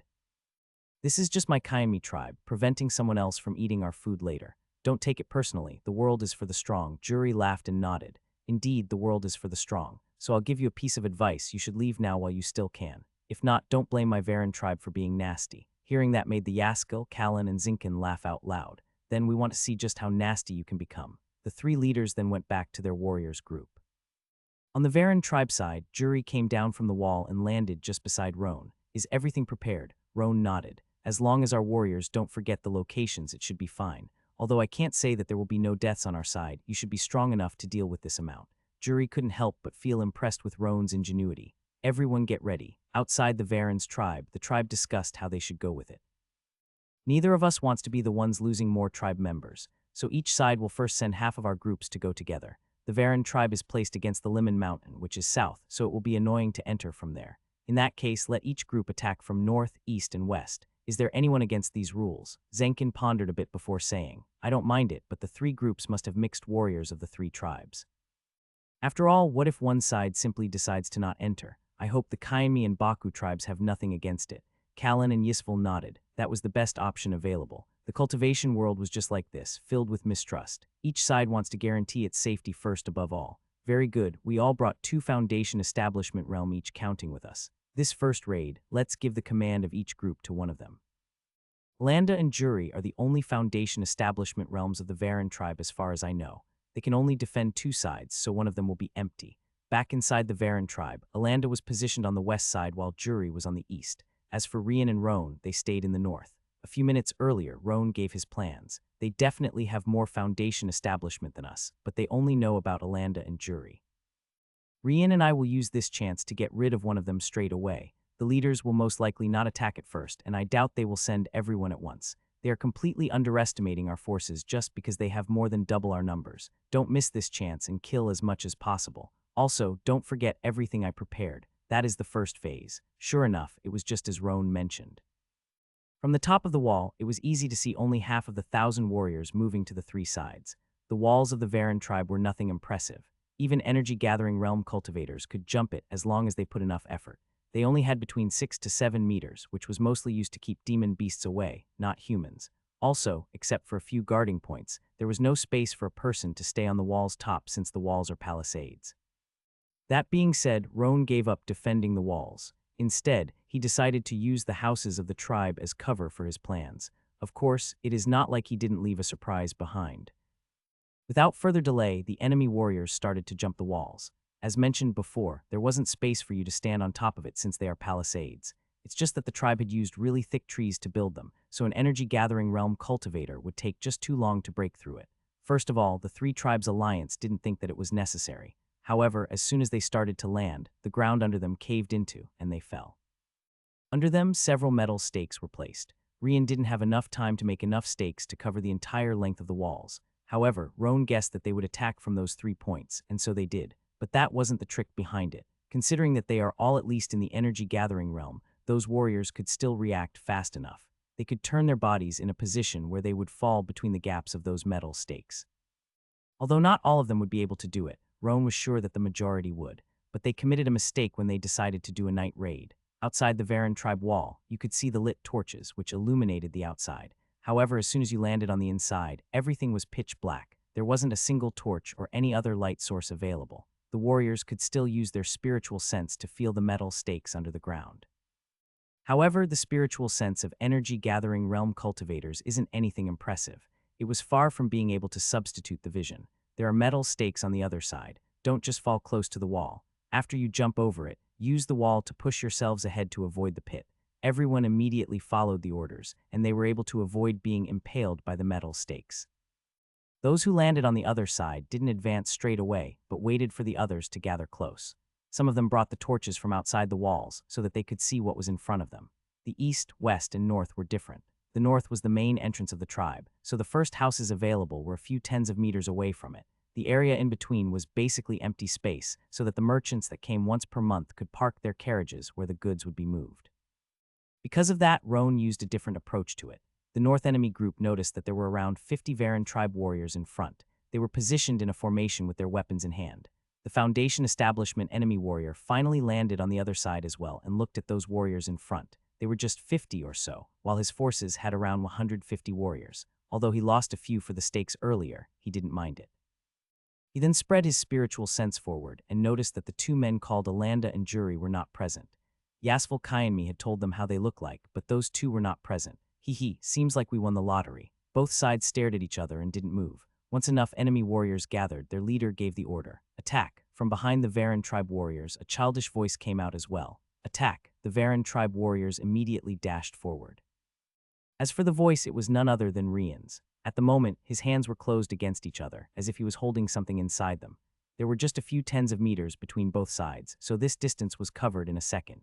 Just as both sides were about to clash against each other, Rian smiled and jumped behind his tribe warrior members. The enemies couldn't see well, but they were sure that whoever jumped was quite small, just like a kid.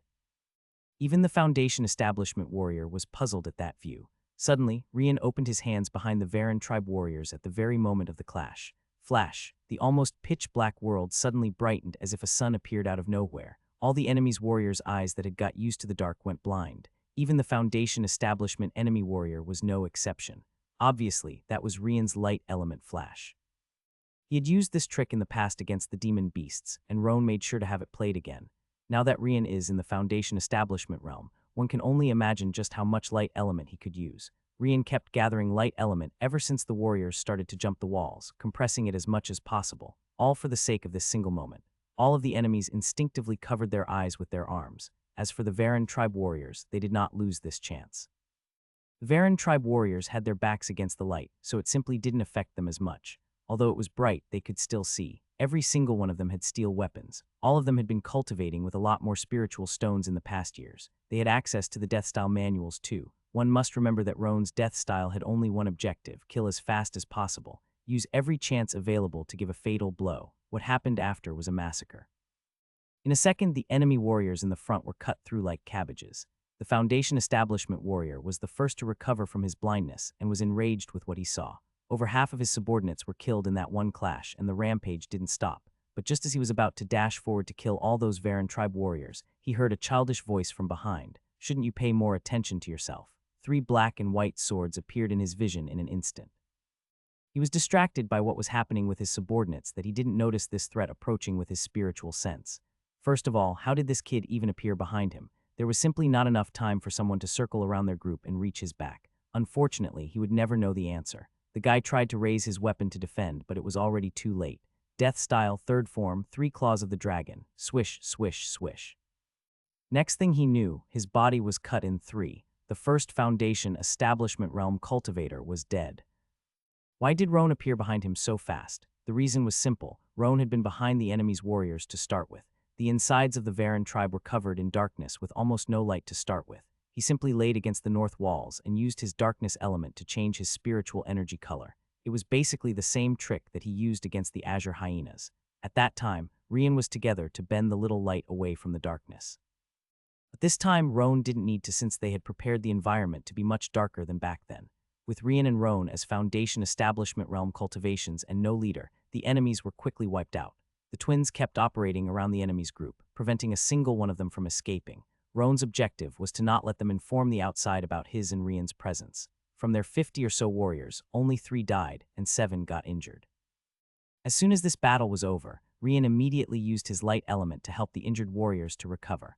The warriors were really shocked by Rian and Roan's strength. They were nervous at first when Juri told them to follow their orders. Fortunately, everyone trusts Juri's judgment. It was him that brought up the tribe to what it was today, so they still obeyed his orders. Sure enough, seeing that they only lost 3 warriors while killing over 150 proved that Juri wasn't wrong.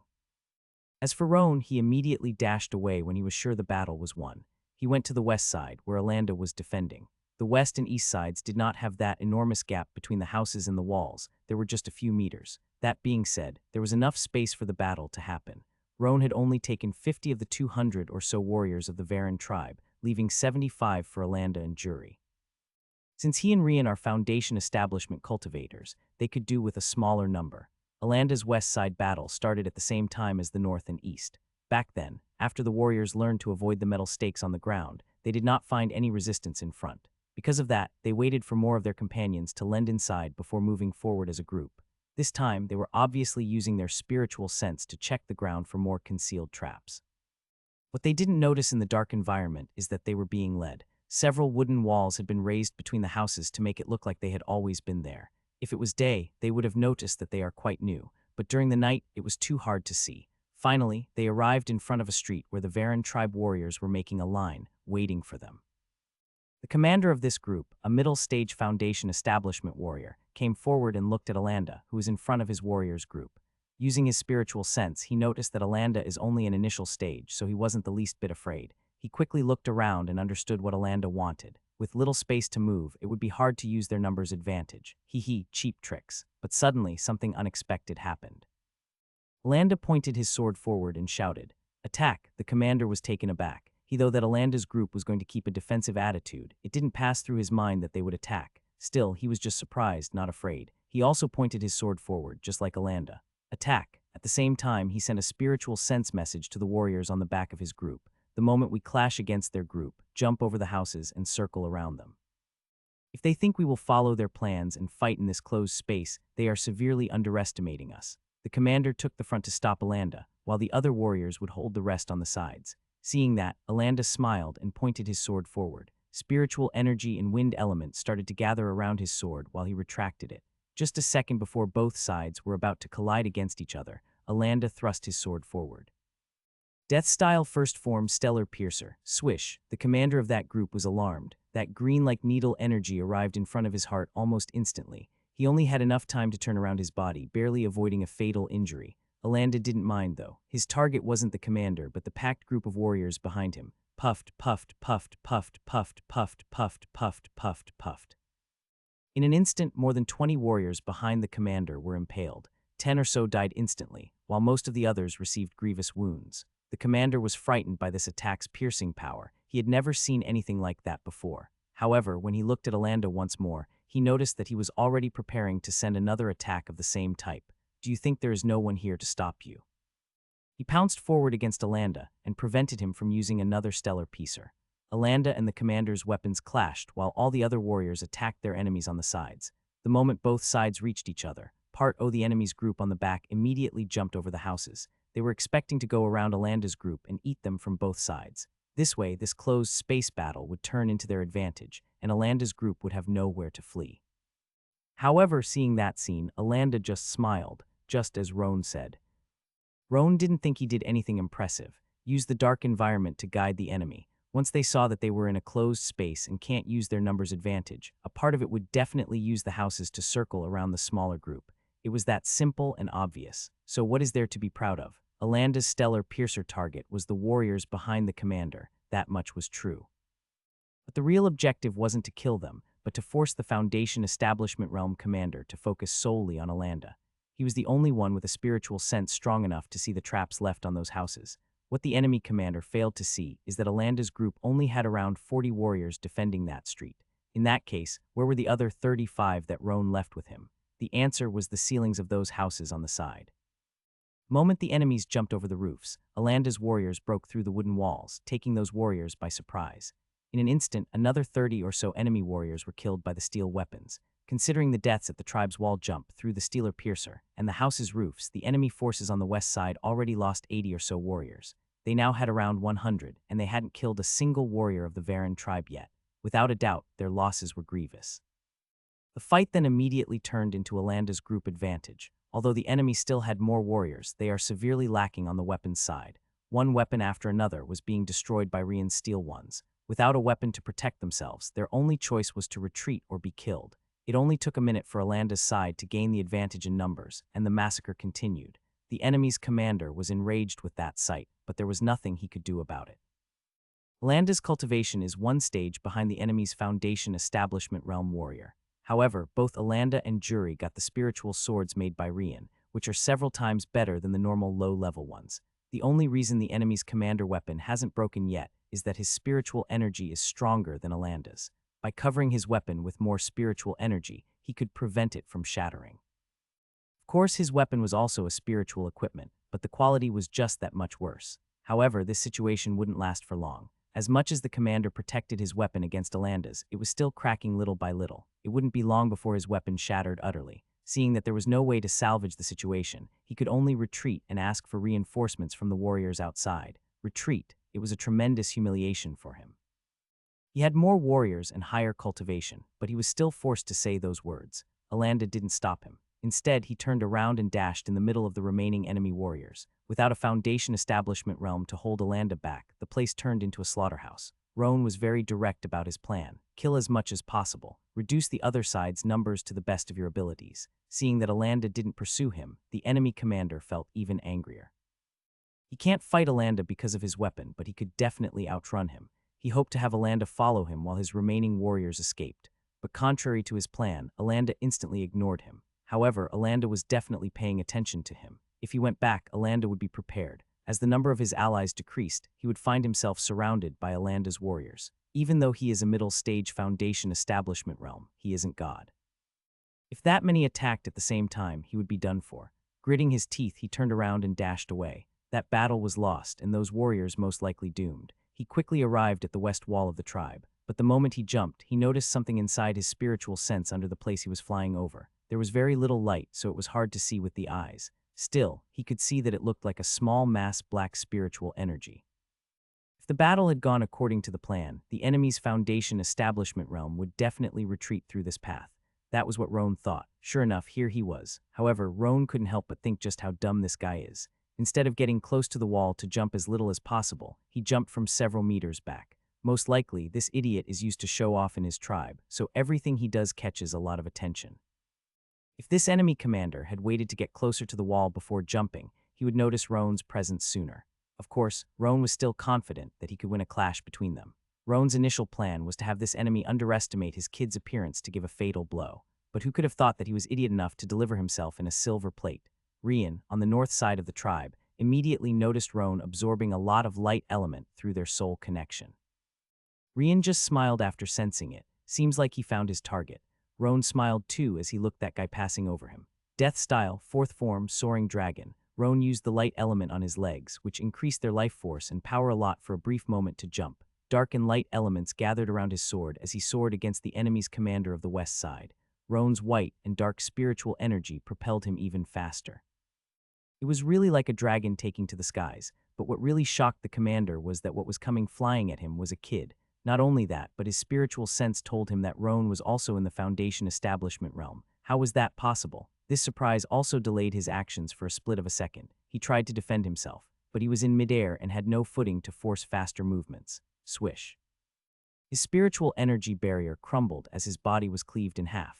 As for Roan, he only stopped another 30 meters higher in the skies. Looking at the enemy while he descended, he couldn't help but rub his legs. This attack really puts a lot of burden on the legs. I better not use it often until my body gets stronger. The second enemy foundation establishment enemy was now dead too. Roan then looked at the east before thinking. It should be over on Juri's side as well.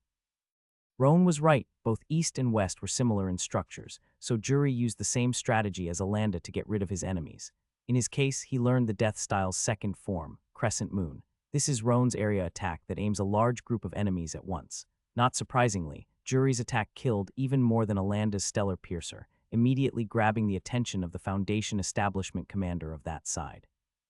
Once again, the enemy tried to use the side houses, and once again the warriors came from below it to attack them.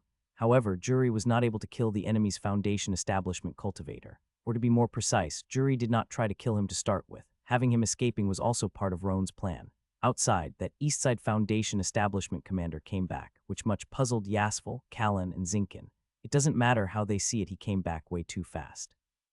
No more than 10 minutes had passed since all the battles started. It should have taken longer. This Foundation establishment cultivator was part of the Herschel tribe, so Zenkin started to laugh when he saw him. Ha ha ha, look, with Tonka there, the east side is gone already. He even came back to report. As for your two commanders, they're still inside. Callan and Yasfel snorted. It just means that he won the lottery and got the side where Alanda and Jury were not present. What is there to be proud of? Sending a Foundation establishment while commanding a bigger group against a pack of energy-gathering realm warriors is very easy. Anyone here would have the same results. However, as that Foundation establishment got closer, the three leaders' expressions began to change. He had cuts all over his body. The weapon on his hand was almost destroyed, not to mention that he seemed extremely tired, as if he had gone through a life and death battle. The truth is precisely like that. This commander is an initial stage Foundation establishment warrior, just like Jury. If not because his weapon is a big spiritual mace, which is much more resistant than a sword, Jury's spiritual sword would have destroyed it easily. In fact, Jury would have the advantage even without that Rian spiritual sword. After all, he is a practitioner of the death style and had been in the Foundation establishment realm's initial stage for much longer. The guy then fell on the ground before squeezing the next words of his mouth. Dead, they are all dead. Our entire East Side group was completely wiped out. We simply had no chance. What? The three leaders' expressions turned dark. Explain what happened now. As they heard that commander explaining what happened, they started to have a bad feeling. So far, the other two sides hadn't sent anyone to report either. It was then that they remembered to see some bright light on the north side before.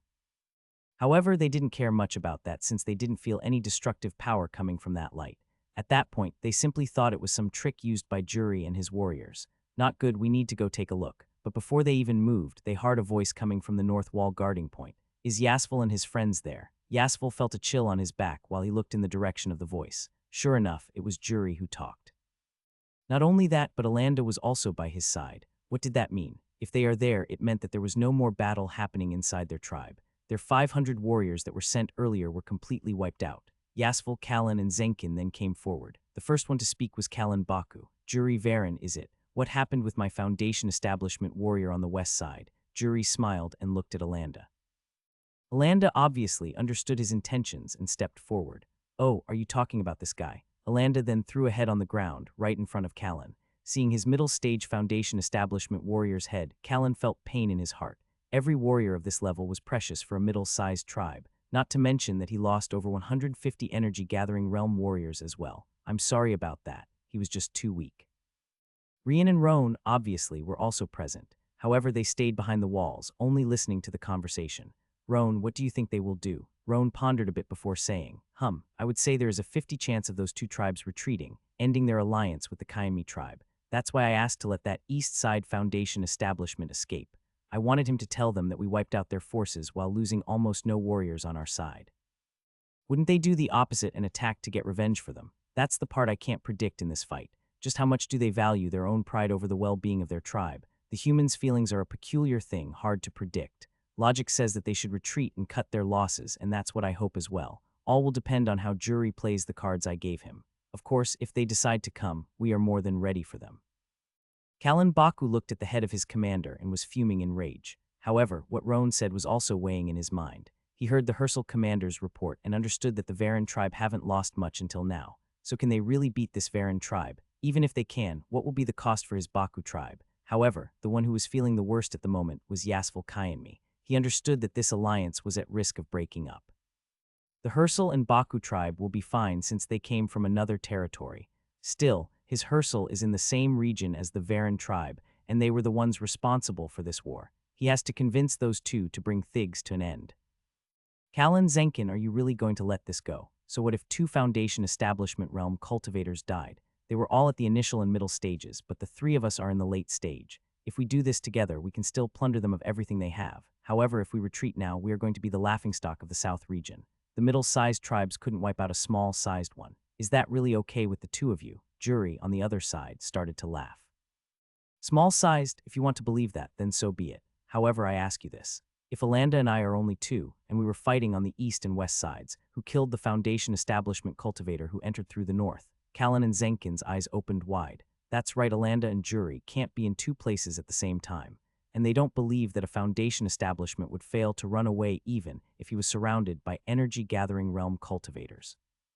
Not to mention that the north side was supposed to have more warriors, so getting surrounded wasn't an option in theory. He's trying to deceive you. They definitely played some trick that killed the north side commander. Otherwise, why is only Alanda and Jury appearing here at the moment? Where is that helper that killed the north side commander? Jury laughed once more after hearing that. Isn't that obvious? As long as you don't know who he or she is, you will need to divide your attention at all times. Moment you let your guard down, Jury stopped talking at that point, but his meaning was clear for all to see. All right, let's do this then. Hersal tribe and Baku tribe are from outside our territory, so you don't need to be that afraid of retaliation from our side. In fact, my Varen tribe will not pursue this issue against you either. Why don't you cut your losses here and we pretend it never happened? Whatever happens with our Varen and the Kaimi tribes in the future will have nothing to do with you. Callan snorted before asking, and why should we do that? So far it is only your words that we got and no proof that you can really deal with all of us together. We have lost too much, both in resources and face. We can't just step back anymore. Yasval Kaimi let out a sigh of relief. It seems like they still want to take the Varen tribes over. However, Jury just kept laughing. Ha ha ha, very well. As a proof of good intention, our Varen tribe will provide the Hersal and Baku tribes a total of 50 steel swords each. If you didn't live in a cave in the past year, you definitely know about our steel swords. In fact, that foundation establishment over there can testify for their strength. Also, Jury then raised his sword, which made the commander who battled him sweat cold. He took this chance and quickly sent a spiritual sense message to the three leaders. That is the sword which almost destroyed my spiritual mace and suffered no damage whatsoever. Zenkin, Callan, and Yasval's eyes glued in that sword. Jury noticed that their attention was caught and continued. I will have one of these swords sent together with the steel swords to your Hersal and Baku tribes. This will be an extra gift of our Varen tribe. Also, we would more than welcome creating a trade route between our tribes as well as a way of proving our good intentions. How is that? Callan and Zinkin's eyes brightened. They know the steel swords, but they are now too hard to get. The Varen tribe only puts so many every month, and there is even a queue for those who want one. Getting 50 steel swords and even that freakish spiritual Kaz sword would definitely boost their powers by a lot. Yasval immediately noticed the convictions of the Callan and Hersal tribe leaders waver. You can't be serious that you trust him, right? You attacked his tribe and killed several of their warriors. Can such a blood feud really be wiped out this easily? I don't believe so. Besides, once we clear their tribe, all their steel weapons will be yours to start with. Isn't that even better? Callan and Hersal began to ponder what would be better. Both sides had very attractive ideas. Retreat and trust that the Varen tribe would keep their words, or attack and then take everything for themselves. But in that case, there is no guarantee of victory. But it was at this moment that two strong spiritual energy pressures appeared from behind the Varen tribe's walls. That immediately caught Callan and Zenkin's attention. Their spiritual sense couldn't go far enough to see what cultivation the ones releasing that spiritual pressure had or their appearances. However, they could tell that they are no weaker than themselves. That meant that whoever those two are, they are probably at the same level as themselves. Yasval's face also turned pale. The only thing that kept this alliance up was the fact that perhaps the Varen tribe really doesn't have any other foundation establishment cultivator. However, this conjecture was immediately destroyed. They do have other foundation establishment warriors, and two at that. After pondering a bit, Zenkin and Callan nodded at each other. It was evident that forcing this issue would be very detrimental for their tribes. Even if they win now, they can't guarantee that they can kill the other part foundation establishment warriors. If those four decide to join some other tribe in exchange for help with their revenge, they can think of a few ones that would gladly accept them. At that moment, their tribes would be doomed if they have to fight so many foundation establishments at once and alone. Jury Varen, our Hersal and Baku tribes accept your offer. We will send an envoy to discuss the trade route and take the swords in a few days. We hope you will keep your words. Jury laughed while the spiritual pressures coming from behind him disappeared. Very well. Jury then turned around and returned inside the tribe. Obviously, he wouldn't distribute the steel swords now since they might decide to attack since they are already here, so he will send them a few days later too. As for the Kaimi tribe, Jury wasn't the least bit afraid of them attacking his tribe anymore. They would be sending themselves to their deaths if they did so. Last but not least, taking revenge on the Kaimi tribe is not something he can decide right now. Sure enough, the Kaimi tribe retreated with the Hersal and Baku ones. Yasval Kaimi tried everything to convince them to fight to the end, but Callan and Zenkin utterly refused to keep going. It was one thing with only 2 foundation establishments, but 4 was another story. Once the news that the Varen tribe has 4 foundation establishment cultivators under their banner spreads, they will be considered a medium-sized tribe. I recommend that tribe leader Yasval find a way to apologize. The Varen tribe's wave will be unstoppable from now on. 500 warriors were wiped out while they barely had any losses. It is obvious that what they have is not only those Foundation establishment warriors or the steel weapons.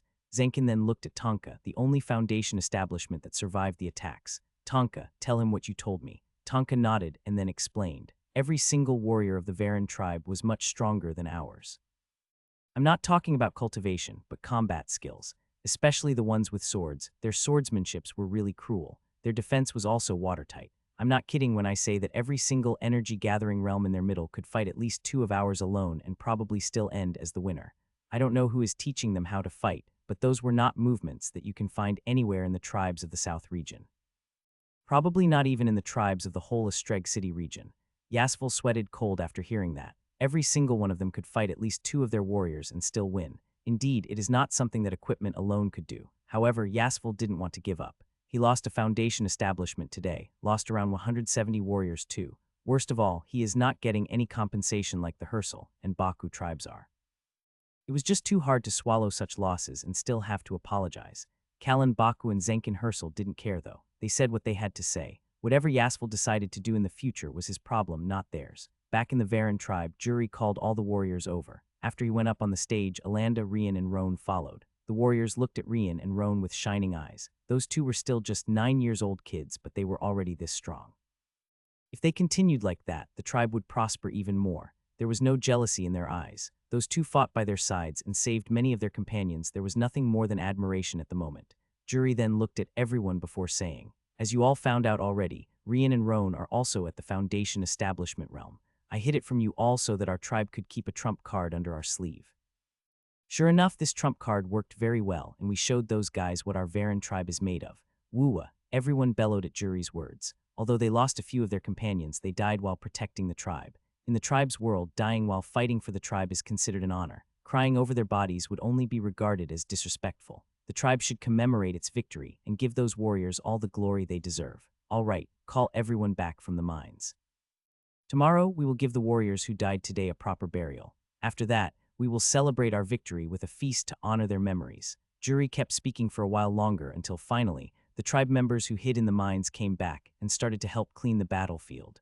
Roan also had some of the warriors who worked with him earlier to move with them to take out the hidden traps he had prepared. Those were supposed to be used in the second phase of his plan in case the war continued, but in the end they had no use. Jury then called Rian and Roan to his house. Arriving there, they noticed that Alanda was also present. Not only that, but Hamarlia and Turen were there too. The twins didn't seem surprised though. I guess it is time for us to leave, Ye. Jury looked at Roan, surprised, but he soon remembered who he was talking to. Hamarlia, however, immediately embraced the two of them. She knew that they were in the Foundation establishment, and the tribe needed their help in this war. However, she couldn't help but feel worried. Only after seeing that they were well did she finally relax. As for Turen, he was feeling extremely proud. Jury told him what Rian and Roan did for the tribe during this war, so how could he not be? But they also heard what Roan just said. What you meant with time to leave. Roan looked at Jury, waiting for him to explain.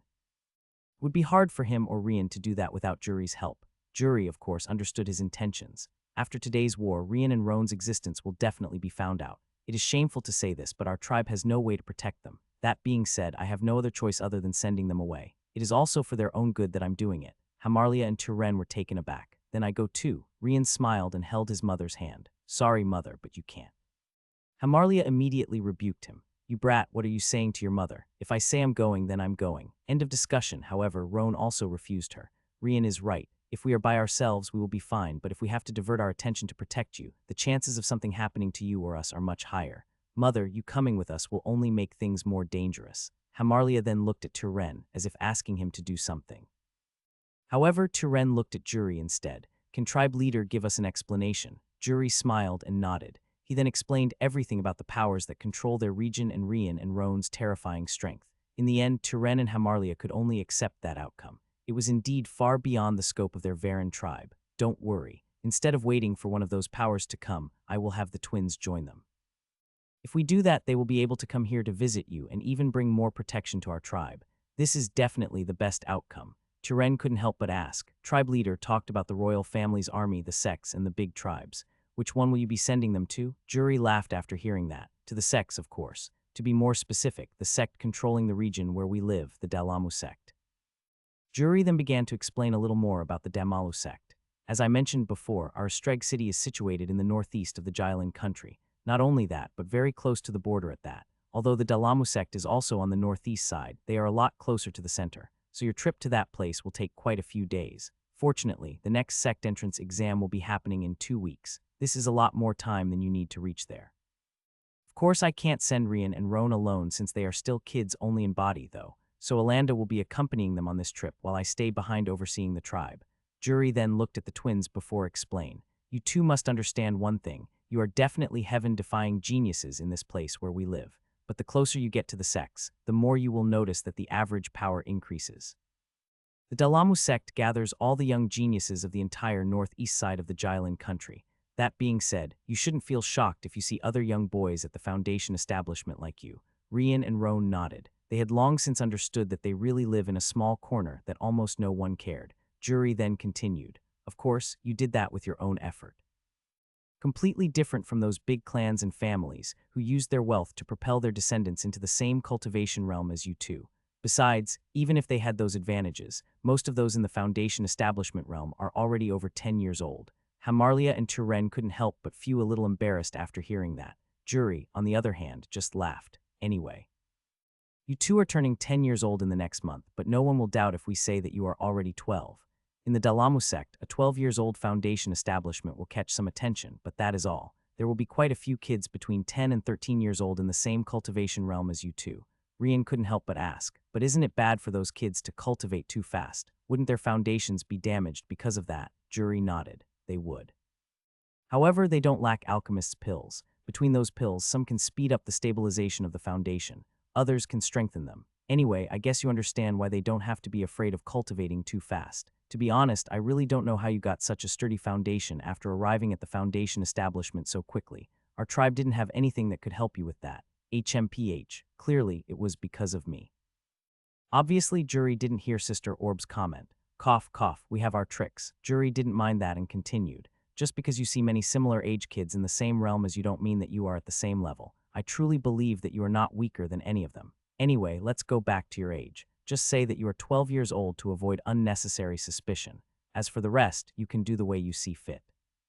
There is no way you won't catch attention since you have the light and dark elements and aptitudes after all. You might as well show a little of your real power to get a good position in the sect. Still, don't exaggerate. You two have no background, so it is not good to make all those young noble kids jealous of you. The twins nodded. That was how they were intending to do anyway. Very well. You should stay with your parents this night. I will have you two leaving tomorrow morning.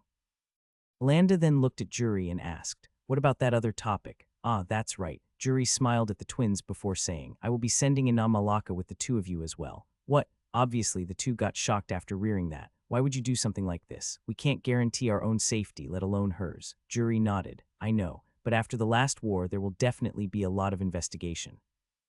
That being said, soon the others will notice the difference in Malaka's cultivation speed as well. Since that is the case, I might as well have her join the Dalamu sect. Don't worry, she is old enough, and with the two of you there, she will not be brainwashed to forget our tribe. Rian and Roan couldn't help but grimace. They couldn't refuse it since what Jury said was true. Leaving Malaka here might be even more dangerous for her. Besides, joining a sect with her talent would indeed be the best option since the Varan tribe could only do so much for her future.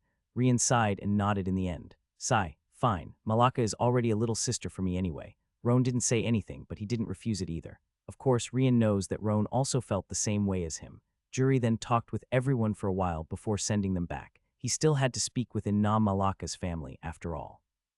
The next morning, Alanda was already waiting in front of the tribe. Soon Rian and Roan arrived, with Malaka being the last one. Obviously, their parents were there as well to send them off. After a lot of tears of their mothers, Rian, Roan, and Malaka departed with Alanda. Destination, Dalamu sect. Landa, Rian, and Roan are all in the Foundation establishment, so they can keep their travel rhythm. However, Malaka is still in the middle stage of the energy gathering realm, so they had to stop a few times for her to rest. Malaka had followed Roan's orders and really stopped cultivating for a year, so she started again only recently. There was the option to carry her, but all three men immediately refused the idea. More physical movement is good for her and themselves as well.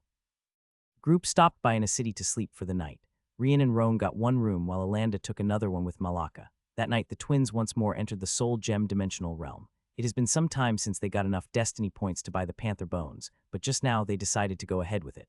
Sister Orb, how many destiny points we got after winning that tribe war. Sure, the reputation of our tribe will change completely once the news spread, right? Let me check here. That was not so bad. You got another 20 destiny points from that. Oh, that's right. Cough, cough. Congratulations, hosts, after your vict. All right, Roan, we have more destiny points now, so let's take those panther bones.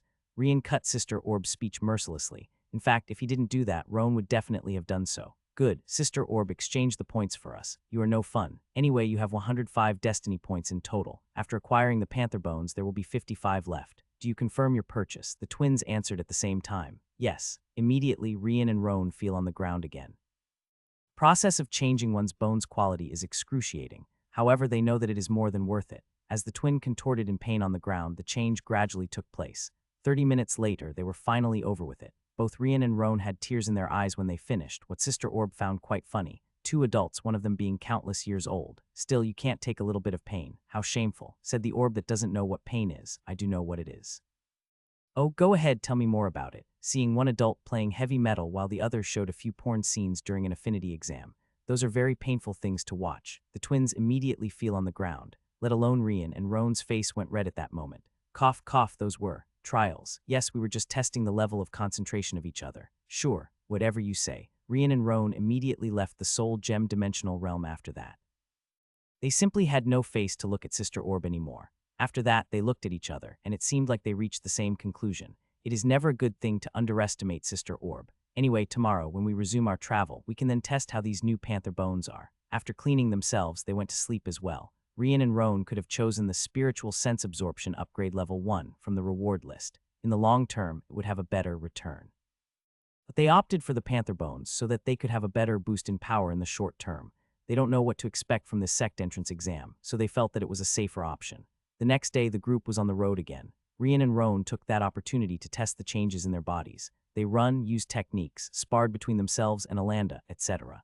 In the end, they reached a conclusion that the panther bones increased their body strength in another 10. It's half of what the ape bones gave to us. Sister Orb, is this correct? Shouldn't the panther bones be better? There is nothing wrong with it. The further you go into a path, the harder it becomes. Just so that you know, there are only 2 more levels of bones upgrade. After that, you will have achieved the max that the system can offer. However, you can still strengthen your bodies after that with the resources of the cultivation world. It's just that you will need to find it yourselves. Rian and Roan nodded. That indeed made sense. For example, cultivation gets harder the further you go, so the bones bonus reduction was well within this logic. The Dalamu sect was located in the south of the city of Masjoria, 300 km away to be more exact. It was built on the Dalamu spiritual mountain, which gave the sect's name. It was a point where a lot of spiritual energy of heaven and earth gathered. Even in the city of Masjoria, it was possible to feel the difference.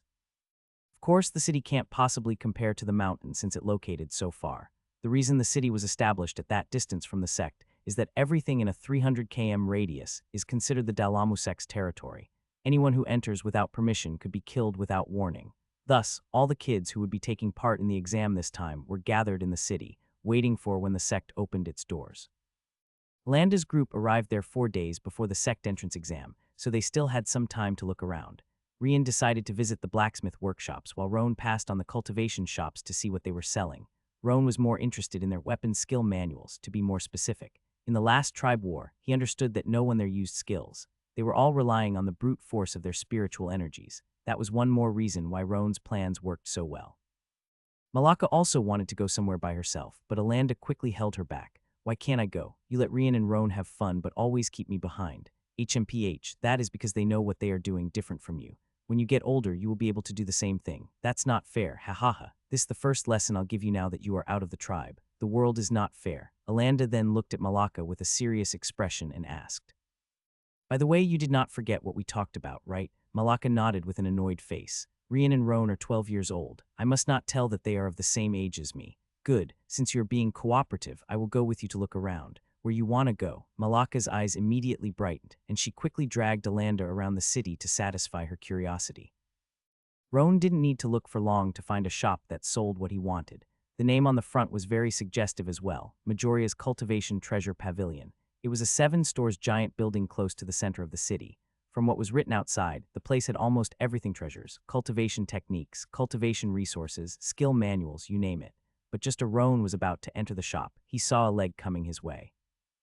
Out of nowhere, someone was trying to kick him. For a moment, Roan thought about chopping that leg, but he soon remembered that he should avoid causing too big a commotion.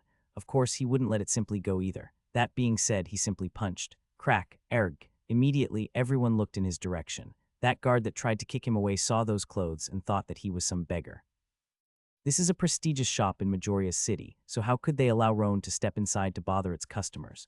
Too bad, though. The guard really chose the wrong person to mess with. You brat. The other guard saw his friend's broken leg and was enraged. Without asking for any explanation, he immediately released his power and attacked Roan without mercy. He was really planning to kill him. He took out his sword and quickly slashed at him, intending to cut Roan's head. However, this guy was nothing more than a middle-stage energy-gathering realm cultivator. Seeing that sword, Roan snorted before extending his hand. Pin, the opponent's sword was immediately caught between Roan's fingers. It didn't matter how much strength that guy put in, he couldn't move it at all. Only now he understood that Roan is far from being the beggar that he thought about. Boom, crack. With a kick, Roan broke 3 ribs of that guard while sending him flying. Crash. The guard hit the wall before falling on the ground. After that, Roan grabbed the first guard with the broken leg and asked, "What's the meaning of this? Why did you attack me?" The guard was frightened to the point that even the pain in his leg disappeared. But just as he was about to ask for help, "This little young master over there, please forgive our shop's guards. They had eyes but could not recognize Mount Tai. I hope you can give this old man face and let them go." Roan glanced at the entrance and saw a white-haired man stepping out. The moment Roan's eyes stopped on him, he knew that the guy wasn't simple. At the very least, he wasn't someone Roan could possibly dream of fighting against. Roan then showed a smile and let the guard go. "Since this friend came to apologize, I will obviously drop the matter. Still, I didn't know that the city's shop would kick its customers. I came from a small tribe in a remote place, so I apologize if this was the city's customs." The old man laughed out loud after hearing that. Although Roan seemed to be just a kid, his way of using words didn't look like one at all. "I can assure you that the city's shops don't have such customs. Still, you can't really blame them. This is a famous shop in the city, so they can't let just anyone enter. They got mistaken and thought this little young master to be a beggar who would bother the shop's customers. Of course, with this young master's cultivation and power, you are far from being someone like that. Please come in, our Majoria's cultivation treasure pavilion will do its best to satisfy you." Roan nodded and then stepped inside. As for the guards, the other employees quickly brought them away, and soon another 2 new guards took their places. Roan didn't care about that, though. Once inside, the man took the role of the host. "Sorry for the late introduction, my name is Leyu Hictes." So what would this young master be looking for? In fact, he doesn't believe that Roan has much money. Although he is strong, he had seen kids with similar cultivations as Roan hundreds of times during every sect entrance exam.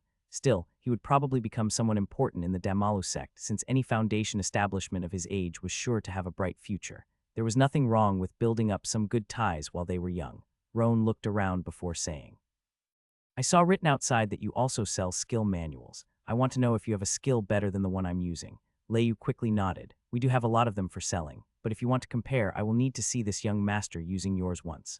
Roan pondered a bit and nodded. The building had a lot of space, so he could simply use one of his skills in mid-air for Leyu to see. Roan didn't take his spiritual Kaz sword.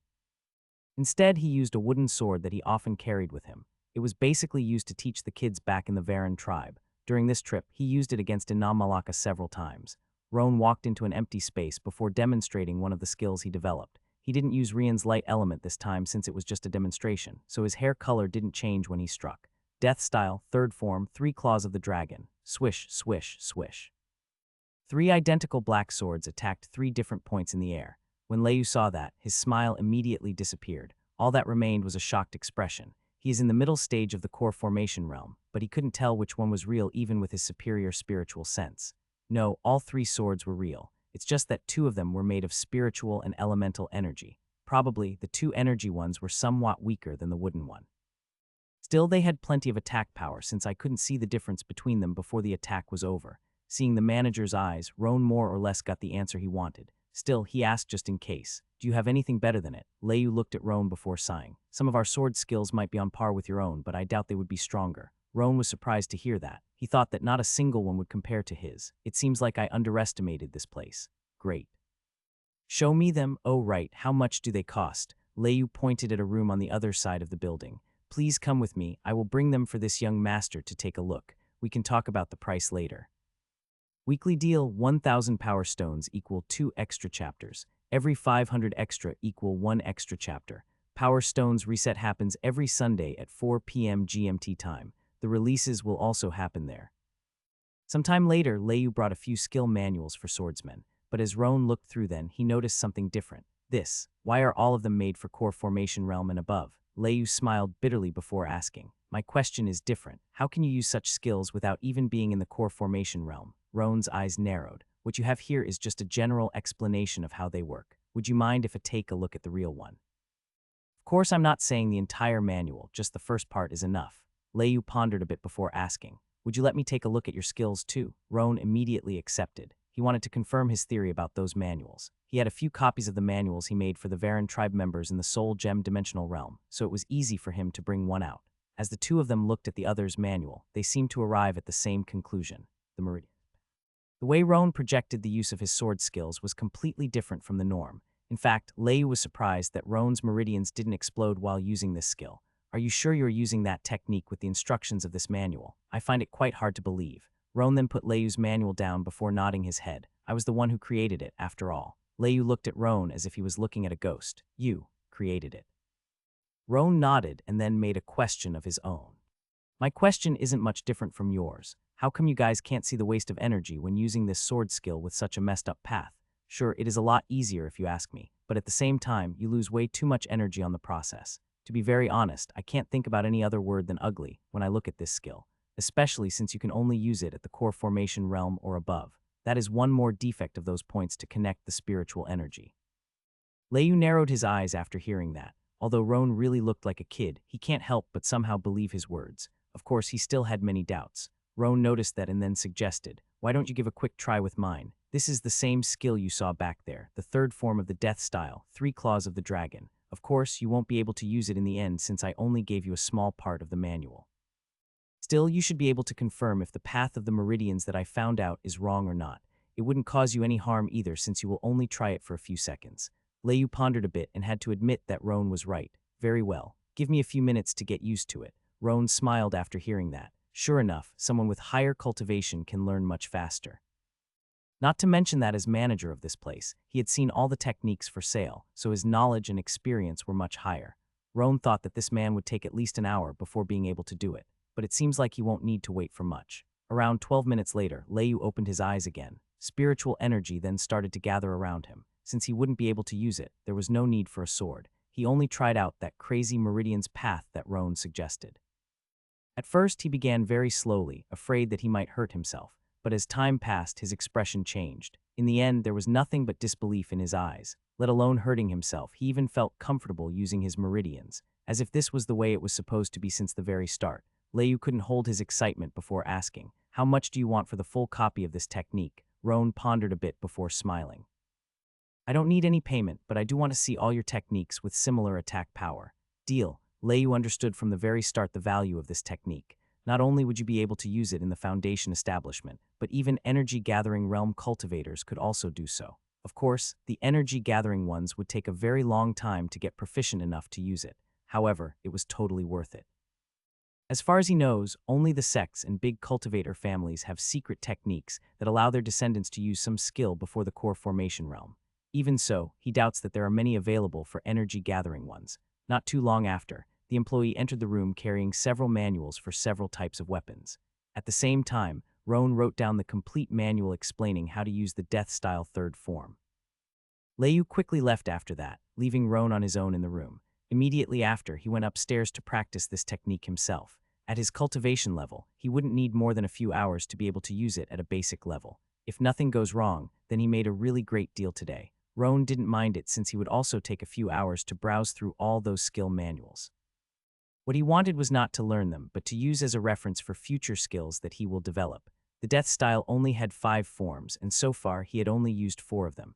Roan kept the 5th one hidden as a trump card. Only he and Rian knew about it. If someone really used it against him or Rian in the future, they would be courting Roan courting death. Weekly deal: 1,000 power stones equal 2 extra chapters. Every 500 extra equal 1 extra chapter. Power Stones reset happens every Sunday at 4 p.m. GMT time. The releases will also happen there. As Roan spent his time looking through the skill manuals, Rian wasn't idle either. He went straight to the biggest workshop in Majoria City, the Janara's weapon store. Arriving there, he was more or less treated the same way as Roan. The only difference was that he didn't break the guards' bones but made a fool of them. They tried to stop him, but he dodged as if it was nothing and entered the building. The guards quickly followed and tried to catch him quite a few more times. Rian, on the other hand, just laughed. It wasn't until the chief blacksmith came out to see what was all that commotion that they finally stopped. Of course, he immediately noticed that Rian's cultivation was far higher than the guards and immediately sent them back to their posts. By now, all the customers had already gathered to see what was happening. It wasn't every day you see a kid acting as he pleases in a place like this. However, the chief blacksmith wasn't as polite as Leu in the treasure pavilion. Brat, I don't know where you are from, but don't cause any more trouble. If you came to buy a weapon, there are several on display, so just choose one. Of course, it will depend on whether you have the money for it or not. If you came just to cause trouble, then I'll deal with you myself, so you better behave. Just as the chief blacksmith was about to turn around and go back to work, Rian threw his sword at him. What is the meaning of this? Rian smiled before asking. I want you to give it a look and tell me what you think. The chief blacksmith of the workshop narrowed his eyes. Usually he wouldn't pay attention to a kid, but considering Rian's cultivation, he thought that perhaps this was a good sword given by his elders. It was at least worth taking a look at it. As he removed the sheet, a smooth, light blue spiritual sword appeared in front of his eyes.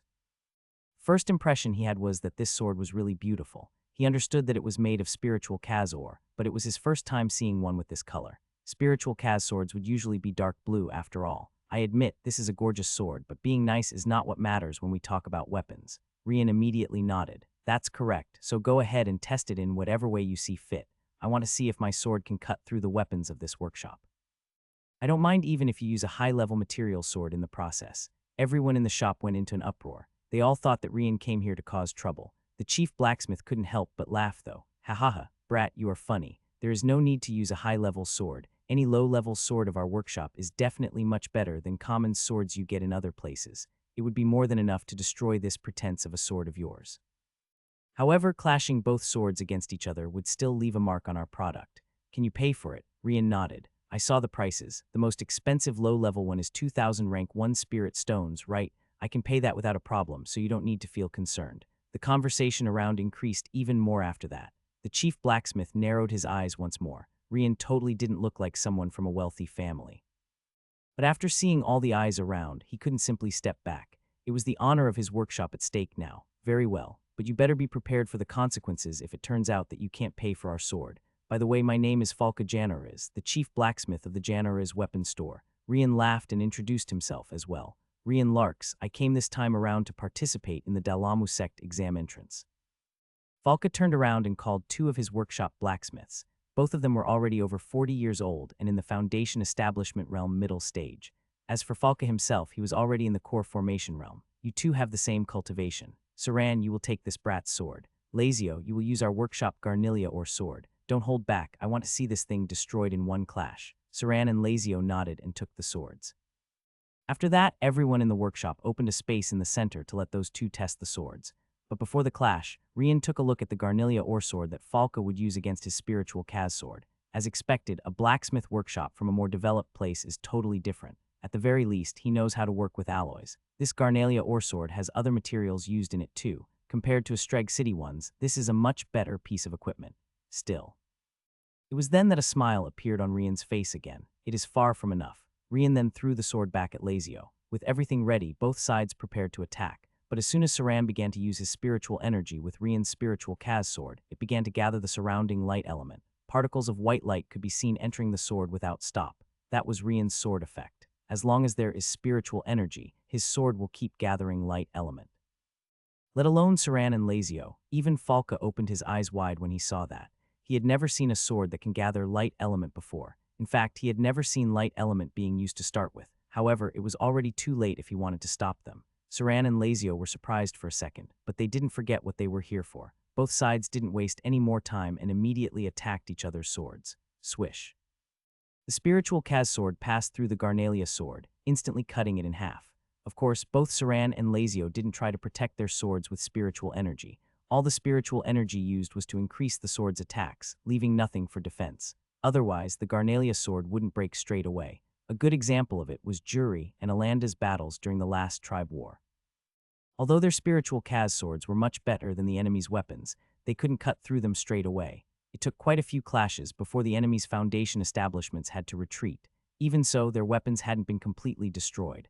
Falca, Saran, and Lazio looked absent-minded at the spiritual Kaz sword. They know very well the difference between spiritual Kaz and spiritual Garnalia ores. Although both are considered low-level materials, spiritual Garnalia is much better than spiritual Kaz. Still, it was their spiritual Garnalia sword that was completely destroyed. Rian then took his spiritual Kaz sword back and at the same time gave a big back from his waist to Falca. Falca was taken aback. Their workshop had just lost miserably in blacksmithing skills, but this kid was still paying for the broken sword. HMPH, are you looking down on me? Since our workshop lost this exchange, I will never accept your payment.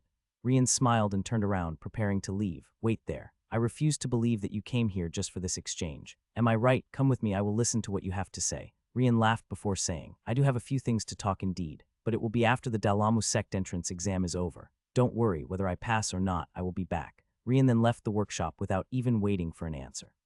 Seeing Rian leaving just like that didn't bother Falca. He knew what Rian wanted to do. Simply put, Rian needed a background before starting any negotiation. The Damalu sect just so happened to be a perfect one. Hee, you dare talk about passing or not. If someone like you fail to pass the Damalu sect entrance exam, then the others will only waste their time there. Falca turned around and returned to his job. He knew that Rian would definitely come back. He will see what Rian has to say when that time comes. This was Rian's biggest problem. The Varan tribe could only do so much in the place it was located. Estreg City is, after all, a remote area with limited access to things. But if Rian uses this workshop instead, things would get much easier. The Zafa Bank would be okay as long as they get their share of the money. The metals produced by his Varan tribe are ultimately theirs to use as they see fit. Anyway, I will see what I can do after the exam is over. Rian then returned to the hotel where his group was staying. Because there were too many kids and their family members coming for the exam this time, the number of rooms was limited. It wasn't after Alanda offered 50 spirit stones per day that they finally got one room. Alanda's heart bled as he gave the spirit stones over. He even thought about sleeping outside with the kids while they waited for the exam to come. But after thinking that they passed several days outside already, he changed his mind. The exam was coming soon, and it was better to let Rian, Roan, and Inna have a proper rest in the next few days.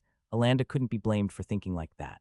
Until a few years ago, 50 spirit stones were a great fortune for any warrior in the Varan tribe. Even though it is only rank 1 spirit stones, it is still a treasure for them. Suddenly, he needed to pay 50 of those per day just to have a nice room to sleep. How could he not feel pain after that? Rian noticed that he was the only one in the room, so he simply sat on the bed and began to cultivate. On Roan's side, he had finally finished looking through all the manuals. As he was leaving the room, Leu appeared while showing an excited expression. I tested out your 3 claws of the dragon. The Meridian's path that you created is indeed excellent. Even an energy-gathering realm cultivator would be able to use it.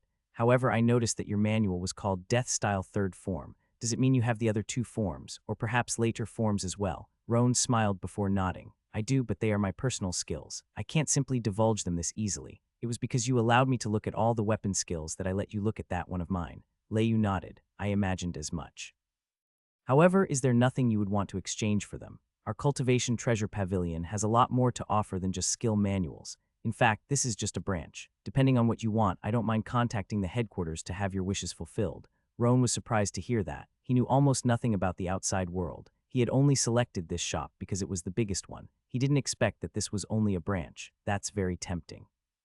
However, I don't want anything else other than skill manuals at the moment. Let's see. I'm going to take part in the Damalu sect exam entrance, so I won't be able to spend more time here. I need to practice and get ready for it. Maybe I will stop by once I'm done with it. How about that? Leu nodded. That is more than enough. Although I won't say something that the skills I can get are better than the Dalamu sect, at least you won't need credits to see them. As long as we conclude the trade, you can have them straight away. The word credits made Roan puzzled for a second, but he soon understood what Leu meant. I see this Dalamu sect restricts the access to the skill manuals, am I right? Leu was the one to get surprised this time. Wait, you didn't know? Roan shook his head. How would he know something like that back in the Varan tribe? It was simply impossible. I didn't, but now I do. Anyway, it does make sense for them to have such a system.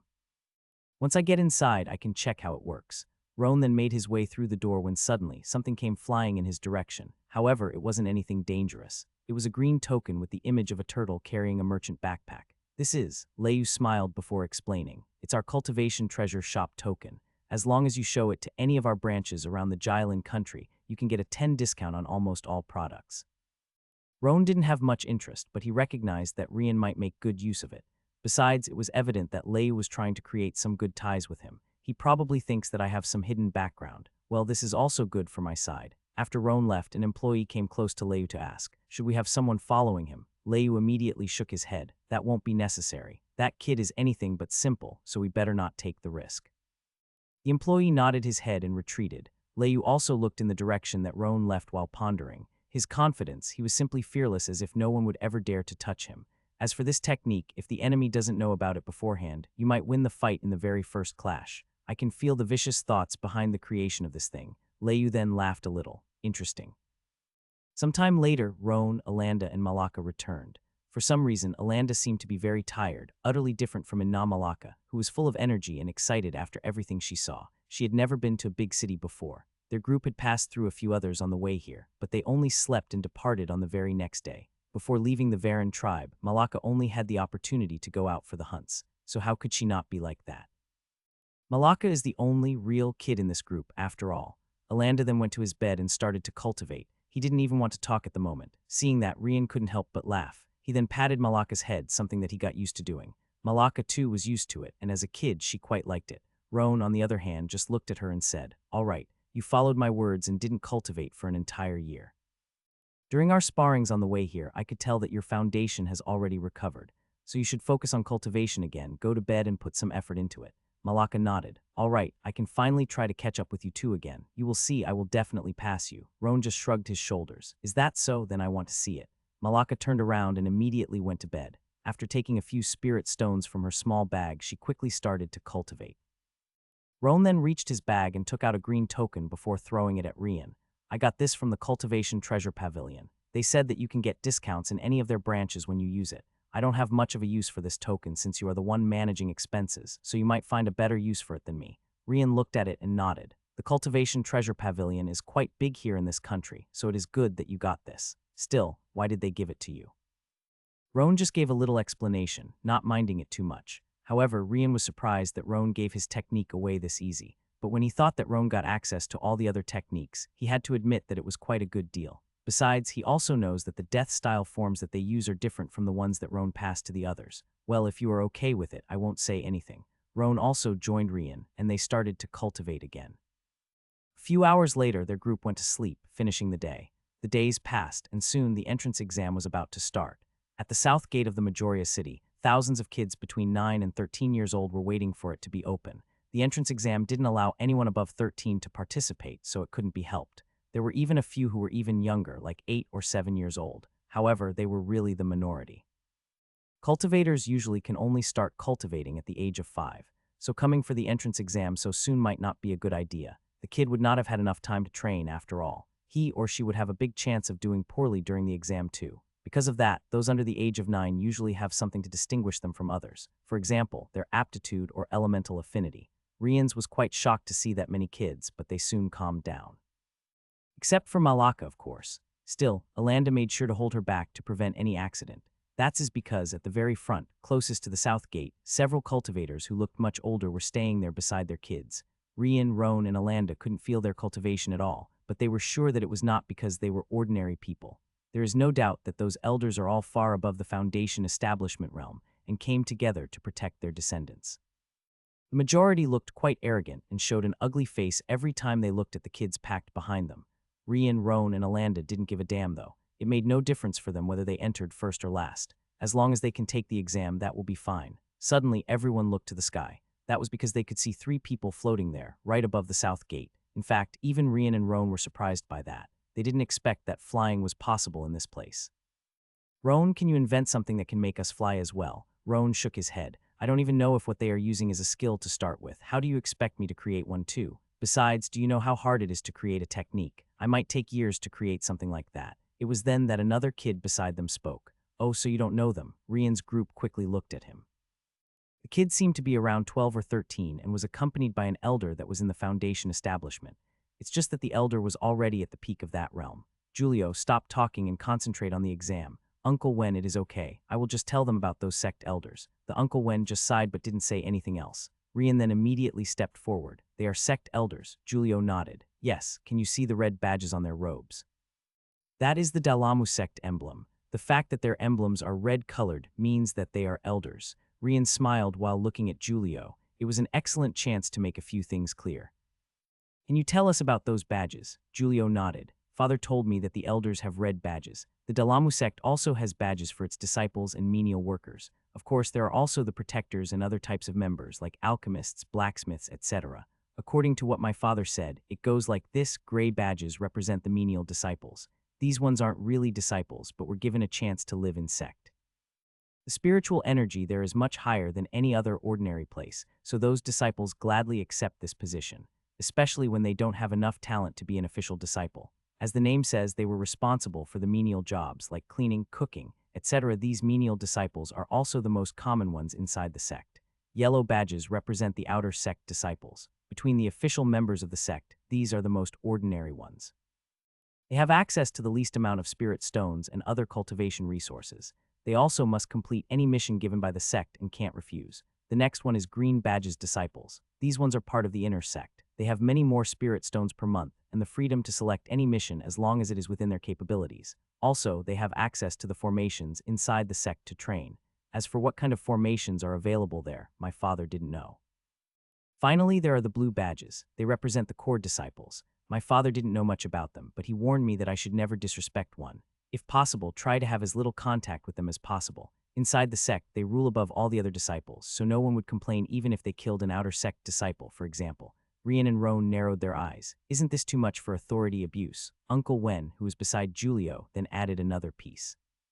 Don't worry, core disciples are few and far between. Just the chance of encountering one before entering the sect is as hard as becoming one yourself.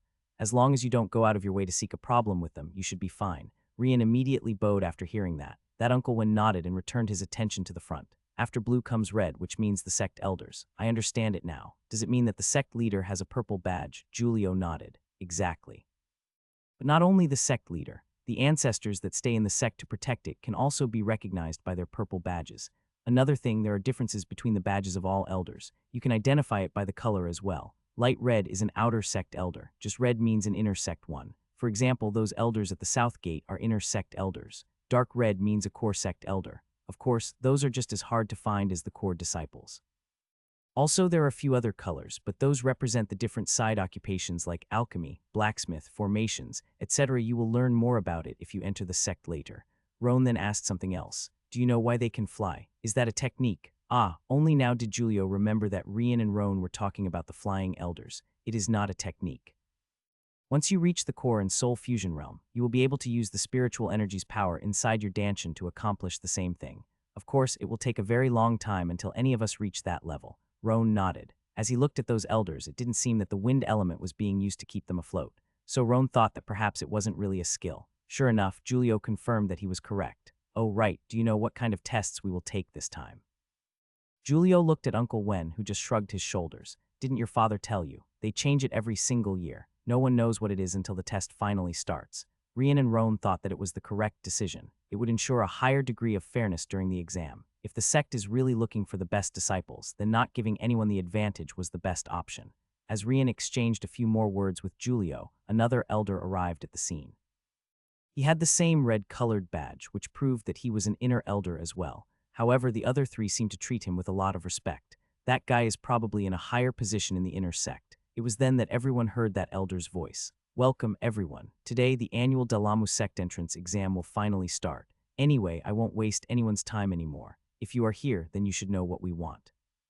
Only the best ones can enter the Dalamu sect. It's that simple. That elder then continued. First, those who are accompanying the kids will wait here. None of you can enter the sect premises until I say so. That is to prevent the old ones from playing some tricks to help their kids. Once we open the Majoria City South Gate, the test will begin. Majoria City is located 300 km away from the sect entrance. There are around 15,000 kids in this place at the moment, so I'll make it simple. The first 5,000 to arrive at the sect entrance can participate in the second part of the exam. That's all good luck. Before anyone could ask anything, the south gate began to open. The quick-witted kids immediately dashed forward, fully displaying their cultivations. Still, Rian's group was taken aback to how simple it was. Isn't it too unfair? Those with higher cultivation will obviously arrive first. Uncle Wen patted Julio's head while he looked at Rian's group. Do you think it is this simple? Trust me, I don't know what it is, but merely having higher cultivation will not be the determining factor. He then looked at Julio and smiled. Good luck, brat, your parents are counting on you. Yes, Uncle Wen. Julio then dashed forward, promptly following the other kids. Rian and Roan nodded before looking at Alanda. Well, we are going. Alanda smiled at them. Take care of Malaka. Rian, Roan, and Malaka then quickly departed as well. However, as soon as they passed through the gate, they noticed a big problem.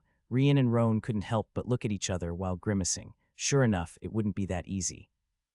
As they passed through the gate, their cultivation instantly disappeared. It was not that they had been crippled, but that there was a formation covering the entire way, 300 km, that prevented any spiritual energy from being used. That being said, the kids would need to depend on their own bodies to reach the end.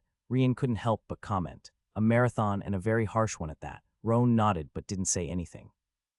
As the kids' speed dropped after traversing the gate, the elder who talked with everyone smiled. Talent is good and all, but talent without effort means nothing. Only those who practiced every day will have built up their bodies to the point where they can conclude this test. As for those who simply sat inside their fancy houses using all the free spirit stones and cultivation resources given to them by their families, the elder then looked at the side to ask, are the resting places ready? The elder beside him bowed before answering, yes, Elder Julian. We set up one resting place where they can eat and sleep every 50 km, not to mention that there is a font of water available for them every 5 kilometers. We also have several outer sect disciples along the road to rescue the kids who can't continue anymore. Those kids will then be brought back here for those responsible for them to retake those children. Elder Julian nodded, satisfied. This elder was one of the 10 elders in charge of the inner sect. Different from most, he didn't have a significant aptitude, being only a yellow color. However, through his own immense effort, his cultivation improved, and he reached the position that he is today. Every year's test would be done according to the elder in charge's whims, so for someone who loves effort like Julian, a trial aimed at this topic was to be expected. There were quite a few who didn't like his methods, and that put aptitude above all, but few could really hold their own against Julian. In their eyes, exceptions like Julian are too rare to be counted. Elder Julian looked behind and saw that all the kids had passed through the gate already. All right, close the gate. I will be presiding over this test myself. If I see any of the outer sect disciples giving some hidden help to those pompous young masters, you should know what will happen. Julian then took flight and disappeared from their sight. There had been several instances in the past that some members of the same clan would help their young ones to bypass the rules. But when it came to Elder Julian's time, no one dared to do so. That's because not only that outer sect disciple will be killed on the spot, but the kid he tried to help would be going to hell with him. Some had tried to do that in the past, but almost none lived. Back on the road, Rian and Roan instantly decreased their pace. The majority of the kids in the front kept running forward, completely forgetting the 300 km ahead of them. They only thought about being between the first 5,000. However, how could Rian and Roan not understand what this meant? Be it the other kids or themselves, they all have undeveloped bodies. It is simply impossible for them to keep that high pace for more than a few minutes. Malaka, on the other hand, didn't think about any of this. Rian, Roan, we are falling behind, quick, let's run faster. But just as she was about to rush forward, Rian and Roan held each of her hands. Out of the question, you will run just like we are doing. Rian nodded. Don't worry, we will definitely pass this test, just do as Roan says. Malaka sulked a bit since she didn't like to see all the kids passing ahead of her. She even tried to escape and run ahead by herself. Still, Rian and Roan held her hands tight, not allowing her to move a single step away from them. In the end, she could only give up and do as they said, but Malaka didn't feel sad for long. Soon their group of 3 started to pass by several kids who were sitting on the ground gasping for air. At first, it was only one or another, but soon there were tens and then hundreds of kids in the same condition. See, that's why I told you to not run ahead. You will get tired too fast, and then you will lose in the end. Trust your big brothers and keep following us. We might not be the very first to arrive, but we definitely are going to pass it. Malaka's eyes shined, and she immediately nodded. Okay, Rian and Roan finally let her hands go since it was quite bothersome to run without freely moving their arms. Soon, 20 minutes went by. Rian's group then stopped jogging and started to walk. Hey, are we not running anymore? I can still run much more. Malaka, of course, got confused. However, Rian just laughed. Ha ha ha, don't worry, this is also part of the plan. Just trust Roan and me. Rian, Roan, and Malaka had put a lot of effort into their other training besides cultivation, especially since Roan was quite Spartan about it, so their 3 bodies were quite in good shape. Not to mention that they received the nurturance of spiritual energy until now. Even if they can't use spiritual energy during this test, their bodies were definitely more enduring than ordinary kids at the same age.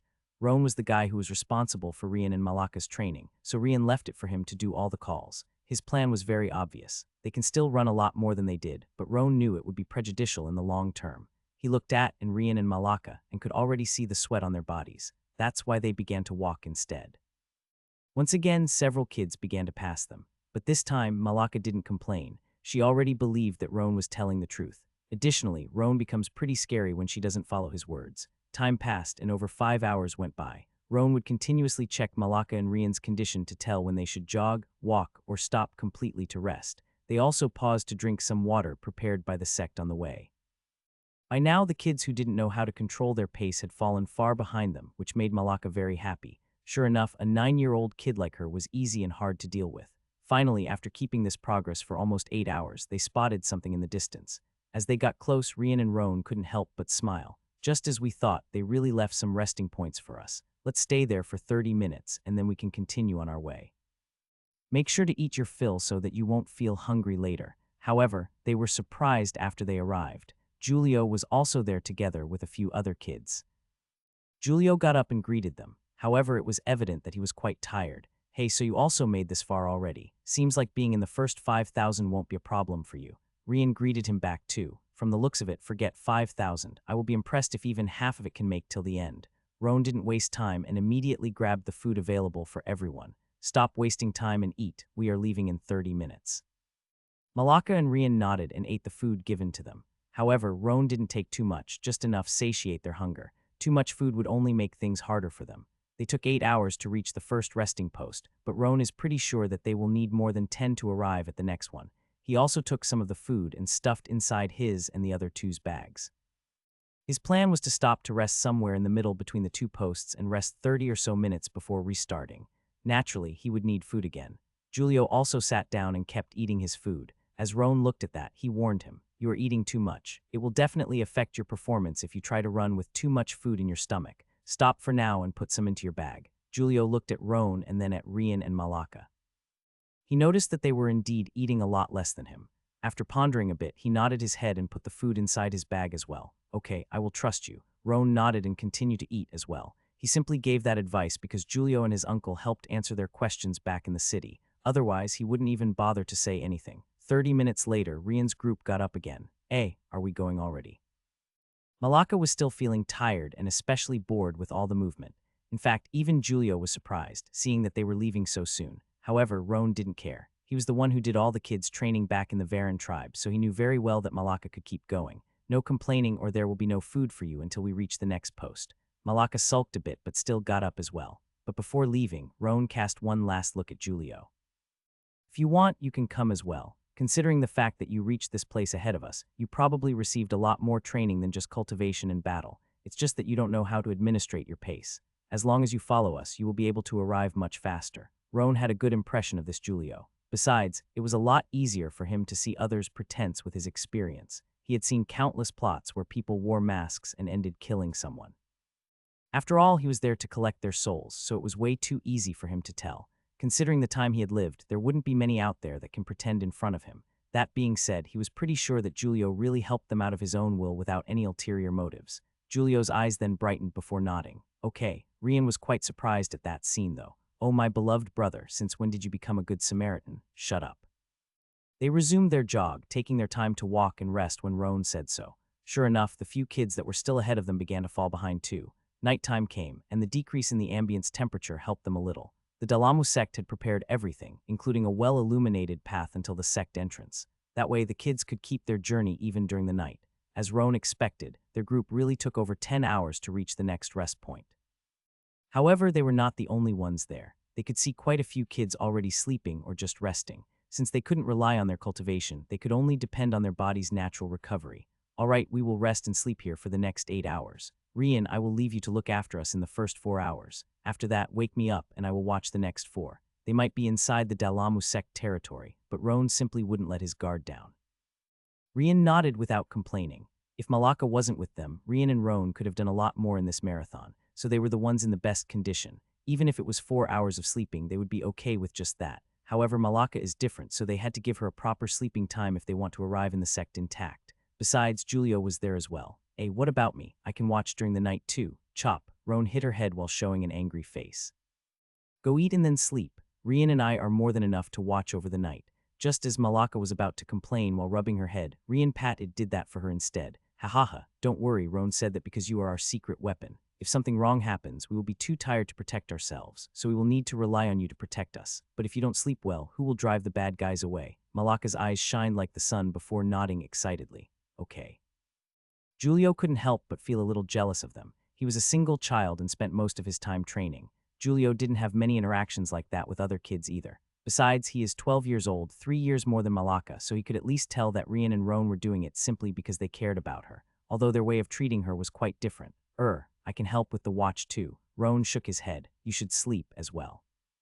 I can see how the soreness on your body too. If you sleep little this night, you won't be able to keep with our pace tomorrow. Don't worry, Rian and I are different from you and Malaka. For us, 4 hours of sleep is much more than we need. Giulio seemed a little hesitant but nodded in the end. First of all, he was supposed to sleep alone, so having someone to watch would be good. His thoughts were that simple. Not to mention that, for some reason, he felt like he could trust Rian and Roan. Okay, but wake me up if something happens. The twins nodded, and Rian sat down close to the place where they would rest. Roan didn't waste any time and stuffed the food in his mouth before falling asleep instantly. Roan's control over his own body and mind was really awe-inspiring. However, there was a certain someone looking at all the kids in the second post without them knowing, especially at the 4 of them. He was floating in the skies, so high that even Rian and Roan would have difficulty noticing him. Those twins, quite impressive. Even after an entire day, their bodies are far from their limit. Besides, the way they treat the one they care about is commendable. That is exactly what my side needs. Let's see how you will fare in the last 200 km. That cultivator was none other than Elder Julian, the one presiding over the entire exam this time around. The night passed without any significant events. Roan had slept for 4 hours again, and Rian slept after him. In the morning, Roan stuffed even more food into their bags before departing once again. By now, it became quite hard to see other kids anymore. The significant majority didn't know who to regulate their pace. Sure, there were a few ahead of them as the same as behind, but the numbers had been continuously decreasing. Roan kept regulating how they would keep moving in this journey, always selecting the best moment to take rests. They didn't know, but their group was already in the top 50 kids at the front. The only ones ahead of them were kids who also received proper training other than just cultivation and battle. Another day went by uneventfully. Just like the previous time, they advanced another 2 posts. Roan already noticed that they were placed around 50 km between each other, so now that they arrived at the 4th, it meant that there was only one more. After the next, it would be the sect entrance. Once again, Rian and Roan shared the times of watching while Malaka and Giulio slept. Although it looked like nothing much, over 10,000 kids already gave up for several motives. Sure enough, without the adults watching over them, most just couldn't keep their focus on this task. The 3rd day, Rian's group was caught by some rain, which soaked them completely. However, it also helped with the heat. Finally, around midnight on the same day, they were able to see the sect entrance. It was also possible to see a board at the front with a few names and positions on it. Immediately, Rian and Roan noticed that those were the kids that arrived before then. In total, the board had 42 names, making their group the numbers 43 to 46. They didn't feel sad, though. As much as they excelled in this first test, the fact is that it was quite strenuous. Malaka especially couldn't care less about her position anymore. The moment she passed through the Dalamu sect entrance, she collapsed on the ground. Of course, Roan knew very well that it was just her playing dead. She simply didn't want to do anything anymore. Malaka then raised her head to say, "Rian, please carry me. I can't walk anymore." Chop. Another hit on the head, and she quickly looked at Roan with an angry expression that couldn't really scare anyone. If anything, people would only find it cute. Stop wasting time and come. They also prepared a place for us to rest, so let's go. Rian shook his head, but he didn't help her either. Spoiling Malaka too much wouldn't be right. He preferred to pat her head as a reward for when she finished her tasks. They haven't really ended the run yet, which wouldn't be over before they reached the post a few hundred meters ahead. Giulio, on the other hand, found it very funny. Finally, they arrived at the post prepared for this first test and gave their name and ages. Rian Larks, 12 years old. Roan Larks, 12 years old. Giulio Riveria, 12 years old. Inna Malaka, 9 years old. As discussed before, Rian and Roan would pose as older than they really were. Malaka was the only one who would use her real age. Very well, you can go to the building over there. The man behind the counter on that post said while pointing at an enormous building a few tens of meters away. You will find beds, food, water, and everything else there. This test will last another 2 days, so you can take your time to rest and prepare for the next part of the exam. At the same time, a disciple put Rian, Roan, Malaka, and Giulio's names on the board. The board only had enough space for 100 names, though. Those who arrive after would not be put in there. For now, no one knew why that board was there. 2 days later, the first exam was over. Just as Rian expected, although the first 5,000 would pass, not even half of this number completed the marathon. In total, 1736 kids arrived at the sect entrance. Of course, some arrived in the last hours, so they were ultimately not in the condition to continue. That being said, the sect gave the kids another 2 days to rest before going over the next test. During those 2 days, all the adults who came with those kids arrived in the sect, including Alanda. When he was passing by the sect entrance, he couldn't help show a smile on his face when he saw the board. However, he wasn't surprised. He knows very well what Rian and Roan were capable of, so seeing them in the top 100 was well within his expectations. In fact, he believed that if the twins were alone, their position would have been much higher. But you two would never leave Malaka behind, that's for sure. He didn't take long to find Rian's group. How was it? Roan nodded. It was simply an endurance test, nothing to worry about. They gave the last kids to arrive 2 days to rest, so we are waiting now. As for what the next test is, I have no idea. Alanda was satisfied with that. That's good enough. Dalamu sect won't accept anyone below the yellow color talent, so you will most likely be doing the aptitude and elements affinity test next. Rian and Roan agreed with Alanda. This endurance test was most likely made to screen out all those who didn't have the willpower, or those who only cultivated their entire lives without putting any effort into training the body. Alanda then commented, I heard from the other guys that the elder this time around was someone who values effort over talent. Otherwise, a bunch of those pampered kids would be participating in the next test with you. From what I saw back in the city, most wealthy people had to take their kids back. Some were even cursing their luck to bump into this elder Julian tests. Every time he is presiding it, the majority of the wealthy kids fail. On the other hand, those not so wealthy or even poor have a much higher chance of passing. After all, they probably had to work a lot as kids as well, just like you and Malaka, helping their families, tribes, etc., so they were used to putting the effort and had stronger willpower and natural bodies. Roan nodded once more. I was already expecting it. Anyway, you should make use of your time, Alanda. The spiritual energy in this mountain is several times higher than back in the tribe. Even if you can only stay a few days, you should take this chance to cultivate. Alanda agreed with Roan.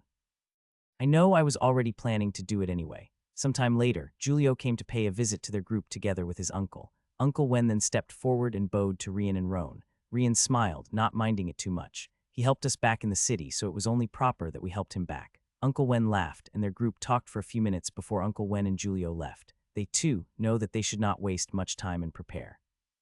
Time passed and 2 days went by in a flash. Suddenly, everyone heard the same elder's voice in the building. Gather in the testing field. Follow the outer sect disciples if you don't know where it is. You all have 1 hour. The second test was about to start. Julian gave everyone 1 hour, but the field was already full in less than 30 minutes. No one wanted to leave a bad impression by arriving late. One could see around 20 aptitude orbs at the very front, and right behind there were another 20 affinity orbs. However, before those orbs, there were tables with several cups on them. Also, a big jar with a strange liquid could be seen. Alanda, any idea what is that liquid about? Alanda shook his head. This is also his first time in a place like this, so he is clueless as to what that liquid is used for. However, Julio's uncle was different. He also came out stayed beside Rian's group since Julio was friends with them. That is the age measurement liquid. It is made with the stratum of the grave herb and a few other materials. Depending on the amount you add to the mixture, you will be able to tell whether someone has surpassed a certain age or not.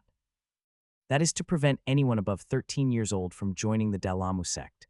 Rian's group was quite surprised to hear that. And how does that work? It's quite simple. If you are above the age limit, you will fall on the ground in pain. If not, you won't feel anything. This is also a good lesson for those who try to fake their ages. Well, anyway, as long as you are not above 13, you will be fine. Rian and Roan nodded. Their bodies are really of a 9-year-old boy, so there was nothing to be afraid. Soon, Julian appeared at the stage to speak. Together with him, it was possible to see several other elders who came to watch. Congratulations to the 1736 kids who passed the first exam. To be honest, it was more than I expected, so I'm glad to see that so many kids nowadays are putting real effort into their training. The tests now are quite simple. First, no one above 13 can participate, so we will test your ages first. Second, the sect doesn't accept anyone below the yellow color aptitude. Last but not least, the affinity test has to lit up no less than 3 affinity small orbs. Someone couldn't help but ask, is there any meaning in the 101st kids on the board outside? Everyone nodded after hearing that. They were all curious as to what that was about. You will now after the practical tests start. For now, just focus on passing this second test. Without any other choice, everyone made 20 cues behind the tables with the age measurement liquid. Alanda went back and joined the other adults, while Rian's group was in the middle of the leftmost line. The outer sect disciples then came forward and started to fill up the cups on the table. One kid after another began to drink them and move forward to the aptitude test. As they arrived there, no one helped then to take their blood. They had to do that themselves using any method they wished. In fact, this particular arrangement was made by Julian every time he organized the exam. It was just a drop of blood, but kids would usually be afraid of getting hurt. Although all the kids would still be tested regardless, it was one more way to check if they had the heart for it or not. Soon, the aptitude orbs began to shine with yellow colors. Sure enough, the majority had yellow aptitude. However, it didn't take long for green colors to appear as well. It could be seen that at every 20 or so yellow aptitudes, there was at least one green in the middle. Suddenly, a kid began to scream on the ground beside the table with the age measurement liquid. The outer sect disciples quickly took the kid away and didn't look surprised at all. Obviously, that was a youngster who surpassed 13 years old of age, but it was then that Rian and Roan noticed a quite tall boy stepping forward. He was at least 170 million, and no one would believe if he said that he was under 14. However, after drinking the liquid, nothing happened to him at all. Obviously, that attracted quite a few eyes. Such a tall boy, he should be almost 14 already. However, just as he was about to cut his finger, Julian asked him from the top of the stage, "The boy over there, what's your name and age?" The boy was frightened for a second, but he quickly recovered before bowing to elder Julian. "Me Mizzen Gallo, 11 years old." Gasps could be heard all around. Only 11 years old. What are his parents, giants' descendants? Such a tall kid, impressive. Julian nodded. All right, you can continue. He then returned his attention to all the other kids. Mizzen took a deep breath and held a small knife that he kept on his waist. With a quick slash, a short cut soon appeared on his finger. A drop of blood then fell on the aptitude orb, which soon lit up with a blue color. The first blue aptitude has appeared already. I wonder how many there will be this year. Hard to say, they are too rare. I would say 6 to 8 most likely. Julian was pleased with the tall kid. He cut himself without hesitation and even had a blue color aptitude. It turned out that Mizzen lit up 6 small earth element affinity orbs. This was proof that his body was made for close combat. If he passes the practical test, send him to my iron faction in the outer sect. Yes, Elder Julian. Usually the elder presiding over the exam would have the first pick, so the other elders around Julian didn't say anything. Julian is an inner sect elder, but no new disciple could start in the inner sect regardless of their aptitude. They would still have to make their way up, so the several inner sect elders had their own factions within the outer sect as well. The tests continued, and after some time, another 2 blue aptitude cultivators appeared. This time the inner sect elders fought between themselves to see who would take them in. Julian and one more elder stayed out without saying anything. In Julian's case, he knew which position those kids finished the marathon test, so he wasn't very interested in them, especially after seeing their expensive clothes. HMPH, another 2 brats from some whatever clan. You can have as much as you want of them. Soon it was Julio's time. Well, I'm going first. Rian and Roan nodded. Malaka and themselves would be the next ones. After testing his age, Julio's orb showed a green color aptitude, which was already very good. As for affinity, it was air-type, just like Alanda. Julio was able to lit up 5 small affinity orbs as well. All in all, his test was pretty decent. Finally, it was Malaka's time. Yay, now I will show you what I can do. Pa, Roan, who was just behind Malaka, kicked her butt forward. Stop wasting my time and go. Malaka obviously got angry, but Roan was really her nemesis. She wasn't brave enough to rebuke him, else he will give his punishment during their fighting lessons. Malaka could only walk forward helplessly while rubbing her butt and sulking. Rian and Alanda couldn't help but laugh out loud, seeing that. She obviously had no problem with the age test, so she quickly went to the aptitude orb. Malaka also didn't have anything to make a cut, so she simply bit her finger's tip. What could a small cut on her finger amount to someone who received Roan's ultra-death hell-style Spartan fighting lessons? Naturally, she had no problems with it. Still, she was shocked when she saw her blue color appearing. After all, she had always thought that she was a green color level aptitude. Rian, Roan, look, I have really become stronger. Rian and Alanda once again burst out in laughter while even Roan couldn't help but chuckle. Her eyes brightened, and her happy face while thinking that her aptitude really increased was really amusing. Even the other adults around couldn't help but feel attracted to her contagious smile. Sure enough, she was the sun of their group. All right, it is good that it increased. Now go ahead and test your affinity. Malaka nodded excitedly and went for the affinity test. As for the elders, their eyes immediately lit up. Even Julian was somewhat interested in Malaka since she made it to the top 100 board. She also didn't seem to mind cutting herself to take a drop of blood, which was very good. While Malaka controlled her water element, Rian and Roan noticed something different. Didn't her water element affinity barely lit up the 7th small affinity orb? How come it is fully lit now? It was then that sister orb answered. Isn't that obvious? After spending so much time with Roan, who is the epitome of yin, how could the yin energy in her body not improve? Naturally, her affinity for yin elements like water would rise after all those years. Rian and Roan's mouths twitched. Obvious? What obvious? Obvious your head. Couldn't you say that before? Finally, Malaka's 8th small affinity orb lit up, which was also her limit. This time, the crust of ice around the affinity orb was several times bigger than back then when she did her affinity test for the first time. However, she was already a middle-stage energy-gathering realm cultivator, so she could free herself without others' help. Once again, Malaka began to jump while waving at Rian and Roan on the back. She was really excited to see everything getting better than she was told. The twins just sighed in the end. Since it was done, then so be it. On the stage, the several elders were verbally fighting even more fiercely to see who would take her. It was then that they heard a sweet voice rising from behind. I hope the elders will leave this little girl to me. Although she doesn't have a red color aptitude, her elemental affinity is almost on par with one. My blue orchid faction is definitely the best place for someone so connected with the water element like her. Her name was Zaya Shinsuo, an inner sect elder, just like Hulian.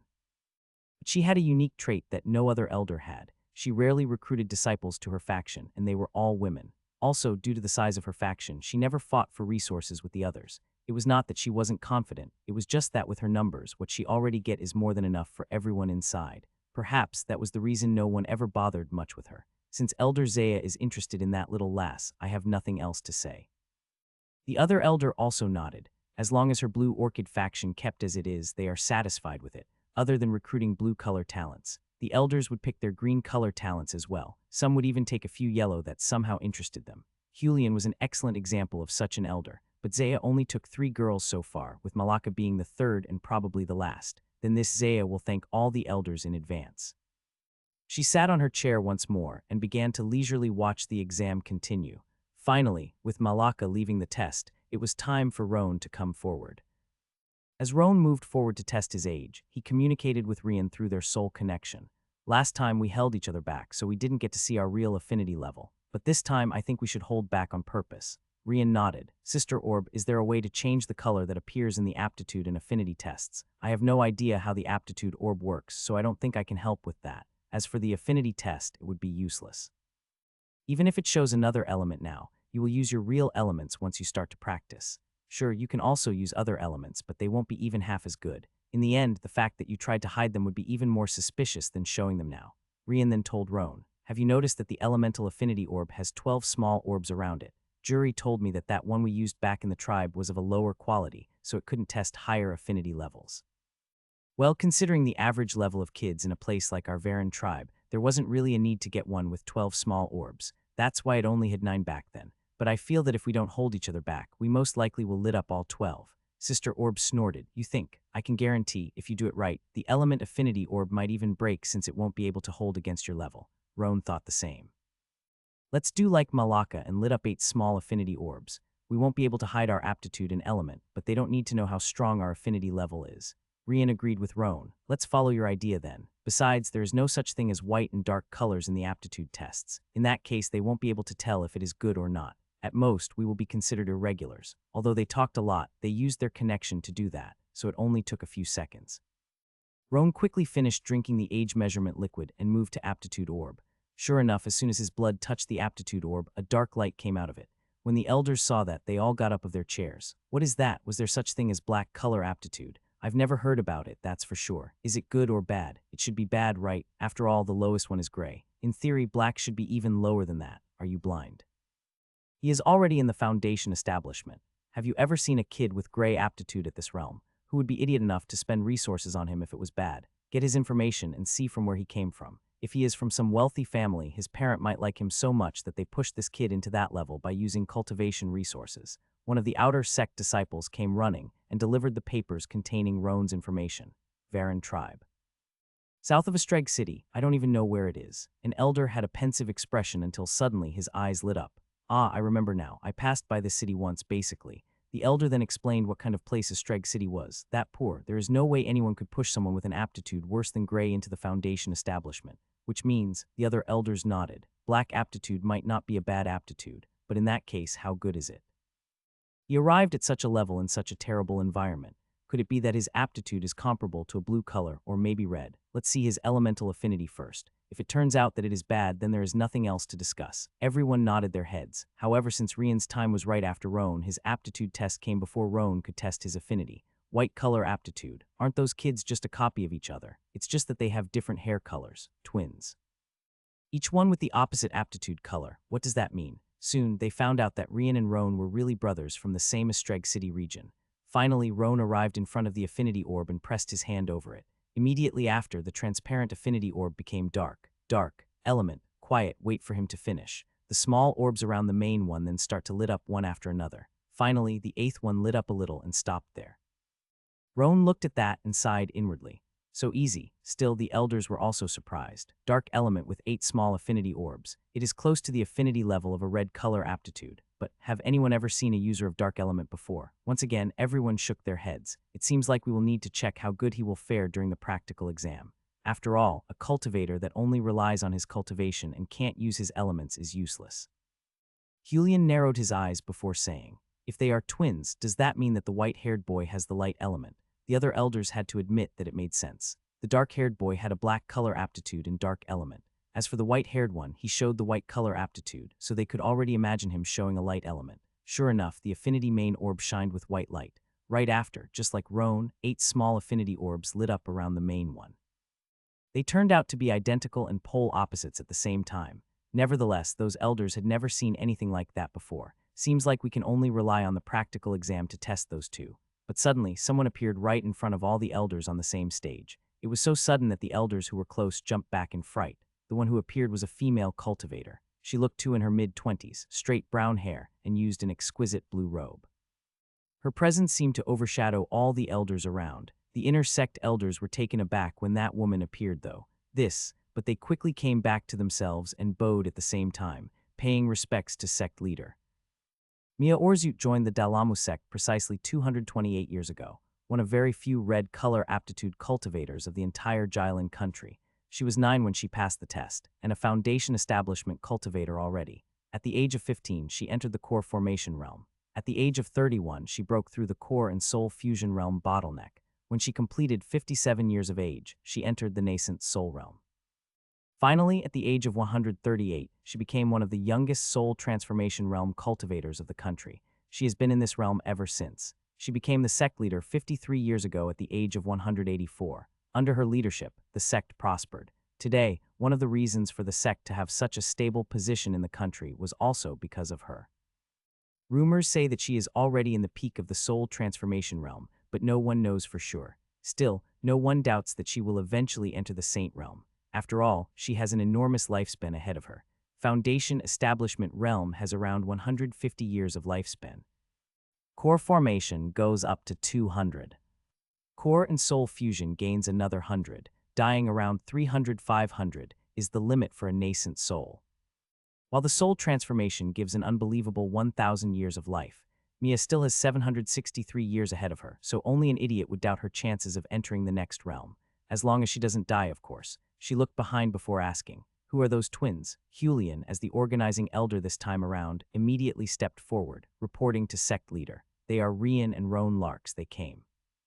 Julian then gave a full explanation, including everything he knew about them.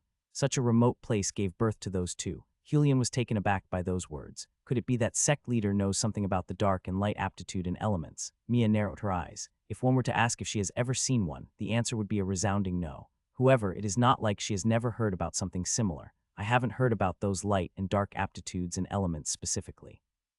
However, I did hear that different types of aptitude and element affinities do really exist. In our Sassamil Empire, there is a man called Harku Estental, who supposedly has a bronze color aptitude and elemental affinity. It seems like it has something to do with controlling all metal elements, somewhat similar to Earth element. On the south of our continent, the part controlled by the Flaxen Empire, there is also a woman rumored to have a cyan color and elemental affinity. However, the Flaxen Empire is too far away, so I don't know what type of elemental affinity the cyan color represents. She looked at Rian and Roan as they went to meet Malaka and Julio. As for all the eyes on them, they simply didn't care. And now, a dark and light aptitude colors appeared. Julian couldn't help but ask the question that all elders had in mind. Does it mean it is a good thing? Mia sighed before shaking her head. Hard to say. It will mainly depend on those two. As for why is that, you don't need to think much to understand, right? Julian only had to think for a moment to understand what the sect leader meant. I see. Those are aptitude and elemental affinities that no one saw before. Naturally, there is no such thing as cultivation techniques or skills that they can learn from us. Whatever they do in the future, they will need to think about them from scratch. The old saying is really right. A cultivator that can't use his primary element is simply useless. Mia Orzut nodded. To be honest, I believe that many more weird aptitude colors and elemental affinities appeared in the past. However, because of those limitations on techniques and skills, the biggest majority all failed to achieve anything. Of course, this is just a conjecture of mine. I might be wrong about it. In the end, it will all depend on their own effort. The other elders' eyes dimmed after hearing that. It would be too hard to guide those twins. Not to mention that the final results would most likely be terrible. In the end, no one wanted to do anything with them. However, there was a single exception. Effort, that's the word I love the most. Elder Julian's eyes lit up as he looked at the other elders. If none of you has any interest in the twins, I'll be taking them. Is there anyone against it? All the other elders shook their heads. Since Julian wants them, that's his problem. As Rian and Roan chatted with Malaka and Julio, Mia looked to the sky. She then sent a divine sense message to a certain old man hidden somewhere. Master, the yin and yang balance of our sect seems somehow different. Immediately after, Mia received an answer. So you noticed as well. It started yesterday when the new kids arrived. However, the changes are way too small for us to say whether it is good or bad. Mia nodded. A light and dark aptitude and elemental affinity kids and this sudden change. It doesn't matter how I see it, they are definitely related. What should we do? Leave them. The only ones who can perceive this change are the two of us, and that is only because of our connection with this mountain, so there is no risk of others noticing it. If we were anywhere else, we wouldn't be able to notice anything. If it turns out that it is a bad thing, it won't be too late to drive those twins away.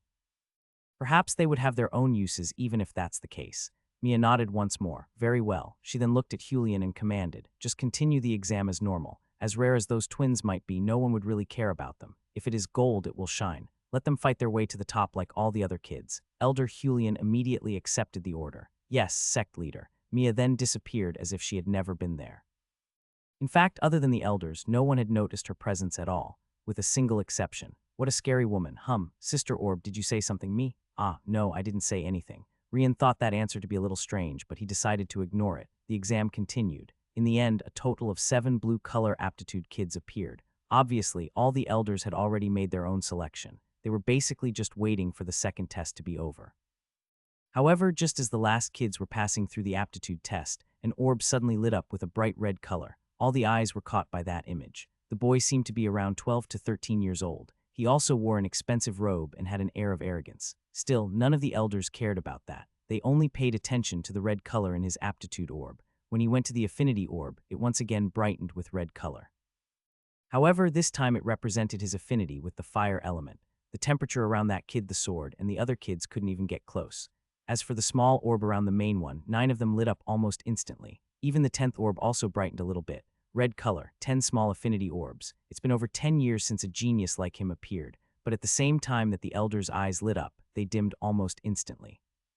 That's because they knew that this kind of talent would not be for them to take. Sure enough, 5 figures appeared on the stage almost instantly. They were the core elders, experts at the nascent soul realm. What's his name? An outer sect disciple quickly went back to gather the information. His name is August Kexador from the Kexador clan. It is a famous clan of cultivators with quite a few branches in our country. It seems like he is the great-grandnephew of Collazen Kexador. One of the elders remembered his name and nodded.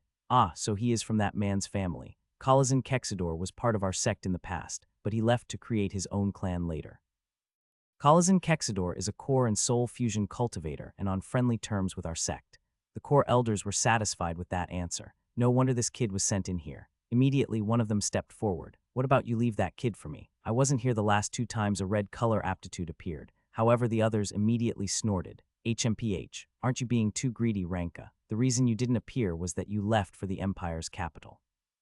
As far as I know, you got quite a few nice things there. The who said that was a core elder called Juvian Tarcio. It was then that a woman stepped forward. I think he should come to my side. He has the fire element affinity, just like me. I'm best suited to guide him. Her name was Tyria Yinsen, one of the 2 female core elders present. Tyria, that is not everything. Fire element might not be my primary one, but I don't lack cultivation techniques and skills for someone like him.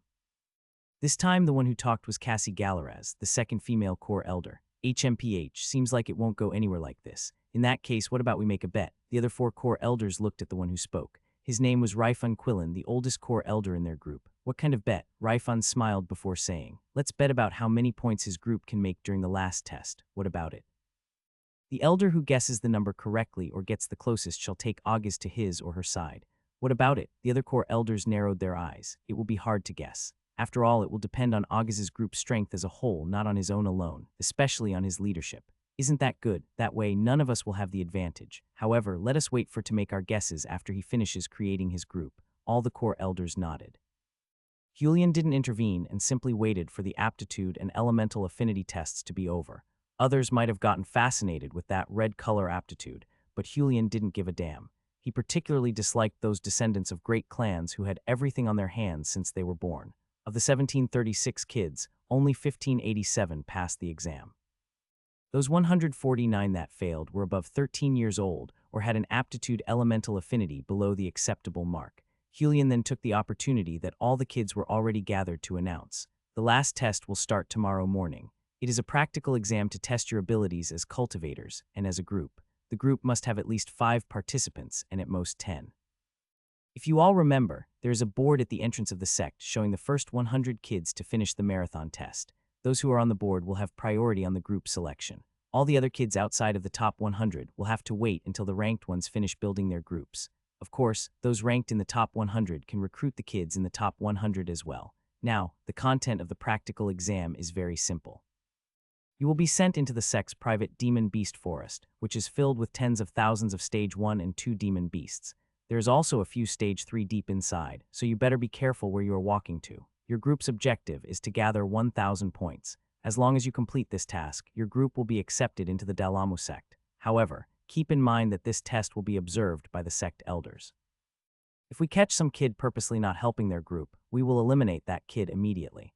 Our sect doesn't need parasites, it needs strong cultivators. As for the group composition, it must not have more than 2 foundation establishment cultivators. This is to prevent a team made out only of foundation establishment kids. Pay attention to how many points the demon beasts will give you. Each stage 1 demon beast gives your group 1 point. Stage 2 gives your group 10 points.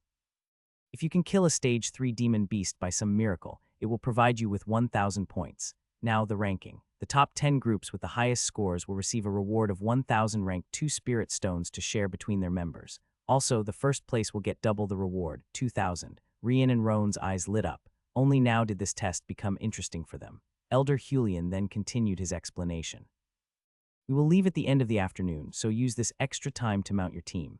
The test itself will start in the next day morning. If you need help setting up a group or were left out, seek one of the outer sect disciples for help. They will assist you with those and other problems that might appear. The top 100 kids, you now have 1 hour to build your group. After this 1 hour passes, the rest of the kids are free to start building their groups as well. Elder Julian then retreated to his chairs and began to observe the kids with the other inner sect elders.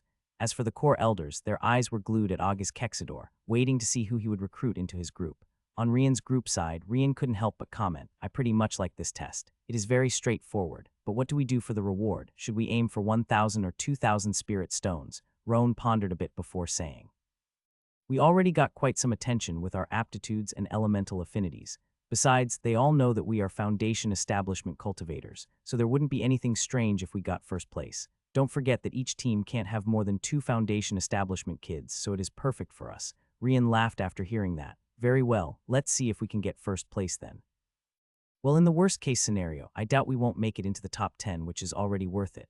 Roan nodded. That was what he was thinking exactly. The two of them looked at Julio after that. "Since you are already here, wanna come with the 3 of us? You are in the energy gathering realm advanced stage, so you will be of great help." Julio smiled before nodding. As for Malaka, she was already a guaranteed member anyway. Now, what should we do for the last member? Julio got confused after hearing that. "Last member, aren't you going to recruit 10 members? Rian and Roan shook their heads. "There is no need." Julio was quite surprised by the two's confidence. It was then that Malaka spoke. "Rian, Roan, can I chose the last one?" The twins looked at each other and pondered a bit. "Oh well, it is not like we know the other kids anyway, so let's leave it to luck." "All right, Malaka, go ahead and chose anyone." Roan didn't have much to complain about, either. Malaka's eyes brightened, but just as she was about to look for someone in the middle of the kids, someone called her over.